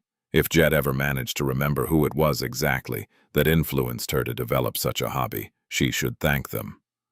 "I'll deliver the strike. Both of you, get ready." If she was right and they managed to pull the assault off, then the great devil would be killed. The other gate guardians must have already been dealt with, considering that Effie and Kai were here. So, killing the heart of Connacht meant winning the battle and living to fight another day. If she was wrong, Jet would think of something else. In any case, the damned fiend would die. The battle would be won by humans, and her soldiers would return home victorious. Defeat was not an option. Back then, in her first nightmare, she had crawled out of a fresh grave, digging herself from beneath the wet soil with her bare hands. Ever since then, nothing Jet did seemed that hard, in comparison. So killing this great devil could not be that hard either. The wolves were pushing the abominations back. A team of specialists already gained access to the reserve control station of the city's automated defense systems, working on bringing them those that had not been destroyed. At least, online. Makeshift barricades were being constructed, and there was even a trickle of civilians being guided to the shelter already. Effie had assisted her soldiers as best she could. She had personally eliminated the most threatening abominations in the vicinity of the wolf army and made sure that her soldiers were not overwhelmed by the tide of abominations. But now, to make sure that they were not annihilated, she had to sortie into the city and face the enemy on her own. Fighting a titan was not a problem. Effie was plenty titanic herself. However, this time, there were two walking calamities approaching her soldiers. One was a towering giant, not much smaller than she was, his body carved from obsidian stone. The giant had 6 hands, each holding an archaic weapon. His head had 4 bestial faces, one on each side, waterfalls of blood spilling from 4 terrible maws. The bastard had swallowed countless humans, and was hungering for more. The other titan was grotesque and disgusting. It was vaguely insect-like in appearance, with a bulging, fleshy hump rising dozens of meters into the sky from its back. The chitinous body was almost invisible under that mountain of flesh, and there was a noxious miasma drifting around the revolting creature like a vile haze. What troubled Effie the most was that there were 2 of the gargantuan abominations. Even worse, they were approaching the wolf army from different directions. If she rushed to face one, the other would trample her soldiers, leaving none alive. Those wretched things.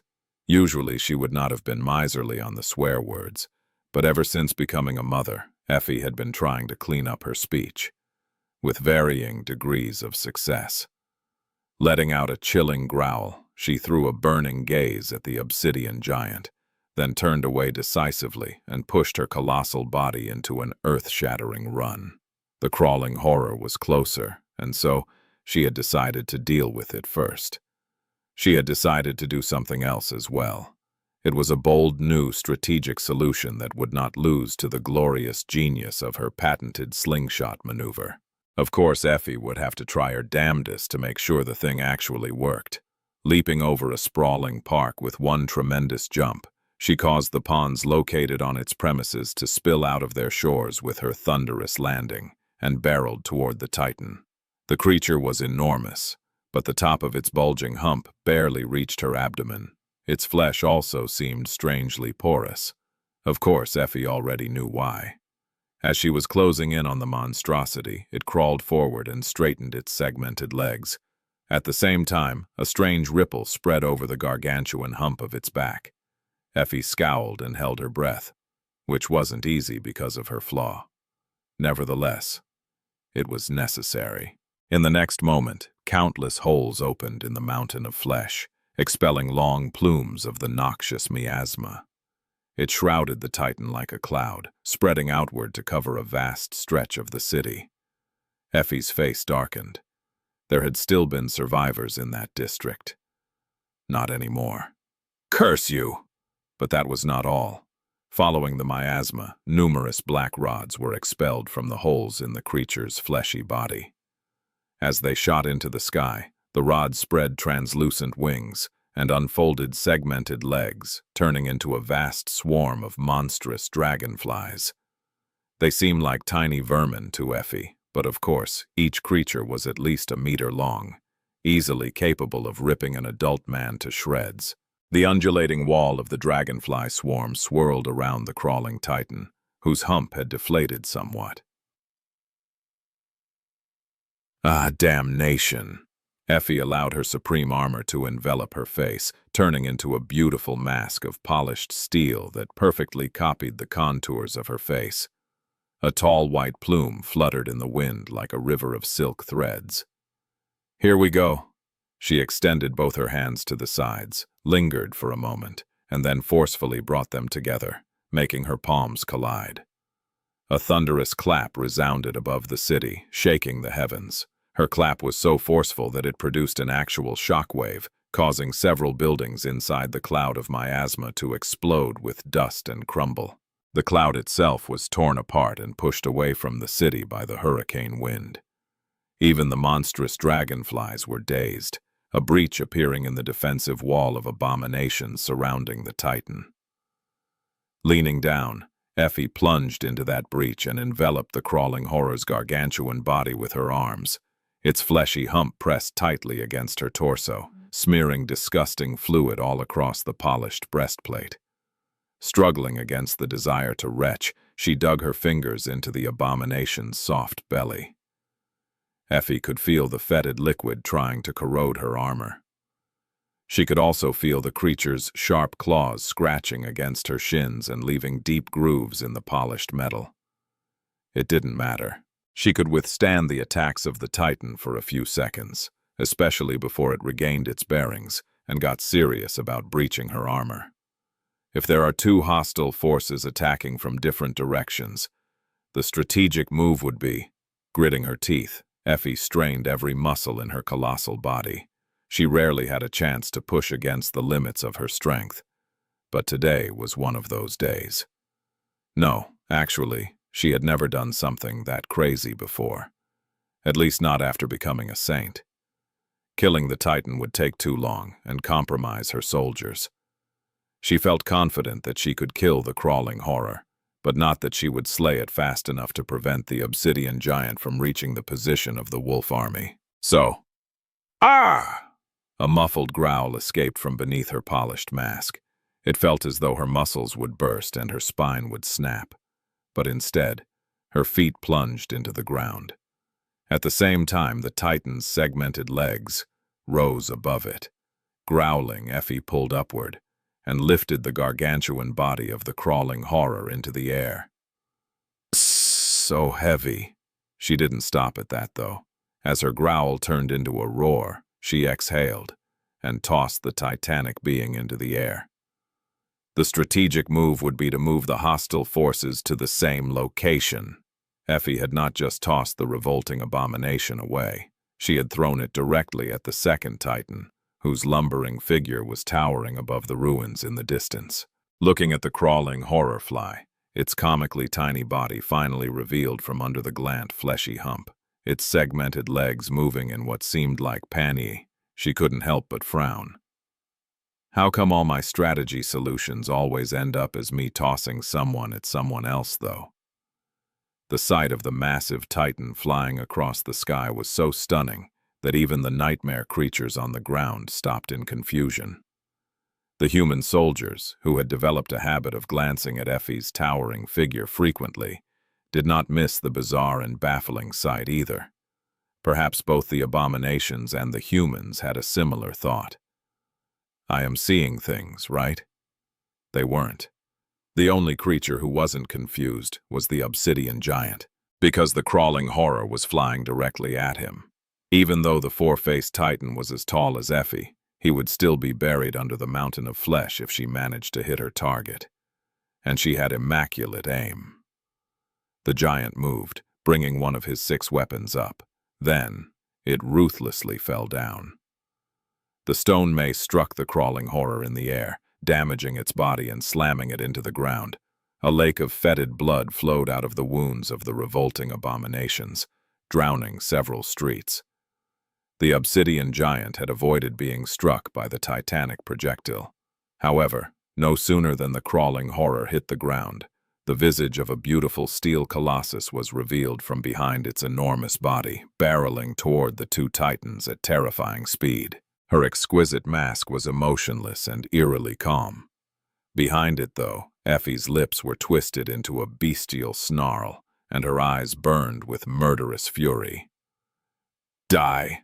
The crawling horror was not as tall as Effie and the obsidian giant, but it was still a titanic creature. Therefore, its vast body had obscured the giant's view for a few moments before being struck down. Effie used these moments to shorten the distance between her and the enemy, unseen. By the time the enormous abomination smashed into the ground, the obsidian giant barely had any time to react. All he could see was a steel colossus rushing at him with great speed, her body the picture of physical excellence and perfect athletic form. The white plume of her helmet fluttered behind her like a foaming stream. The earth quaked with each of her graceful but thunderous strides. Effie did not waste any time to attack. She was unarmed, but that did not mean that she was powerless. Leaping over the scrambling, crawling horror, she planted her feet into the ground and grabbed the hand of the obsidian giant that had swatted the abomination down. Then, leaning back, she balanced on one foot and raised her other leg, bending it at the knee. A split second later, her foot shot forward like a demolishing siege ram and delivered a devastating sidekick to the chest of the 6-armed titan. A deafening thunderclap rolled over the burning city, and an invisible shockwave tore apart the billowing smoke.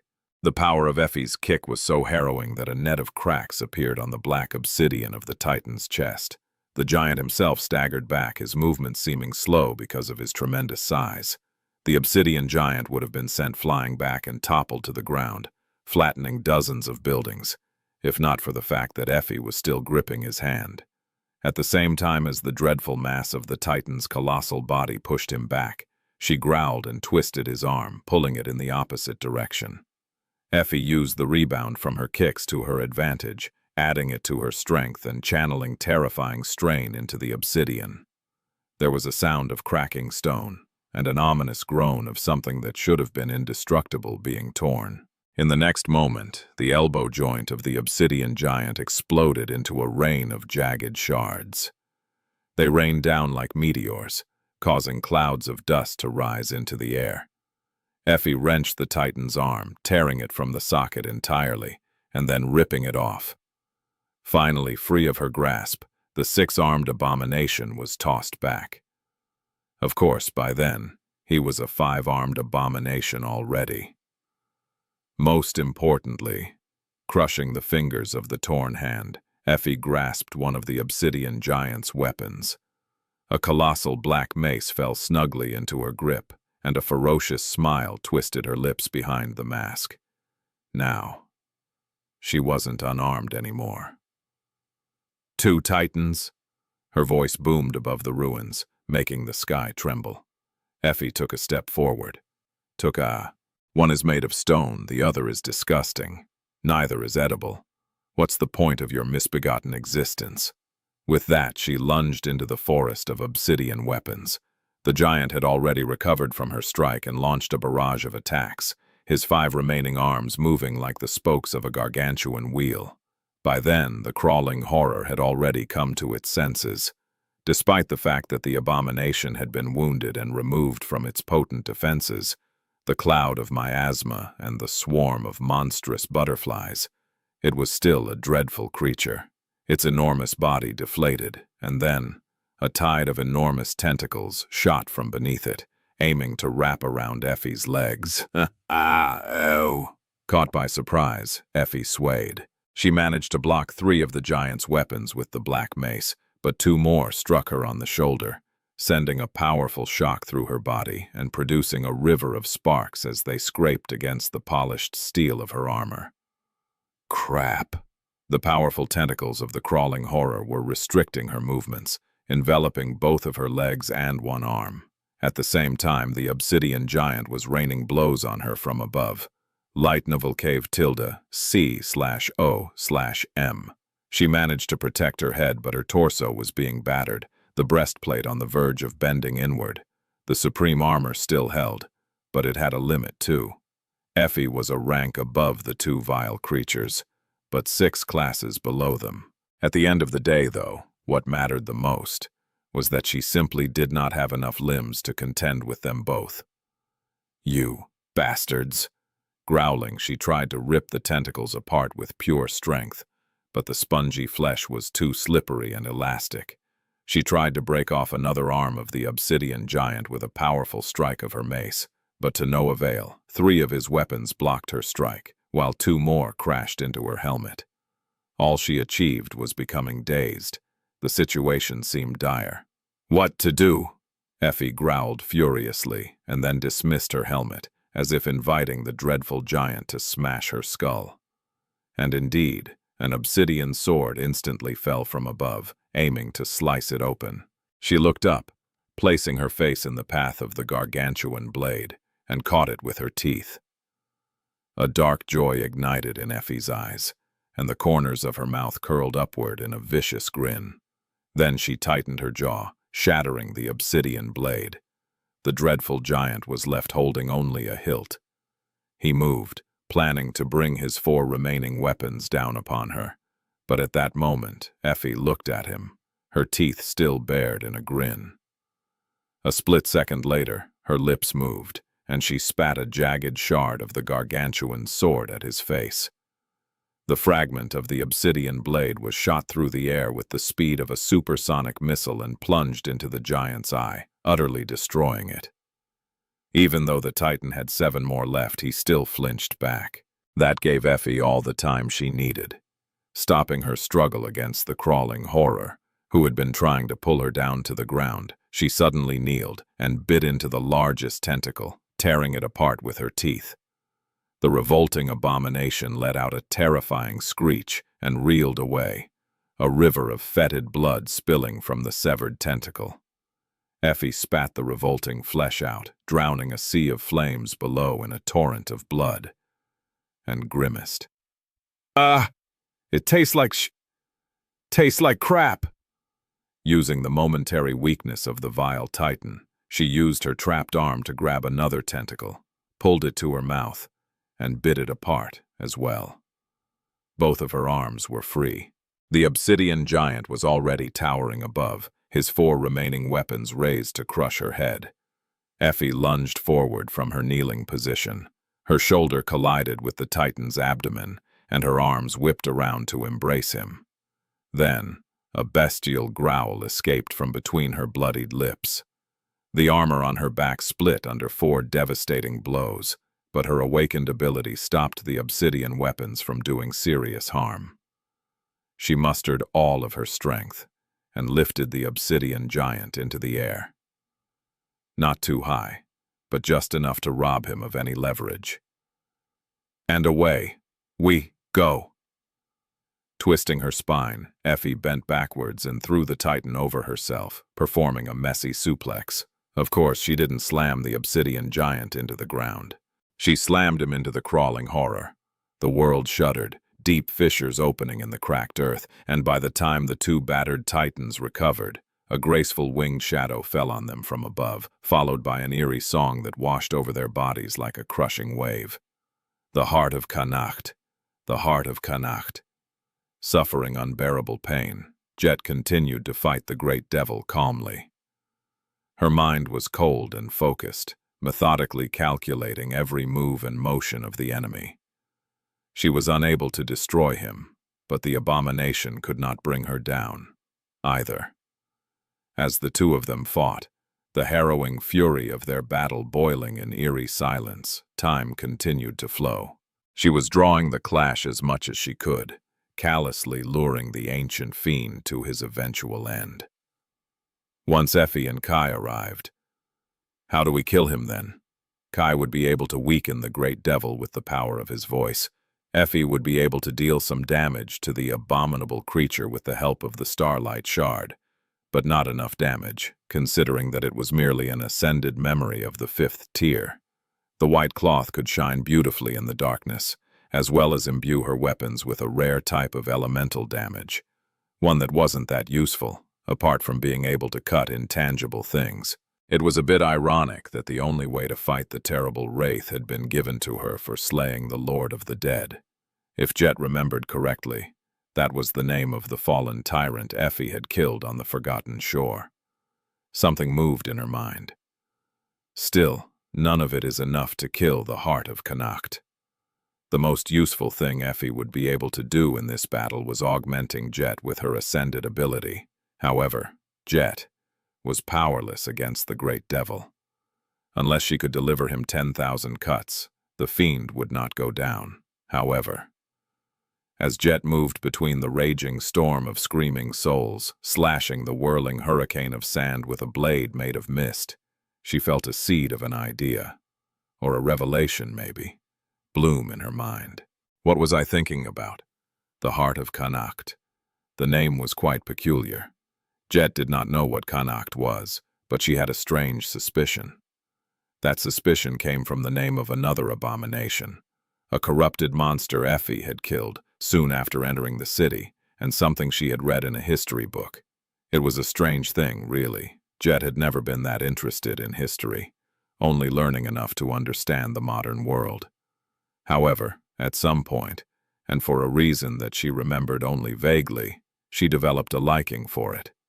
Perhaps it was because of meeting someone who was very enthusiastic about ancient cultures, and being secretly displeased at not having enough knowledge to sustain a conversation. She couldn't remember who it had been exactly, though. Maybe one of the Army command officers back in Antarctica? Or someone at the academy, which she often visited to enjoy the food in the instructor's cafeteria. In any case, Jet had read about a strange custom that ancient humans had here, in the Western Quadrant once upon a time. They prepared their dead for burial in quite a peculiar way, removing all the organs from the bodies before placing them in opulent tombs. LightNovelWorld_C /O/M. There was even a legend about a god whose body had been cut apart and then assembled back together, bringing him back to life. The heart of Connacht, the maw of Connacht.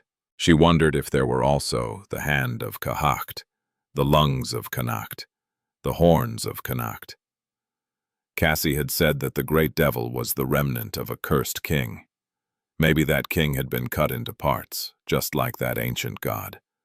And maybe those parts were kept apart, to prevent him from coming back to life like the ancient god had. Why was Jet suddenly thinking about that? She wasn't quite sure yet. The hateful giant of sand was pursuing her relentlessly. The whirlwind of souls surrounding him was just as plentiful as it had been before, as if she had not depleted it even a little. The great devil had slowed down somewhat, because of the accumulated weight of unnatural lethargy, but that was all. The corrupted terror, whose soul was bound to the black Kopesh, had infected an entire city in the eastern quadrant with lethal sloth. The loss of life was tragic, and if Jet had not hunted the creature down in time, it would have become calamitous. But all it could do to the heart of Connacht was reduce his speed a bit. Tough bastard. Jet retreated, phasing through a blackened wall.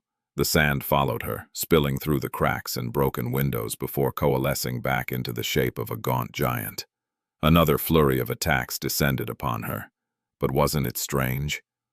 Due to her transformation ability, Jet could become an intangible wraith. Her body was like mist, but that mist was not mundane. It could not be scattered by the wind or dispelled by flames, for example. It could pass through solid objects or move underwater. That was because what looked like mist was not mist at all, but simply a manifestation of her power. Of course, Jet could return to her corporeal form at any moment. The heart of Connacht, though, was tangible and intangible at the same time. The sand comprising his body never phased through the walls like she did, simply penetrating the cracks and gaps in a quite mundane way. Why did the ancient wraith need the shell of sand, to begin with? She barely dodged another storm of souls, each of the myriad of them like a screaming blade, and grimaced. Her reserves of essence were running dangerously low. Feeling a bit regretful, Jet consumed one of the souls bound to her mist blade. That soul belonged to a corrupted tyrant she had killed in Verge. In front of the gruesome wall of flesh that marked the point where the harrowing, mindless mass of the first Seeker's sprawling body began. The silent battle continued, and she endured more excruciating pain. Soon, she was forced to consume another soul. That one belonged to a corrupted titan that had fallen to her blade under the walls of a government citadel in the Dream Realm. The battle against the dreadful creature had cost a lot of lives, but the citadel withstood the calamity. In the end, Jet continued to retreat, buying time. Sometime later, she absorbed the third soul. It belonged to a great beast she had slain in South America. Jet had had to cash in a favor that Saint Navy of the House of Night owed her to make it across the ocean in time with his help. She was starting to falter. The fourth soul dissolved into a torrent of essence that watered her desolate soul. The fourth soul had belonged to one of the saints who had completed his third nightmare in the wake of Antarctica. The public did not know about him, because the man had gone mad soon after transcending. The scars dealt to his psyche by the chain of nightmares were too deep, and his life ended in tragedy. Light novel world, ~C/O/M. Of course, a much greater tragedy had been prevented by stopping him in time. Jet let out a stifled hiss and staggered back, clutching at her chest. This time, the blow she had failed to evade was too vicious. She consumed the fifth and final soul. This one belonged to the great monster she had slain in Antarctica. She had gone there to find and kill that abominable thing, Winter Beast. But, to her dismay, it was already dead. In the absence of the powerful Titan, several dreadful nightmare creatures crossed the strait from East Antarctica to claim its land. Jet had recklessly fought one of them to satiate her smoldering anger. Not good. There were no more souls to consume. Well, there was one. Her own. Smiling, Jet regained her balance and raised her sword. Her cold gaze fell on the approaching devil. "Hey, heart of Connacht." Her voice was calm and full of dark amusement. "I know your secret. Also, you took too long. It's too late now, bastard." A great dragon landed on the burning building to her left, and a giant foot encased in polished steel landed on the rubble to her right. There would be no need to consume her own soul today. Her reinforcements had arrived. The three saints faced the great devil, standing like a wall between him and the distant troops. For a moment, none of them moved. The abomination was studying the new enemies with its hollow eyes, while Jet and her comrades were observing his gaunt form wearily. "How is the situation?" Her voice sounded a little stifled because of the pain. Kai answered after a short pause. The Western Quadrant army should be reaching the wolves by now. Jet nodded slowly. Good. Then, Effie, get down. You're too big of a target. In the next moment, the ruins were torn apart by an explosion of harrowing violence. The great devil did not wait anymore. It took a step forward, and at the same time, a hurricane of sand and screaming souls rose, making countless buildings shatter and dissolve into dust. That dust was caught by the wind, joining the obliterating whirlwind. The words of the ancient language resounded once again in the howling of the wind, rustling like a myriad of whispers. All succumb, satiate, serve. Jet did not listen, throwing herself into the tide of souls. Now that Kai and Effie had joined the fight, the ancient fiend was not using only soul attacks. Instead, a flood of sand flowed from his gaunt figure, turning into a vague figure of a regal man around it. His giant hands shot toward both of them, and his mouth opened, as if trying to utter a curse. The battle was silent. No more. Instead, a deafening cacophony of sounds rang across the burning ruins, assaulting their ears like a tide. Before the great devil could utter a curse, though, a giant mace of black obsidian crashed into the mass of sand forming his head. The abomination was not harmed, but the head of the enormous sand projection was momentarily dissipated, taking some time to reform. Instead of his voice, the voice of the great dragon resounded above the battlefield.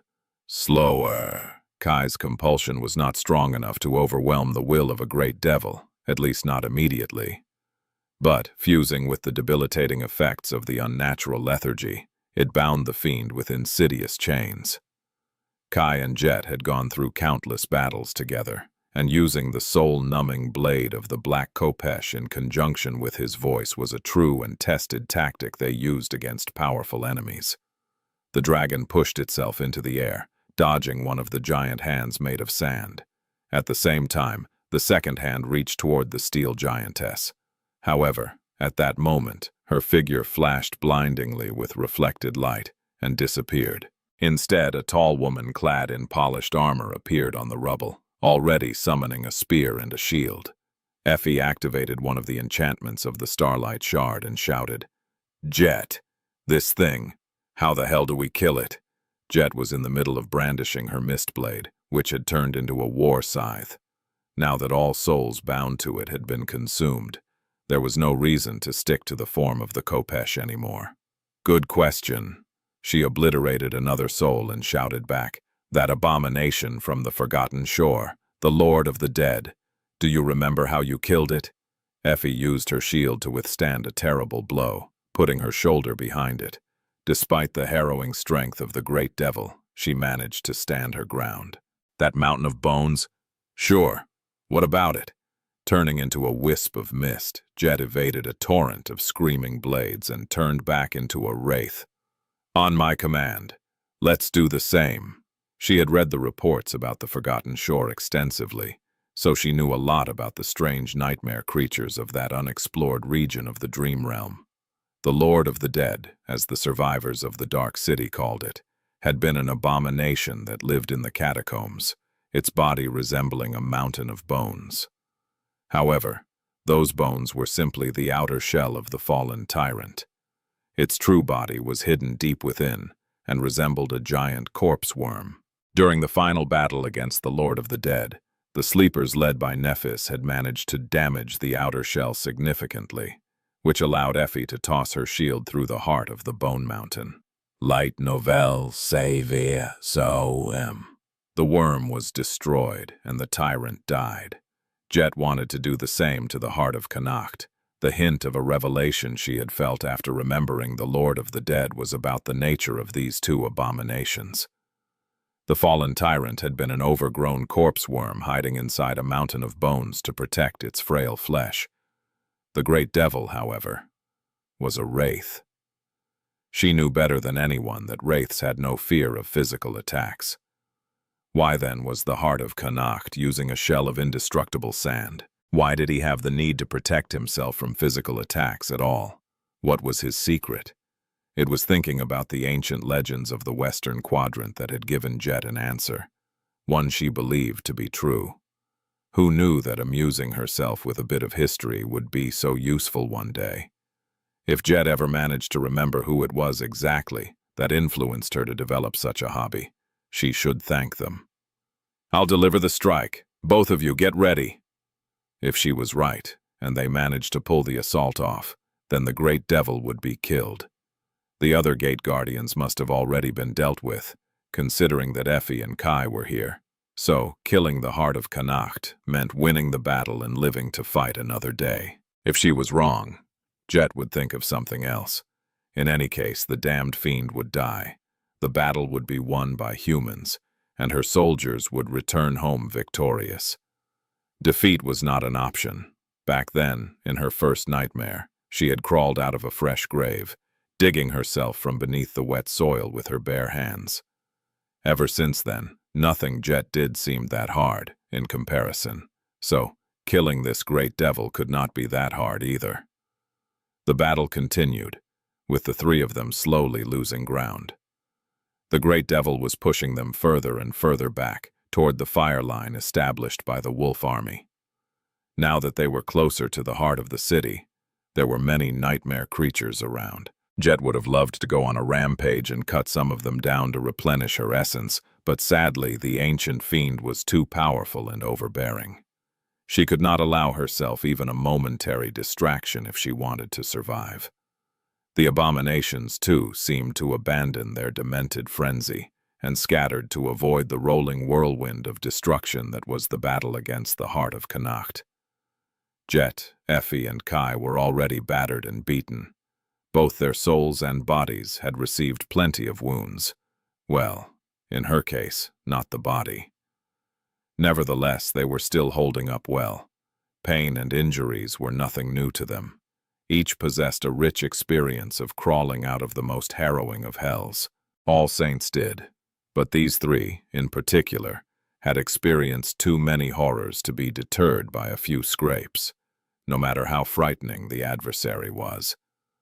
It was also because of their experience that they cooperated seamlessly, not only resisting the unholy powers of the great devil, but also slowly luring him into a trap. The heart of Connacht was like a tide of devastation. He was insidious, lethal, and seemingly immortal. No matter how many times they forced the giant limbs of moving sand to collapse, the sand simply reformed into its previous shape again. No matter how many of the souls the fiend had consumed they destroyed, his wailing legion seemed endless. And yet, the moment of his death was swiftly approaching. There were a few things Jet needed to achieve to make sure that her plan worked. She had to learn the limits of both the giant sand projection conjured by the great devil and his actual body, create an opportunity, and make use of that opportunity with flawless timing. Finally, everything was ready. Raising her scythe, Jet yelled, "Now!"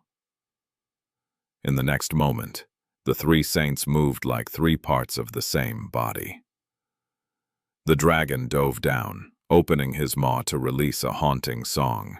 That song crashed into the great mass of sand and produced an earth-shattering blast, dissipating the vague form of the towering man for a moment. Almost at the same time, Effie tossed her shield into the breach created by the blast. The shield tore through the air like a cannonball, colliding with the gaunt figure hidden in the hurricane of sand. That figure was the actual body of the great devil. Of course, just like the giant projection he had used to fight them, it was also made of sand. Effie's shield could not truly destroy him or even damage it, but the dreadful power contained in her throw was so vast that it shattered the torso of the fiend, turning it into a cloud of sand for a split second. Soon, the sand would be pulled back to rebuild the body of the abomination. But not just yet. Jet's icy eyes glinted with dark satisfaction. It seems I was right. There, in the chest of the great devil, revealed when his body broke apart. A black human heart was revealed, hovering in the air like an amalgamation of countless curses. The heart of Connacht. If Connacht was indeed a cursed king whose body had been cut apart and scattered to prevent him from coming back to life, then wouldn't the true core of his remnant, the great devil, be one of those body parts? The wraith was just a manifestation of the sinister will that still dwelled in the vile heart, and the body of sand was just a shell to protect it, just like the mountain of bones had protected the corpse worm. But now, the heart of Connacht was stripped of its protection. Before the indestructible sand had a chance to coalesce back into the form of the gaunt man, Jet lunged forward with astonishing speed. Her scythe flashed and cut the black heart apart. The strike was swift and precise, almost surgical. However, a devastating shockwave thundered from the point where the mist blade pierced the heart, spreading in a wide cone and toppling a few buildings.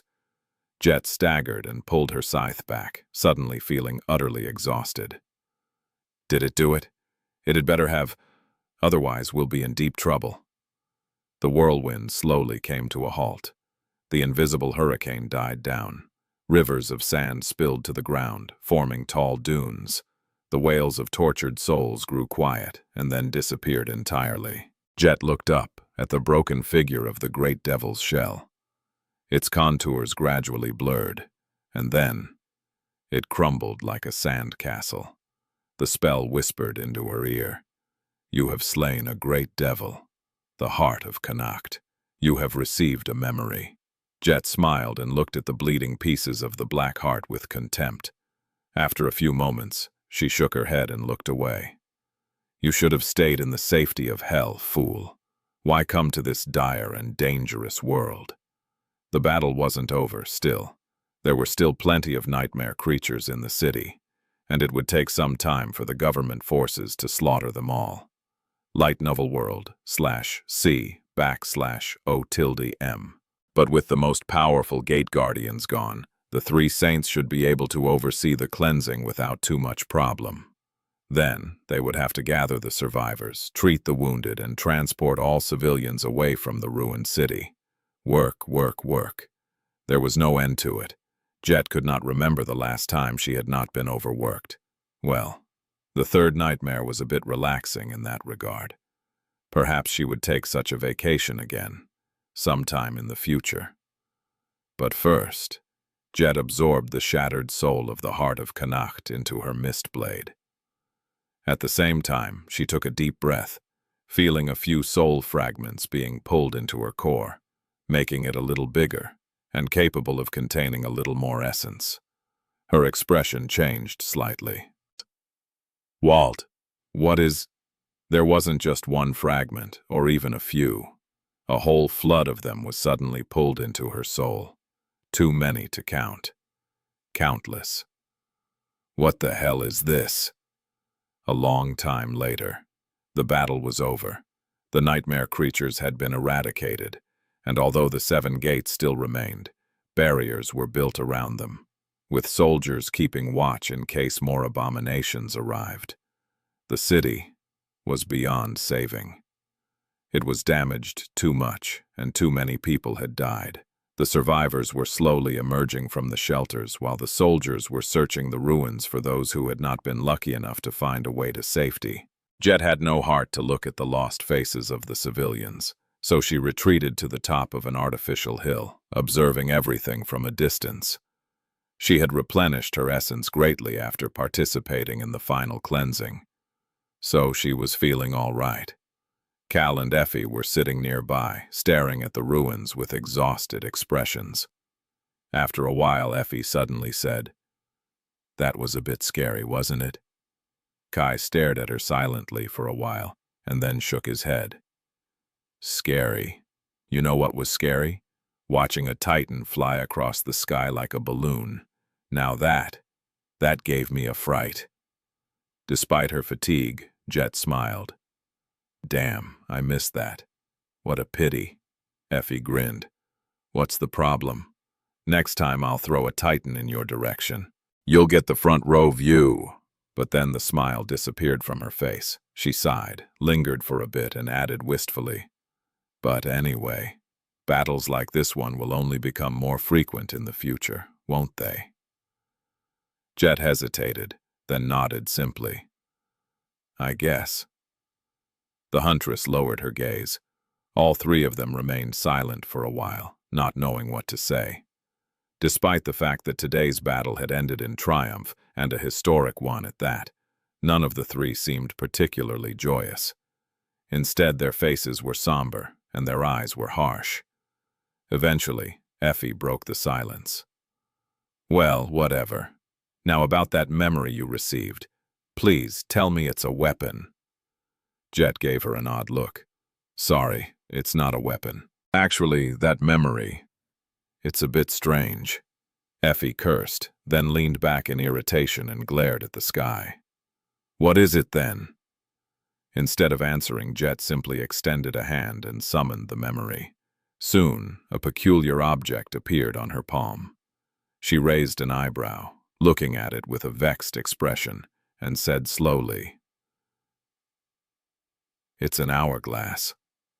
NQSI was still shivering in the embrace of winter, but the smell of spring was in the air. The deserted alleys of the outskirts were drowning in dirty snow and deep shadows, with no one to clean the former and no lights to dispel the latter. Many of the decrepit human hives stood empty, their tall walls forming lightless wells. The people who used to populate the hives had long abandoned the cradle of humanity for the vast and dreadful expanse of the dream realm. Sunny was leaning against a wall in one of the alleys. He was clad in the fearsome carapace of the onyx mantle, hiding his face behind a mask. Not exactly a suitable attire for the waking world. His appearance would have probably frightened the mundane passers-by, if there were any. Granted, he was standing in the shadows, so no mundane human could see him anyway. "Feels so strange. I can barely recognize the place." The outskirts of today were too different from the overpopulated, suffocating slums where he had grown up. Times were changing, and NQSE was changing with them. Sunny had believed that the world was unchanging once upon a time. The great upheavals of history, the decimating wars, the descent of the nightmare spell, the legendary achievements of the first generation had happened long before, reshaping the ways of humanity. But by the time he was born, everything seemed lasting and stable. And so, he simply took that stability for granted. It was a strange feeling, to realize that he was living in the very thick of history instead. Who knew that there had never been any stability, and that the reality he knew was fleeting like a mirage? He sighed and touched his mask briefly. The mask he wore was the memory he had created, definitely not me. Unlike Weaver's mask, which resembled the ferocious face of a demon, this one was quite human and entirely expressionless. With impenetrable darkness nestling in its eyes, the emotionless mask was quite eerie. It was also not as comfortable as Weaver's mask, which hurt his craftsman's pride a little. He sighed. That lazy guy in Bastion is really worthless. Calling himself names was perhaps not very healthy, but certainly amusing. Sunny looked down. Many things were happening at the same time. Nephis had received the orders of the Clan Valor elders and was supposed to meet him today to relay their will. In the distant Song domain, Rain had made her way to the roving camp of the road construction crew and was hired as a laborer. The guy in Bastion. Truth be told, there was no time to be lazy. From playing the role of the memory purveyor for the firekeepers to preparing to forge a sword for Nephis, that incarnation of his was the busiest right now. Not to mention that he had to craft a few memories for Rain in advance of her awakening. The war was drawing closer, and time was running out. Nephis, meanwhile, was running late. Sunny was growing bored. To dispel the boredom, he sent some essence into the handy bracelet and summoned the runes. He studied them for a while, went over his memories, and finally settled his gaze on the list of his shadows. Soon, the runes describing the soul serpent ignited in the darkness. Shadow, soul serpent, shadow rank, transcendent, Shadow class. Terror. Shadow description. When the end came, Shadow was the last of the gods to be destroyed. Many have resented him for creating death, but in the end, death embraced all. His gaze lingered on the description. Sunny had read these runes for the first time a long, long time ago. Back then it all seemed so strange and mysterious. Now, however, although he knew more about how Shadow God had created death and what it meant, the description of Soul Serpent still touched upon a great mystery. One of the last great mysteries that Sunny still could not solve. He knew how the war between the gods and the demons had started, and why. But how did it end? How were the gods destroyed? What could have killed the creator of death? For now, there was no answer. Shaking his head a little, Sunny continued to read the runes. Shadow attributes. Shadow guide. Spirit guide. Soul weapon. Soul beast. Soul companion. 3 of the attributes had been there before the first enhanced Sunny's essence control, when Serpent was in its tattoo form. The second allowed Serpent to become a weapon. The third allowed it to assume the form of a beast. The Spirit Guide and the Soul Companion. Attributes were new. He concentrated on them. Attribute, Spirit Guide. Spirit Guide. Attribute description. Soul Serpent enhances the rate at which its master can absorb elemental essence. Of course, both the name and the description of the attribute had been written by Sunny himself and were the result of his own observations and consideration. Actually, he did not know if this new power of Serpent's was a separate attribute or an evolution of the Shadow Guide. However, there was an important distinction between the two that had made him divide them. It was that the Shadow Guide only functioned when Serpent was in the form of a tattoo, while the Spirit Guide did not. Whether it was the tattoo, the soul weapon, or the soul beast forms, spirit essence, at least that of Shadows, seemed more active around Serpent and nourished Sunny's soul better. Perhaps there was something else to that attribute, but he did not know. In any case, it was quite useful. The Soul Companion attribute's name and description likewise included some guessing on Sunny's part. He had assumed that it was an evolution of the Serpentine Steel ability at first, but eventually decided otherwise. Attribute, Soul Companion. Soul Companion. Attribute description. Soul Serpent can fuse with its master's shadow shell, granting it some of its abilities. Sunny felt that he had not explored the depths of this attribute yet, but what he did know was that just like Serpent could augment his body as a tattoo, it could also enhance his shadow shell. The abilities that the shell could channel were Soul Reaver and Slaying Blade. And speaking of abilities, he lingered for a while, then continued to read the runes. Shadow abilities. Serpentine Steel. Soul Reaver. Grace of Shadows. Formless. Mark of Shadows. Slaying Blade. The first 4 abilities were quite familiar to Sunny. The first allowed the soul weapon form of Serpent to assume the shape of any weapon. The second granted Sunny a portion of essence of those slain by its soul weapon or soul beast forms. The third allowed Sunny to bestow Serpent on someone else, and the fourth allowed Serpent to assume the forms of shadows dwelling in Sunny's soul. The fifth and the sixth abilities were new. Mark of Shadows was a peculiar ability, and one Sunny knew the least about, since there was no good opportunity to experiment with it. Ability, Mark of Shadows. Mark of Shadows. Ability description. Soul Serpent allows the Lord of Shadows to mark his vassals. Sunny honestly did not know how it worked exactly, so he had allowed himself a few liberties when composing that description. He had been able to find out that Serpent could create lesser versions of itself, for lack of better word. Theoretically, Sunny could place a serpent tattoo on someone, after which a little soul snake would be born in their soul. What was that snake capable of? Was it a new being or a manifestation of Serpent? He wasn't sure. Sunny had tried to mark his shadows, but since they did not really have normal souls, the ability did not work. He had also tried to mark Rain, but nothing happened. He guessed that the soul needed to be at least awakened to nourish and accommodate the little soul snake, and for the mark of shadows to take root. And since there were no other volunteers, his experiments had ended there, for now. All he could tell was that the mark of shadows was connected to the grace of shadows, or maybe even an evolution of it. It was a way to share some benefits of being the master of Soul Serpent without parting with it entirely.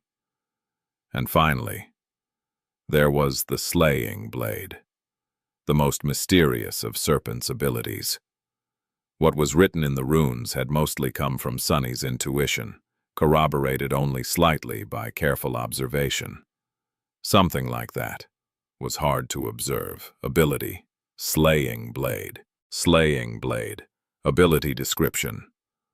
When in its soul weapon form, Soul Serpent embodies the death aspect of Shadow God. As such, it ignores the will of greater beings.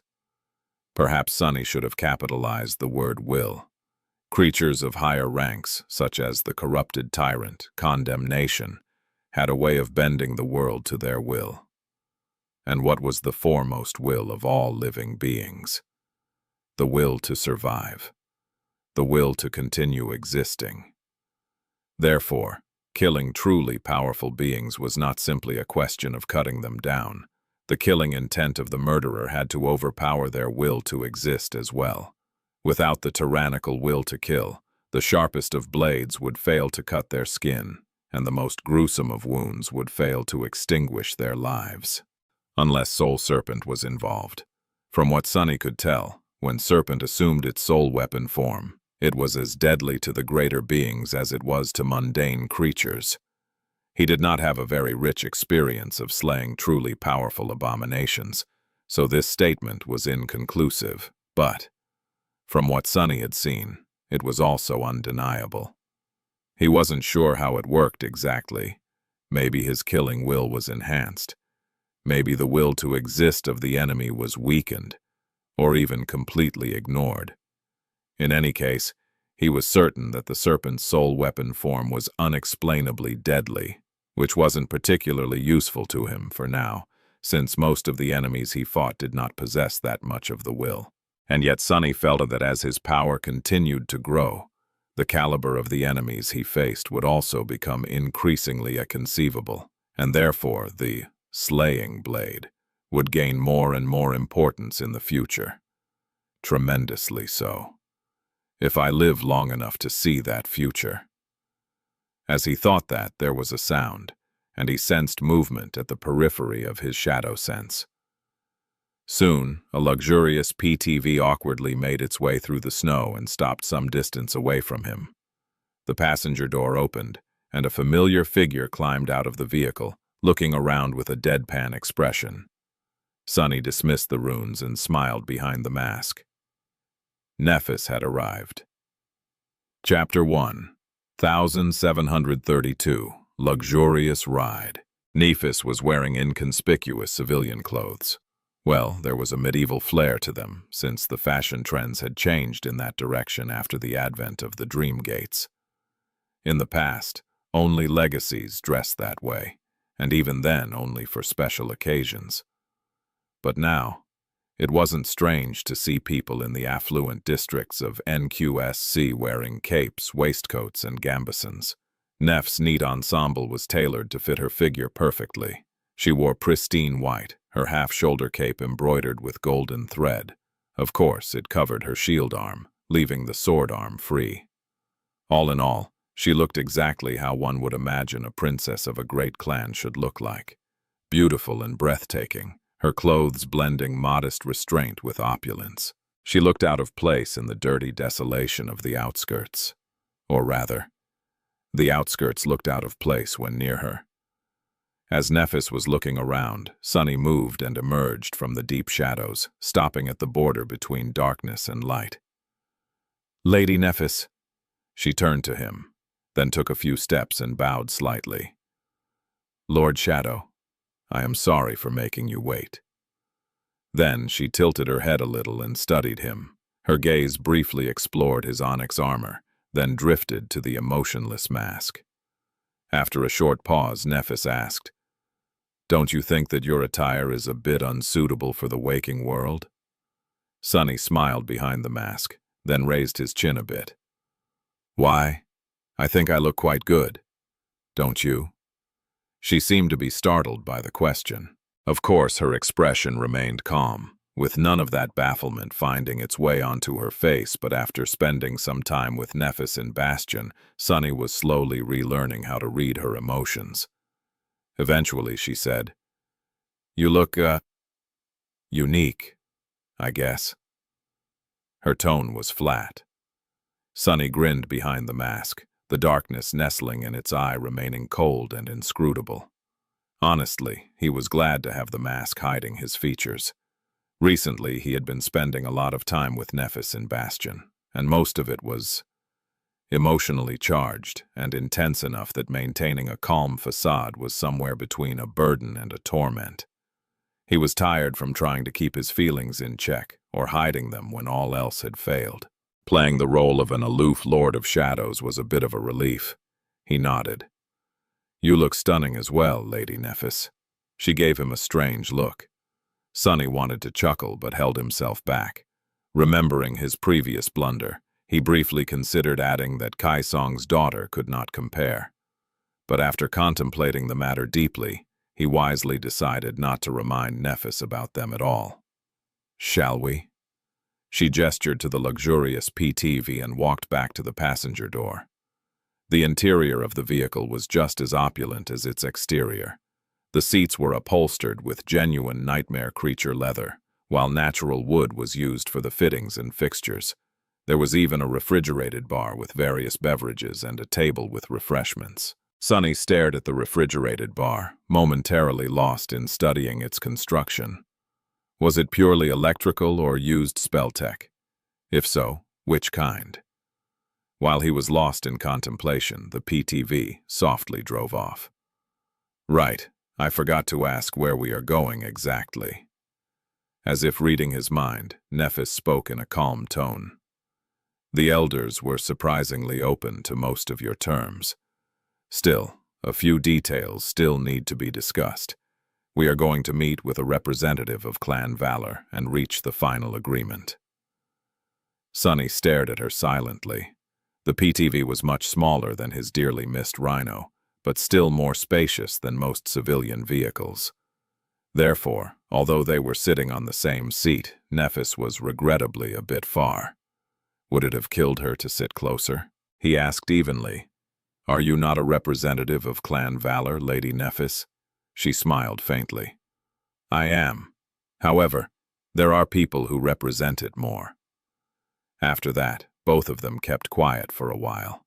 The PTV made its way out of the outskirts and past the great barriers of NQSC, bypassing the usual inspection procedures entirely. The great clans stood high above the most privileged of classes, so those associated with them enjoyed a lot of convenience. Of course, all of it was a little ironic. The PTV, the warm clothes Nephis wore, all of it was a masquerade that people like them willingly upheld. In truth, she did not need to wear a cape in the winter cold, because no mundane cold could bring discomfort to a saint. As for the vehicle, Nephis could fly, while Sunny could breach great distances with shadow step. More than that, both of them could run much faster than the PTV could drive, so using one had little point. He lingered for a few moments, then asked, "Why are you dressed so warmly?" She seemed to have understood his meaning and shrugged with a faint smile. "Helps me feel human." Sunny tilted his head. Indeed, there was a purpose for the masquerade that went beyond simple convenience. However, he was sitting here clad in battle armor. His demeanor and actions seemed to go against such conventions. So, what did Nephis think of him? That he wasn't human, or that he did not care to feel like one? Sunny turned to look at the partition separating the passenger side from the driver's cabin. Even though he could not see who was driving the car, he could sense their shadow. It was a familiar one, belonging to one of the firekeepers. The PTV was also decently armored and fitted with sound isolation materials, so he could probably speak freely. After hesitating for a few moments, he asked, "I was thinking about one of our previous conversations. Nephis glanced at him with a hint of curiosity. Oh? Sunny stared ahead indifferently. You said that if one wants to kill a sovereign, they need to become a sovereign. Hypothetically speaking, of course. Do you really think that there is no other way? She seemed calm. But then again, she always did. Unless Effie was involved. After a long stretch of silence, Nephis looked away and shook her head. It is not only a necessity, but also the only acceptable way. Sunny did not say anything, knowing what she meant. The sovereigns had covered their backs indeed. Nephis sighed. There are hundreds of millions of mundane people living across the two domains by now. Their number is constantly increasing. There are many more sleepers each year as well, but not nearly as many as there should have been. Because those who enter the dream realm through one of the sovereign gates are protected from having to undergo the first nightmare, as long as they don't leave the borders of their domain. The spell won't call upon them. Her expression darkened. So, what will happen if a sovereign falls, and their domain collapses? All those mundane people will instantly be taken by the spell. The casualties will be harrowing, and the nascent human civilization in the dream realm will be decimated. The only way to avoid such a result is for another supreme to take the place of the one who fell, and for a new domain to rise from the ruins of the one that was destroyed. She looked at Sunny somberly. Do you see, Lord Shadow? You asked me how I would fight a sovereign. Killing a sovereign is tremendously hard, but not impossible. Killing one in a way that I can stomach is much more vexing. You might not harbor similar concerns, but something tells me that you do. So, you see, in the hypothetical situation you presented, becoming a supreme is not only what has to be done, but also what needs to be done. I won't have it any other way, nor can I. As she finished speaking, the PTV came to a halt. Nephis smiled. But let's not discuss such dreadful matters anymore. We have arrived. Sunny nodded and prepared to exit the vehicle. As he did, he asked with a hint of indifference, Who are we meeting? Nephis opened the door and climbed out, then said without turning back, Oh, didn't I mention? We are meeting my sister. Chapter 1, 1733. Familiar Stranger. Sunny did not show any outward reaction. The Lord of Shadows was not someone who would be agitated by a mere mention of the Princess of War, after all. Internally, though, he was troubled. Morgan. His relationship with Morgan of Valor was not very deep, but it was rather impactful. From their first meeting in the arena of the Dream Tournament, to his brief stint as her sparring partner, to the hellish journey across the Nightmare Desert, he couldn't say that he hated her a lot. But he also couldn't say that there was any sympathy between them. First and foremost, Morgan represented the great clans in his mind. Not only their callousness, but also their dread and might. As such, he could never quite perceive her as an individual, which was perhaps a little unfair, but also understandable. There had been a time when Morgan represented the pinnacle of power in his mind. That time was long gone. By now, Sunny was confident that he was superior to her in all but a few aspects.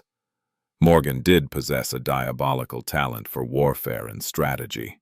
The cruel stratagem she had pulled off in Antarctica would have decimated the forces of Song, costing the Queen of Worms several of her most cherished daughters and the chance to claim the tomb of Ariel. If not for the sudden arrival of the Nightmare Gates, of course.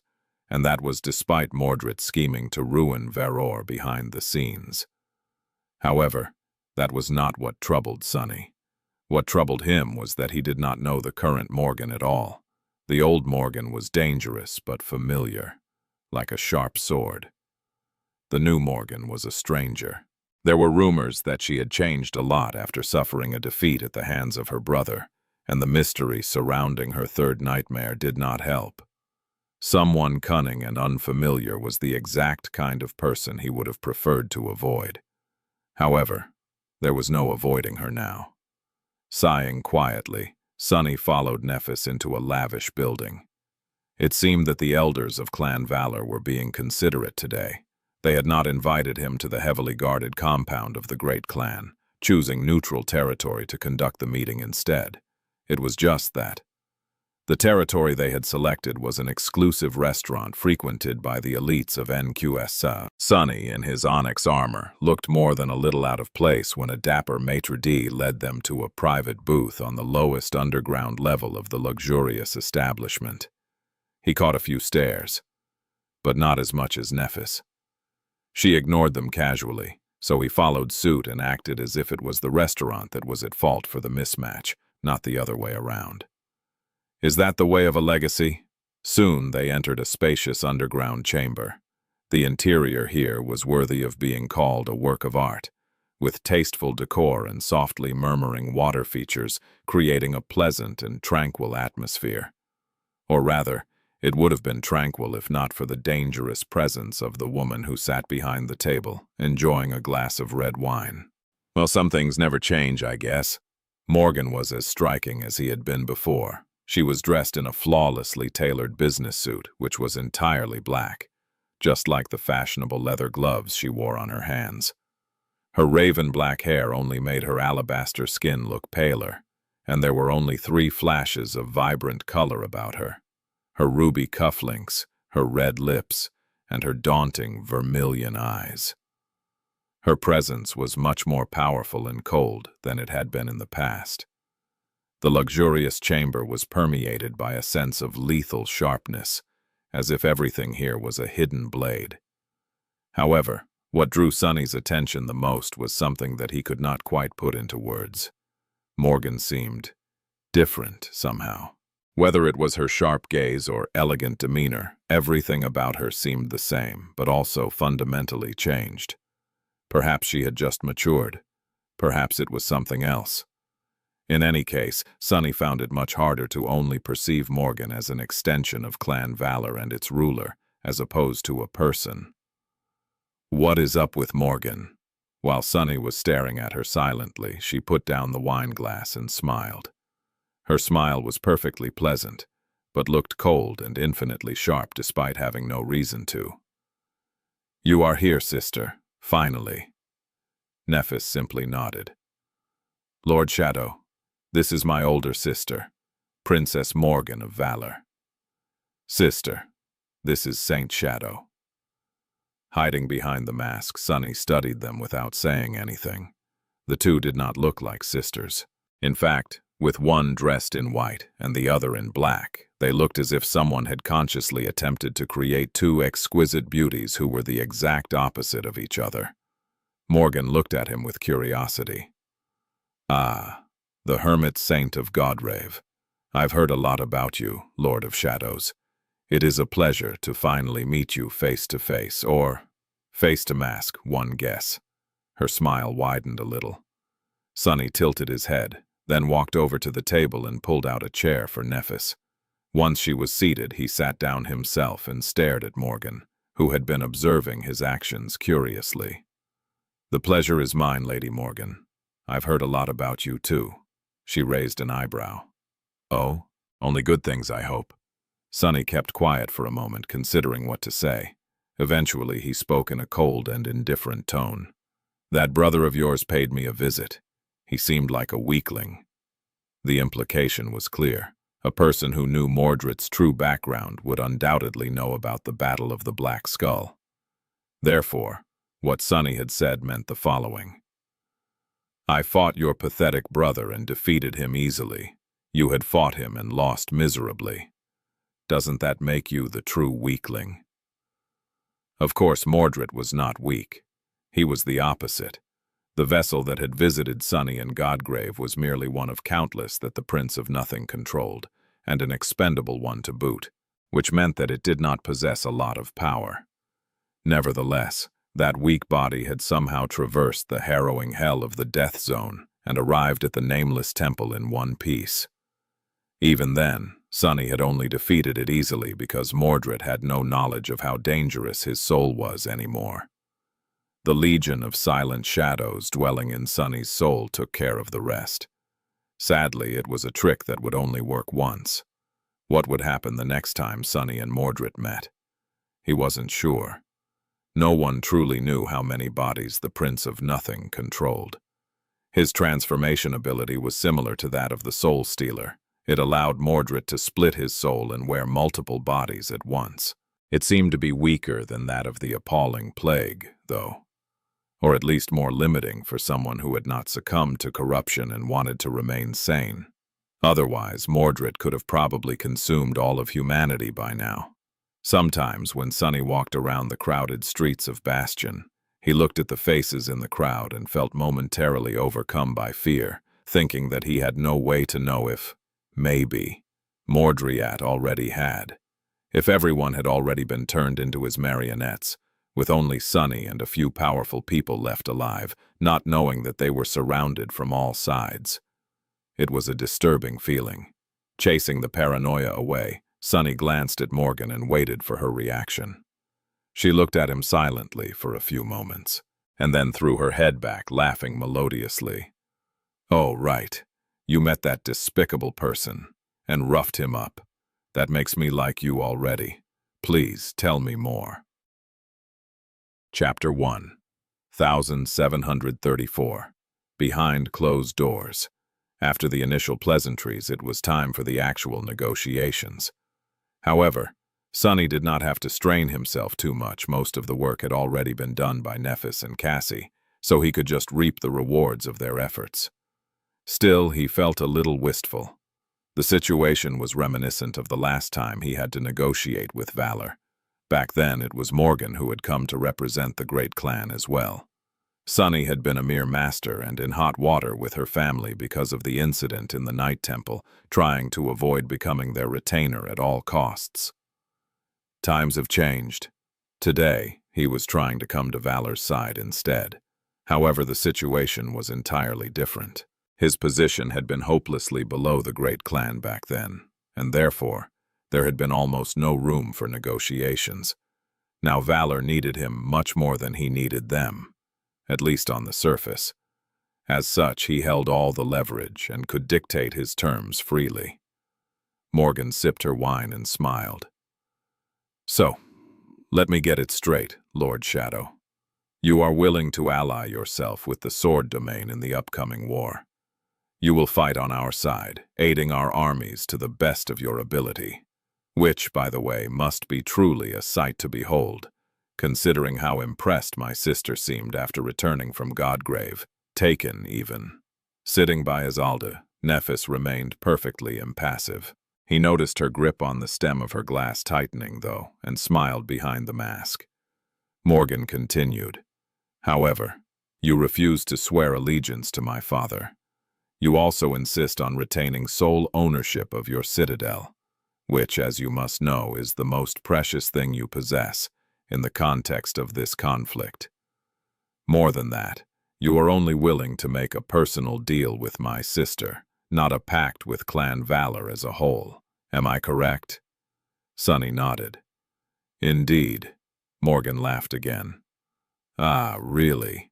If I hadn't known any better, I would have thought that you harbor impure thoughts about my little sister, Lord Shadow." You don't, do you?" he answered evenly. "Not at the moment, no." Nephis spared him a calm glance.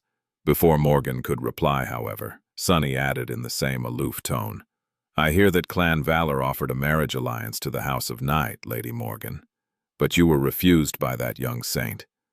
I wonder if the rumors are true." His wording was ambiguous, leaving room for interpretation.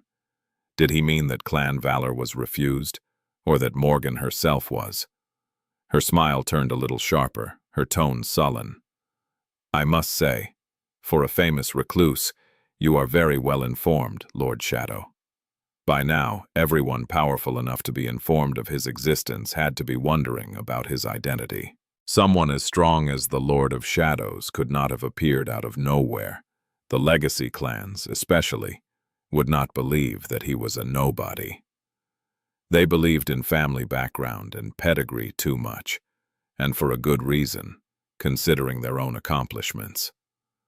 From what Sunny knew, The most popular theory about his background was the very same that had often made his ears bleed as mongrel, that he was tied in some scandalous way to the founder of the House of Night, Nightwalker.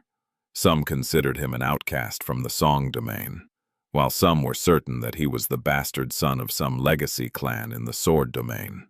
Those who knew more about the truth of the world even suspected that he had been secretly raised by the mysterious third sovereign, Asterion, perhaps hailing from the same destroyed fringe faction as him. Sunny wanted them to speculate as much as possible. The wilder their imaginations ran, the further they would move from the truth, while simultaneously deepening the impression of him in their minds. Morgan shook her head and smiled. In any case, it's fine. You don't have to swear allegiance to my father, and you can keep your citadel. Of course, we will need you to make some concessions in return. Sunny raised an eyebrow behind the mask. He had expected that Morgan would acquiesce to his demands. However, he had not expected that she would do it so easily. His refusal to accept Anvil as his king was easy to swallow.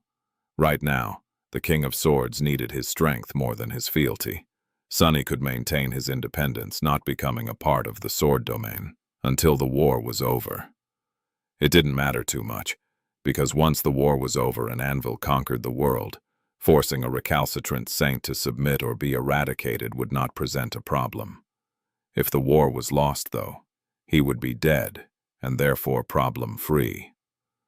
The Citadel, however, Sunny had thought that Valor would fight for the ownership of the nameless temple harder. It presented them with an enticing opportunity to spread the Sword domain into Godgrave before the war had even started. After all, after seeing I guess they are really wary of me offering my services to Song instead. Or maybe there was something else at play. He would have to ask Cassie later. For now, though, Sunny stared at Morgan silently, then said without any emotion, "That is good to hear. What concessions?" She looked at him, interlocking her fingers and resting her chin on them. "As my sister has informed you, the war will start with both clans establishing fortresses on the shoulders of the dead god. From there, we will venture deeper across the breastbone, slowly conquering Godgrave and searching for the citadels in the hollows. We will fight each other desperately in the process, of course, trying to stall the enemy." Sunny nodded, prompting her to continue. "Although you can keep ownership of your citadel, you will need to make it available to the forces of Clan Valor. In short, we will establish a secondary fortress there, garrisoned by a relatively small but elite force of awakened and masters. They will have to place their anchors and make use of the gateway, of course. But no saints, as per our agreement." She smiled. "I do not need to tell you how great of an advantage it would be to possess an operational base in the depths of Godgrave. Not only will we be able to hasten our exploration of it, but we will also have an opportunity to put pressure on Song from two sides, forcing them to allocate a significant force to defend their flank, unless they wish to have their supply lines cut, of course." He considered it for a few moments, then nodded. "Acceptable." Morgan continued. "Second, you will have to assist our saints in establishing safe passages through the hollows and share your knowledge of local topography, including the probable locations of unclaimed citadels, the hunting territories of powerful nightmare creatures, and the general characteristics of the abominations dwelling in Godgrave. Having advanced knowledge of these things will be of great help to the war effort, no doubt." Sunny tilted his head. Venturing into the hollows was dangerous but unavoidable. He had expected a condition like that. "I agree." She smiled and picked up her wineglass, bringing it to her red lips. "Well, and lastly, all the rest that one would expect from an ally. You will participate in general battles against the enemy, take responsibility for your stretch of the battlefront, and so on. I trust a warrior like you won't be reluctant to prove his mettle." Sunny smiled behind the mask. "I don't have a desire to prove anything to anyone, but sure, these terms suit me fine." Morgan nodded and offered him her hand. "If only everyone was so easy to persuade. Then, I will look forward to working with you in the future, Lord Shadow." Sunny took her hand, feeling a bit Disappointed. That was it? Wasn't it a bit anticlimactic? They were talking about the war that would reshape the world, throw all of humanity into chaos, and potentially destroy it. And yet the words they spoke were so mundane. But then again, maybe the fate of humanity had always been decided by dry conversations between very few people, held behind closed doors in opulent chambers. He smiled. I am looking forward to the future as well. After Sunny and Morgan shook hands, the official part of the not-so-clandestine meeting was over. Of course, there were plenty of details left to discuss. What troops would be stationed in the nameless temple, how their accommodations would be organized, who would provide provisions to feed them, when the first mapping expedition would start, and 1,000 more. But all these things could be decided at a later date and in a less ostentatious company. Morgan leaned back in her seat and raised her wineglass, smiling with satisfaction. This calls for a toast, if I do say so myself. The three of us will be fighting side by side soon, so, to loyal comrades, may we fare well. Nephis took a sip of wine without saying anything, while Sunny simply stared at the table, full of regret.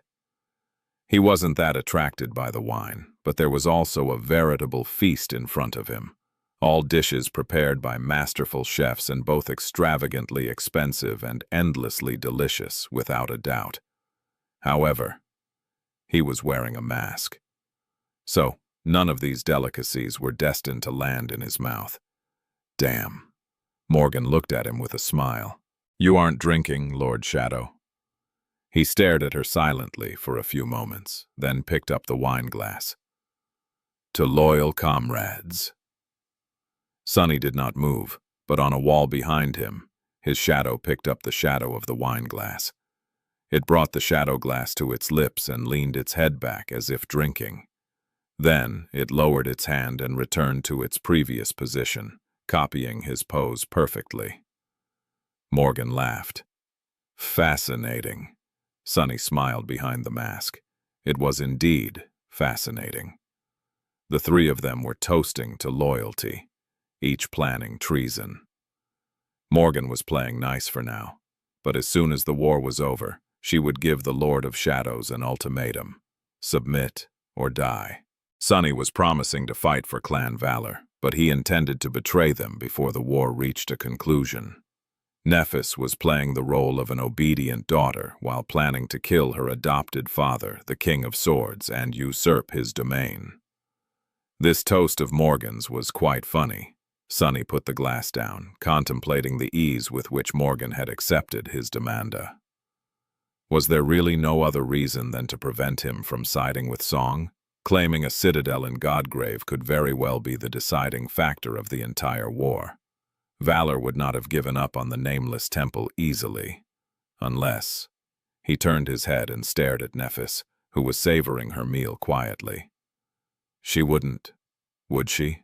He lingered for a few moments, then asked in an indifferent tone, Why didn't you insist on claiming my citadel, Lady Morgan? People usually tended to dance around the truth in these situations, but there was a benefit to playing the role of a reclusive, aloof, and eccentric saint.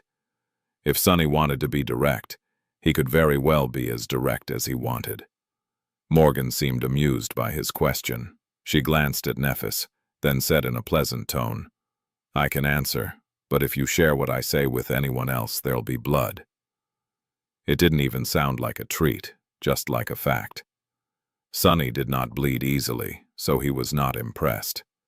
He stared at Morgan, waiting, but Nephis answered instead of her. It is indeed exceedingly important to claim a citadel in Godgrave.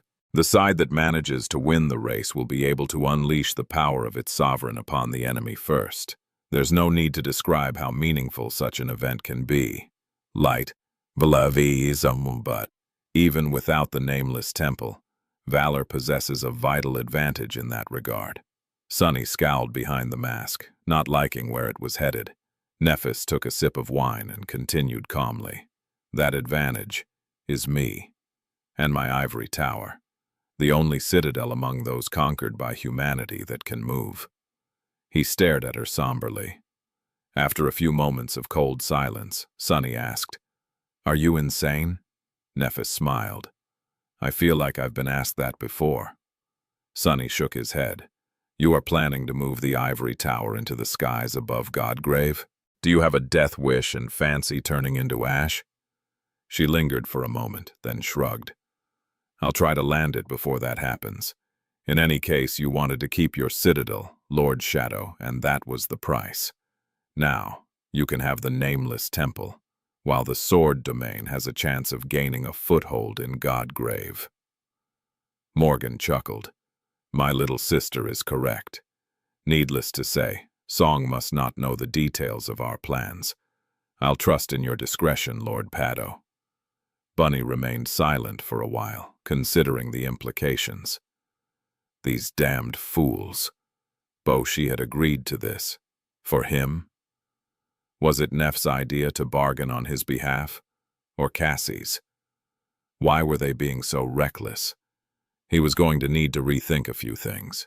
The presence of the ivory tower in Godgrave seemed very improbable, given the region's lethal nature, so he had not seriously considered the possibility. Clan Song seems to be in for a very unpleasant surprise. Sunny contemplated silently.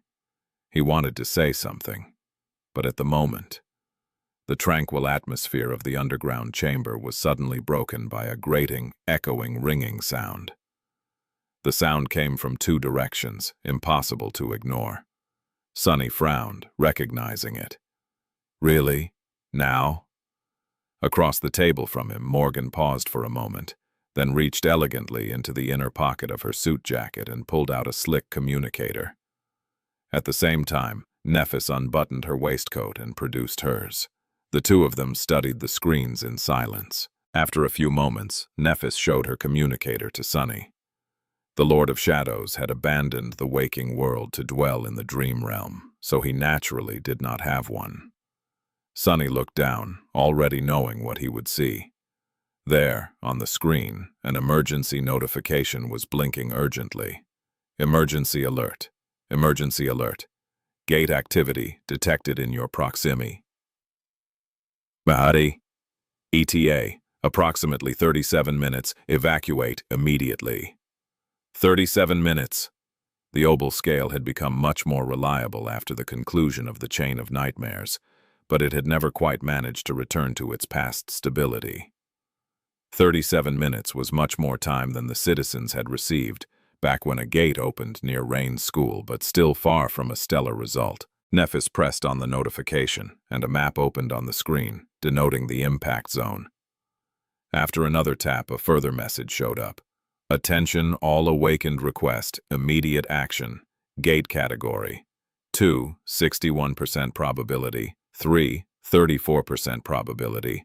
Higher, undefined. Strike force ETA, 14 minutes, 44 seconds. He let out a small sigh. This time, at least, the government forces would arrive far in advance of the Nightmare Gate's descent. The disaster would be contained, and civilians would have plenty of time to evacuate. Then, Sunny glanced at Morgan with suspicion. Had she known that this would happen? Logically, she could not have. But then again, all of it was a little too convenient. Choosing such a public location for their meeting was premeditated, without a doubt. Morgan clearly wanted to send Song a message that the Lord of Shadows was taking Valor's side. Was there a better way to announce it than to be seen clearing a gate side by side with him? Not to mention that it was a good opportunity to gauge his strength. Sensing his gaze, Morgan looked up from the screen and smiled helplessly. "Ah, how bothersome. Do not worry, Lord Shadow. We can stay here until the turmoil ends. The restaurant is outfitted with top-notch defenses and employs awakened guards." She leaned back and then added in a relaxed tone, "Or, we can respond to the summons and help the government contain the gate. You are my guest today, so you decide." Sunny stared at her coldly, feeling like he was being played. Before he could answer, though, Nephis wiped her lips with a napkin and stood up. She hid her communicator, buttoned up her waistcoat, and glanced at Morgan calmly. "I'll go." Morgan laughed. My little sister is an example to us all, as always. Well, in that case, I'll go too. Sonny sighed and threw a regretful look at all the food on the table. Should he secretly leave a shadow behind and make it steal all these delicacies once they leave? Abandoning that thought, he pushed back his chair and stood up as well. His voice remained indifferent. Then let's go. Chapter 1, 1736. Make it 4. The three of them left the opulent chamber and headed to the surface level of the restaurant, intending to leave. Morgan walked in the front, while Sonny and Nephis followed a step behind. As they approached the elevators, they could see the staff of the restaurant leading the guests to a heavily armored shelter. This place was usually visited by the elites of NQSC after all. All of them were prominent citizens. Their safety had to be guaranteed for an exclusive establishment to fare well. Many of the elites recognized Morgan and Nephis. Sonny could tell that all of them were relieved at the sight, especially when they saw Neph. Her reputation was not only that of a brilliant warrior, but also that of a selfless champion. Morgan could have decided to ignore a descending gate, but Changing Star would never. Lady Nephis, Lady Morgan, are you heading for the gate? Morgan slowed down a little and bowed slightly. Indeed, have no worry, ladies and gentlemen. We will contain it in no time, and you'll be able to finish your meals in peace. Please excuse us. Nephis bowed silently and continued on her way, surrounded by excited whispers. As they entered the lift, Morgan sighed and looked at her sternly. Really, sister, couldn't you have said something? That old man manages the hydroponic complex that supplies half of the grain to Bastion. The young couple is the daughter and son-in-law of the chief administrator of the Central District of NQSC. The rest hold important positions as well. Leaving a good impression would not hurt anyone, would it? Nephis glanced at her emotionlessly. Actions speak louder than words. Morgan laughed. What does the action of ignoring them say, then? However, she didn't press the issue. She wasn't someone who cared for ingratiating herself to people either. In fact, it was the people who were desperate to get in her good graces. Not only was Morgan a saint, she was also the princess of the sword domain. Her importance would trample all of these elites combined. Soon, they emerged from the restaurant. The beautiful building had undergone a transformation, plates of heavy armor descending to cover the doors and the windows. Sonny would have expected the armor to be made from reinforced alloy, but to his surprise, it was actually made from Dream Realm materials. Truly an exclusive establishment. A familiar firekeeper, Sid, hastily opened the door of the PTV and invited them inside. The drive was a short one, only taking a few minutes.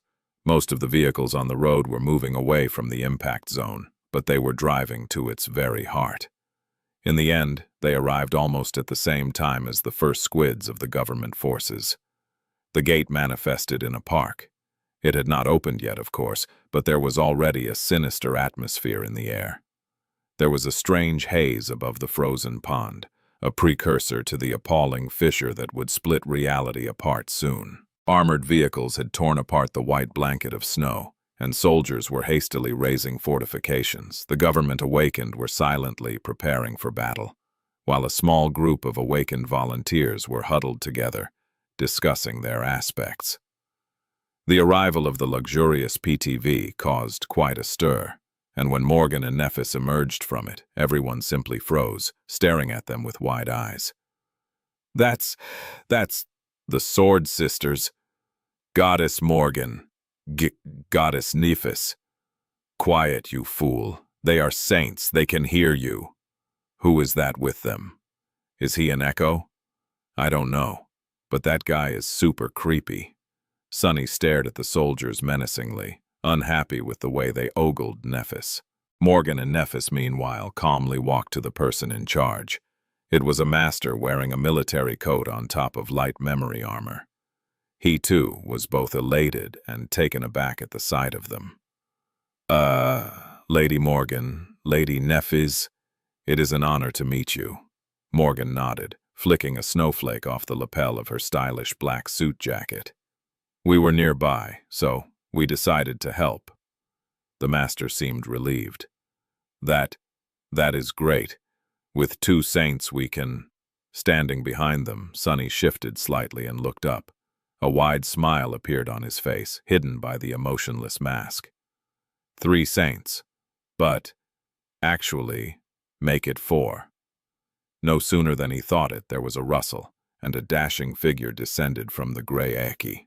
The soldiers, who had been stunned by the arrival of 2 sublime beauties, now seemed dumb. But Truck. Night Singer. He's so... Oh, my gods. I am not dreaming, am I? Sunny's smile trembled. That bastard doesn't change. Indeed, the man who had descended from the sky was none other than Nightingale, Saint Kai, the Dragon Slayer. Wearing beautiful armor made from ivory scales and burnished bronze, with luscious auburn hair and mesmerizing green eyes, he was just as tantalizing as ever. No, even worse. Light novel world, so plaat Sam.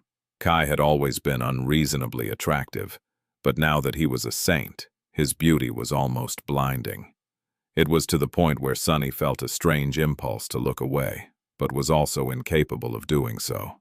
There were only 2 transcendents out there who could challenge Kai in the looks department. One of them was Cassie.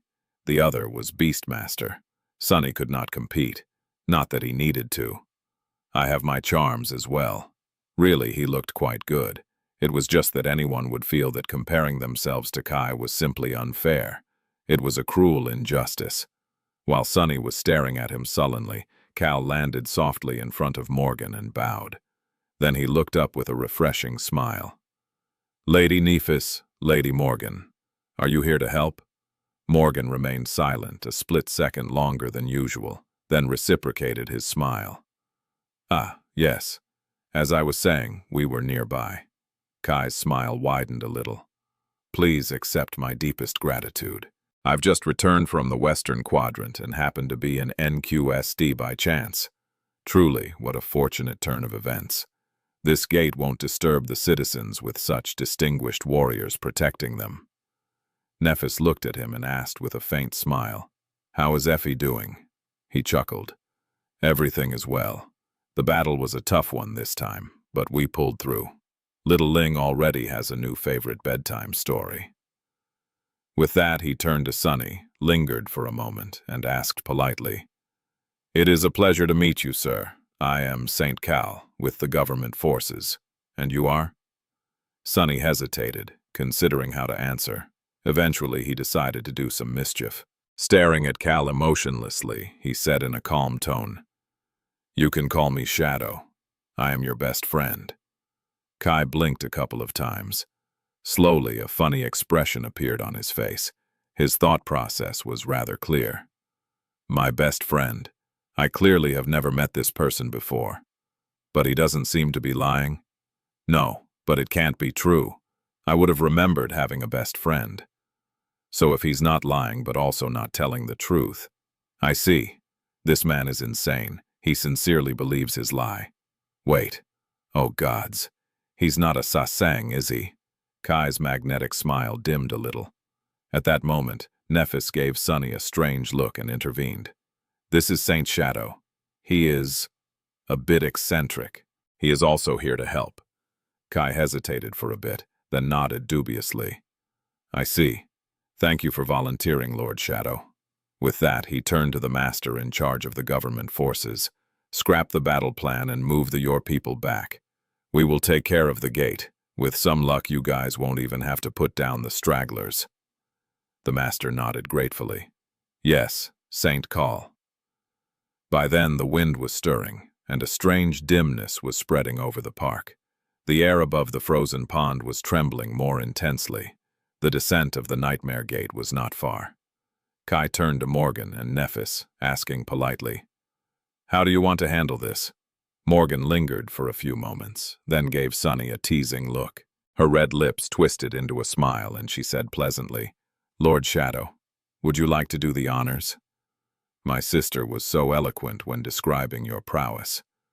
I must admit I am a little jealous at not having had the pleasure to witness it myself.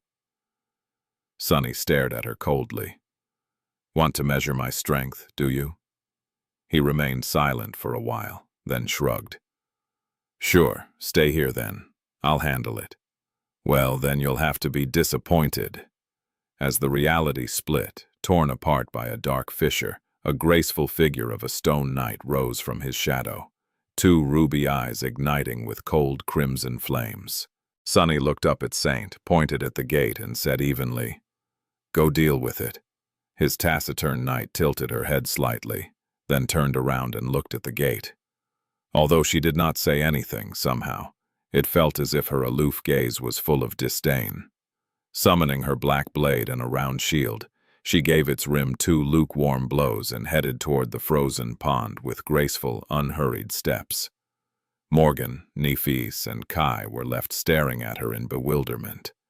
Sunny crossed his arms and said in an even, indifferent tone, "That should do it. Everyone, relax and enjoy the show." When the appalling darkness of the nightmare gate split reality apart, sunlight dimmed and turned strangely bleak, making the world look desaturated. A gust of cold wind rushed across the snowy park, as if the sky itself was being sucked into the black fissure. A moment later, an eerie shockwave rolled over the soldiers, making them stagger. Neff's white cape fluttered in the wind, but none of the 4 saints moved. For a moment, the only being moving in the impact zone was Saint. She walked steadily toward the gate, her graceful figure emanating the feeling of a cold, indifferent inevitability. Kai stared at her back for a second, then cleared his throat. "Your echo seems really impressive, Lord Shadow. Stylish, too. Such a chic and understated armor design. Monochromatic in theme, yet rich and expressive instead of being dull. What a beautiful use of form and texture variation to counterbalance the lack of a dynamic palette. Splendid, really. Wait, where was I?" He paused for a moment, and then added with an embarrassed smile, "Right. What I meant to say was, your echo can stall the abominations and break their momentum. We will follow behind and engage the nightmare creatures when they get past her." Sunny glanced at him and tilted his head a little. "Get past her?" Kai hesitated a little, unsure of what to say. "Yes, there is a high enough possibility that this gate will reach Category 3 after all, even if she is a transcendent echo. It might be a bit tough." Sunny smiled behind the mask. "Just watch." He turned away and stared at Saint. Kai, Nephis, and Morgan had no choice but to follow his example. In fact, Sunny felt a bit awkward, just standing there and doing nothing while Saint did all the work. He would have summoned the shadow chair and sat down, but sadly, that chair usually stood behind the reception desk of the brilliant Emporium. Anyone who had visited the dining hall could recognize it at a glance. Standing awkwardly it is, I guess.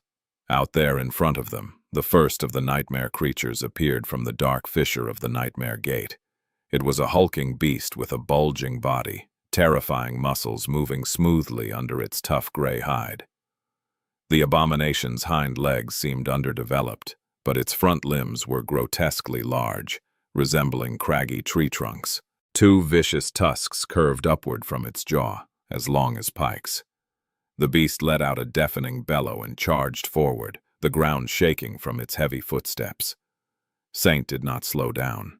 She simply lowered her shield, meeting the abomination's charge head-on, mid-stride. In the next moment, the dreadful tusks hit the onyx shield and shattered. Next was the creature's head. Its skull burst like a rotten pumpkin, splattering across the snow in a crimson wave. The massive abomination collided with the shield and was crushed into pulp against its surface, only to be tossed aside by a flick of the wrist a moment later, falling to the ground in a lifeless, bloody heap. It was as though it had used Saint to commit suicide. Standing by Sunny's side, Kai blinked. Nephis, who had seen the taciturn shadow before, seemed unsurprised.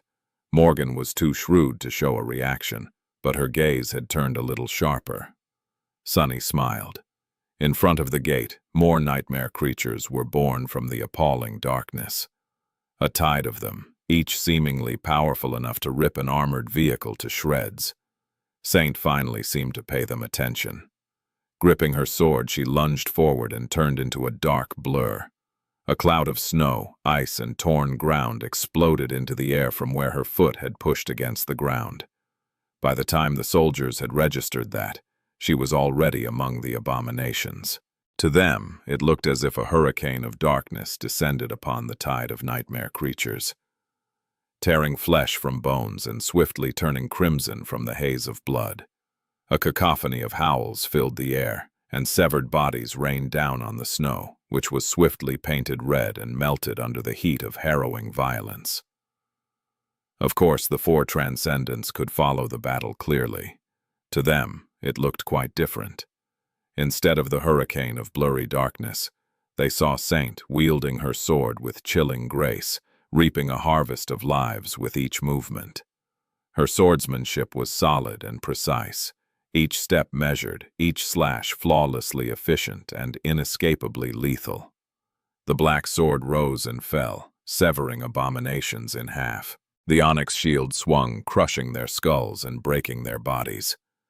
The sword was like the ruthless blade of a guillotine, while the shield was like an impenetrable wall of polished black stone. Saint was so tyrannical that even when surrounded by monsters and demons, she seemed like the true hellspawn. Despite the gruesome massacre she was perpetrating, her dark armor remained spotlessly clean, with not even a single drop of fetid blood landing on its onyx surface. Her dreadfully beautiful battle art was like an elegant dance, allowing her to weave between the falling bodies without becoming stained by their filth. The tide of abominations collided with her and came to a shuddering halt, dissolving into a haze of blood right in front of the stunned soldiers. Morgan took a deep breath. "Lord Shadow, this echo of yours is quite fearsome." Kai nodded slowly. "Yes, indeed. You must cherish her a lot." Sunny gave them a short glance, then turned back to face the nightmare gate. "Actually, she is the second weakest among my servants." Which was technically true. After all, among his shadows, only the marvelous mimic was lower than Saint in rank and class. Of course, Sunny would not bet money on any of his other shadows surviving in a battle against the Onyx Saint. He wasn't even sure that he would survive something like that, if push came to shove. Kai stared at him with wide eyes, prompting Sunny to smile behind the mask. "The second weakest?" He nodded. "I killed the original as a sleeper, after all. It was a long time ago." The beautiful archer paled. "Sleeper? You killed that as a sleeper?" Sunny remained silent for a moment, then shrugged. "Sure. Come to think of it, among the nightmare creatures I killed as a sleeper, she was one of the weakest as well."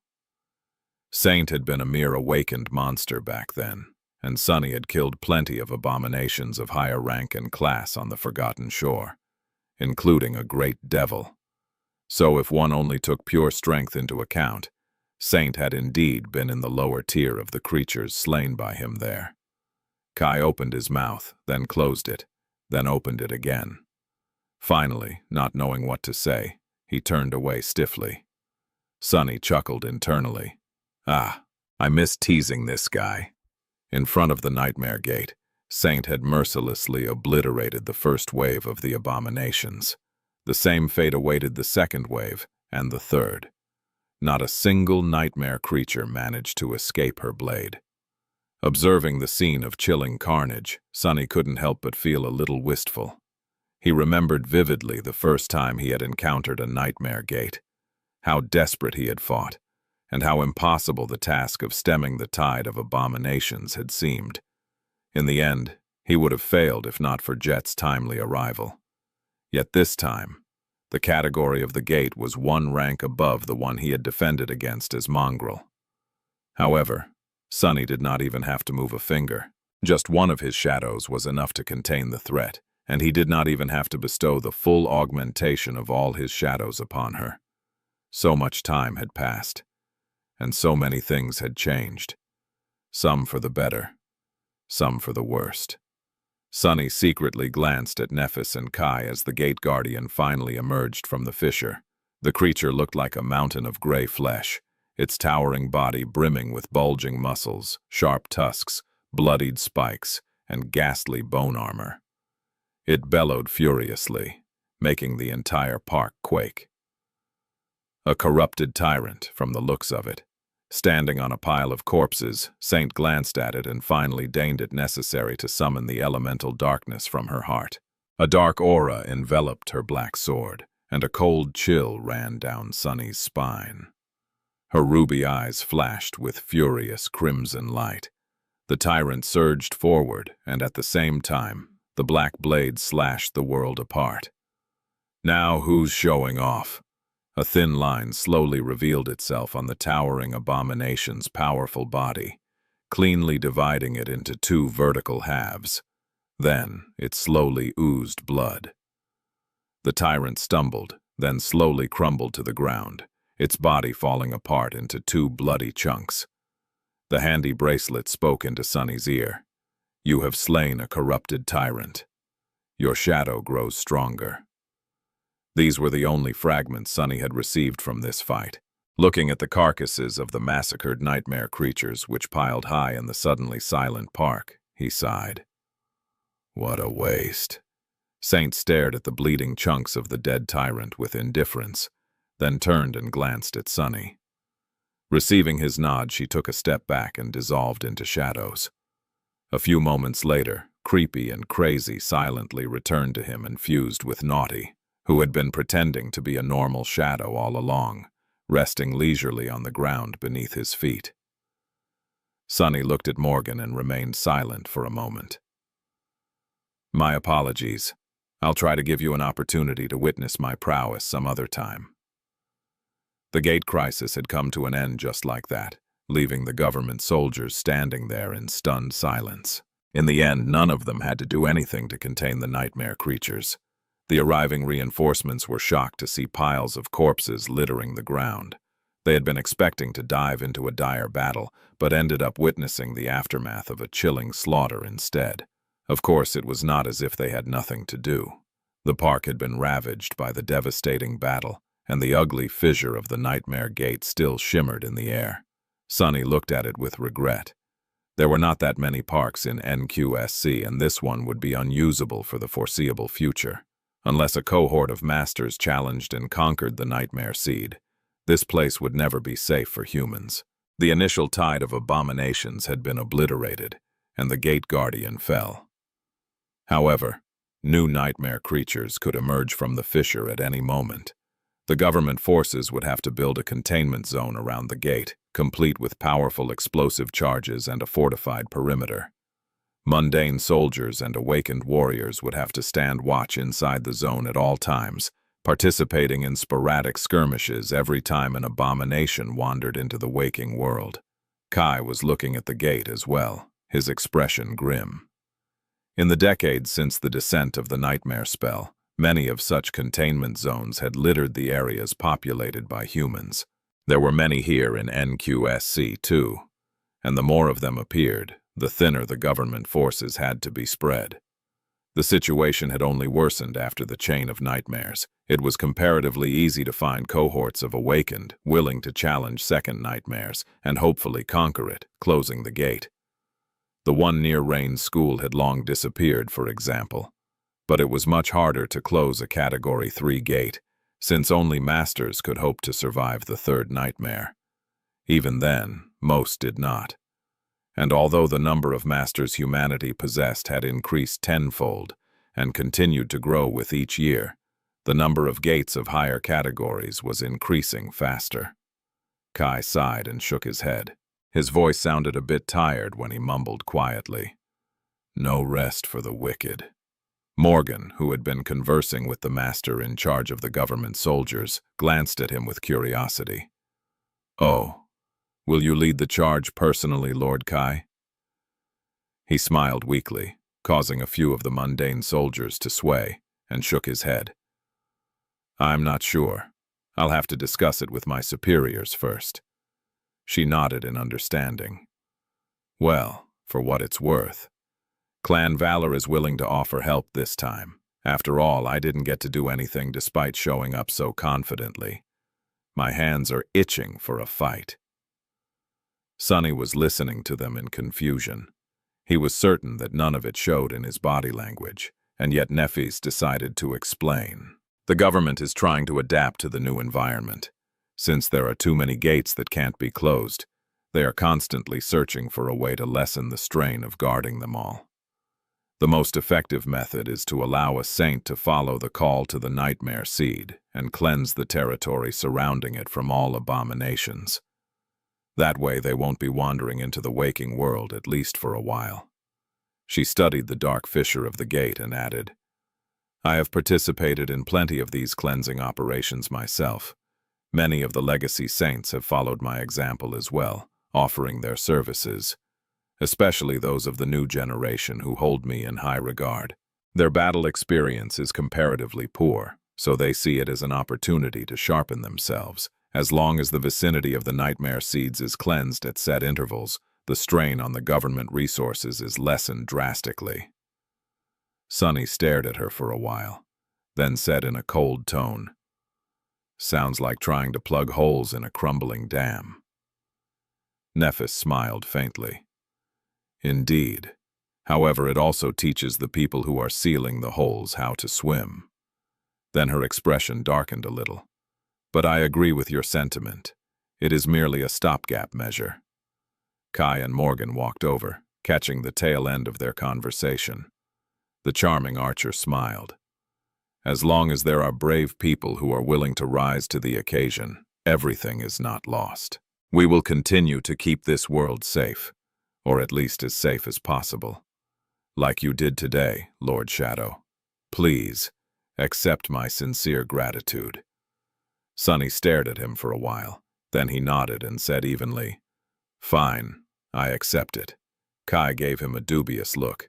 Not knowing what to say, he turned to Nefis, intending to thank her as well. "Should I do it or not?" Sonny hesitated for a moment, but couldn't help himself. So he added in a tone of indifference, "Don't expect my help next time, though. I have a bad history with nightmare gates. The last time I happened to be near one, I ended up in a custody dispute with a cursed terror. Encountering the Category 4 gates in Antarctica had led him to the third nightmare, after all, where he ended up meeting a certain vile bird." Kai forgot what he was going to say to Nefis and stared at him numbly. A custody dispute?" Sonny gave him a nonchalant nod. "Yes, the cursed terror wanted its spawn back, thieving scumbag."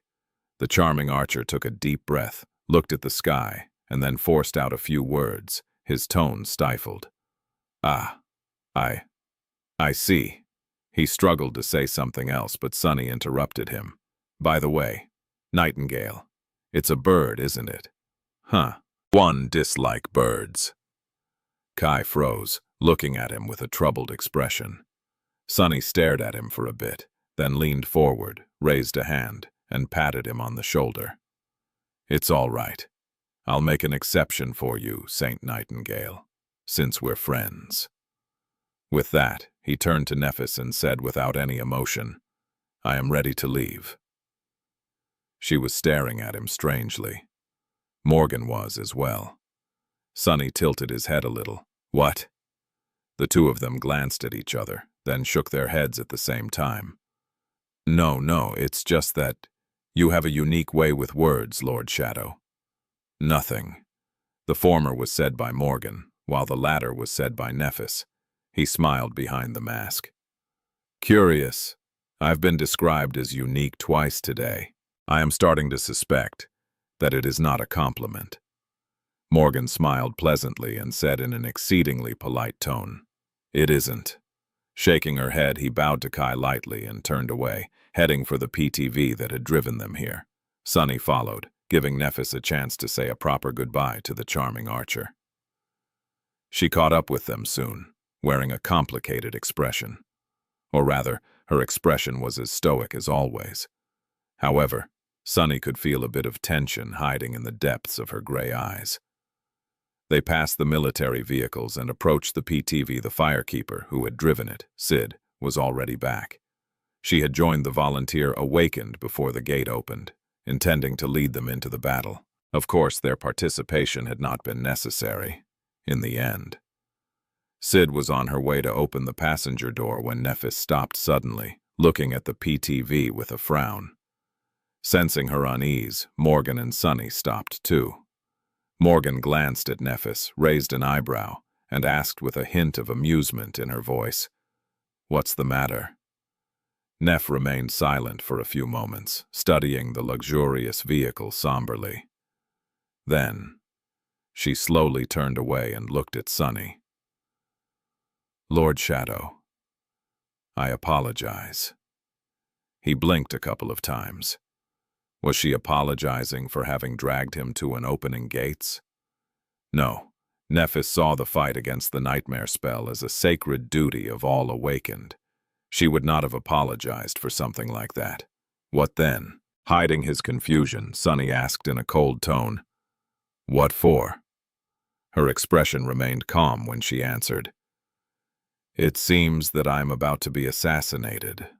Sorry for the inconvenience." "What?" Before Sunny could react, Sid unlocked the passenger door and pulled on the handle. In the next moment, the PTV disintegrated in a blinding flash, and the roar of a deafening explosion thundered above the snowy park. The PTV exploded. No, really. Sunny was stunned. Who tries to assassinate a saint with explosives? Were these people mentally challenged? The notion was so silly that for a moment his mind refused to register it. Everything had happened too fast for the government soldiers to react. The vehicle dissolved into a blinding flash, and a furious onslaught of flame was unleashed upon the world. A devastating shockwave also rolled out, spreading like an invisible ripple of crushing force. But of course, the saints were faster. Kai was too far away to do anything, but Sunny, Morgan, and Nephis were not. Granted, there was not a lot that they could do in such a short amount of time. Nephis seemed to have controlled the flames to flow around Sid, her driver. The firekeeper was spared from being burned, but received the full brunt of the shockwave, staggering back as her dirty blonde hair fluttered in the wind. Of course, as a master, she would not be hurt badly, but a pained grimace still appeared on her face. Morgan, meanwhile, raised one leather-clad hand and cut the explosion apart. Sunny was pretty sure that he was not seeing things. As her hand slashed forward, both the flame and the shockwave parted in front of her, as if cut by an unseen blade. The explosion rolled past the Princess of War, leaving her entirely unscathed. Not a single blemish appeared on her stylish black suit. As for Sunny himself, he didn't do anything. That short moment was enough for him to determine that the explosion was utterly mundane, so there was no need to act. Sunny simply allowed the flame to swallow him, and for the shockwave to batter him. A second later, his onyx figure was revealed from the expanding fire, standing exactly where he had stood before. He didn't even flinch under the assault of the violent forces, but behind him, many of the government soldiers were thrown against the hulls of the armored vehicles, the vehicles themselves swaying heavily or even overturning. Screams and stunned yells filled the air. There were many wounded. Luckily, the PTV had stood apart from the military vehicles, so no one seemed to have died. But still, the explosion seemed to have hurt everyone except for the person it was supposed to, presumably, kill. Before the shockwave even had time to dissipate, Morgan, Nephis, and Sunny looked at each other, all sharing the same thought. It's a diversion. The explosion was simply meant to distract them when the actual attack arrived. But what? Suddenly feeling a sense of urgency, Sunny sent his shadow sense outward, spreading it across a vast area. There were countless shadows on the crowded streets of NQSC, so his mind was almost overloaded by the density of information flowing into it. Luckily, he had long learned how to filter out the useless noise, concentrating solely on potential threats. There did not seem to be anything dangerous close to them, but it took some time for his senses to stretch to their absolute limit. There! Sunny had sensed a swift shadow barreling towards them, but there was already no time to react. Before any of them could move, a strange arrow that had only become visible a split second before hitting its target revealed itself in the air, piercing through the cloud of flame caused by the explosion. It was enormous in size, almost 2 meters long, and resembled a projectile fit for a sledge engine, much more than it did an arrow meant to be shot from a bow. If not for the fletching on the backside of the shaft, Sunny would have mistaken it for a heavy javelin. The great arrow struck Nephis in the chest, throwing her back like a rag doll. She flew backward and crashed into a military vehicle, deforming the alloy armor plates before falling to her knees. Sunny was already moving. He knew, of course, that something like that would not kill Changing Star of the Immortal Flame Clan, to be honest. He wasn't even entirely sure what it would take to kill her, given her divine ability to heal herself. But his heart still skipped a beat, knowing that she was hurt. That arrow. What kind of arrow was it? What was its rank and class? What enchantments did it possess? Did it carry a deadly venom? Did the arrowhead explode into numerous jagged shards after piercing the victim's flesh? However, in the next moment, Sunny's eyes glistened under the expressionless mask. That was because the broken pieces of the arrow dissipated into a whirlwind of sparks. Nephis, meanwhile. Her waistcoat was torn, and so was the white blouse beneath it. What he saw in the tear was not her alabaster skin, however, but the metal rings of a chainmail shirt. Bent, but unbroken. That memory. He recognized it from their time in the tomb of Ariel. Still kneeling on the ground, Nephis suddenly leaned her head to the side, and the second arrow flew past it. It pierced the heavy military vehicle, dragging it away with the force of the impact, and exploded from the other side in a rain of alloy debris. Who the hell is shooting these giant arrows? The third arrow was cut apart by Morgan, who severed it with her bare hand. However, now that Sunny's shadow sense had extended further, he could feel it. A dozen swift shadows were falling upon them like meteors, each moving with dreadful speed. 2 were aimed at him, and 2 more at Morgan. 1 was heading toward Sid, but the rest were all aimed at Neff's heart. It didn't make sense, really, considering the distance from which the mysterious archer had shot them. Most of the arrows must have been in the air long before the first arrow hit, and very likely before the PTV had exploded. So the sniper must have accounted for everything. How the 3 saints would react to the explosion, where Nephi's would be thrown back, how Sunny would move. What kind of skill was that? Was the mysterious archer a prophet? Or did the arrows possess a mind of their own, altering their paths to pursue their prey? Sunny had to deal with the strange arrows before there would be a chance to find the answer. There's not enough time. He raised a hand and simply caught one of the great arrows from the air, sliding back a few steps before its momentum dissipated. Sunny had already started to manifest countless shadows when a haunting song suddenly resounded above the silent park, drowning out all other sounds. Sound was invisible, and yet he sensed the song move past him like a ghostly river. In the next moment, the great arrows seemed to have hit a wall in the air, splintering and scattering in different directions. Looking back, Sunny saw Kai closing his mouth as he rushed toward the burning remains of the PTV. Good job, buddy. Sunny's shadow sense had already reached the limits of his perception, encompassing a vast part of NOSC. However, no matter how much he searched, he could not sense the mysterious archer. That meant one of 2 things. Either the sniper had the ability to avoid his detection, or the arrows had been shot from beyond the range of 40+ kilometers. Sunny felt a hint of chill, wondering who would have been able to shoot enchanted arrows from such a distance and with such precision. A master, possibly with the right aspect, but quite unlikely. A saint, an echo of a high rank. Catching Kai's glance, he gestured in the direction from which the arrows had come. A split second later, his friend, former friend, shot into the air, flying toward the possible location of the attacker. But somehow Sunny doubted that the sniper would be caught. They must have escaped immediately after sending the arrows loose and would be long gone by now. Looking back, he studied the scene of devastation. Broken vehicles, pieces of burning debris, dozens of wounded soldiers groaning on the ground. Nephis was slowly rising to her feet, white flames dancing in her eyes. Morgan lowered her hand, a deep scowl replacing her usually composed expression. Sid had just landed on her back, rolled over her shoulder, and jumped to her feet, hissing in pain. The whole attack had only lasted a few seconds, but the impact it had left was bound to have long-lasting consequences in the days to come, and maybe even beyond that, far in the future. Sunny had been right. The archer was long gone by the time the arrows hit. Kai flew all the way to the edges of the city, searching for the sniper with his miraculous vision, but found no trace of them. He did discover the sniper nest on the roof of a dormitory tower in the outskirts, close to 50 kilometers away from the Nightmare Gate.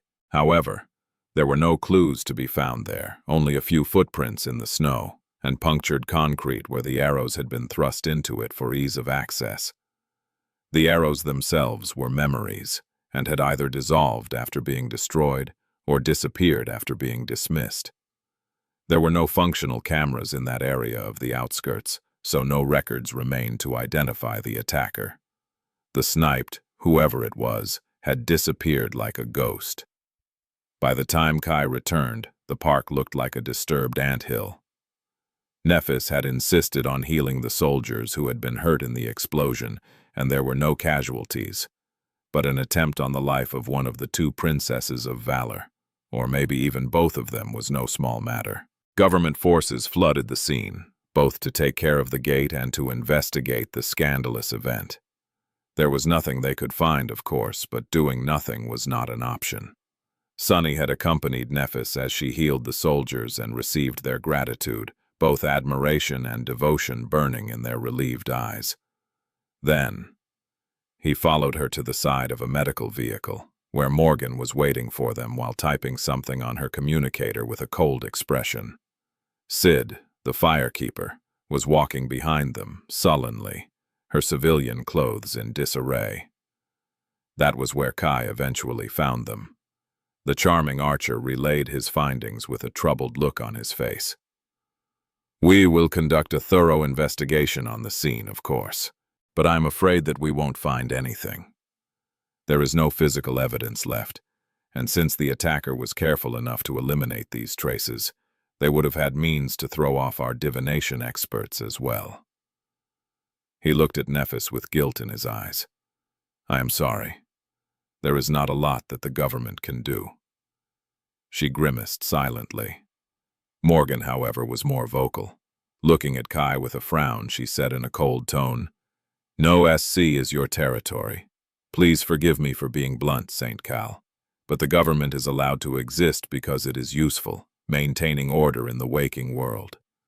If members of my clan can be freely attacked on your land, with no consequences, then what use is there for the government?" He met her sharp gaze somberly, not saying anything. She scoffed and shook her head. "Fine, whatever." My little sister answered the call and hurried to prevent a gate crisis in her usual selfless manner, but ended up being struck by human arrows. Once the news gets out, what do you think will happen? Kai frowned, still having nothing to say. However, Sunny was staring at Morgan instead. She brings up an interesting point. How had this ambush been possible to begin with? It took a lot of time to plan an assassination, especially if the target was a saint. However, their decision to answer the emergency alert had been made on the spur of the moment. No one could have known that Nephis would be in this park on this day. The only way to predict her actions would have been to know about the descent of the gate in advance, as well as getting access to her schedule.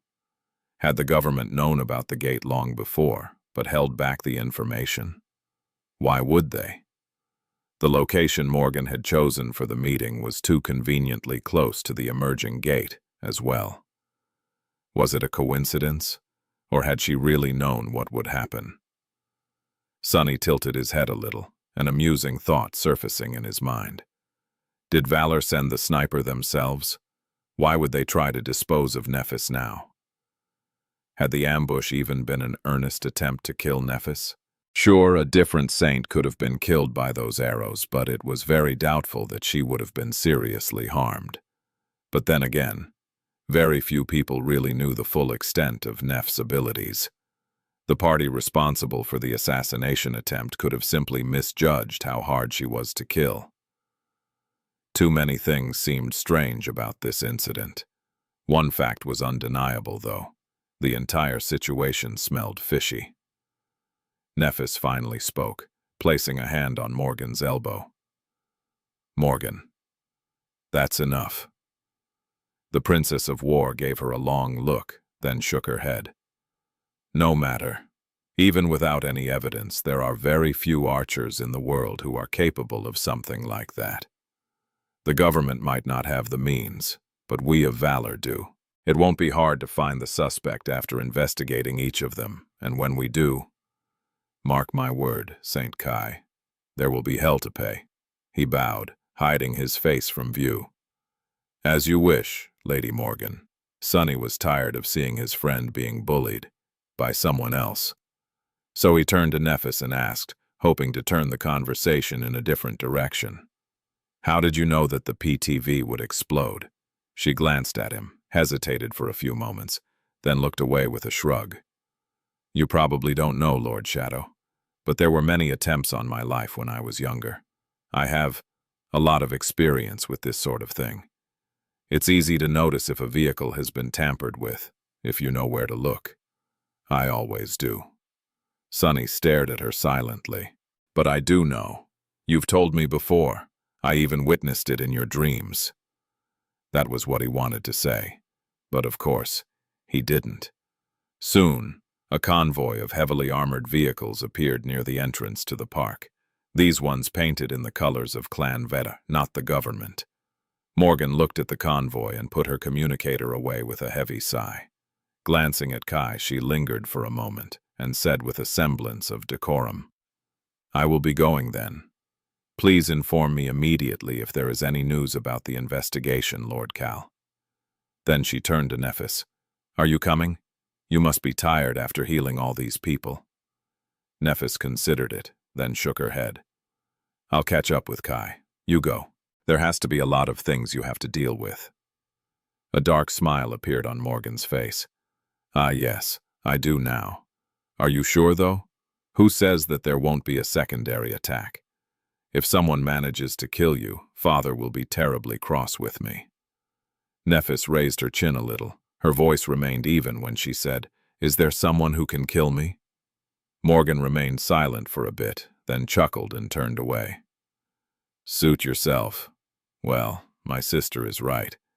If someone manages to kill her, they would have worked really hard." With that, she nodded to Sonny and walked away.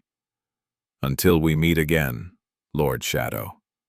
Soon, her elegant figure disappeared from view, leaving him alone with Nephis and Cal. Sonny sighed behind the mask. So, these two are going to catch up. There was no place for him at their friendly reunion, so it would be better for him to leave as well. He opened his mouth, intending to say something curt and aloof, but to his surprise, Nephis spoke first. Giving Kai a poignant look, she turned to Sonny and asked, "Lord Shadow, would you mind keeping us company?" Chapter 1741. Best Policy. They left the impact zone in a government transport.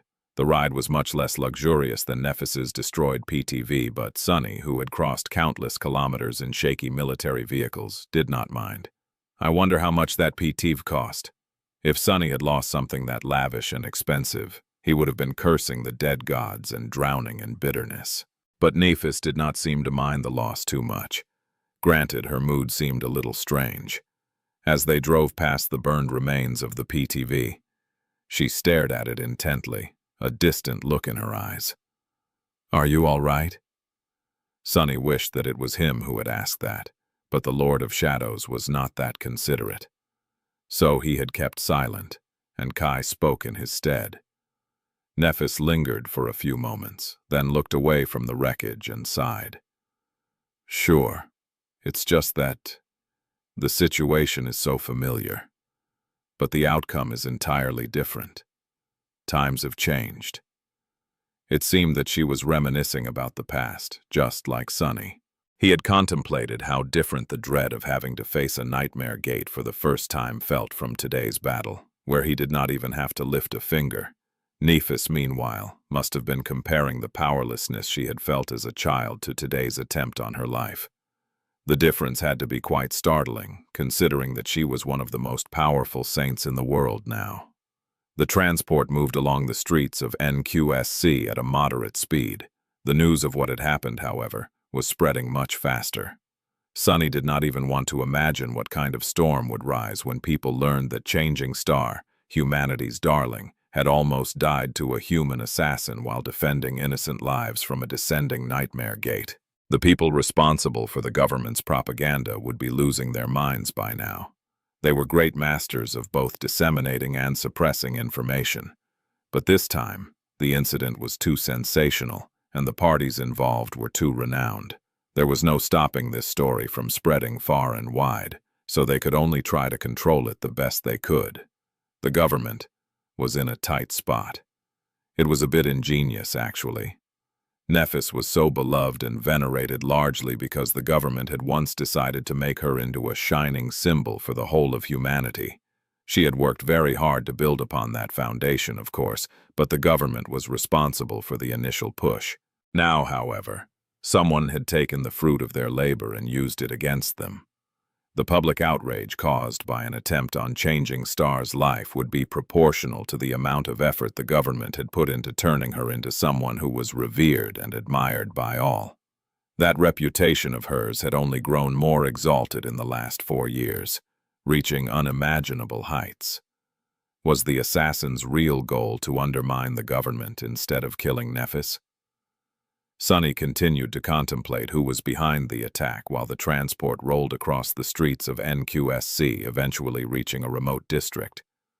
There, a modest manor stood apart from the bustling city, surrounded by a tall wall. This was the manor of the Immortal Flame clan, which served as the base of operations for the firekeepers in the waking world. The transport passed the security check and made its way to the underground vehicle stable. Kai sent the driver and the guards assigned to Nephis by the government away.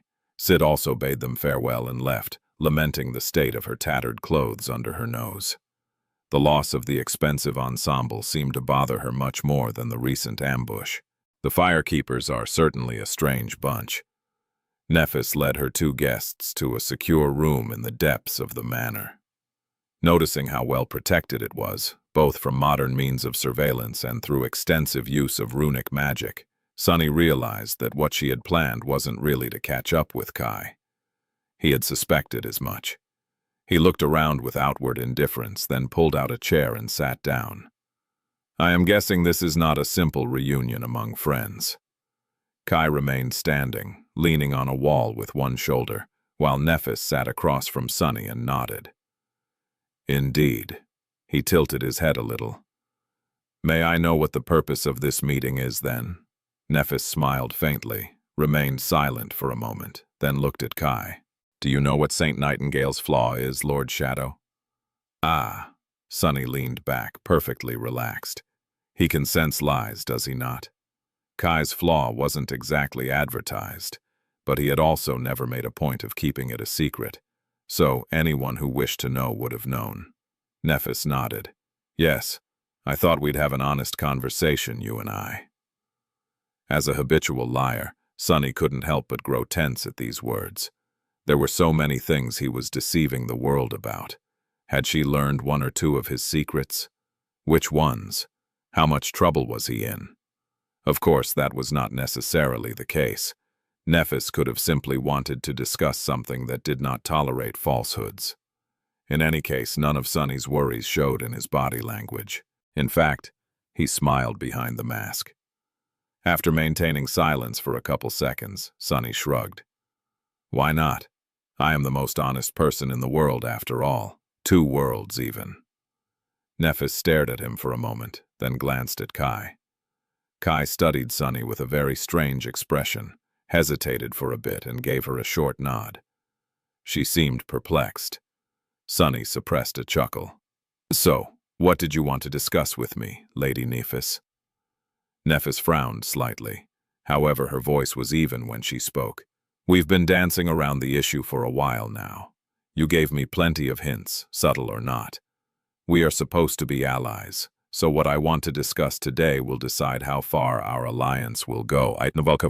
If you don't mind, I will ask you a few questions. The nature of our partnership will depend on your answers. He remained silent, voicing no objections. She lingered for a while, then nodded and said, "First and foremost, I am quite curious. You seem to be very keen on knowing how I would kill a Supreme Lord Shadow. What exactly makes you think that I, a princess of the Sword Domain, am so interested in regicide?" Sunny stared at her silently, cold darkness nestling in the eyes of his emotionless mask. His onyx armor glistened with a sinister luster in the dull lamplight. Eventually, he spoke in an aloof tone. "I can answer your question with 3 of my own." Nephis raised an eyebrow. "Oh?" He nodded, then said evenly, "Who attempted to kill you as a child? Why? And what would I do in your place after becoming a saint?" His voice turned even colder than usual. "Imagine that a bunch of traitors killed my father, conspired to ruin my clan, and turned my life into living hell. The further into hell I fell, the higher these despicable ghouls rose. Ah, if something like that happened to me, I would have been positively peeved." Sunny shrugged. "In short, it's because I know enough about you, Lady Nephis." She studied him for a while with a deadpan expression, then glanced at Kai. Receiving his confirmation, Nephis scowled. Her voice sounded a little flat. "I must say, my sister was right. You are indeed very well informed for a recluse, Lord Shadow." Chapter 1, 1742. Good reason. Sunny grinned behind the mask. "What can I say? I wasn't always a recluse." She contemplated for a few moments, and eventually nodded. "All right. Then my next question. Let's presume that you are correct, and I do indeed harbor such an interest. But what about you? What is your reason?" Sunny chuckled. "Would you believe me if I said that my reason is exactly the same as yours?" Nephis thought for a moment, then shook her head. "Not really." He tilted his head a little. "Well, fair enough. It's not. In truth, I don't have as great a grudge against the sovereigns as you do. I do despise them a great deal. True, but to answer your question, I guess it has to do with what I desire." She pierced him with a heavy gaze. "And what is it that you desire, Lord Shadow?" He laughed coldly. "Oh, nothing much. A nice house with a scenic view, somewhere warm and pleasant, tasty meals and good company, enough money for a comfortable life, safety and well-being, stuff like that." Nephis blinked a couple of times. She seemed quite surprised by that answer. "You live in a dark temple in the middle of a death zone, surrounded by dreadful nightmare creatures. But all you desire is a nice house and tasty food." Sunny stared at her emotionlessly. "Don't forget the good company." He paused, then added evenly, "You might think that it's a simple wish, Lady Nephis, but that is the thing. In this world we live in, even a simple wish like that is insurmountable. One would have to be a god to live without worries." "No, actually, even becoming a god might not be enough." She frowned. "What does it have to do with your enmity against the great clans and the sovereigns?" He remained silent for a few moments. When he finally spoke, his voice sounded dark and sinister. "The root of my enmity lies in the fact that they insist on dictating the shape of the world where I live, while not possessing enough competence to keep it safe. Their methods, their callousness, and their hubris are both misguided and loathsome. What better proof there is than this war they are about to start?" Sunny shook his head. "In other words, I disdain the notion of allowing the sovereigns to decide my fate. I would rather have the power to make such decisions for myself. I've fought long and hard to gain it." Kai nodded silently, signaling to Nephis that he was telling the truth. She took a deep breath and looked at Sunny silently. Slowly, white sparks ignited in her eyes, and a faint smile appeared on her face. Next question, then. You could have moved independently or made alliances with all kinds of other people. Yet, you chose to build a relationship with me. Why? Sunny stared at her for a few moments, then shrugged. What was he supposed to answer? Because you are changing star. Noticing a silent question in her eyes, he added somberly, You know, people these days tend to dismiss the value of a proper education. Take basic language skills, for example. Very few make an effort to earnestly learn the runic languages of the dream realm, relying on the spell to do the translating for them. If they did, however, they would have known what your true name really means, Lady Nephis. Sunny smiled, hiding behind the motionless mask. You are not a star that changes, but rather one that causes change. A star that brings ruin and misfortune, but also opportunity. We live in a time of great upheaval, and is there a better person to forge an alliance with than someone who is fated to be at the center of all these calamities? He chuckled. Someone like me who is not fated for anything can do worse than to attach myself to someone like you. It's even better if I place you in my debt. A common enemy, a shared fate, and a little bit of leverage is the perfect foundation for a lasting alliance, don't you think? Sunny finished speaking and looked at Kai. The charming archer hesitated under his gaze, then nodded slowly. There, that should be enough. However, this time, Nephis did not look to Kai for confirmation. Instead, she stared directly at Sunny and said, You are lying. He frowned, taken aback. After a long pause, Sunny said in an even tone, Hasn't Saint Nightingale just confirmed that I'm not? She shook her head lightly. Kai has the ability to discern lies, but he is too honest and too decent. There are many ways to deceive someone by telling the truth, and that is what you are doing, Lord Shadow. You are not telling me everything, which is fine. I don't need to know all your secrets, but I do need to know if we really share a common enemy and why you've decided to become my ally. Sunny remained silent for a while. Damn it! She had forgotten him. So why had she not forgotten all his lessons in deceit? Eventually, he sighed and looked away.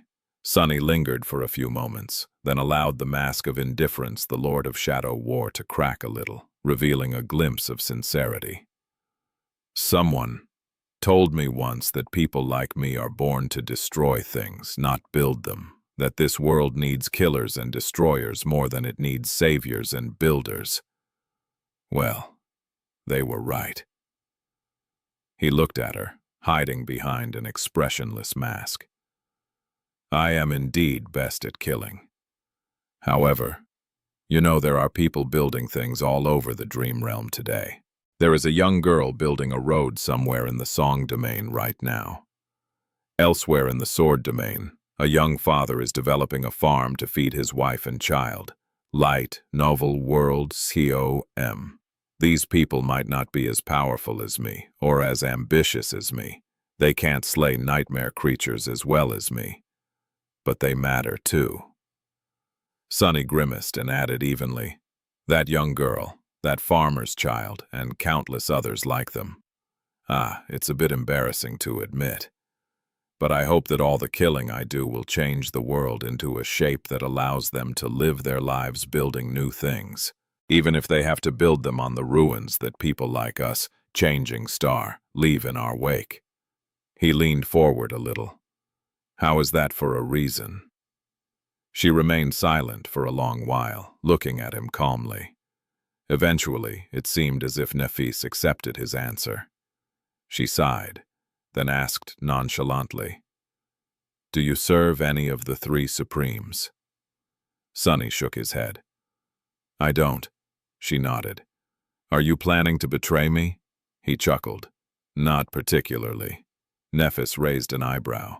Then she smiled slightly. Are you hiding anything from me, Lord Shadow? A great deal of things. She looked at Kai, received his confirmation, and then leaned back in her chair. Fine. This is acceptable. Then, I'll be honest, too. At that moment, the door opened, and someone who Sunny had very much not expected to see entered the room. Jet glanced at him with a scowl, then turned to Nephis and said, her voice harsh, "This guy reeks of death." A crooked smile twisted her lips. "I like him." Sunny was surprised to see Jet here. She was one of the executive leaders of the government now, after all. Someone like her was not supposed to visit members of a great clan unannounced. Not that he wasn't happy to see her. Jet was exactly like she had been before. Her ivory skin, raven black hair, and icy blue eyes made for a striking sight. Despite the fact that she had risen much higher in the government hierarchy by now, her uniform was pretty much the same. It was just that there were 4 stars on the insignia instead of 3. If anything had changed, it was that she seemed even more sleep-deprived than usual. If that was even possible. Sunny found himself staring at her without meaning to, but for a very different reason than he had during their first meeting. It was just good to see her, after all that time. Jet stared back at him. "You must be the Lord of Shadows." He nodded and answered evenly. "You must be Soul Reaper Jet." She studied him for a moment, then raised an eyebrow. "What's up with the Halloween costume?" "Huh." Sunny tilted his head, contemplated her question, and asked seriously, "What is Halloween?" Jet blinked a couple of times. Eventually, she waved a hand at him. "Never mind. I've heard a lot about you, Shadow. It's nice to finally put a face to the name. Well, sort of. So no one is going to explain to me who this Halloween is?" Rude. Sunny frowned behind the mask. "Only the good things, I hope." Jet grinned. "Well, they say that you rule a death zone, eat cursed nightmare creatures for breakfast, wrestle titans for fun, and can turn into all kinds of terrible monsters on a full moon." He stared at her somberly. "That is preposterous." She nodded and wanted to respond, but before she could, Sunny added in an even tone, "I can turn into all kinds of terrible monsters anytime I want. What does the moon have to do with it?" Jet seemed to forget what she was supposed to say. Standing beside her, Kai suddenly choked on thin air. Sunny smiled silently. Looking at Nephis, he asked, "Lady Nephis, you mentioned that you would be honest with me. I wonder what you were about to say." She lingered for a moment, but it was Jet who answered instead. "Officially, I am here to placate Nephis on behalf of the government. To tell you the truth, this assassination attempt saved me a lot of trouble otherwise. I would have had to come secretly. Actually, I am here to meet you, Shadow." Sunny studied the two of them, having a few guesses about what was about to happen. Nephis nodded. "We are waiting for a couple more people as well." Almost as soon as she said it, Sunny became aware that someone else was in the room. He shifted his gaze, noticing that Cassie had appeared at some point, standing quietly beside a wall. The darkness nestling in the eyes of his mask seemed to grow even more impenetrable. "Song of the Fallen." She bowed lightly. "Lord Shadow." It wasn't that strange that he had not sensed her approach. Sunny could still feel the underlying fabric of existence rippling around them subtly, somewhat akin to the shockwave of an opening nightmare gate. It was a strange sensation that only saints could feel, denouncing that someone had crossed over from another realm nearby. Cassie must have arrived directly from Bastion. But then, Sunny sensed something else. A terrible premonition. In the next moment, there was the sound of energetic footsteps, and Effie entered the room gingerly. She looked around, and her gaze settled on Sunny.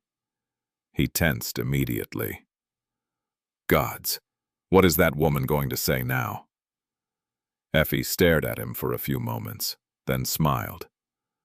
"Hey." With that, she turned to Nephis. "Way inferior to Master Sunless. I bet he can't even cook. Stay strong, princess." Nephis closed her eyes. Sunny, meanwhile, opened them wide. What the hell do you mean, way inferior? How can I be inferior to that lazy bastard? I mean, we're the same person. Cassie had a very strange expression on her face. Nephis exhaled slowly, remained motionless for a moment, and opened her eyes again. Lord Shadow, meet Saint Athena, raised by wolves. Sunny stared at Effie, lamenting the fact that looks could not kill. Or rather, his looks could not. There had to be an awakened out there somewhere with such aspect, and definitely more than a few nightmare creatures. He said emotionlessly, "She's loud." Effie gave him a dirty look and grinned. "Wanna arm wrestle? If you win, I'll shut up." Scowling behind the mask, Sunny tilted his head and stared at her some more. He was tempted, but did not wish to destroy the table. "I don't," she laughed. "Good choice." With that, she finally sat down. Now there were 6 of them, sitting around a table, which, coincidentally, was round. Changing Star of the Immortal Flame Clan, Saint Cassia, Song of the Fallen, Night Singer Kai, the Dragoness Slayer, Saint Athena, raised by wolves, the War Beast, Soul Reaper Jet, and a mysterious transcendent known as the Lord of Shadows. The 5 saints looked at him, while Sunny stared back at them silently. "The cohort is all here." He secretly looked around. The room where they had gathered was not exactly opulent, but someone told him that history was going to be made here today. He could practically sense it in the air, the omen of ruinous change. Sunny sighed and said evenly, "It seems that I've found myself in illustrious company." Nephis remained silent for a while, then sighed. "I told you that the nature of our partnership would depend on your answers, Lord Shadow. Your answers were satisfactory, so I've decided to trust you. Enough so, at least, to bring you into the inner circle. These people are my closest confidants." She paused, then added after some deliberation, "Usually, I would not have been so quick to trust someone, but time is not on our side, and my instincts tell me that you deserve it. I've asked Saint Kai to help me confirm this feeling. I hope you won't take offense. Saint Cassia advised me to take this step as well." Sunny remained silent for a moment, then said in an aloof tone, "What a strange group. 2 renowned transcendent warriors of the sword domain. 3 exalted champions of the government. And me, a stray that has no master. Why exactly are the 6 of us gathered here together?" Nephis looked at each of the gathered people slowly. Then she shrugged and answered in her usual even tone, "Because the 6 of us are going to destroy the sovereigns. The 6 of them were going to destroy the sovereigns." Sunny was silent for a while, staring at the members of the cohort from behind his expressionless mask. Then he chuckled. "You want to topple both domains and completely change the world, with just 6 people?" Nephis remained composed and gave him a nonchalant shrug. "Why not? Wasn't the world I want to change shaped by just 3? He had no retort. The current shape of the world had indeed been dictated by 3 powerful individuals, Anvil of Valor, Ki Song, and Asterion. For the past 2 decades or so, they had been acting as the gods of humanity, deciding its fate from behind the curtains. And now, Nephis and her cohort were preparing to rise in rebellion against the gods. It was strangely poetic. It was also a little ominous, as if history was repeating itself. Sunny sighed. "So you are welcoming me into your underground revolution club. Well, fine. That has been my intention all along as well. But now that we have reached this point, I need to ask you the same question again, Lady Nephis. This time, in a less hypothetical context. How do you plan to defeat the sovereigns?" She met his dark gaze calmly. "My answer stays the same. By attaining supremacy myself." His gaze suddenly turned much more intense. "Oh, have you found a way to become a supreme without challenging the 4th nightmare?" Sunny would lie if he said that he wasn't interested in hearing the answer. He had been trying to discover the secrets of supremacy himself. After all, in Neff's case, she couldn't challenge the fourth nightmare because she wasn't allowed to. But in his case, he simply couldn't. Without the spell, coming into contact with nightmare seeds was meaningless. Not only was Sunny unable to enter a nightmare, but getting too close to a seed put him at risk of becoming corrupted. Nephis inhaled slowly, a hint of tension appearing in her eyes for a short moment. Did I find a way? This is a complicated issue. In a sense, yes, I did find a way to become supreme. However, I am still searching for the means of actually walking that path. Sunny frowned behind the mask. You will have to be more specific than that, I'm afraid. She looked away and smiled faintly. Each aspect is unique, and so the paths to supremacy are unique for each individual. At the root of it all lies the act of imposing your will upon the world, thus attaining authority over it. But the actual imposition differs from aspect to aspect, as does the process. It all depends on one's source element. For now, what Nephis was saying followed Sunny's own guesses. What she said next, however, surprised him. My source element is longing, desire, yearning, passion, inspiration. The more people I inspire to feel a sense of longing, the more of them become a part of my source element. By building up my source element, I am building the foundation of my future domain. In fact, it has already been built. Sunny stared at her wordlessly. Suddenly, he saw many of the actions Nephis had taken in the last 4 years in a new light. The tireless wandering, the endless battles against the tide of nightmare creatures, the wordless compliance with being sent to handle the most deadly of calamities over and over again, the public appearances, even the theater plays secretly funded by Cassie. Sunny tilted his head a little. So, has Cassie secretly built her own propaganda machine to prepare for Nephis's ascent to supremacy? It seemed very likely. He turned his head and stared at Jet.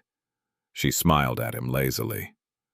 Yes, while Nephis and Cassie were working hard on their side, I've been subtly pulling the strings of the government to fan the flames. The initial decision to make Changing Star into a martyr was not my decision, but the reason why we haven't abandoned this narrative after she was adopted by Valor, and instead doubled down on it, is my doing. Sunny remained silent for a few moments. I understand why Changing Star is doing what she is doing, and why Song of the Fallen is supporting her. But what about you, Soul Reaper?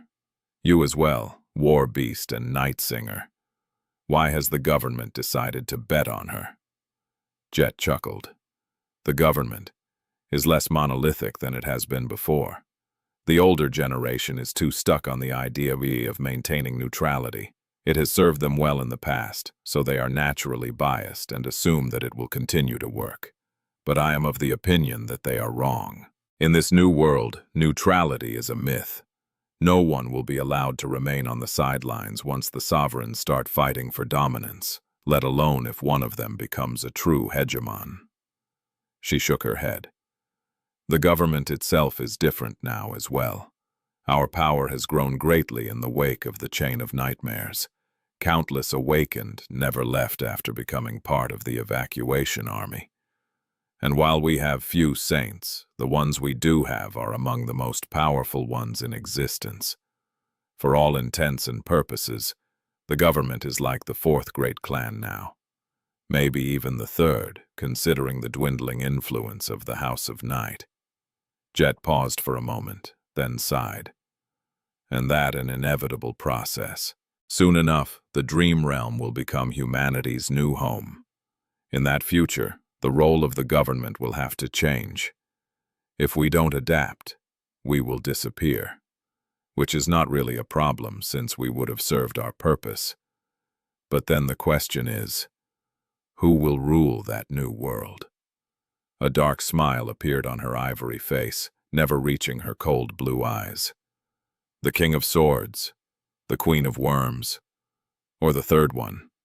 None of them are qualified. Sunny looked at her with curiosity. Why do you say that? He had his own reasons to believe that the sovereigns were not the best choice to guide humanity, but Jet had always been very practical. What was her reason? She chuckled. Ah, sorry. It's nothing too philosophical. Actually, my reason is very simple. It's because Changing Star has gone from a mundane girl to a saint in about 5 years, while the sovereigns have been stuck at their rank for decades. Once we are all living happily in the dream realm, what will the one who wins the war do when an unholy titan wanders out of a death zone? Will they be able to contend with the future? I don't think so. So I am betting on someone who would, because I know that Nephis won't be satisfied with mere supremacy. When Jet finished speaking and gave him a relaxed smile, Effie added in a calm tone, Big Sister is mainly preoccupied with the end result, but as for me, I care about how we get there as well. It's not enough to just preserve the world. It's also important what kind of world it will be. Right now, the stuck-up legacies are looking down on everyone. LIGHT-NOVEL-TILDE-UORLD-C'-O''M. Drives me nuts, really. Can you imagine how much worse it will become once all of humanity is living under their roof? The kings, the queens. I don't trust any of them. But I do trust Nephis. She, at least, won't stop me from becoming a supreme myself. If anything, she'll probably push me into a nightmare seed. Nephis did not comment on that, making Effie smile. You would, wouldn't you? See, she's not even denying it. After that, Kai broke the silence, speaking simply. I just believe that it is the right thing to do. No more, but also no less. Sunny stared at them for a while. Eventually, he shook his head. What could he say? You are all crazy. Then he smiled behind the mask. Fortunately for you, I am as well. Fine. I like it. Let's conquer the world. After making the bold proclamation, Sunny paused for a moment and then added in an emotionless tone. Or rather, 2 worlds. One more, one less. It doesn't really make a difference. Jet chucked it at his words, while the others just nodded with varying degrees of seriousness. Only Nephis did not react, simply looking at him calmly.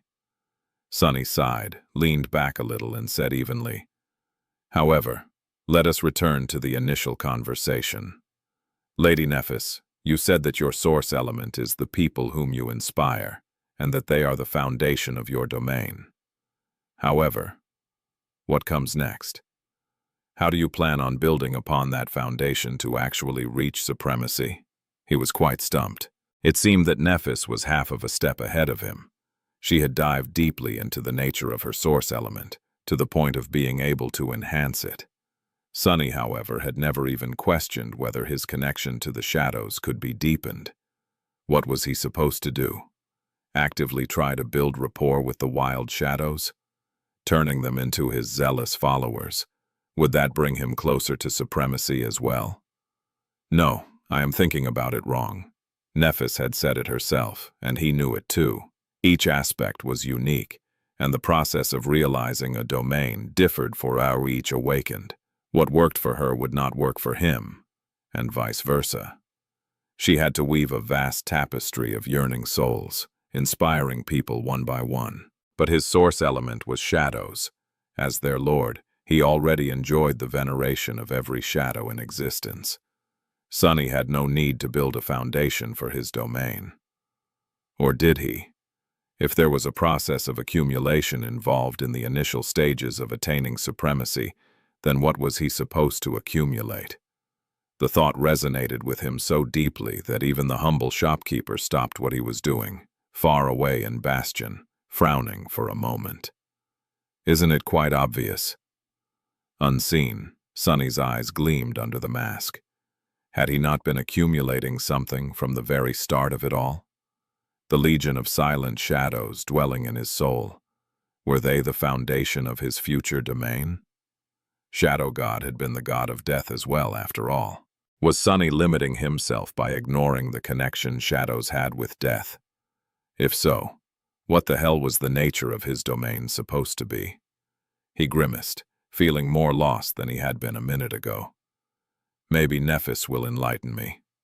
Sunny waited patiently for her answer. Sadly, he was doomed to be disappointed. When Nephis finally spoke, a slight frown twisted her brow.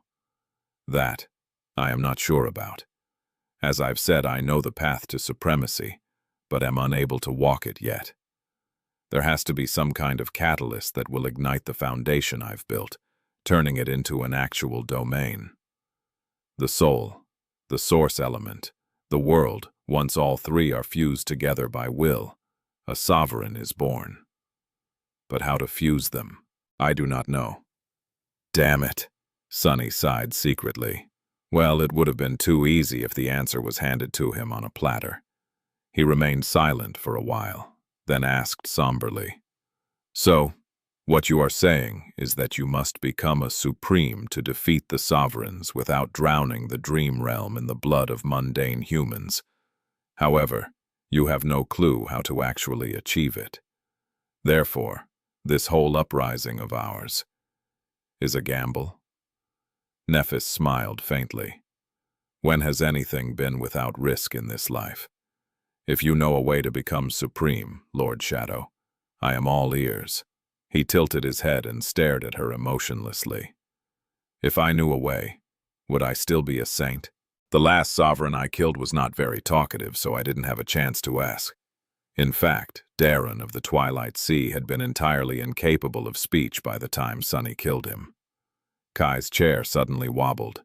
Nephis spared him a glance, then chuckled. Indeed. However, it is not entirely up to fate.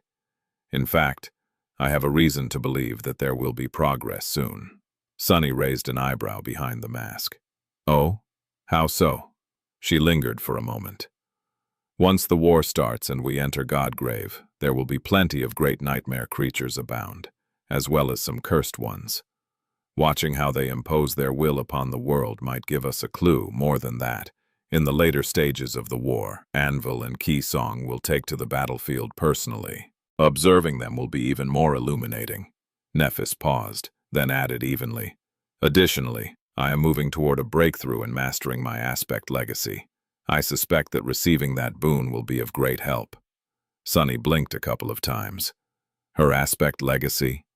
The last time he had glimpsed her runes, only one of the 7 fruits was unlocked, the knowledge of fire. It deepened her already startling connection to that element and bestowed knowledge upon her, including the true names having to do with flames. What other branches were there? Knowledge of souls? Knowledge of authority?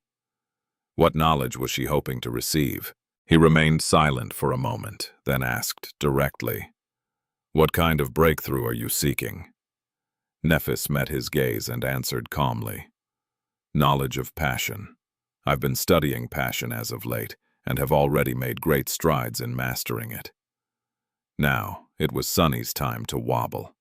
It took all his self-control not to fall out of his chair. He remained still through sheer will, not allowing even a hint of his emotions to show in his body language. Passion? How is she studying passion? What great strides? What exactly is she mastering, and with whom? Outwardly, Sunny remained calm, but internally, he was fuming. After a long silence, he asked evenly, "What does passion have to do with anything?" Nephis looked at him with a hint of confusion. "It has to do with my source element, of course. What else?" Sunny let out a mental sigh of relief. "It's all right. It's all fine. She's not practicing passion with anyone. Luckily, the conversation could be safely guided elsewhere. Or so he thought. Because right at that moment, Effie suddenly said, "Oh, right. I am sure that it's not the case, but if Master Sunless is having trouble making you achieve a breakthrough, tell him to come see my husband. Let the man learn from the master. That guy is a real veteran." Something fell on the floor noisily. Kia silently covered his face with a palm. Jet's smile widened a little. Cassie turned her head, pretending to look away. Sunny was appalled. Who says I need to learn anything, you vile woman? I am myself a— Wait. Why am I even thinking about her nonsense? Damnation! Nephis looked at Effie in confusion. Isn't your husband an awakened? Plus Master Sunless is a real veteran too, and what does he have to do with my aspect legacy? Sunny felt vindicated. Thank you. No, stop. What? Effie stared at Nephis with a strange mix of mischievousness and exasperation. After a few moments of silence, she said in a low tone, Princess, you mean that he served in Antarctica too, right? Neph's confused frown deepened. Of course. What else could I mean? Effie sighed and waved a hand in the air, giving up. Forget it. Gods, why do I even bother?